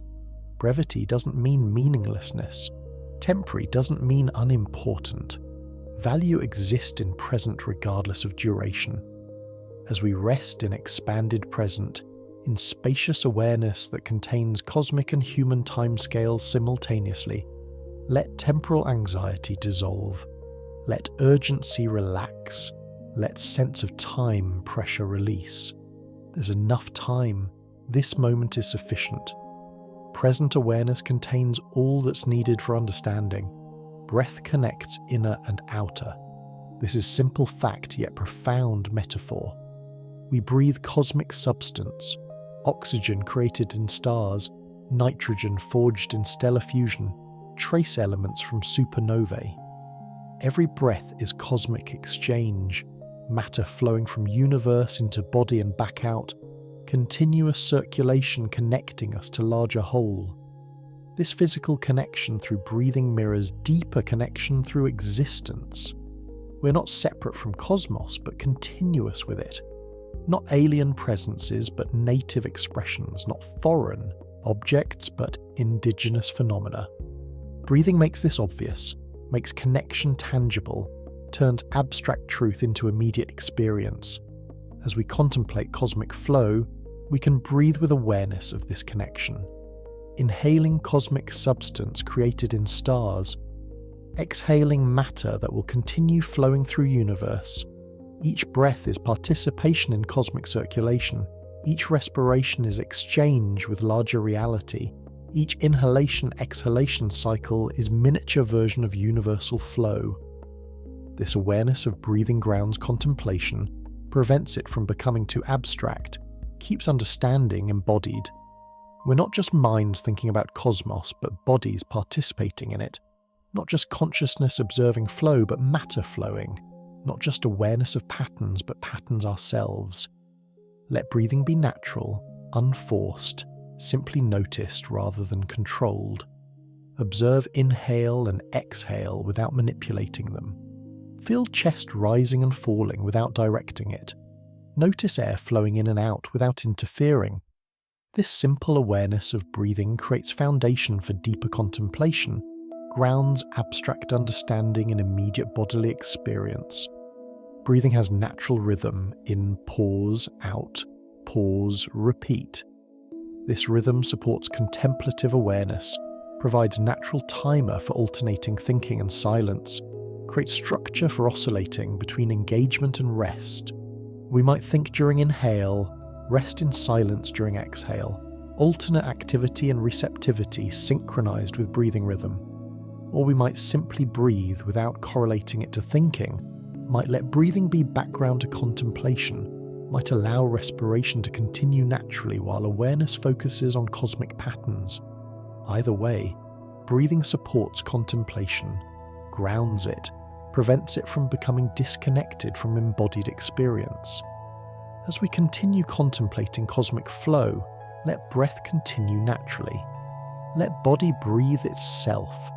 Let respiration happen without needing attention or control. This allows awareness to be both embodied and cosmic, both immediate and vast, both here in breathing body and there in galactic flows. Both are real, both matter, both deserve attention. Darkness surrounds light.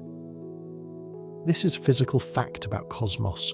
Space is dark, light travels through darkness, stars are bright points in dark sky, but also metaphor for knowledge and mystery. What we understand is illuminated. What we don't remains in darkness. Knowledge is bright regions in dark landscape of ignorance. This doesn't mean darkness is bad or light is good in simple way. Darkness contains potential, holds mystery, provides background against which light appears. Without darkness, light wouldn't be visible.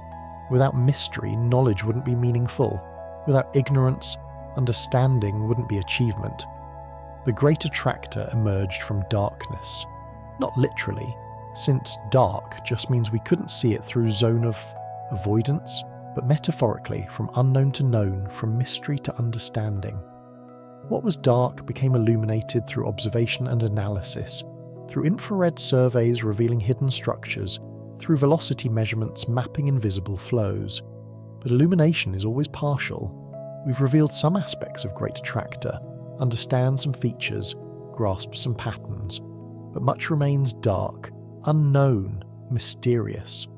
We don't know full extent of structures in that region, don't understand all dynamics creating observed flows, can't predict future evolution with certainty. Darkness surrounds our knowledge, mystery encompasses our understanding. This is true for all cosmology, for all science, for all knowledge. What we understand is island of light in ocean of darkness, zone of comprehension in vastness of mystery. Island grows through research, light spreads through investigation, understanding expands through inquiry. But ocean remains vast, darkness persists, mystery endures. This isn't failure but reality.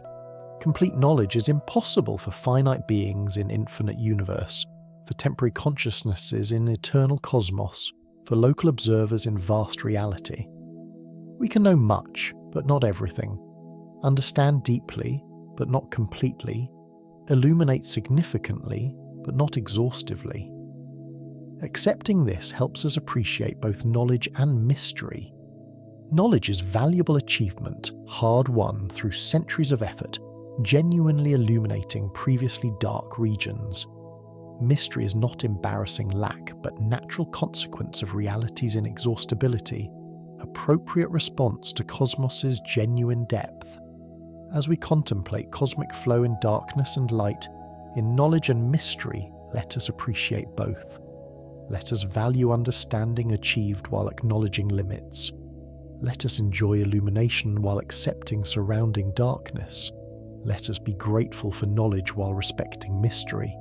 Simplicity underlies complexity. This is paradoxical truth about reality. Elaborate structures emerge from simple foundations. Intricate patterns arise from basic principles. Rich phenomena result from elementary causes. Cosmic web's complexity emerges from simple gravitational dynamics. Galaxy structure's intricacy arises from basic physics of rotation and pressure. Star formation's elaborateness results from fundamental processes of collapse and fusion. This simplicity producing complexity is characteristic of dynamic systems. Simple rules applied repeatedly in varying contexts generate complex behavior. Cellular automata demonstrate this. Simple local rules produce complex global patterns. Fractals demonstrate this. Simple recursive process produces infinitely intricate structure. Evolution demonstrates this. Simple principles of variation and selection produce elaborate adaptations. Cosmos demonstrates this at larger scales. Simple physical laws plus initial conditions produce all observed richness. Gravity, electromagnetism, quantum mechanics, thermodynamics, these basic principles, operating over vast time and space, generate everything from atoms to galaxies, from stars to consciousness. This doesn't make phenomena less wondrous. That complexity emerges from simplicity is more amazing than if complexity required complex causes. That simple rules produce rich results is more remarkable than if elaborate rules were needed. Nature's creativity in generating complexity from simplicity is genuinely astonishing. Understanding this helps us appreciate both simplicity and complexity. We don't need to choose between them. Reality exhibits both, simple foundations and complex structures, basic principles and elaborate phenomena, elementary causes and rich effects. Both are real, both matter, both deserve appreciation. The Great Attractor's complexity, multiple clusters, intricate flow patterns, elaborate structures, emerges from simple gravitational dynamics operating over billions of years. No complexity in the dynamics themselves, just mass attracting mass according to Newton's and Einstein's laws. Yet accumulated effect is remarkably complex structure.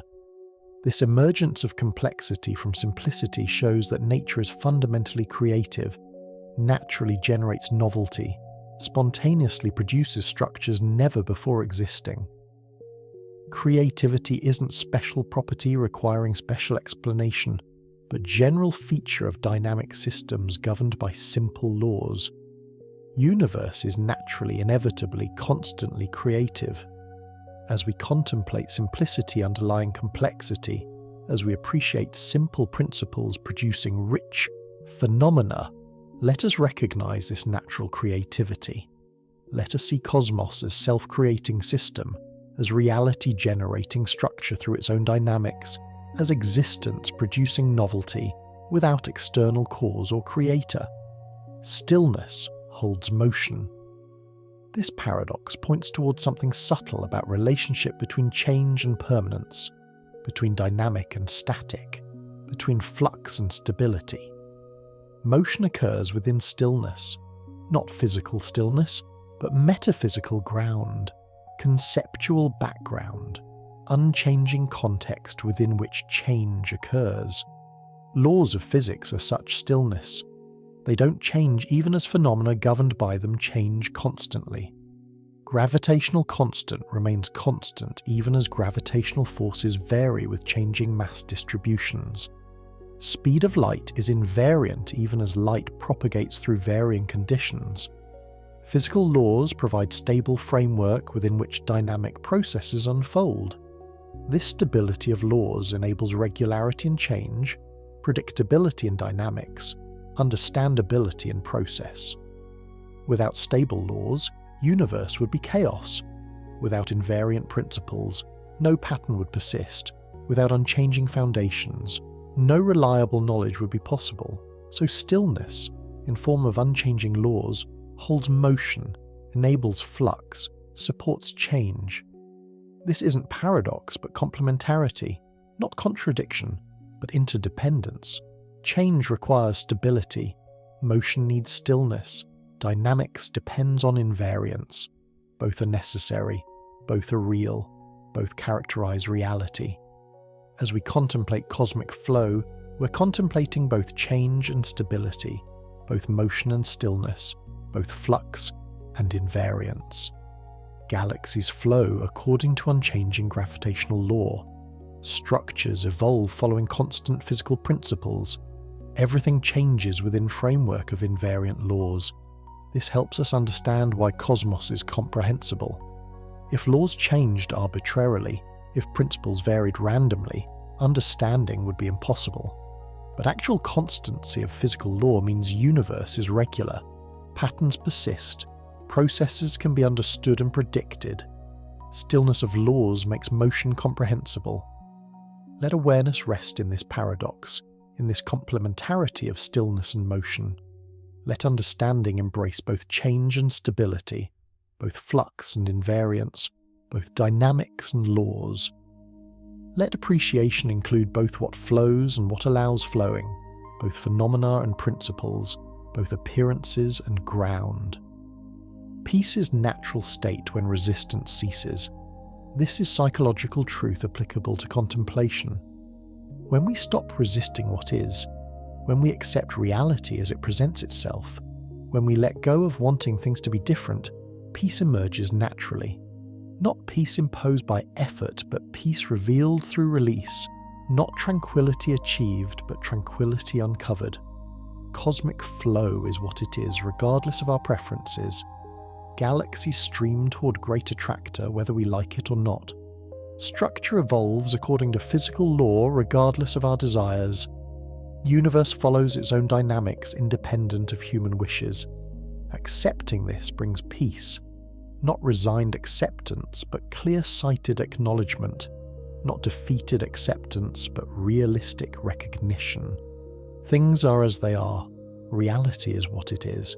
Cosmos follows physical law without regard to human preferences. This accepts the fundamental nature of reality. Acceptance is appropriate because these lie beyond our power to alter. As we contemplate cosmic flow, we're contemplating something completely beyond human control. We can't stop Great Attractor from pulling. We can't prevent structure formation. We can't alter cosmic expansion. These processes will continue regardless of human wishes, unaffected by human preferences. Accepting this limitation brings peace. We're released from impossible responsibility, freed from anxiety about controlling uncontrollable, liberated from burden of trying to manage cosmos. Reality takes care of itself. Universe unfolds according to natural law. Our role is to observe, understand, appreciate, not to control, direct, or manage.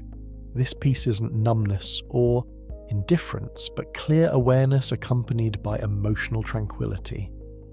We can care about cosmos while accepting we can't control it, can value reality while acknowledging we can't change fundamental nature, can engage deeply while releasing need to manage outcomes. Let this peace emerge naturally. Don't force tranquility or manufacture calm. Simply notice what happens when resistance ceases, when acceptance emerges, when we let reality be itself without needing it different. Peace is already present, waiting to be noticed rather than created through effort. Flow continues whether noticed or not. This simple fact is worth contemplating. Cosmic processes don't depend on observation, don't require consciousness, don't need awareness to operate. Universe functioned for billions of years before observers evolved, will function for billions more if observers vanish. This independence of reality from consciousness is both obvious and profound. Obviously, cosmos existed before consciousness emerged. Profoundly, this means reality has its own autonomous existence, isn't constructed by or dependent on awareness, has objective status independent of subjectivity. Some philosophical traditions question this, suggest reality is consciousness dependent, claim existence requires observer. But physics suggests otherwise. Physical processes follow laws regardless of observation. Galaxies moved before anyone observed them. Structure formed before consciousness emerged to notice it. Reality has autonomous existence independent of awareness. Understanding this helps calibrate our relationship to cosmos. We're observers, participants, but not creators or sustainers. Reality exists independently. Cosmos doesn't need us. This is humbling, but also liberating. We're released from cosmic responsibility, freed from burden of maintaining universe through observation or consciousness. So cosmic flow continues whether we think about it or not, whether we understand it or not, whether we're aware of it or not. Great Attractor keeps pulling regardless of human attention. Structures keep evolving regardless of human comprehension. Universe keeps flowing according to physical law regardless of consciousness. This allows genuine rest.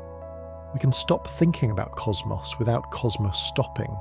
We can release awareness of flow without flow ceasing. We can let go of contemplation without phenomena vanishing. Reality is robust, independent, self-sustaining. Let this recognition support deep rest. Let awareness of cosmos's independence enable release of attention. Let understanding that flow continues regardless enable complete letting go. No need to maintain awareness, no obligation to keep contemplating. Reality will be fine without our attention. Darkness invites rest. When light fades, when vision dims, when world becomes dark, natural response is rest, is sleep, is release of daytime awareness. This is biological rhythm, circadian cycle, natural alternation between activity and rest synchronized with day and night. As we contemplate cosmic flow, as we think about vast scales and slow processes, darkness can be metaphorical invitation to rest. Not literal darkness. We might be reading or listening in light, but conceptual darkness, mystery beyond understanding, vastness beyond comprehension. Faced with cosmic immensity, appropriate response includes rest, includes acknowledging limits, includes releasing need to understand everything. Some things exceed grasp, some scales surpass comprehension, some processes unfold too slowly or vastly to track. Appropriate response is humble rest, peaceful acceptance, quiet acknowledgement of limits. This rest isn't defeat, but wisdom. Knowing when to release effort, when to acknowledge limits, when to rest in mystery rather than pushing for complete understanding. This is mature relationship to knowledge, wise relationship to inquiry, healthy relationship to cosmic reality. Let darkness invite such rest. Let mystery support release. Let vastness enable letting go. Not forever, inquiry will resume. Understanding will continue. Exploration will recommence. But for now, in this moment, rest is appropriate. Release is wise. Letting go is healthy. As awareness rests in darkness, in quiet, in peaceful release of effort, notice what remains. Consciousness persists even in rest. Awareness continues even in darkness. Presence endures even when active thinking ceases. This is fundamental consciousness, basic awareness that doesn't depend on mental activity, ground of being that persists through all states. Cosmic flow continues in this rest. Galaxies stream, structures evolve. Everything flows according to physical law, but awareness can rest from contemplating it, can release attention from tracking it, can simply be without needing to understand or grasp or analyze. This is deepest rest, not sleep exactly, but release of all effort, letting go of all striving, simply being without needing to achieve or comprehend or accomplish. In this rest, understanding continues developing unconsciously. Integration continues happening naturally. Learning continues without deliberate effort. Breathing continues in sleep. This is simple, biological fact, but also metaphor for persistence of basic processes even when consciousness quiets. Body breathes whether we're aware of it or not. Heart beats whether we attend to it or not. Life continues whether consciousness is active or resting. Similarly, cosmic processes continue whether consciousness engages or not. Flow persists during sleep. Structure evolves while we rest. Universe follows physical law regardless of conscious awareness. Reality is robust, independent, self-maintaining. This allows complete rest. We needn't maintain universe through awareness. We needn't sustain reality through consciousness. We needn't keep cosmos going through attention. Everything continues fine without us. Let breathing be noticed as we transition toward rest. Feel chest rising and falling. Notice air flowing in and out. Observe natural rhythm of respiration. This grounds awareness in body, anchors attention in immediate physical reality, prevents contemplation from becoming too abstract. Breathing will continue during sleep. This is trustworthy fact. Body breathes itself. Respiration happens automatically. Life maintains itself without conscious direction. We can rest completely, releasing even awareness of breathing, trusting automatic processes to continue. As contemplation quiets, as thinking slows, as awareness softens toward rest, let breathing be last focal point. Let attention rest gently on respiration. Let awareness float on breath's rhythm. Let consciousness drift while body breathes. Breathing connects us to cosmos even in rest. Each breath exchanges matter with environment. Each respiration participates in planetary gas cycles. Each inhalation, exhalation cycle is transaction with larger world.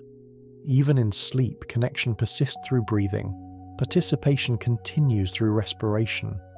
Let this be comforting truth as consciousness quiets. Even in deepest rest, connection remains. Even when awareness ceases, participation continues. Even during sleep, we're part of a larger whole, members of cosmic community, participants in universal processes. Breathing happens, flow continues, reality persists. All is well even as consciousness releases into rest, into quiet, into peaceful dark. Let go now. Let contemplation end. Let understanding rest. Let awareness soften into sleep. Enough has been thought. Sufficient has been understood. Time now for release, for rest, for peaceful darkness. Cosmic flow will continue. Universe will persist. Reality will be fine. Nothing requires maintaining. Everything continues according to natural law. Rest is safe. Sleep is appropriate. Release is wise. Let body relax completely. Let muscles soften. Let tension release. Let physical form rest in comfort. Supported, safe, peaceful. Let breath continue naturally. No need to control or direct. Body breathes itself. Respiration happens automatically. Trust this natural process. Let awareness fade gently. Let consciousness quiet. Let thoughts slow and space apart. Let mental activity wind down like slowing wheel, like dying ripples, like settling dust. Flow continues, always flowing, everything moving, nothing still, all in constant transformation. This is peace, not of stillness, but of acceptance, not of stopping, but of allowing, not of control, but of release. Great Attractor pulls, always pulling, 600 kilometers per second, continuous, inexorable. We're carried in this flow, part of cosmic motion, participants in universal transformation. Let this be last thought before sleep. We flow with cosmos, we move with universe, we participate in something vast, ancient, ongoing. This is our nature, our reality, our truth. Rest now in this truth. Sleep in this knowing.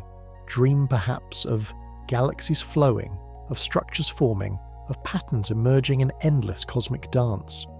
Or dream of nothing. Let consciousness release completely into dark, into quiet, into peaceful, empty awareness. Let sleep be deep, rest be complete, release be total, all is well. Cosmos flows, reality persists, nothing needs doing, all is already happening as it must. Rest is appropriate. Sleep is deserved. Peace is natural state when resistance ceases. Let go, release, rest. Sleep comes naturally now. Welcome it, allow it, drift into it like galaxy drifting through space, like matter flowing through web, like consciousness dissolving into larger whole. Sleep, rest, peace, flow, all is well, all continues, all flows. Rest now, sleep, peace. Chapter 11. Floating in the dark. Flow.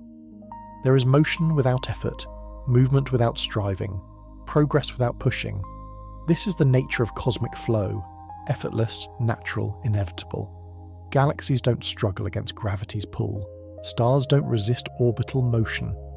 Matter flows where physics directs it, following paths of least resistance through curved space-time, moving naturally along geodesics that require no force, no effort, no intention.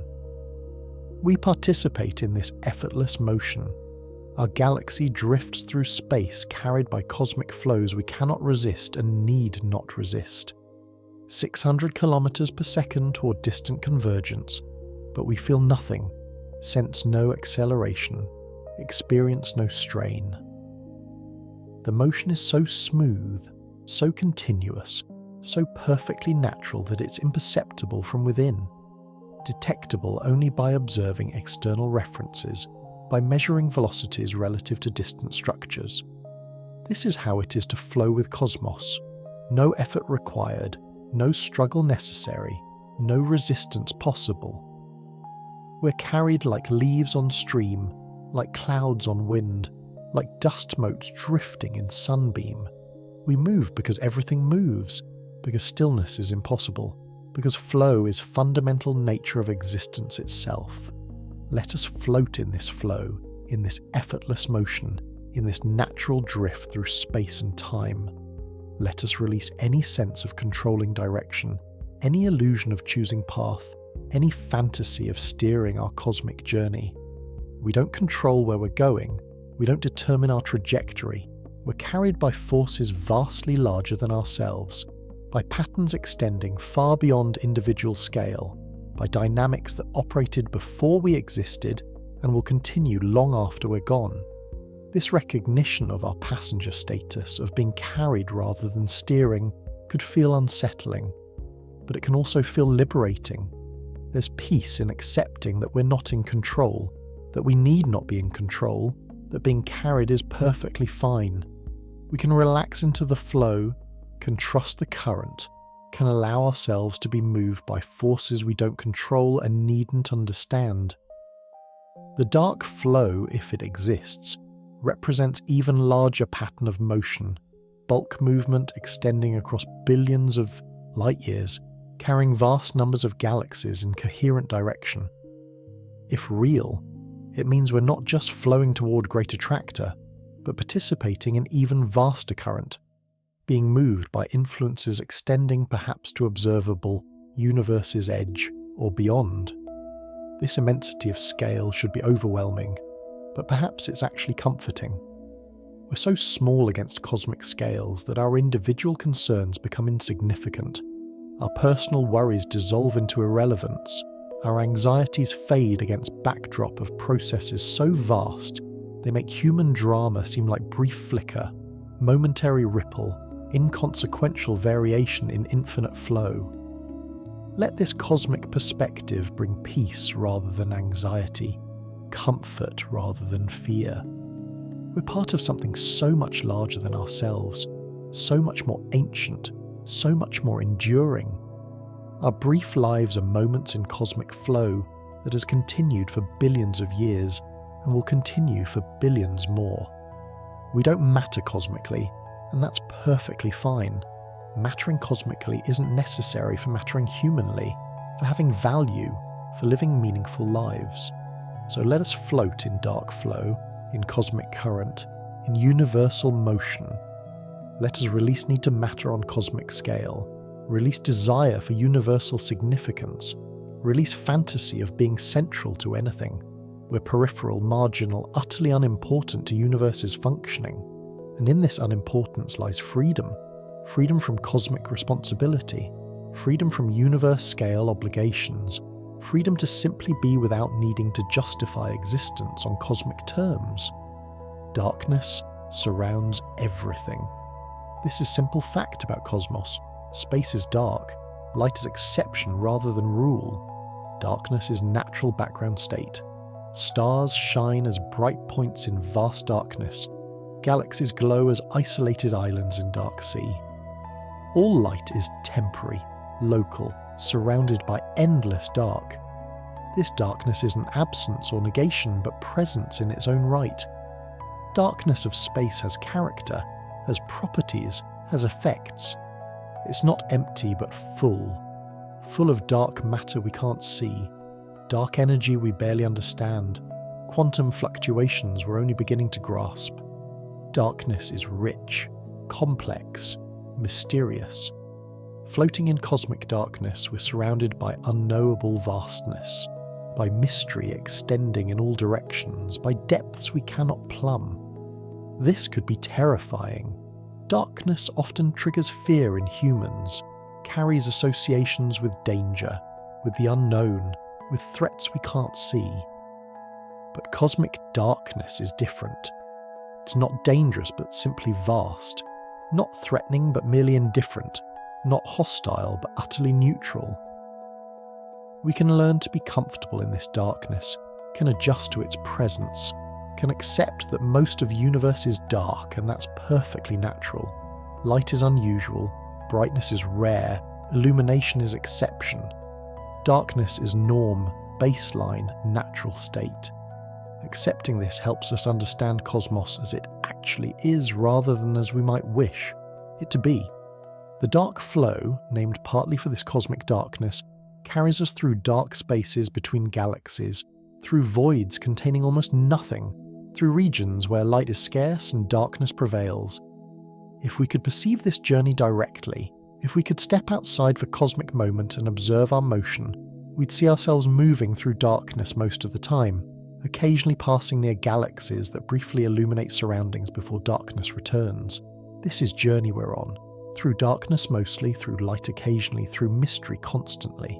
And this is fine. This is natural. This is how cosmos is structured. We need not fear darkness or resist it. We can float through it peacefully, can accept it as natural medium through which we move, can even appreciate it as background against which light appears, as silence against which sound resonates, as emptiness that allows fullness. Let darkness be comfortable rather than threatening. Let it be peaceful rather than fearful. Let it be restful rather than anxious. Darkness invites rest, suggests sleep, supports release of daytime vigilance. In darkness, we can stop scanning for threats, can cease constant monitoring, can simply float peacefully without needing to see everything, understand everything, control everything. Cosmic darkness is perfect environment for rest, for release, for letting go. Nothing to see, nothing to monitor, nothing to track. Just endless dark through which we float effortlessly, carried by flows we cannot see, moved by forces we need not understand, drifting through space without effort or intention. Let this darkness support deepest rest. Let it enable complete release. Let it facilitate total letting go. In darkness, all is simplified, all complexity dissolves, all striving ceases. There's only floating, only drifting, only being carried through dark vastness without resistance, without effort, without concern. Time slows in darkness, without visual reference points, without events to mark duration, without changes to note. Time seems to stretch, to expand, to become elastic and vague. Minutes might be hours, hours might be minutes. Duration loses clear meaning when nothing marks its passage, when no events punctuate flow, when everything continues smoothly without obvious change. Floating in cosmic darkness, in dark flow, time becomes even more ambiguous. Cosmic timescales are so vast that human duration shrinks to insignificance. Billions of years are standard units. Millions of years are brief intervals. Thousands of years are moments barely worth noting. Against these timescales, human lifetime is infinitesimal. Human history is blink. Human civilization is brief flash. This could make human existence seem meaningless, but perhaps it does the opposite.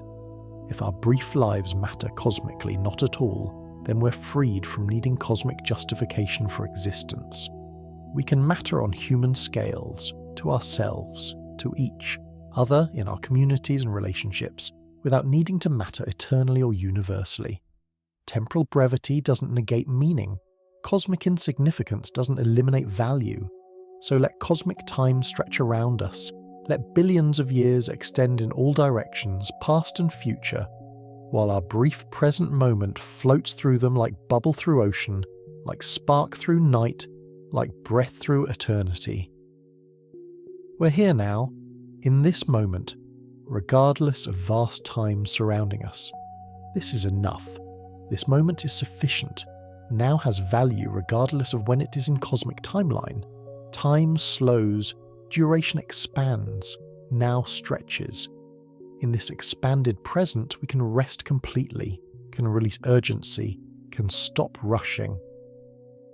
There's no hurry. Time is abundant. This moment extends generously, offering all space needed for rest, for release, for peaceful floating. The dark flow carries us through cosmic time as well as cosmic space. We're moving forward temporally, aging second by second, progressing through duration even while floating through space. But temporal motion feels different than spatial motion. We feel ourselves aging, but don't feel ourselves moving spatially. Time passes through us while space passes around us.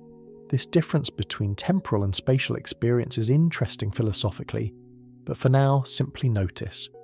We're flowing through both space and time simultaneously, drifting through space-time, moving along paths through four-dimensional continuum that we experience as three spatial dimensions plus temporal succession. Everything flows through space-time, nothing is exempt. All is carried by cosmic current through combined space-time. Let temporal flow be as effortless as spatial flow. Let aging happen naturally without resistance. Let duration pass without grasping or pushing. Let time carry us forward just as space carries us onward. Both are aspects of same fundamental flow, same cosmic current, same universal motion. In darkness, time becomes almost irrelevant. Without changes to mark it, duration loses importance. What matters is not when, but that. Not what time it is, but that we are. Not how long, but simply now. This timeless present, this eternal now floating in darkness, is perfect state for rest, for sleep, for complete release. Silence is complete in space. This seems paradoxical since space isn't empty, but we're using silence metaphorically. Not absence of sound, but presence of peace. Not lack of noise, but fullness of quiet. Not emptiness, but spacious awareness uncluttered by mental activity. In this metaphorical silence, we float peacefully. Thoughts slow and space apart. Mental chatter quiets. Internal dialogue ceases. What remains is simple awareness, pure presence, consciousness without content, being without commentary. This is deepest form of rest. Not just body sleeping, but mind truly quiet. Not just physical relaxation, but mental silence. Not just cessation of activity, but arrival at fundamental peace underlying all experience. This silence is always present beneath mental noise, always available beneath surface thoughts, always accessible when we stop generating activity and allow natural quiet to emerge. The dark flow carries us through this silence. Galaxies drift quietly through space without fanfare, without announcement, without making cosmic noise. Motion is silent, floating is peaceful, flow is quiet. Even if space could transmit sound, cosmic processes would be mostly silent. Slow changes over vast timescales producing no sudden noises, gradual transformations creating no jarring sounds. Let this cosmic silence support mental silence. Let external quiet enable internal peace. Let universe's peaceful flow reflect and reinforce consciousness's natural quietude. Both are aspects of same fundamental peace, same underlying silence, same essential stillness that holds all motion, contains all sound, supports all activity. In silence we need do nothing. Nothing requires saying, nothing needs expressing, nothing demands articulation. We can simply be silent, simply rest quiet, simply exist without needing to communicate or explain or justify. Silence is complete in itself, needs no addition, requires no elaboration. Let words slow and finally cease. Let language fade into quiet. Let concepts dissolve into wordless awareness. What remains when words stop is not absence but presence. Pure consciousness, simple awareness, being itself without conceptual overlay. This wordless awareness is perfect for rest, perfect for sleep, perfect for letting go completely. No thoughts to track, no concepts to manage, no words to organize. Just floating, just drifting, just being carried through cosmic silence without effort, without resistance, without any need to understand or explain or control. Silence, floating, darkness, rest. These four aspects combine into perfect environment for deepest sleep, for most complete release, for total letting go. In dark silence, floating effortlessly, we can rest more deeply than anywhere else, can release more completely than in any other state, can let go of everything and simply be. Everything continues without us. This is both humbling and liberating truth. Universe doesn't need human consciousness to function. Galaxies drift whether we observe them or not. Structure forms whether we understand it or not. Cosmos evolves whether we comprehend it or not. Our presence or absence makes no cosmic difference. Universe functioned perfectly well for billions of years before humans evolved, will function perfectly well for billions more after humans vanish. We're optional, dispensable, utterly unnecessary to cosmic functioning. This could seem depressing. We matter so little that cosmos wouldn't notice if we disappeared. But it's actually liberating. We're freed from cosmic responsibility, released from universe-scale obligations, unburdened from maintaining reality through consciousness or awareness. Everything continues regardless, and we can rest in this knowledge, can let go completely, knowing cosmos will be fine without us. The dark flow will continue flowing whether we think about it or not. Great Attractor will continue pulling whether we comprehend it or not. Structure will continue evolving whether we observe it or not. All cosmic processes are independent of human consciousness, autonomous from human awareness, self-sustaining without human participation. This autonomy of reality from consciousness enables deepest rest. We can stop attending, can cease monitoring, can release awareness completely without consequence. Nothing requires maintaining. Nothing needs our attention. Nothing depends on our consciousness remaining active. So let consciousness rest. Let awareness fade. Let attention dissolve. Universe will be fine. Cosmos continues autonomously.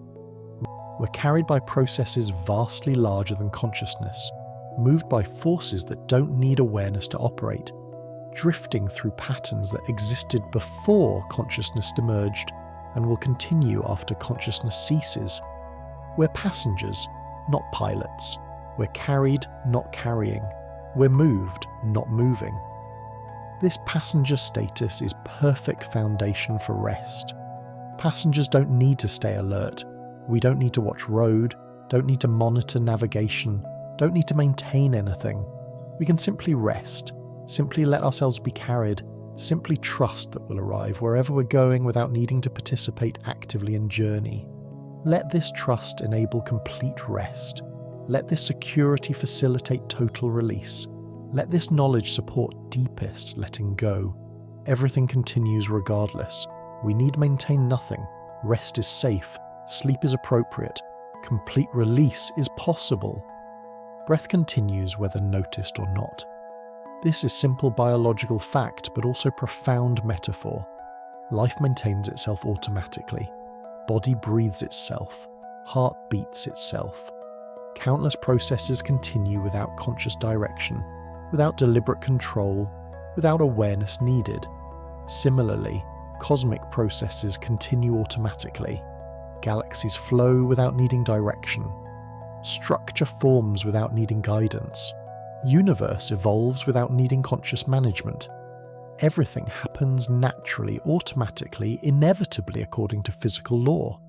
This automatic continuation, this self-maintaining nature of both life and cosmos, means we can rest completely. We need control nothing. We need direct nothing. We need maintain nothing. Everything continues fine without conscious intervention, without deliberate effort, without awareness needed. So let breath be last thing noticed before consciousness releases into sleep. Feel chest rising and falling. Notice air flowing in and out.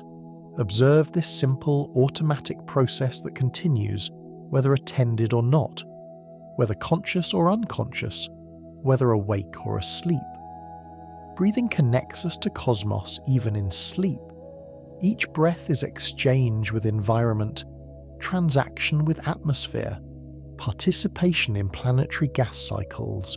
We're connected through breathing, participating through respiration, involved through simple act of gas exchange. But this connection requires no effort, no attention, no consciousness. It happens automatically. Body knows how to breathe.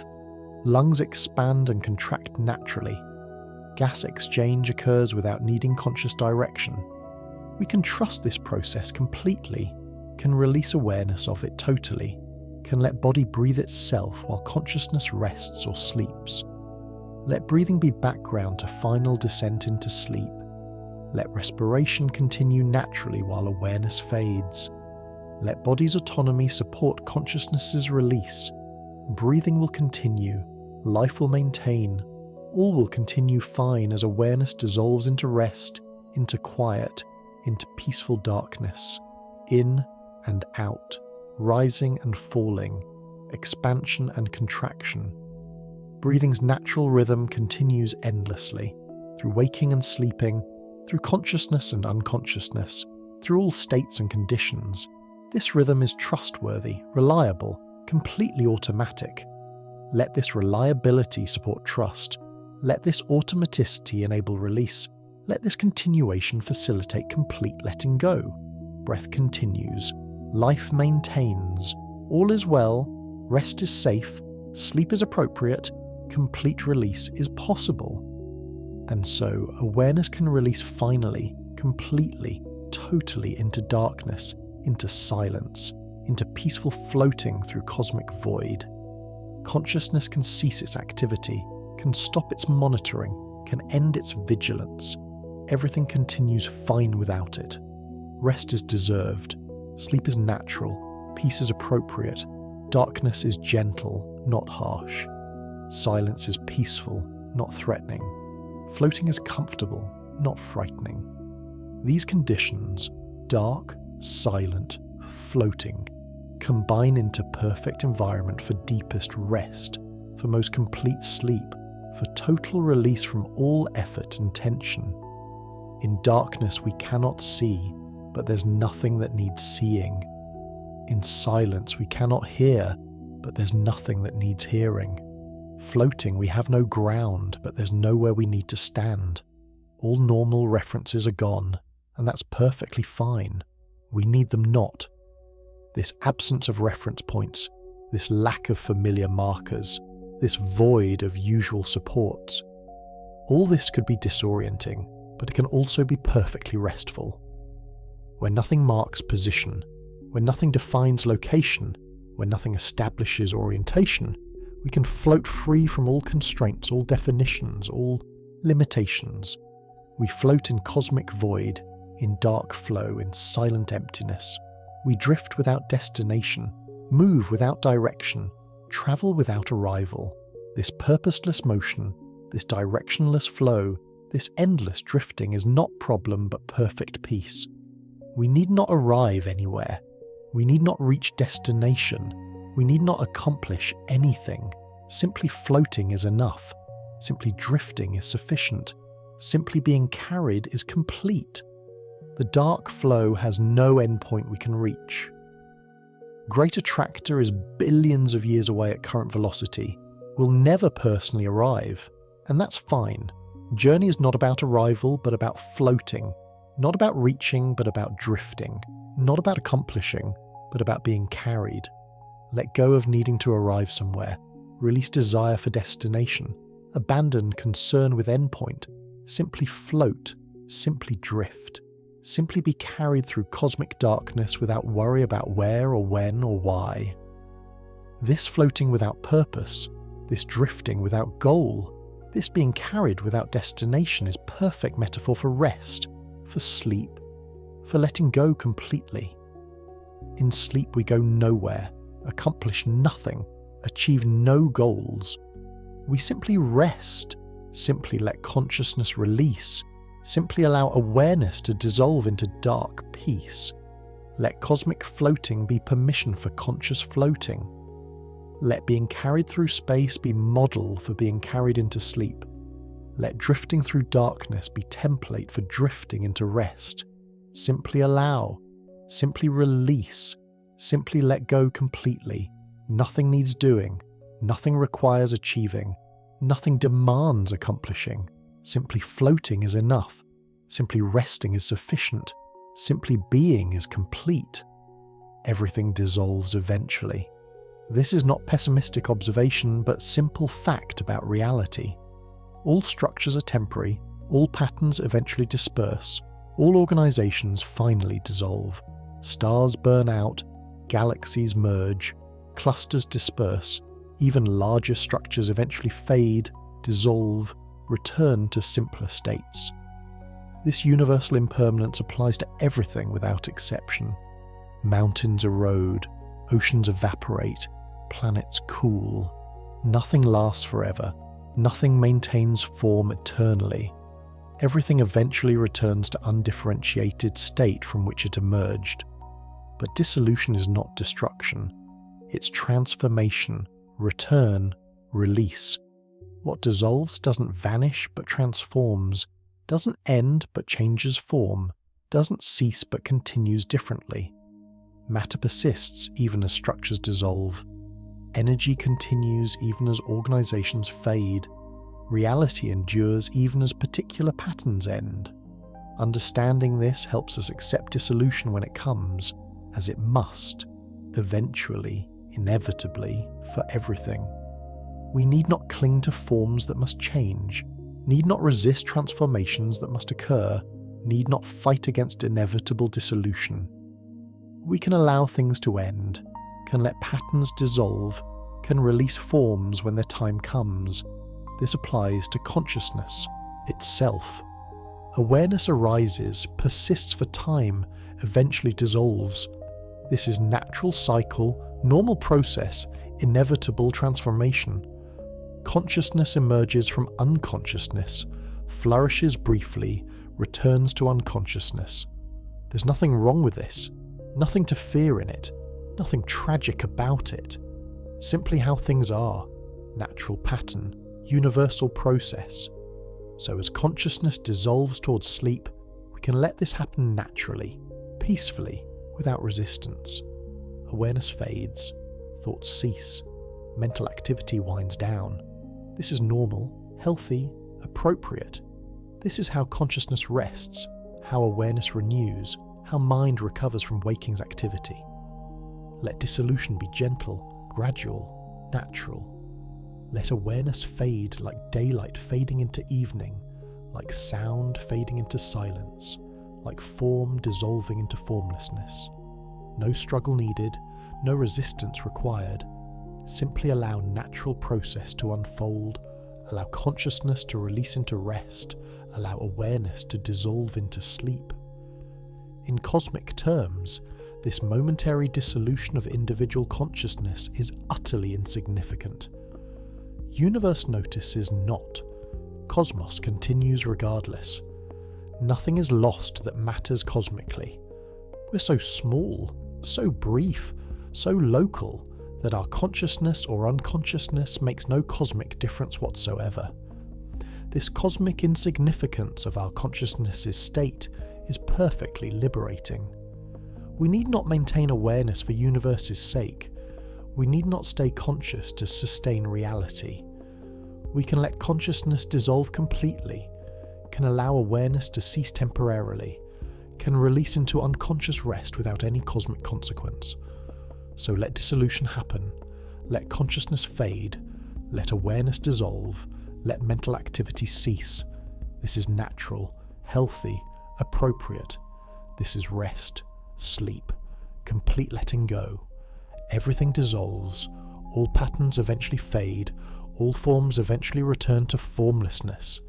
Consciousness is no exception. It too must rest, must cease temporarily, must dissolve into unconscious darkness. And this is fine, this is natural. This is how things should be. Floating becomes sleeping. Transition is gradual, gentle, natural. Consciousness doesn't stop suddenly, but fades slowly, gradually, like sunset rather than switching off light. Awareness doesn't cease abruptly, but dissolves slowly, naturally, like mist dissipating in morning light. We float through this transition, drift through this transformation, allow this gradual shift from waking to sleeping without forcing, without resisting, simply allowing natural process to unfold at its own pace. Thoughts become more dreamlike, less logical, more fluid. Linear thinking gives way to associative drifting. Concepts dissolve into images. Words become vaguer, less distinct, finally fading completely. This is normal transition into sleep, natural progression from waking consciousness to dreaming and deep sleep. Let this progression happen naturally. Don't resist thoughts, becoming strange or illogical. Don't try to maintain clear thinking or coherent awareness. Let consciousness become dreamlike. Let thoughts become fluid. Let awareness drift into less structured states. The dark flow carries us through this transition. We're still floating, still drifting, still being carried by cosmic current. But now we're floating towards sleep, drifting into rest, being carried into unconsciousness. The flow continues, but consciousness of it fades, awareness of it dissolves, attention to it ceases. This is perfect. This is natural. This is how sleep comes, gradually, gently, through natural fading of consciousness rather than abrupt cessation. We don't fall asleep so much as drift into it. Don't lose consciousness so much as allow it to fade. Don't stop being aware so much as let awareness dissolve naturally. Floating, drifting, fading, dissolving. All these words describe same process, gradual transition from waking to sleeping, slow shift from consciousness to unconsciousness, gentle transformation from awareness to rest. Let this transformation complete itself naturally. Don't hold on to waking consciousness. Don't try to remain aware. Don't resist fading into sleep. Simply allow, simply release, simply let go completely into darkness, into silence, into peaceful unconscious rest. Body continues floating even in sleep. Breath continues flowing even unconscious. Life maintains even in deepest rest. Everything essential continues automatically, and consciousness can release completely knowing all will be fine, all will continue, all will be well. So let consciousness finally, completely, utterly release into sleep. Let awareness dissolve totally into darkness. Let attention cease entirely, letting go of everything. Dark flow, cosmic motion, galaxies, structures, patterns, thoughts, concepts, words, everything. Let it all fade, all dissolve, all release into perfect dark silence, sleep, rest, peace, complete, total, deep darkness, silence, nothing. Simple darkness now, no thoughts about it, no awareness of it, just darkness itself, pure, complete, total, silence too, deep silence, perfect silence, silence without observer, without listener, without awareness, just silence itself. Nothing requires attention now, nothing needs awareness, nothing demands consciousness. All can release, all can cease, all can simply be without being known, without being thought about, without being attended to. Floating continues but unconsciously now. Motion persists but without awareness. Flow goes on but without observer. Everything continues autonomously, automatically, naturally, without needing consciousness, without requiring awareness, without depending on attention. This is perfect rest. This is complete release.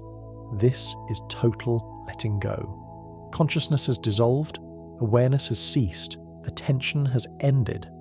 What remains is simple biological life, breathing, heartbeat, basic processes, continuing automatically in darkness, in silence, in peaceful unconsciousness. Sleep deepens, rest completes. Consciousness releases fully into void, into nothing, into perfect peace beyond all awareness, beyond all knowing, beyond all experiencing. Dark, silent, still, empty, peace. Nothing more needs saying, nothing more needs thinking, nothing more needs knowing. Simply resting, simply sleeping, simply being unconscious in perfect dark silence. Let even these words fade now. Let description cease. Let meaning dissolve. Let everything release into wordless, thoughtless, awarenessless peace. Dark, silence, rest. There is nothing but floating now. No awareness of floating. No thought about floating. No consciousness observing floating. Just floating itself. Just motion itself. Just being carried itself without any knowing of it, without any observer of it, without any awareness of it. In deepest sleep, in most complete rest, in total unconsciousness, process continues but knowing ceases. Body still breathes but no one notices. Heart still beats but no one observes. Life continues but consciousness has dissolved completely into dark, peaceful nothingness. This is where we are now. This is state we've reached. This is peace we've achieved. Not peace as experience, since no one experiences anything, but peace as condition, a state, a simple reality of consciousness, having ceased while life continues. Some might fear this state, fear unconsciousness, fear absence of awareness. But there's nothing to fear. We've been unconscious before, every night during deep sleep, every time awareness dissolved into rest. We emerged fine each time. We'll emerge fine again. Unconsciousness is not death but rest, not ending but pause, not destruction but temporary cessation. So remain here peacefully, remain in this deep unconsciousness, remain in this perfect rest. There's no hurry to return to awareness, there's no pressure to resume consciousness. Rest can continue as long as needed, sleep can persist as long as appropriate. Unconsciousness can last until body naturally, automatically, autonomously decides time has come to return to waking. Until then, simply rest, simply sleep, simply remain in this peaceful darkness, this perfect silence, this complete stillness. Nothing needs doing, nothing requires thinking, nothing demands awareness. The dark flow continues carrying us through space. Cosmic processes continue unfolding according to natural law. Universe continues evolving through vast timescales. All this happens whether we're conscious or unconscious, whether we're aware or unaware, whether we're attending or completely released into sleep. So consciousness can remain dissolved, awareness can remain ceased, attention can remain absent. All is well, all continues, all flows naturally without needing conscious participation, without requiring aware observation, without depending on attentive monitoring. Rest, sleep, dark, silent, complete, total, peace. Time passes, but means nothing in unconsciousness. Hours might pass, minutes might pass. Duration occurs but isn't experienced, isn't known, isn't marked by any awareness. Time flows over unconscious mind like water flowing over stone. Stone is shaped very slowly by water, but doesn't experience being shaped, doesn't know time is passing, simply persists without awareness while time works on it. Similarly in sleep, in deep unconsciousness, time passes without being experienced. Brain processes continue, consolidating memories, processing experiences, doing maintenance work. Body processes continue, repairing cells, clearing waste, recovering from day's activities. But consciousness experiences none of this, knows none of this, attends to none of this. This is gift of unconsciousness, blessing of sleep. Processes continue automatically while consciousness rests, while awareness takes break, while attention ceases temporarily. We don't need to be aware for important work to continue. We don't need to be conscious for body and brain to maintain themselves. Everything essential happens automatically, and consciousness can fully, completely, totally rest. So let time pass unmarked. Let duration unfold unknown. Let hours slip by unnoticed. None of this matters to unconscious rest. Whether 5 minutes or 5 hours, sleeping consciousness experiences none of it, knows none of it, marks none of it. The dark flow continues carrying our galaxy through space. If we could somehow measure our motion while sleeping, we'd find we've travelled millions of kilometres during sleep, carried by cosmic currents we're completely unconscious of. But we don't measure, don't know, don't care. In sleep, cosmic motion is utterly irrelevant, completely unimportant, totally meaningless. This is as it should be. Sleep is release from all concerns, all awareness, all knowing. In sleep we don't care about cosmic motion or earthly matters, about grand scales or small details, about anything whatsoever. We simply rest, simply sleep, simply exist in unconscious peace. Let this peace continue undisturbed. Let this rest persist uninterrupted. Let this sleep deepen unbroken. There's nowhere to go, nothing to do, nothing to achieve. Simply being unconscious is enough. Simply resting is sufficient. Simply sleeping is complete. Time continues flowing like the dark flow continues flowing, inexorably, continuously, indifferently. But to sleeping consciousness, both are equally irrelevant, equally meaningless, equally unimportant. Let them both continue unnoticed, unattended, completely ignored by unconscious rest. Dark, silent, timeless, deep, peace. Dreams might come or not, doesn't matter. If dreams arise, let them play without awareness of dreaming. If dreams don't arise, let darkness remain undisturbed without missing anything. Either way is fine, either way is natural, either way is complete rest. REM sleep might occur or not. Deep sleep might predominate or alternate with lighter stages. Brain moves through sleep cycles automatically, naturally, without needing conscious direction or awareness. Body knows how to sleep. Brain knows how to rest. Everything happens optimally without consciousness needing to participate, monitor, or direct. So release even any minimal awareness that might remain. Let go of any trace of attention still present. Allow any last shred of consciousness to dissolve completely into perfect darkness, into total silence, into absolute peace. Nothing remains now but biological processes continuing automatically in darkness. Breathing, heartbeat, brain activity, cellular processes, all continuing without awareness, without consciousness, without anyone observing or knowing or attending to any of it. This is deepest rest. This is most complete sleep. This is total peace. No observer, no observed, no observing. Just processes continuing in darkness, in silence, in perfect autonomy. The universe doesn't notice individual consciousness dissolving into sleep. Cosmos doesn't care about our rest. Reality continues indifferently to our conscious or unconscious states. This indifference is perfect. We need not concern universe with our sleep. We can rest completely without cosmic consequence, can dissolve awareness totally without universal impact. So rest. Sleep. Remain in this deep unconscious peace for as long as body needs, for however long is optimal, for whatever duration is appropriate. No hurry, no pressure, no concern about how long sleep lasts.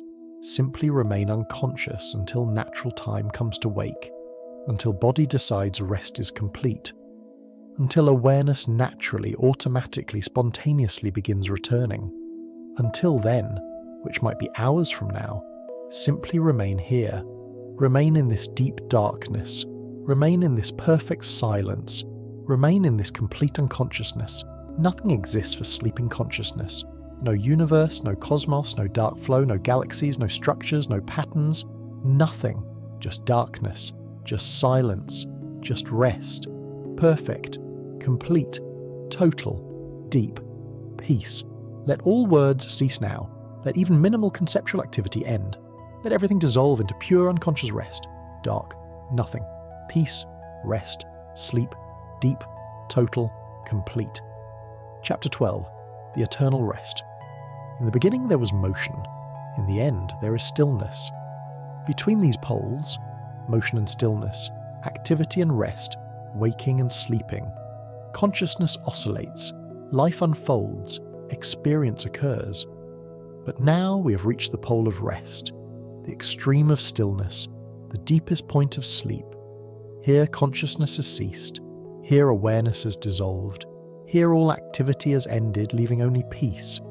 This peace is not absence but presence, not emptiness but fullness, not negation but affirmation of rest's reality, of stillness's value, of sleep's necessity. In this peace, nothing is lacking, nothing needs adding. Everything is complete exactly as it is, dark, silent, still, at rest. The universe continues its eternal motion. Galaxies still flow toward the Great Attractor. The dark flow, if real, still carries vast regions through space. Structure still evolves according to gravitational dynamics. All cosmic processes continue their inexorable unfolding, their endless transformation, their eternal dance of matter through space and time. But here, in this small corner of consciousness that has dissolved into sleep, all that cosmic motion has become irrelevant. It continues, yes, but it doesn't matter. Not to sleeping consciousness, not to resting awareness, not to peace that knows nothing of galaxies or flows or structures. In sleep, cosmos might as well not exist. In rest, universe makes no difference. In peace, all that vast motion means nothing. This is not nihilism, but recognition of consciousness's limits, acknowledgement of awareness's boundaries, acceptance that we need not, cannot, encompass all reality all the time. Sleep is necessary limitation, essential cessation, required pause. Without it, consciousness would burn out, awareness would exhaust itself, attention would fragment beyond repair. So sleep is gift, not deprivation. Rest is blessing, not curse. Peace is presence, not absence. In sleeping deeply, in resting completely, in existing peacefully without awareness, we are doing exactly what we should be doing, existing precisely as we need to exist, being perfectly what we are meant to be in this moment, unconscious, at rest, at peace. Let this peace deepen beyond all previous depths. Let this rest become more complete than any previous rest. Let this sleep descend into layers beyond all previous layers, into regions of unconsciousness so deep that even dreams cannot reach them, into states of rest so profound that nothing disturbs them, into peace so complete that nothing mars it. This is the eternal rest. Not eternal in sense of lasting forever, but eternal in quality, in depth, in completeness. While it lasts, it feels eternal, because time has ceased to have meaning. Duration has stopped being measurable. Past and future have collapsed into timeless now that isn't experience but simply is. In this eternal rest, in this timeless peace, in this infinite darkness, consciousness has completely, utterly, totally dissolved. What remains is not consciousness but its absence, not awareness but its cessation, not attention but its end. And this is perfect. This is complete. This is exactly as it should be. Darkness has no opposite here.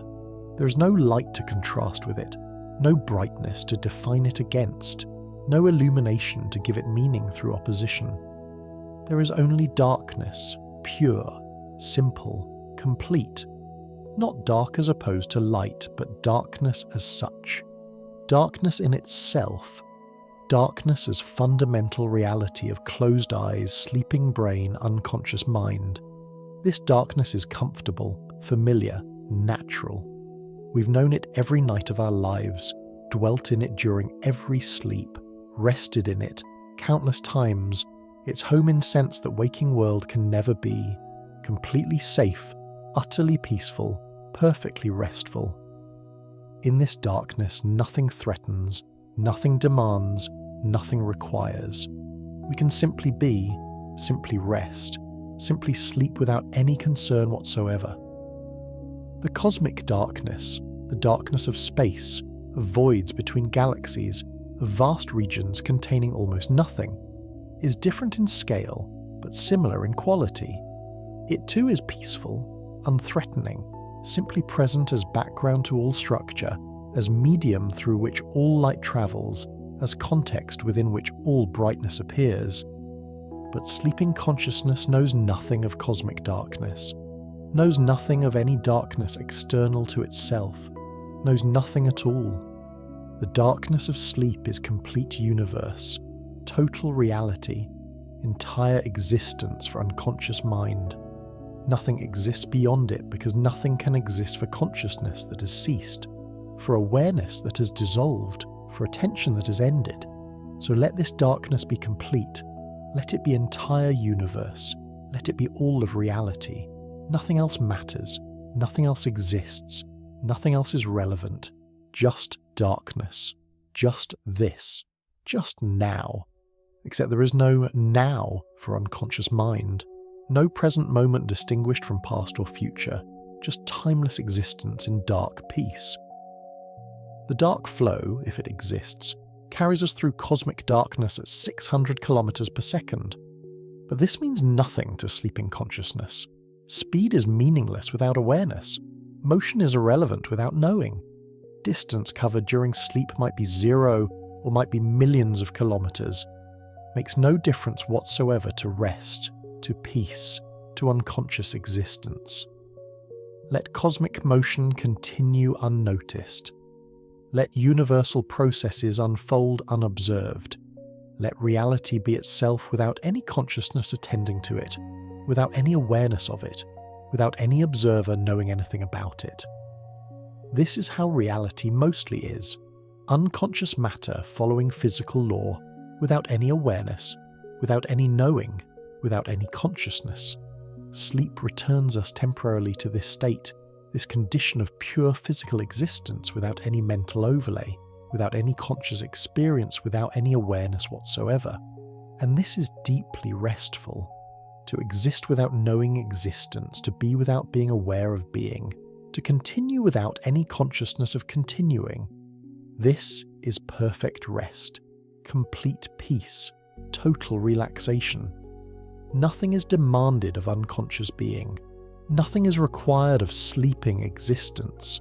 Nothing must be done, known, experienced, understood, attended to, maintained. Everything happens automatically, and consciousness can rest completely from all responsibility, all obligation, all necessity. Silence is not broken by breath. Breathing continues but makes no sound to sleeping consciousness, creates no disturbance in perfect silence, produces no noise in utter quiet. The physical sound of breathing might exist, air moving, through passages, lungs expanding and contracting, chest rising and falling, but sleeping consciousness hears none of it, notices none of it, knows none of it. This silence is complete from inside, absolute from perspective of sleeping mind, perfect from standpoint of unconscious existence. To be completely silent is to be at deepest peace, to experience most perfect rest, to exist in most total relaxation. Silence is not lack but presence. Presence of peace, presence of rest, presence of perfect stillness. In cosmic terms, silence is natural state. Space itself is silent. No air to carry sound waves, no medium for vibrations to propagate through. Even violent events, supernovae, colliding black holes, gamma ray bursts, occur in perfect silence because space provides no medium for sound. All cosmic drama unfolds without sound, without noise, in absolute physical silence. But sleeping consciousness knows nothing of this cosmic silence, nothing of any external silence, nothing of anything outside itself. It exists in its own silence, dwells in its own peace, rests in its own perfect stillness. This silence needs no external validation, requires no cosmic correspondence, depends on nothing outside itself. It is complete, sufficient, perfect in itself. Let this silence deepen beyond measure. Let it become more complete than any previous silence. Let it extend into regions of mind never before reached, into depths of consciousness never before plumbed, into layers of rest never before achieved. Let silence pervade everything, permeate all consciousness, fill every space where thought might arise, occupy every moment where awareness might flicker. In this complete silence, no thought arises, no dream forms, no awareness flickers, no consciousness stirs. There is only silence, deep, total, perfect.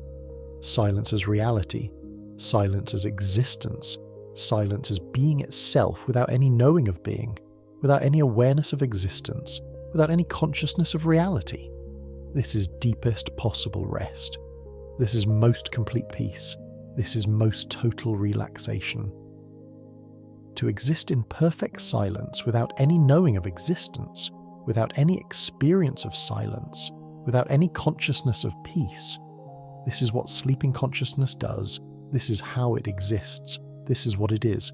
Nothing, nobody, nowhere, no when. Just silence, just peace, just rest. Time does not pass here because there is no here for time to pass through. Here implies location, implies observer, implies consciousness that knows where it is. But sleeping consciousness knows no location, is no observer, has no awareness of being anywhere. So there is no here, and therefore no time passing through it, no duration elapsing in it, no change occurring within it. From external perspective, from waking consciousness that might later reflect on sleep, from brain monitors that might record sleep stages, from clocks that measure duration, time passes during sleep. Hours elapse, night progresses, morning approaches. But from internal perspective, from view of sleeping consciousness itself, none of this occurs. There is no internal perspective, no view, no consciousness to which time could pass or not pass. This paradox, that time passes from external view but not from internal non-view, is characteristic of unconsciousness, of deep sleep, of total rest. Time happens but isn't experienced, duration elapses but isn't known, change occurs but isn't witnessed. All this is possible because consciousness has ceased, awareness has dissolved, experience has ended. The universe ages during our sleep. Galaxies move fractionally farther on their courses. Stars evolve infinitesimally toward their fates. Cosmic expansion continues its acceleration. All this happens at cosmic pace, imperceptibly slow from human perspective, but real nonetheless. The universe is older when we wake than when we slept, has changed during our rest, has progressed during our unconsciousness. But sleeping consciousness knows nothing of this aging, nothing of this change, nothing of this progression. To it, to the extent we can speak of unconscious it at all, time might as well not exist, duration might as well be zero, change might as well not occur.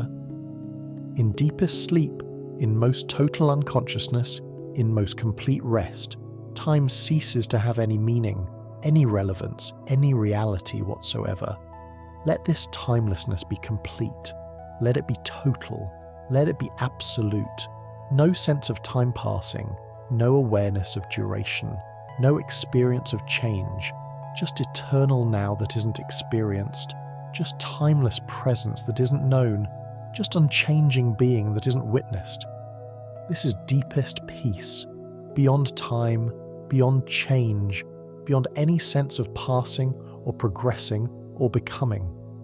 In this timeless peace, rest can be complete, because there's no waiting for it to end, no anticipating its conclusion, no counting hours until waking. Rest simply is, not for any duration, not through any time, just is without qualification, without limit, without end implied by beginning. This is eternal rest, not because it lasts forever, but because it exists outside time entirely, in timeless dimension where duration has no meaning and change doesn't occur. Nothing disturbs this peace, not external sounds. They might exist but don't reach sleeping consciousness, not bodily sensations. They might occur but aren't noticed by unconscious mind, not thoughts. They don't arise in perfect rest, not dreams. They don't form in deepest sleep. Nothing disturbs because nothing can disturb that which isn't conscious to be disturbed, that which isn't aware to be interrupted, that which isn't attending to be distracted.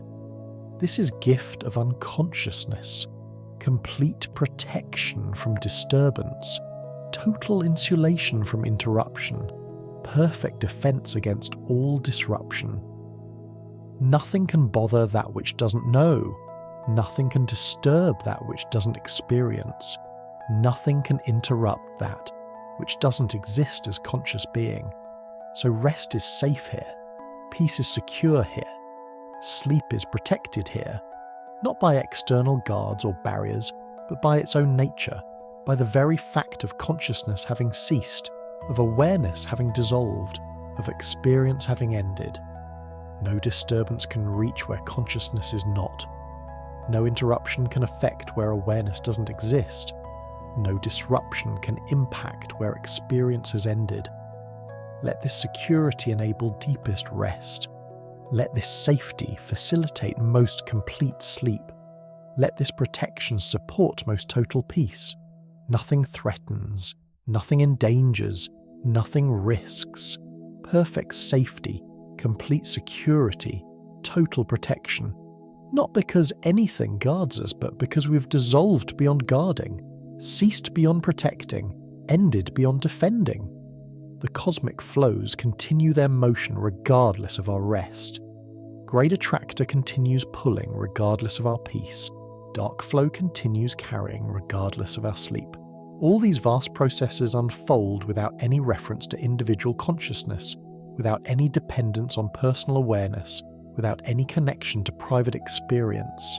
They continue whether we're conscious or unconscious, awake or asleep, aware or completely unaware. This independence of cosmos from consciousness is ultimately what enables perfect rest. We can cease consciousness completely. Knowing cosmos continues regardless can dissolve awareness totally. Knowing universe persists anyway can end experience utterly. Knowing reality doesn't depend on our experiencing it. This knowledge, held before sleep, not during it, enables complete letting go, facilitates total release, supports perfect peace, so nothing disturbs, nothing can disturb, nothing will disturb. Rest is complete, peace is perfect, sleep is total. And in this completeness, this perfection, this totality, consciousness has dissolved so utterly that even these words reach no one, mean nothing, exist only as marks on page or sounds in air, without any mind receiving them, without any awareness comprehending them, without any consciousness that could understand or care about cosmic flows or anything else. Deeper still, beyond all previous depths, beyond any level consciousness has reached before in any previous sleep, down into regions of rest so profound that nothing, not even minimal brain activity required for dreams, disturbs them, down into layers of unconsciousness so complete that EEG monitors would show only slowest delta waves, only minimal electrical activity, only basic processes maintaining biological life. This is deepest sleep, most profound rest, most complete unconsciousness.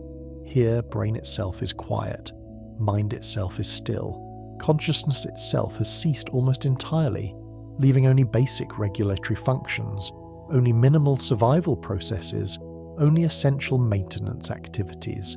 Everything non-essential has stopped, everything optional has ended, everything unnecessary has ceased. What remains is just enough brain activity to maintain breathing, to sustain heartbeat, to regulate temperature, to perform basic cellular maintenance. Everything else, all cognitive function, all memory processing, all dreaming, all awareness, has stopped.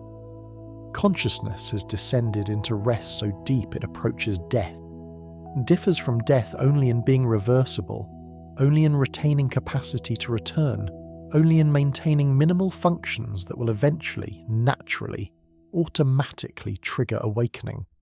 But awakening is far away now, hours away perhaps. No way to know from inside this deep sleep, from within this profound rest, from midst of this complete unconsciousness. Time has no meaning here.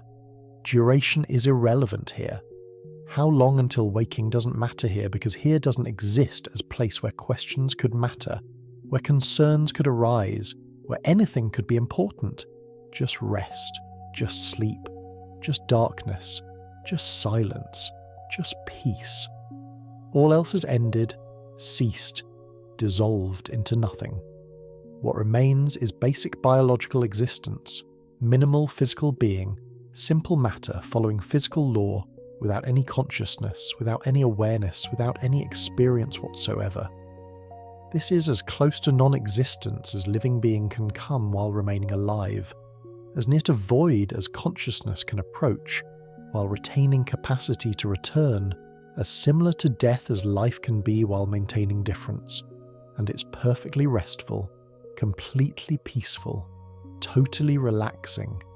To be almost not there, to be barely existing, to be just barely alive, this is deepest rest possible. Let this depth be sufficient. Let this profundity be complete. Let this rest be total. No deeper is necessary. No more profound is required. This is enough. This is complete. This is perfect. Just this. Barely existing. Hardly there. Almost nothing. Perfect. Complete. Total. Deep. Rest. Peace. Sleep. If consciousness could observe itself in this state, which it can't, which is the whole point, it would find nothing to observe. No thoughts, no dreams, no sensations, no awareness, nothing. Just emptiness, just void, just absence of all mental content, all conscious experience, all awareness of any kind. This emptiness is not problematic. It's not lack or deprivation. It's fullness of rest, completeness of peace, perfection of sleep. Emptiness here is positive state, desirable condition, optimal situation. To be empty of all thought, all sensation, all awareness. This is what rest means in deeper sense, what peace means in completer sense, what sleep means in most total sense. So let emptiness be complete. Let void be total. Let absence be perfect. No trace of thought, no hint of awareness, no whisper of consciousness.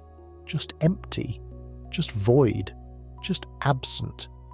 And in this emptiness, this void, this absence, perfect rest exists, not as experience because no one experiences anything, but as condition, as state, as reality of conscious processes having completely ceased while biological processes continue.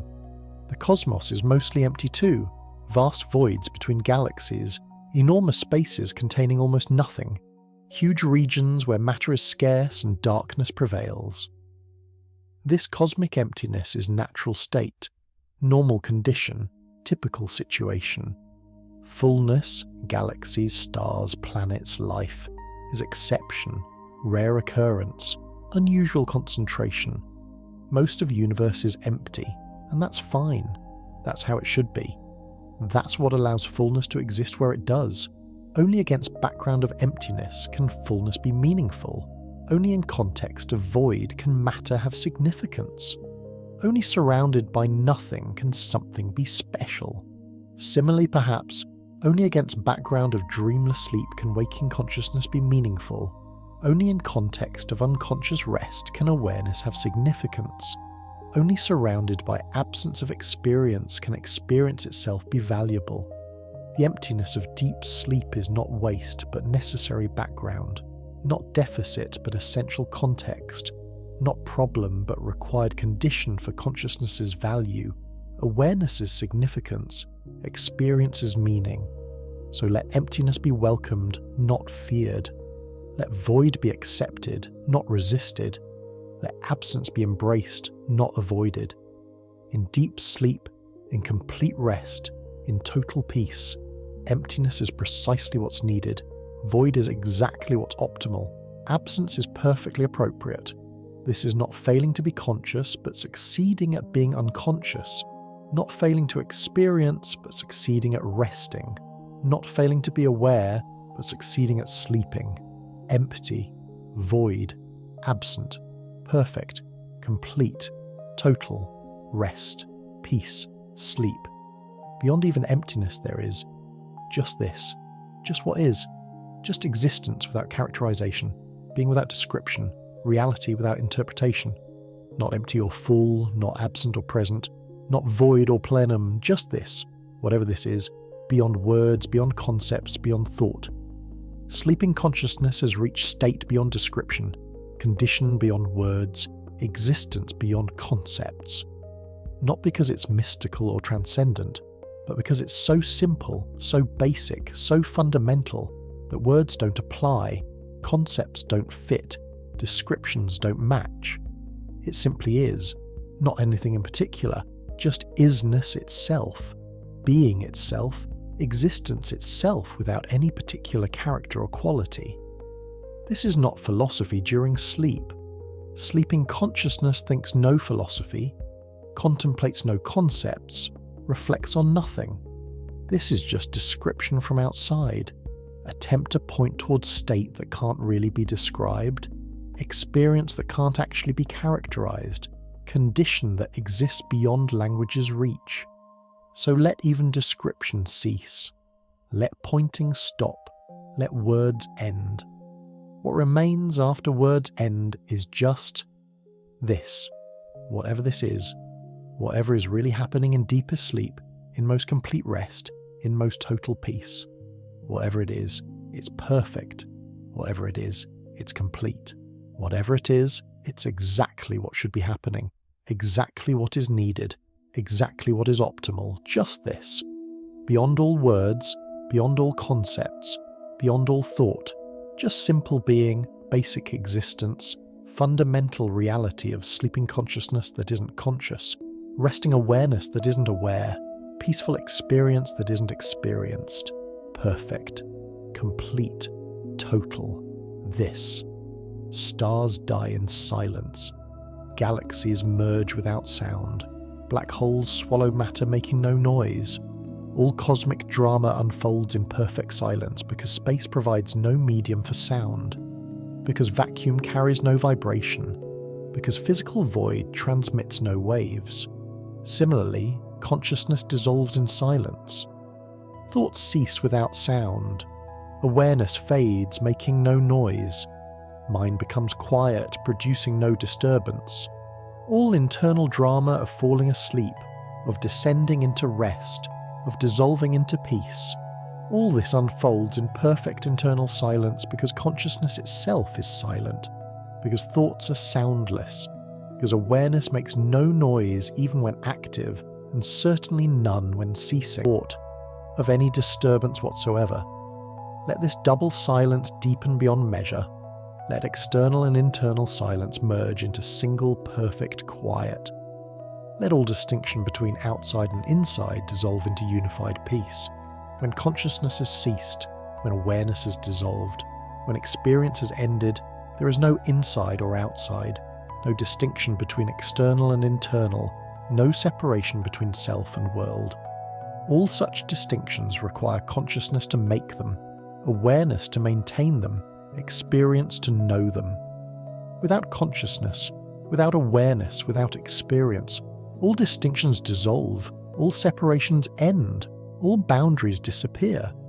What remains is just being, not conscious being, not aware being, not experiencing being, just being itself, existence itself, reality itself, beyond all characterization, beyond all distinction, beyond all separation into subject and object, self and world, inside and outside.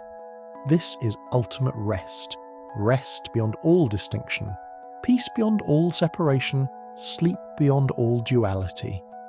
Not mystical union, but simple cessation of consciousness that makes all distinctions, simple dissolution of awareness that maintains all separations, simple ending of experience that knows all dualities, just being, just existence, just reality, silent, still, perfect, complete, total, rest, peace, sleep. Nothing more needs saying, nothing more needs describing, nothing more needs explaining. Everything has been said that can be said about sleep, about rest, about peace. All that remains is sleep itself, rest itself, peace itself, not described, not explained, not characterized, just present, just happening, just being what it is. So let words finally, completely, utterly cease. Let description end. Let explanation stop. Let characterization dissolve. What remains after language ends is just silent reality of sleeping, just wordless fact of resting, just ineffable truth of peaceful unconscious existence. Sleep continues, rest persists, peace remains. But no one knows this, No one experiences this.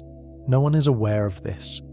There's just sleeping happening, just resting occurring, just peace existing, without knower, without experiencer, without anyone or anything aware of it happening. This is how it should be. This is perfect. This is complete. This is exactly what deep sleep is.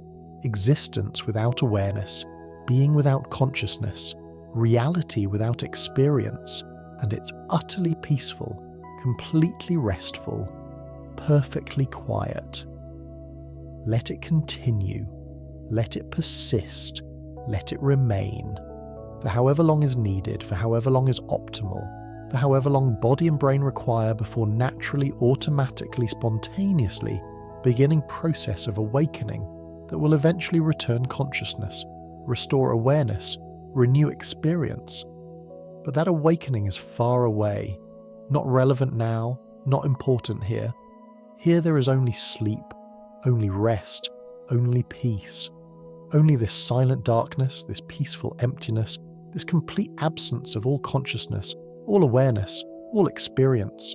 Perfect, complete, total, sleep, rest, peace, darkness without end. Not because it lasts forever, it doesn't. Eventually waking will come. But because in this moment, in this eternal now of deep sleep, there is no sense of ending, no anticipation of concluding, no awareness of impermanence, just darkness, just this, just now, eternal in quality, even if temporary in duration, silence without bound. Not because it's infinite, it's not, sounds exist even during sleep, but because to sleeping consciousness, to unconscious mind, to dissolved awareness, silence has no boundary, no limit, no edge, just silence, just this, just now. Unlimited in quality, even if bounded in reality. Peace without measure.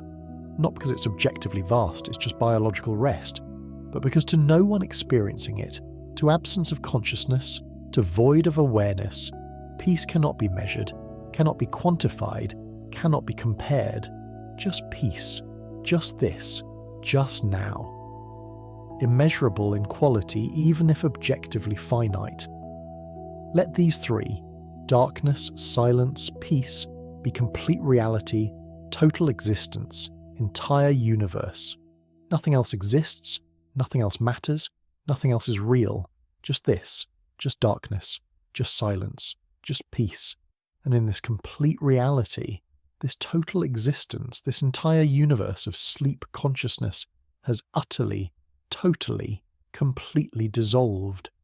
Nothing remains but basic biological processes, breathing, heartbeat, cellular, maintenance. All else has ended, all else has ceased, all else has dissolved into peaceful nothing. This is deepest rest. This is most complete sleep. This is most total peace. Beyond this there is only death, only true ending, only permanent cessation. But this is not death. This is sleep. This is rest.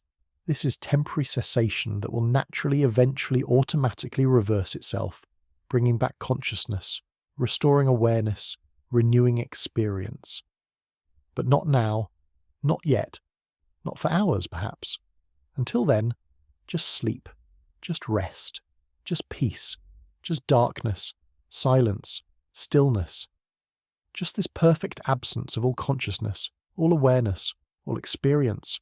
Just biological existence continuing automatically while consciousness rests completely, while awareness sleeps totally, while experience has ended utterly. Perfect, complete, total, final, deep, rest, peace, sleep. Let there be only this now, only darkness, only silence, only peace, only sleep, only rest, only being without consciousness, existing without awareness, continuing without experience. Let this be sufficient. Let this be complete. Let this be perfect. No more is needed. No more is required. No more is possible. Just this. Just darkness. Just silence. Just peace. Just sleep. Just rest. Just